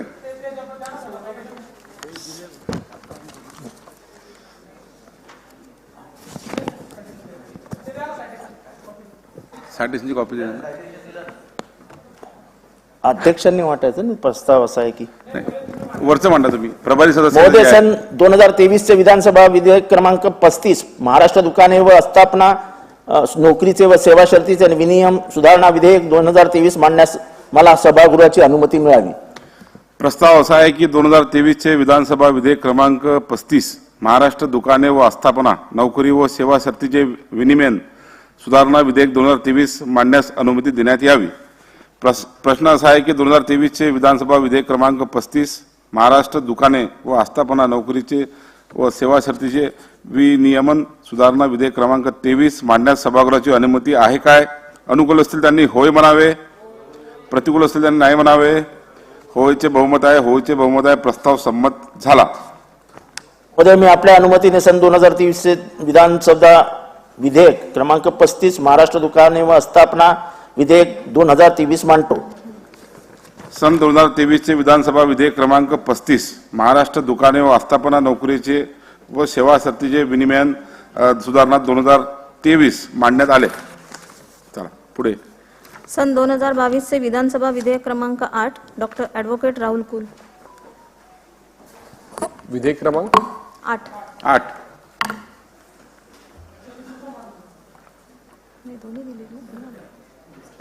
दोन आहेत माझे. विधेयक क्रमांक 8. महोदय, सन 2022 विधानसभा विधेयक क्रमांक 25 महाराष्ट्र जमीन 25 नाही 8 नाही मांडत मी. नंतर करा. हे मांडतो मी, ते विड्रॉ करतोय. दुसरं मांडत नाही कारण की ऑलरेडी त्याच्यात प्रोव्हिजन झालेली आहे, बदल झालेला आहे, त्यामुळे ते मांडण्याची आवश्यकता राहिलेली नाही. हे एक मांडतो मी. चला 25 मांडा. महोदय, सन 2022 विधानसभा विधेयक क्रमांक 25 महाराष्ट्र जमीन महसूल संहिता सुधारणा विधेयक 2022 मांडण्यास मला सभागृहाची अनुमती मिळाली. प्रस्ताव असा आहे की 2022 चे विधानसभा विधेयक क्रमांक 25 महाराष्ट्र जमीन महसूल संहिता सुधारणा विधेयक 2022 मांडण्यास अनुमती देण्यात यावी. प्रश्न असा आहे की 2022 चे विधानसभा विधेयक क्रमांक 25 महाराष्ट्र जमीन महसूल संहिता सुधारणा विधेयक 2022 मांडण्यास सभागृहाची अनुमती आहे काय? अनुकूल असतील त्यांनी होय म्हणावे, प्रतिकूल असतील त्यांनी नाही म्हणावे. होयचे बहुमत आहे, होयचे बहुमत आहे. प्रस्ताव संमत झाला.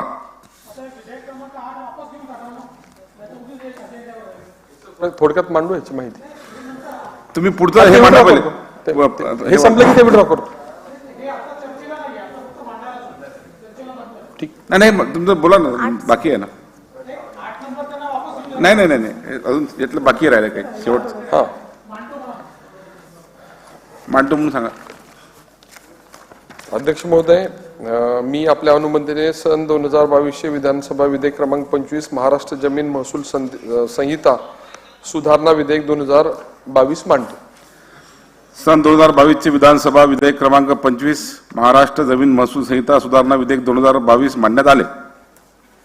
आता पुढे चर्चा सुरू करायची. घ्या. अध्यक्ष महोदय, विधेयक क्रमांक 8 मध्ये आता शासनानं माझं विधेयक आल्यानंतर बदल केले असल्यामुळे ते मला परत घेण्याची परवानगी द्यावी. ठीक, परवानगी आहे, परवानगी आहे. आता चर्चा 293. आता ऑनलेग कोण होतं? हा, रवींद्र वायकर साहेब, तुम्ही ऑनलेग आहात ना? नाही, कशावर मांडायचा प्रश्न? आता आव्हाड साहेब, आता नाही, बराच वेळ झालेला आहे आणि लोक बसलेली आहेत, त्यांना बोलायचं आहे, नंतर मांडा आपण. नाही नाही, आव्हाड साहेब परवानगी दिली नाही. आता त्यांना पुढे जाऊ द्या आपण. नाही रवींद्र वायकर, आपण अध्यक्ष महोदय, वायकर साहेब सुरू करा. काल 101 सत्ताधाऱ्यांचा 293चा प्रस्ताव आणि विरोधकांच्याकडनं आलेला 2 293चे प्रस्ताव याच्यावरती काल चर्चा सुरू झाली होती. आणि काल मी बोलताना म्हटलं होतं की न्यायालयांची परिस्थिती काय, त्यांची स्थिती काय. त्याच पद्धतीने आज न्यायालयांमध्ये किती निवाडे बाकी आहेत आणि राज्यातील न्यायालयात दाव्याची सद्यस्थिती, न्यायालयात दाखल केलेले दावे जलद गतीने निकाली निघावे यासाठी न्याय व्यवस्थेकडून अनेक उपाय राबविले जात असले तरी राज्यातील विविध न्यायालयात तब्बल 49,82,047 दावे प्रलंबित असल्याची गंभीर बाब नॅशनल ज्युडिशियल डाटा ग्रीड या संकेतस्थळावरून समोर आली आहे. पैकी राज्याच्या उच्च न्यायालयात एकूण 6,91,767 दावे प्रलंबित आहेत. अध्यक्ष महोदय, समाजातील अतिसंवेदनशील घटक असलेल्या महिला व ज्येष्ठ नागरिकांनी दाखल केलेल्या तक्रारीचे 7,59,889 दावे न्यायालयात सुनावणीसाठी मागील अनेक वर्षापर्यंत प्रलंबित आहेत. दाखल केलेल्या दाव्यापैकी 14,08,651 दावे दाखल केल्यापासून न्यायाच्या प्रतीक्षेत 1 वर्षापासून अधिक काळ प्रलंबित आहेत, तर 12,39,884 असे दावे आहेत की जे मागील वर्षी देखील दाखल झाल्यापासून आजपर्यंत त्यांच्या प्रक्रियेला सुरुवातही झाली नाही. म्हणून अध्यक्ष महोदय, उपमुख्यमंत्री इथे आहेत. मी कालही म्हटलं होतं की ज्या वेळेला आम्ही स्मॉल कॉज कोर्टात गेलो, हायकोर्टाच्या त्या ठिकाणी एसी वगैरे आहे, पण स्मॉल कॉज कोर्ट, बाकीचे जे छोटी छोटी कोर्ट आहेत आपली, म्हणजे अंधेरी कोर्ट पर्यंत, या ठिकाणी गैरसोयी आहेत. तर त्या गैरसोयी या निघून जाणं, त्यांना एसीची सोय करणं याची मागणी मी काल केली होती. त्याचा देखील विचार आपल्या माध्यमातून व्हावा अशी मी विनंती करतो. अध्यक्ष महोदय, पोलिसांच्या बाबतीमध्ये महाराष्ट्राचं वर्ष 2021ची अंदाजित लोकसंख्या ही 12,49,00,000 इतकी असून महिलांच्या अधिकाराखाली प्राप्त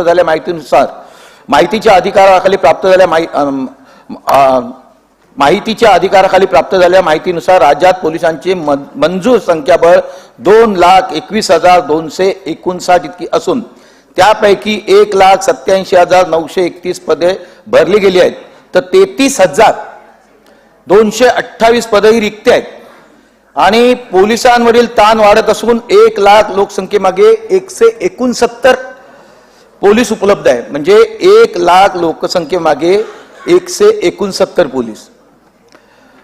महाराष्ट्रातील महिला पोलिसांची संख्या 31,223 इतकी असून एकूण संख्याबळ तुलनेत ही संख्या 16.61% इतकी आहे.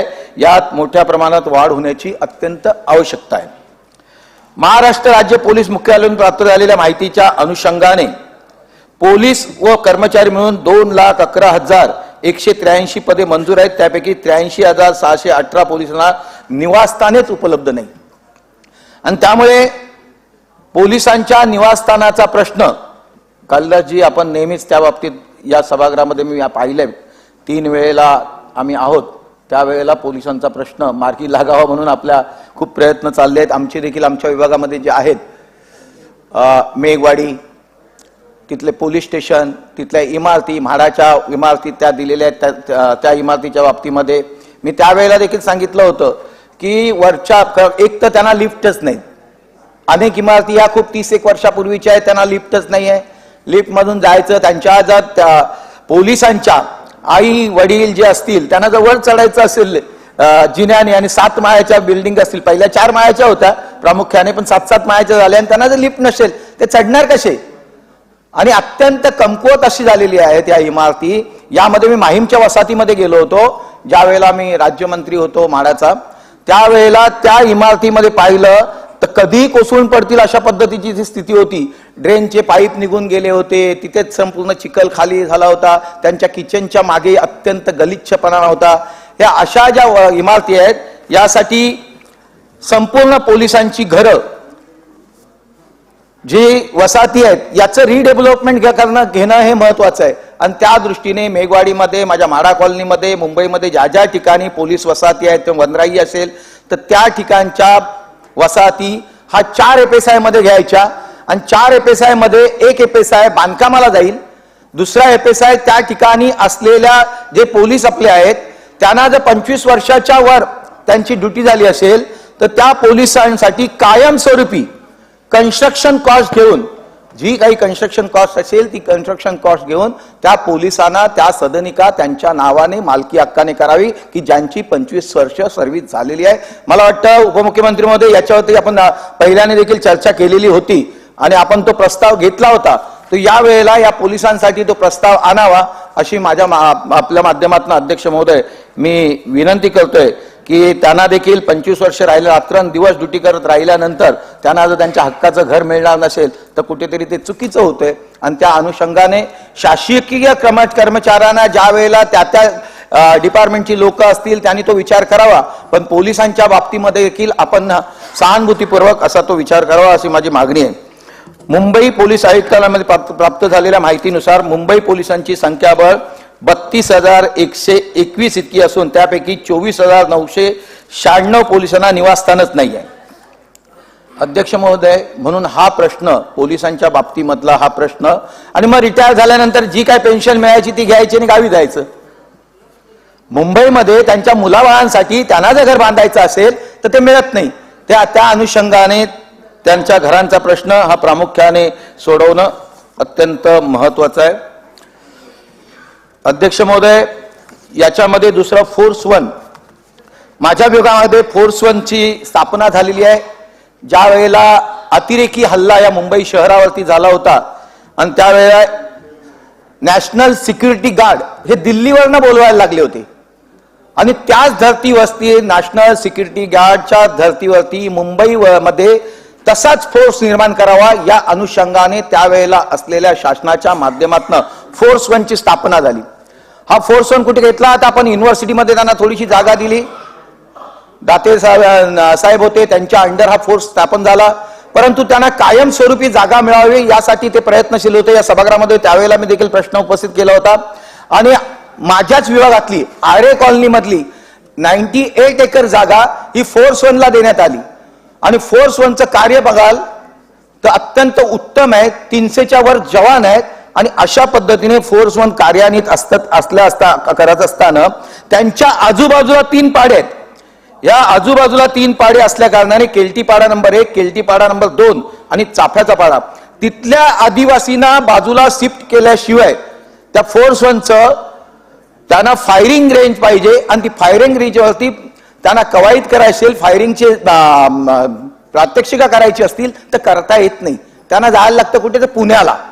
आणि त्यामुळे फोर्स 1 आणि संबंधित त्यांच्यावर आम्ही 2-3 वेळा चर्चा केली आणि ती चर्चा केल्यानंतर त्या आदिवासी लोकांना 5 एकर जागा त्यांनी आपल्यातली एका बाजूला देऊ केली की ज्यांना प्रात्यक्षिक करायचे होते ती जागा त्यांना न देता दुसरी जागा देऊ केली. परंतु अजूनपर्यंत त्याच्यामध्ये कोऑर्डिनेशन जे व्हायला पाहिजे की तिथल्या आदिवासी लोकांची मागणी, त्याच पद्धतीने तिथल्या 2000 पर्यंत राहणाऱ्या लोकांची किंवा 2011 पर्यंत राहणाऱ्या लोकांची चांगली सोय करून आदिवासींना त्यांची जी मागणी आहे की उद्योग किंवा नोकरी धंद्यामध्ये त्यांना कामाला देऊन त्यांचं घरकुल त्यांना बांधून दिलं तर ती लोक शिफ्ट व्हायला तयार आहेत आणि ती लोक शिफ्ट झाली तर त्या 5 एकर मध्ये त्या ठिकाणी फायरिंग रेंज त्यांना करता येईल आणि या गोष्टीचा देखील शासनाने विचार करावा.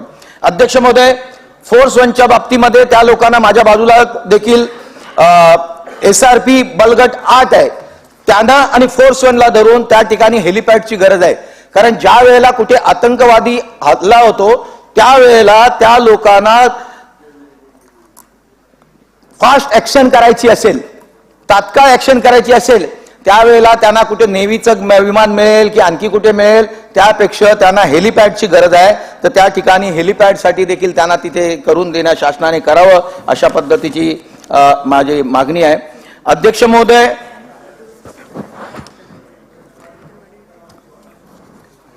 माझ्या विभागामध्ये आरे पोलीस स्टेशन आहे, जोगेश्वरी पोलीस स्टेशन आहे आणि मेघवाडी पोलीस स्टेशन आहे.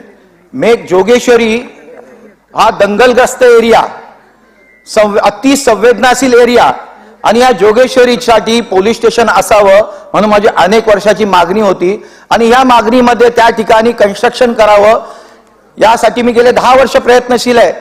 जागा देखील दिलेली आहे, पैसे देखील आलेले आहे, परंतु अजूनपर्यंत त्या ठिकाणी जसा रिस्पॉन्स पाहिजे की बाबा ती त्या ठिकाणी जागा मिळाली आहे, मेघवाडी पोलीस स्टेशन व्हायला पाहिजे, अति संवेदनशील एरिया आहे, तर ते त्याचं बांधकाम झालेलं नाही, तर त्याच्याकडे लक्ष द्या. जोगेश्वरी पोलीस स्टेशन जे पूर्वीचं मला वाटते स्थापने 1960च्या नंतर कदाचित ते पोलीस स्टेशन असेल, पण ते भाड्याच्या जागेत आहे. आणि दर पावसाच्यात आत्ता देखील तुम्ही जाल तर ते एवढ्या चिखलामध्ये गुडघावर पाण्यामध्ये जोगेश्वरी पोलीस स्टेशन आहे.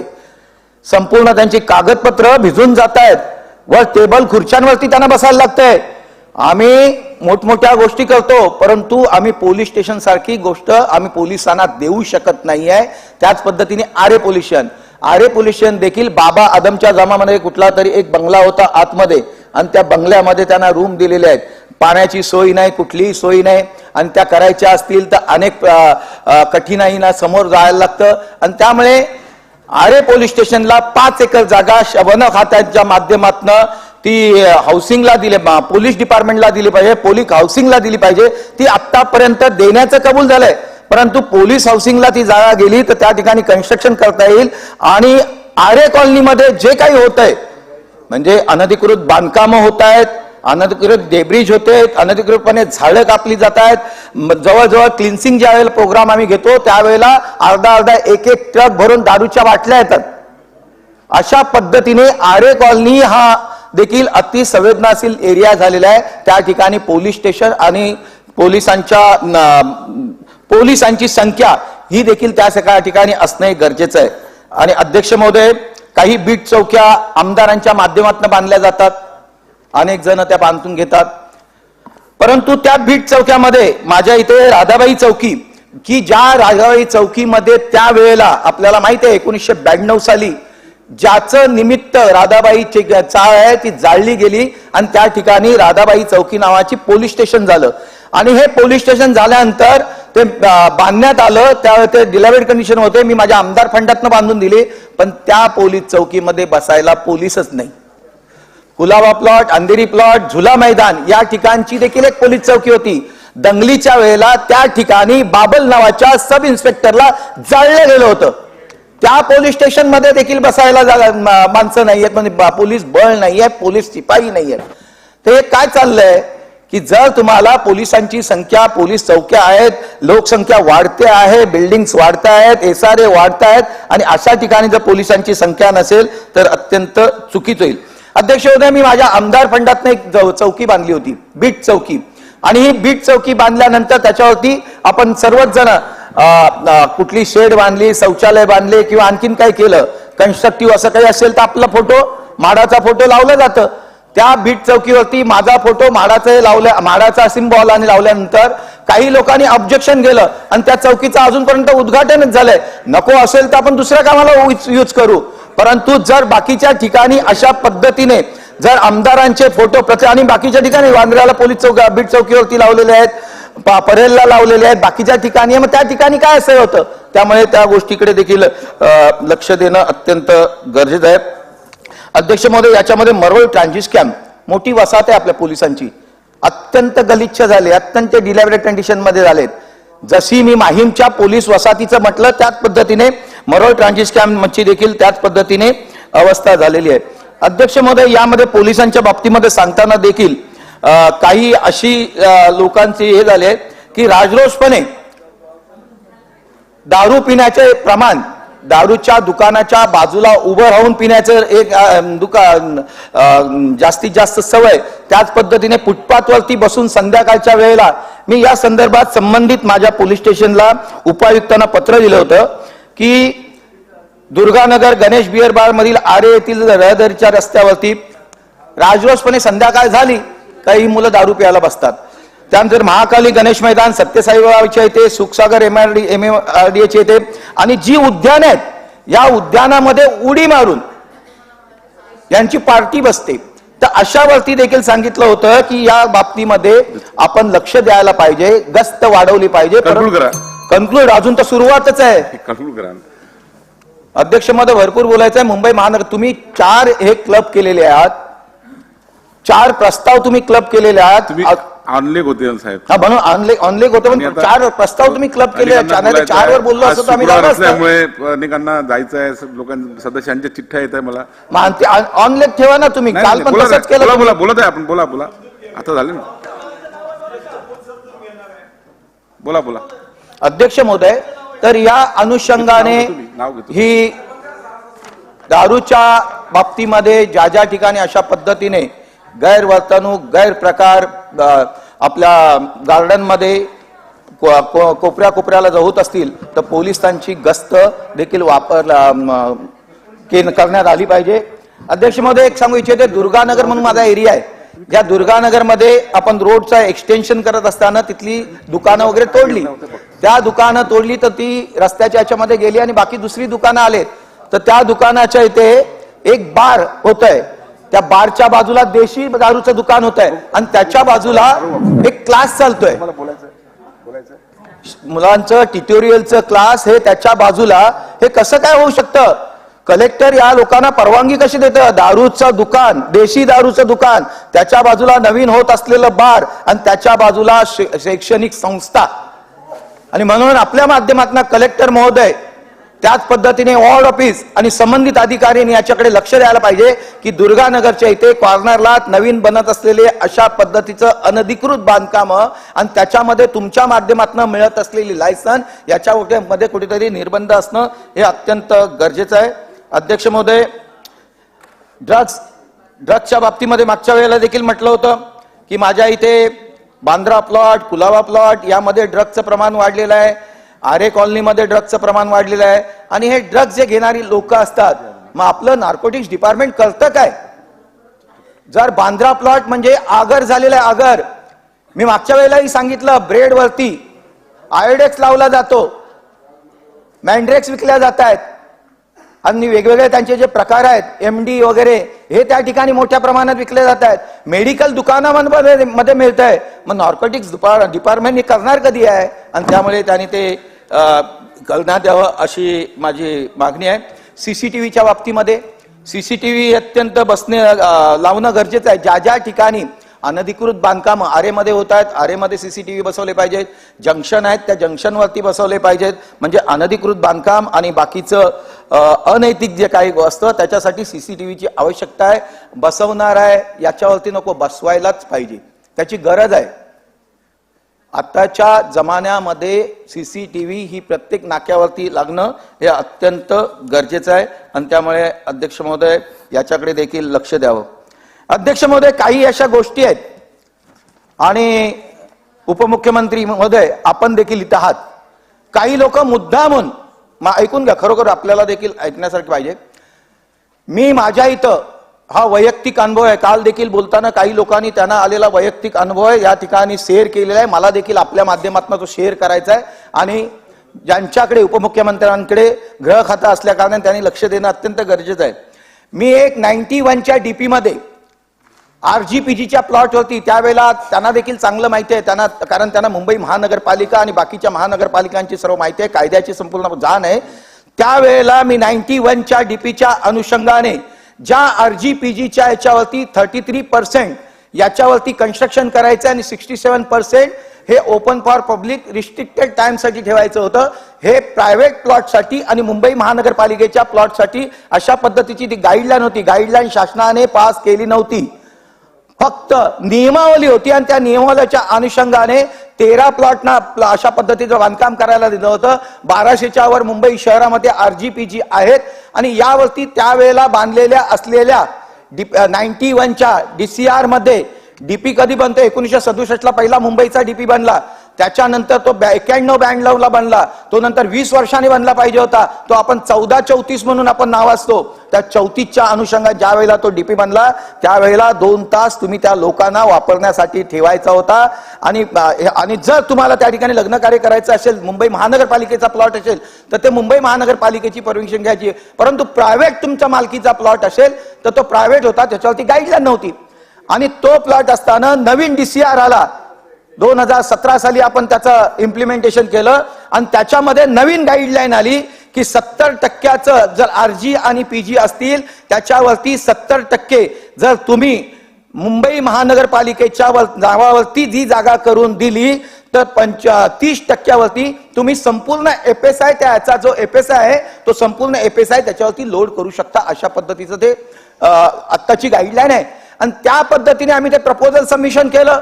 हे प्रपोजल सबमिशन केल्यानंतर मुंबई महानगरपालिकेच्या आयुक्तांनी त्याला परवानगी दिली. मुंबई महानगरपालिकेच्या आयुक्तांनी परवानगी दिल्यानंतर आम्ही त्याच्यावरती बांधकाम चालू केलं. ज्या वेळेला काही कथित लोकांनी त्याच्याबद्दल तक्रारी केल्या, तक्रारी आझादनगर पोलीस स्टेशनला केली. त्यांनी सांगितलं आमच्या टेरिटरीमध्ये येत नाही. त्यांनी EOW ला केली आणि EOWच्या माध्यमातून 500 कोटीचा घोटाळा. अध्यक्ष महोदय, 500 कोटीचा घोटाळा झाला.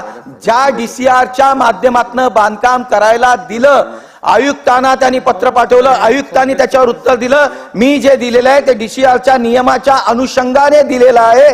त्यांनी UDला देखील पाठवलं. UDला देताना अशा पद्धतीने आम्ही 2 क्लबना परवानगी दिलेली आहे, 3री यांना दिलेली आहे. 15 तारखेला जूनला अचानक मुंबई कमिशनरच्या माध्यमातून, वॉर्डच्या माध्यमातून काम थांबवलं जातं आणि ज्यांनी कथित तक्रार केलेली आहे त्याच्या माध्यमातून ज्या अर्जीवरती तुम्ही 500 कोटी कमवले, 500 कोटी कमवले त्या अर्जीवरती अशा पद्धतीने तक्रार केली जाते. मला वाटते उपमुख्यमंत्री महोदय फडणवीस, खरोखर तुम्हाला ते सर्व गाईडलाईन माहिती आहे, तर उगीच्या उगीच फक्त त्रास देण्याच्या निमित्ताने अशा पद्धतीने EOW किंवा पोलीस स्टेशन किंवा आणखीन यंत्रणा नका करू. माणुसकीने जगलं पाहिजे, माणुसकीने वागलं पाहिजे. आम्ही विरोधात आहे म्हणून तुम्ही काहीतरी कंप्लेंट करायच्या आणि आम्हाला फेऱ्या मारायला लावायच्या. ही संस्कृती नको. ही सभागृहाची संस्कृती नाही, या महाराष्ट्राची संस्कृती आहे. म्हणून माझी रिक्वेस्ट आहे की अशा पद्धतीने खोटे नाटे आरोप करून तुम्ही जर बदनाम करणार असाल तर ते चुकीचं होणार आहे. आणि मग तीच आज तुम्ही कराल, उद्या आम्ही करू, परवा ते करतील, तर हे कुठेतरी चुकीचा संदेश या समाजामध्ये जातोय, या विभागात जातोय. म्हणून या माझी विनंती आपल्या माध्यमातून, आपल्याला देखील माहिती आहे मुंबईचे DCPR काय संपूर्ण माहिती आहे, आपण ते कोळून प्यायलेले आहेत आणि त्याच्यामध्ये, आणि मलाही माहिती आहे कारण मी मुंबई कॉर्पोरेशन मध्ये कायदे DP बनवताना मी 22 जवळजवळ बैठका घेतलेल्या आहेत आणि त्याच्यामध्ये काय खोच आहे आणि काय नाही मला चांगल्या तऱ्हेने माहिती आहे. ज्या पद्धतीने इथे सभागृहामध्ये आम्ही बिलवरती बोलतो, बिल काय आहे ते कळतं, त्या पद्धतीनेच आम्ही नियमावली निर्माण करतो. अशाच पद्धतीने अध्यक्ष महोदय, ज्या अलिबागमध्ये ज्या वेळेला आम्ही जागा घेतली त्यावेळेला कोणतेही बंगले किंवा काही नव्हते आणि बंगले वगैरे काही नसताना मी माझ्या 2014च्या इलेक्शन मध्ये मी सबमिशन केलं की मी जागा घेतलेली आहे, कायदेशीर घेतलेली आहे, रजिस्टर केलेली आहे, इलेक्शनच्या याच्यामध्ये दाखवले आहे, 2019 मध्ये दाखवले आहे आणि त्याच्यानंतर 19 बंगले आहेत. ते काय झालं की ज्या वेळेला आम्ही ज्या माणसाकडनं जागा घेतली होती त्यांनी जोत्याची परमिशन त्यावेळी घेतली होती आणि 2020 साली त्याची जी काय मागची देणी होती, एने लावलेला होता, त्यांनी त्या फाउंडेशनसाठी जे पैसे भरले होते त्याचं बिल आलं, ते भरलं. म्हणजे याचा अर्थ ही गोष्ट त्या कंप्लेंट करणाऱ्याला कळली. त्यांनी सांगितलं त्या ठिकाणी 19 बंगले आहेत. मग त्यांनी तिकडे मोर्चे काढ, हे काढ, ते काढ. अरे जिथे बंगलेच नाही तर कुठून आले? नंतर बंगले नाही, त्यांनी काही पत्रकार गेले, त्यांनी पाहणी केली तर काहीच नव्हतं. मग मुख्यमंत्र्यांनी बंगले गायब केले. काय खोटं? अरे गायब केले तर तिथे काहीतरी तर असेल. म्हणजे इलेक्ट्रिकचं बिल असेल, तुमच्या जीपीएसच्या माध्यमातून असेल, आणखीन त्याच्यावरती पाण्याचं बिल असेल, आणखीन काहीतरी असेल, तिथल्या लोकांनी हे केलं असेल, काही नसताना तुम्ही 19 बंगले गायब केले म्हणून सांगता. हे असे खोटेपणाचे आरोप कशासाठी करता? आणि म्हणून देव, या जगातच राहायचंय, या जगातच जगायचंय, आणि त्या देवाच्या काठीमध्ये आवाज असतो, कधी ना कधी पडते. ती काठी आज त्यांच्यावरती पडलेली आहे. बिभत्स वर्तणूक, विकृत वृत्ती ही दाखवून दिली. आणि ते किरीट सोमय्या, तुम्ही विचारलं ना, मला घ्यायचं नव्हतं, मी घेत पण नाहीये, त्यांनी दिली म्हणून त्याला समाज, देवाने लाठी मारली, देवाने काठी मारली की कोणी काही नसताना त्यांना सत्वत जाऊ नका. हा देव वर आहे, कधी ना कधी दाखवून देतो. आणि त्यांची विकृत वृत्ती या अख्ख्या समाजाला, महाराष्ट्राला, देशाला कळली. म्हणून खोटं करू नका. खरं असेल तर नक्कीच करा, पण खोटं काही करू नका. घ्या प्रश्न घ्या आता. काय प्रश्न घ्या ना. प्रश्न अच्छा 293 साहेब चाललंय. मला वाटलं लक्ष झालं. नाही साहेब, असं नाही म्हटले ते. प्रश्न म्हणजे त्यांना वाटलं काहीतरी. प्रश्न म्हणजे या लक्षवेधी प्रश्न म्हणजे पण उपमुख्यमंत्री या प्रस्तावात कोणता प्रश्न उद्भवतोय असं मला विचारायचं. त्रास उद्भवतोय, त्रास. चला चालू करा. उपमुख्यमंत्री महोदय फडणवीस साहेब, ओ फडणवीस साहेब, तुम्ही खरोखर याच्यामध्ये लक्ष घाला. खोटं असेल तर प्लीज. तर हे अशा पद्धतीचं. दुसरं, या समाजामध्ये लोकशाही आहे, आणि या लोकशाहीमध्ये अयोध्या पोळ, जी अयोध्या पोळ आहे, तिला बोलवलं गेलं आणि तिच्या अंगावरती शाही ओतली गेली. काय चाललंय? तिची कंप्लेंटही घेत नाही. महिला आहे ना, कशासाठी करता? तो ज्यांनी जे 19 बंगल्यांच्या बाबतीमध्ये केलं, तो आमचा सरपंच प्रशांत मिसाळ, अहो त्याला तडीपारी. संबंध काय त्याचा? पहिला जो सरपंच असेल, नंतरचा असेल, तो असेल, ते असेल, यांच्यावरती सर्वांवरती कारवाई, त्याला तडीपारी. मला वाटते अशा पद्धतीचा अन्याय नको आहे. अध्यक्ष महोदय, मुंबई महानगरपालिकेच्या माध्यमातून ज्या वेळेला डिस्ट्रीब्युशन ऑफ इक्वल डिस्ट्रीब्युशन फंडच्या बाबतीमध्ये झालं, त्यावेळेला डीपीडीसी मध्ये मी संबंधित पालकमंत्र्यांना विचारलं होतं, साहेब 2.5 लाख मला, सुनीलला 2.25 लाख, अशा पद्धतीचा ज्या वेळेला डिफरन्स दिसला, त्यावेळेला मी त्यांना विचारलं की असं का करता? 10-20% मागे पुढे आम्ही समजू शकतो. कुठलं, मी माझ्याबद्दलच बोलतोय. चला बोला. माझ्याबद्दलच बोलतोय.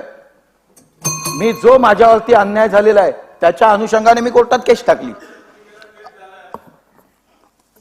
बघा, जो करेल तो भरेल. साहेब, जो करेल तो भरेल. बोला. त्यामुळे तर अशा पद्धतीने अनइक्वल डिस्ट्रीब्युशन ऑफ फंड याच्यावरती कोर्ट जो निर्णय देईल तो सर्वांना मान्य होईल, त्याचा हे नाहीये. पण नगरसेवकांच्या बाबतीमध्ये कमिशनरचं पत्र येतं की तुम्हाला जर फंडाची मागायचं असेल तर त्या फंडाला प्रायोरिटी पालकमंत्र्यांनी दिली तर तुम्हाला फंड देण्यात येईल. म्हटलं हरकत नाही. आम्ही पालकमंत्र्यांकडे पत्र दिली, आणि पालकमंत्र्यांकडे पत्र दिल्यानंतर त्या वॉर्डमध्ये 3 आमदार आहोत आम्ही 2 आमदार आहोत. आम्हाला एकही पैसा फंड मिळाला नाही, पण 3ऱ्या आमदाराला त्याला मिळून दे.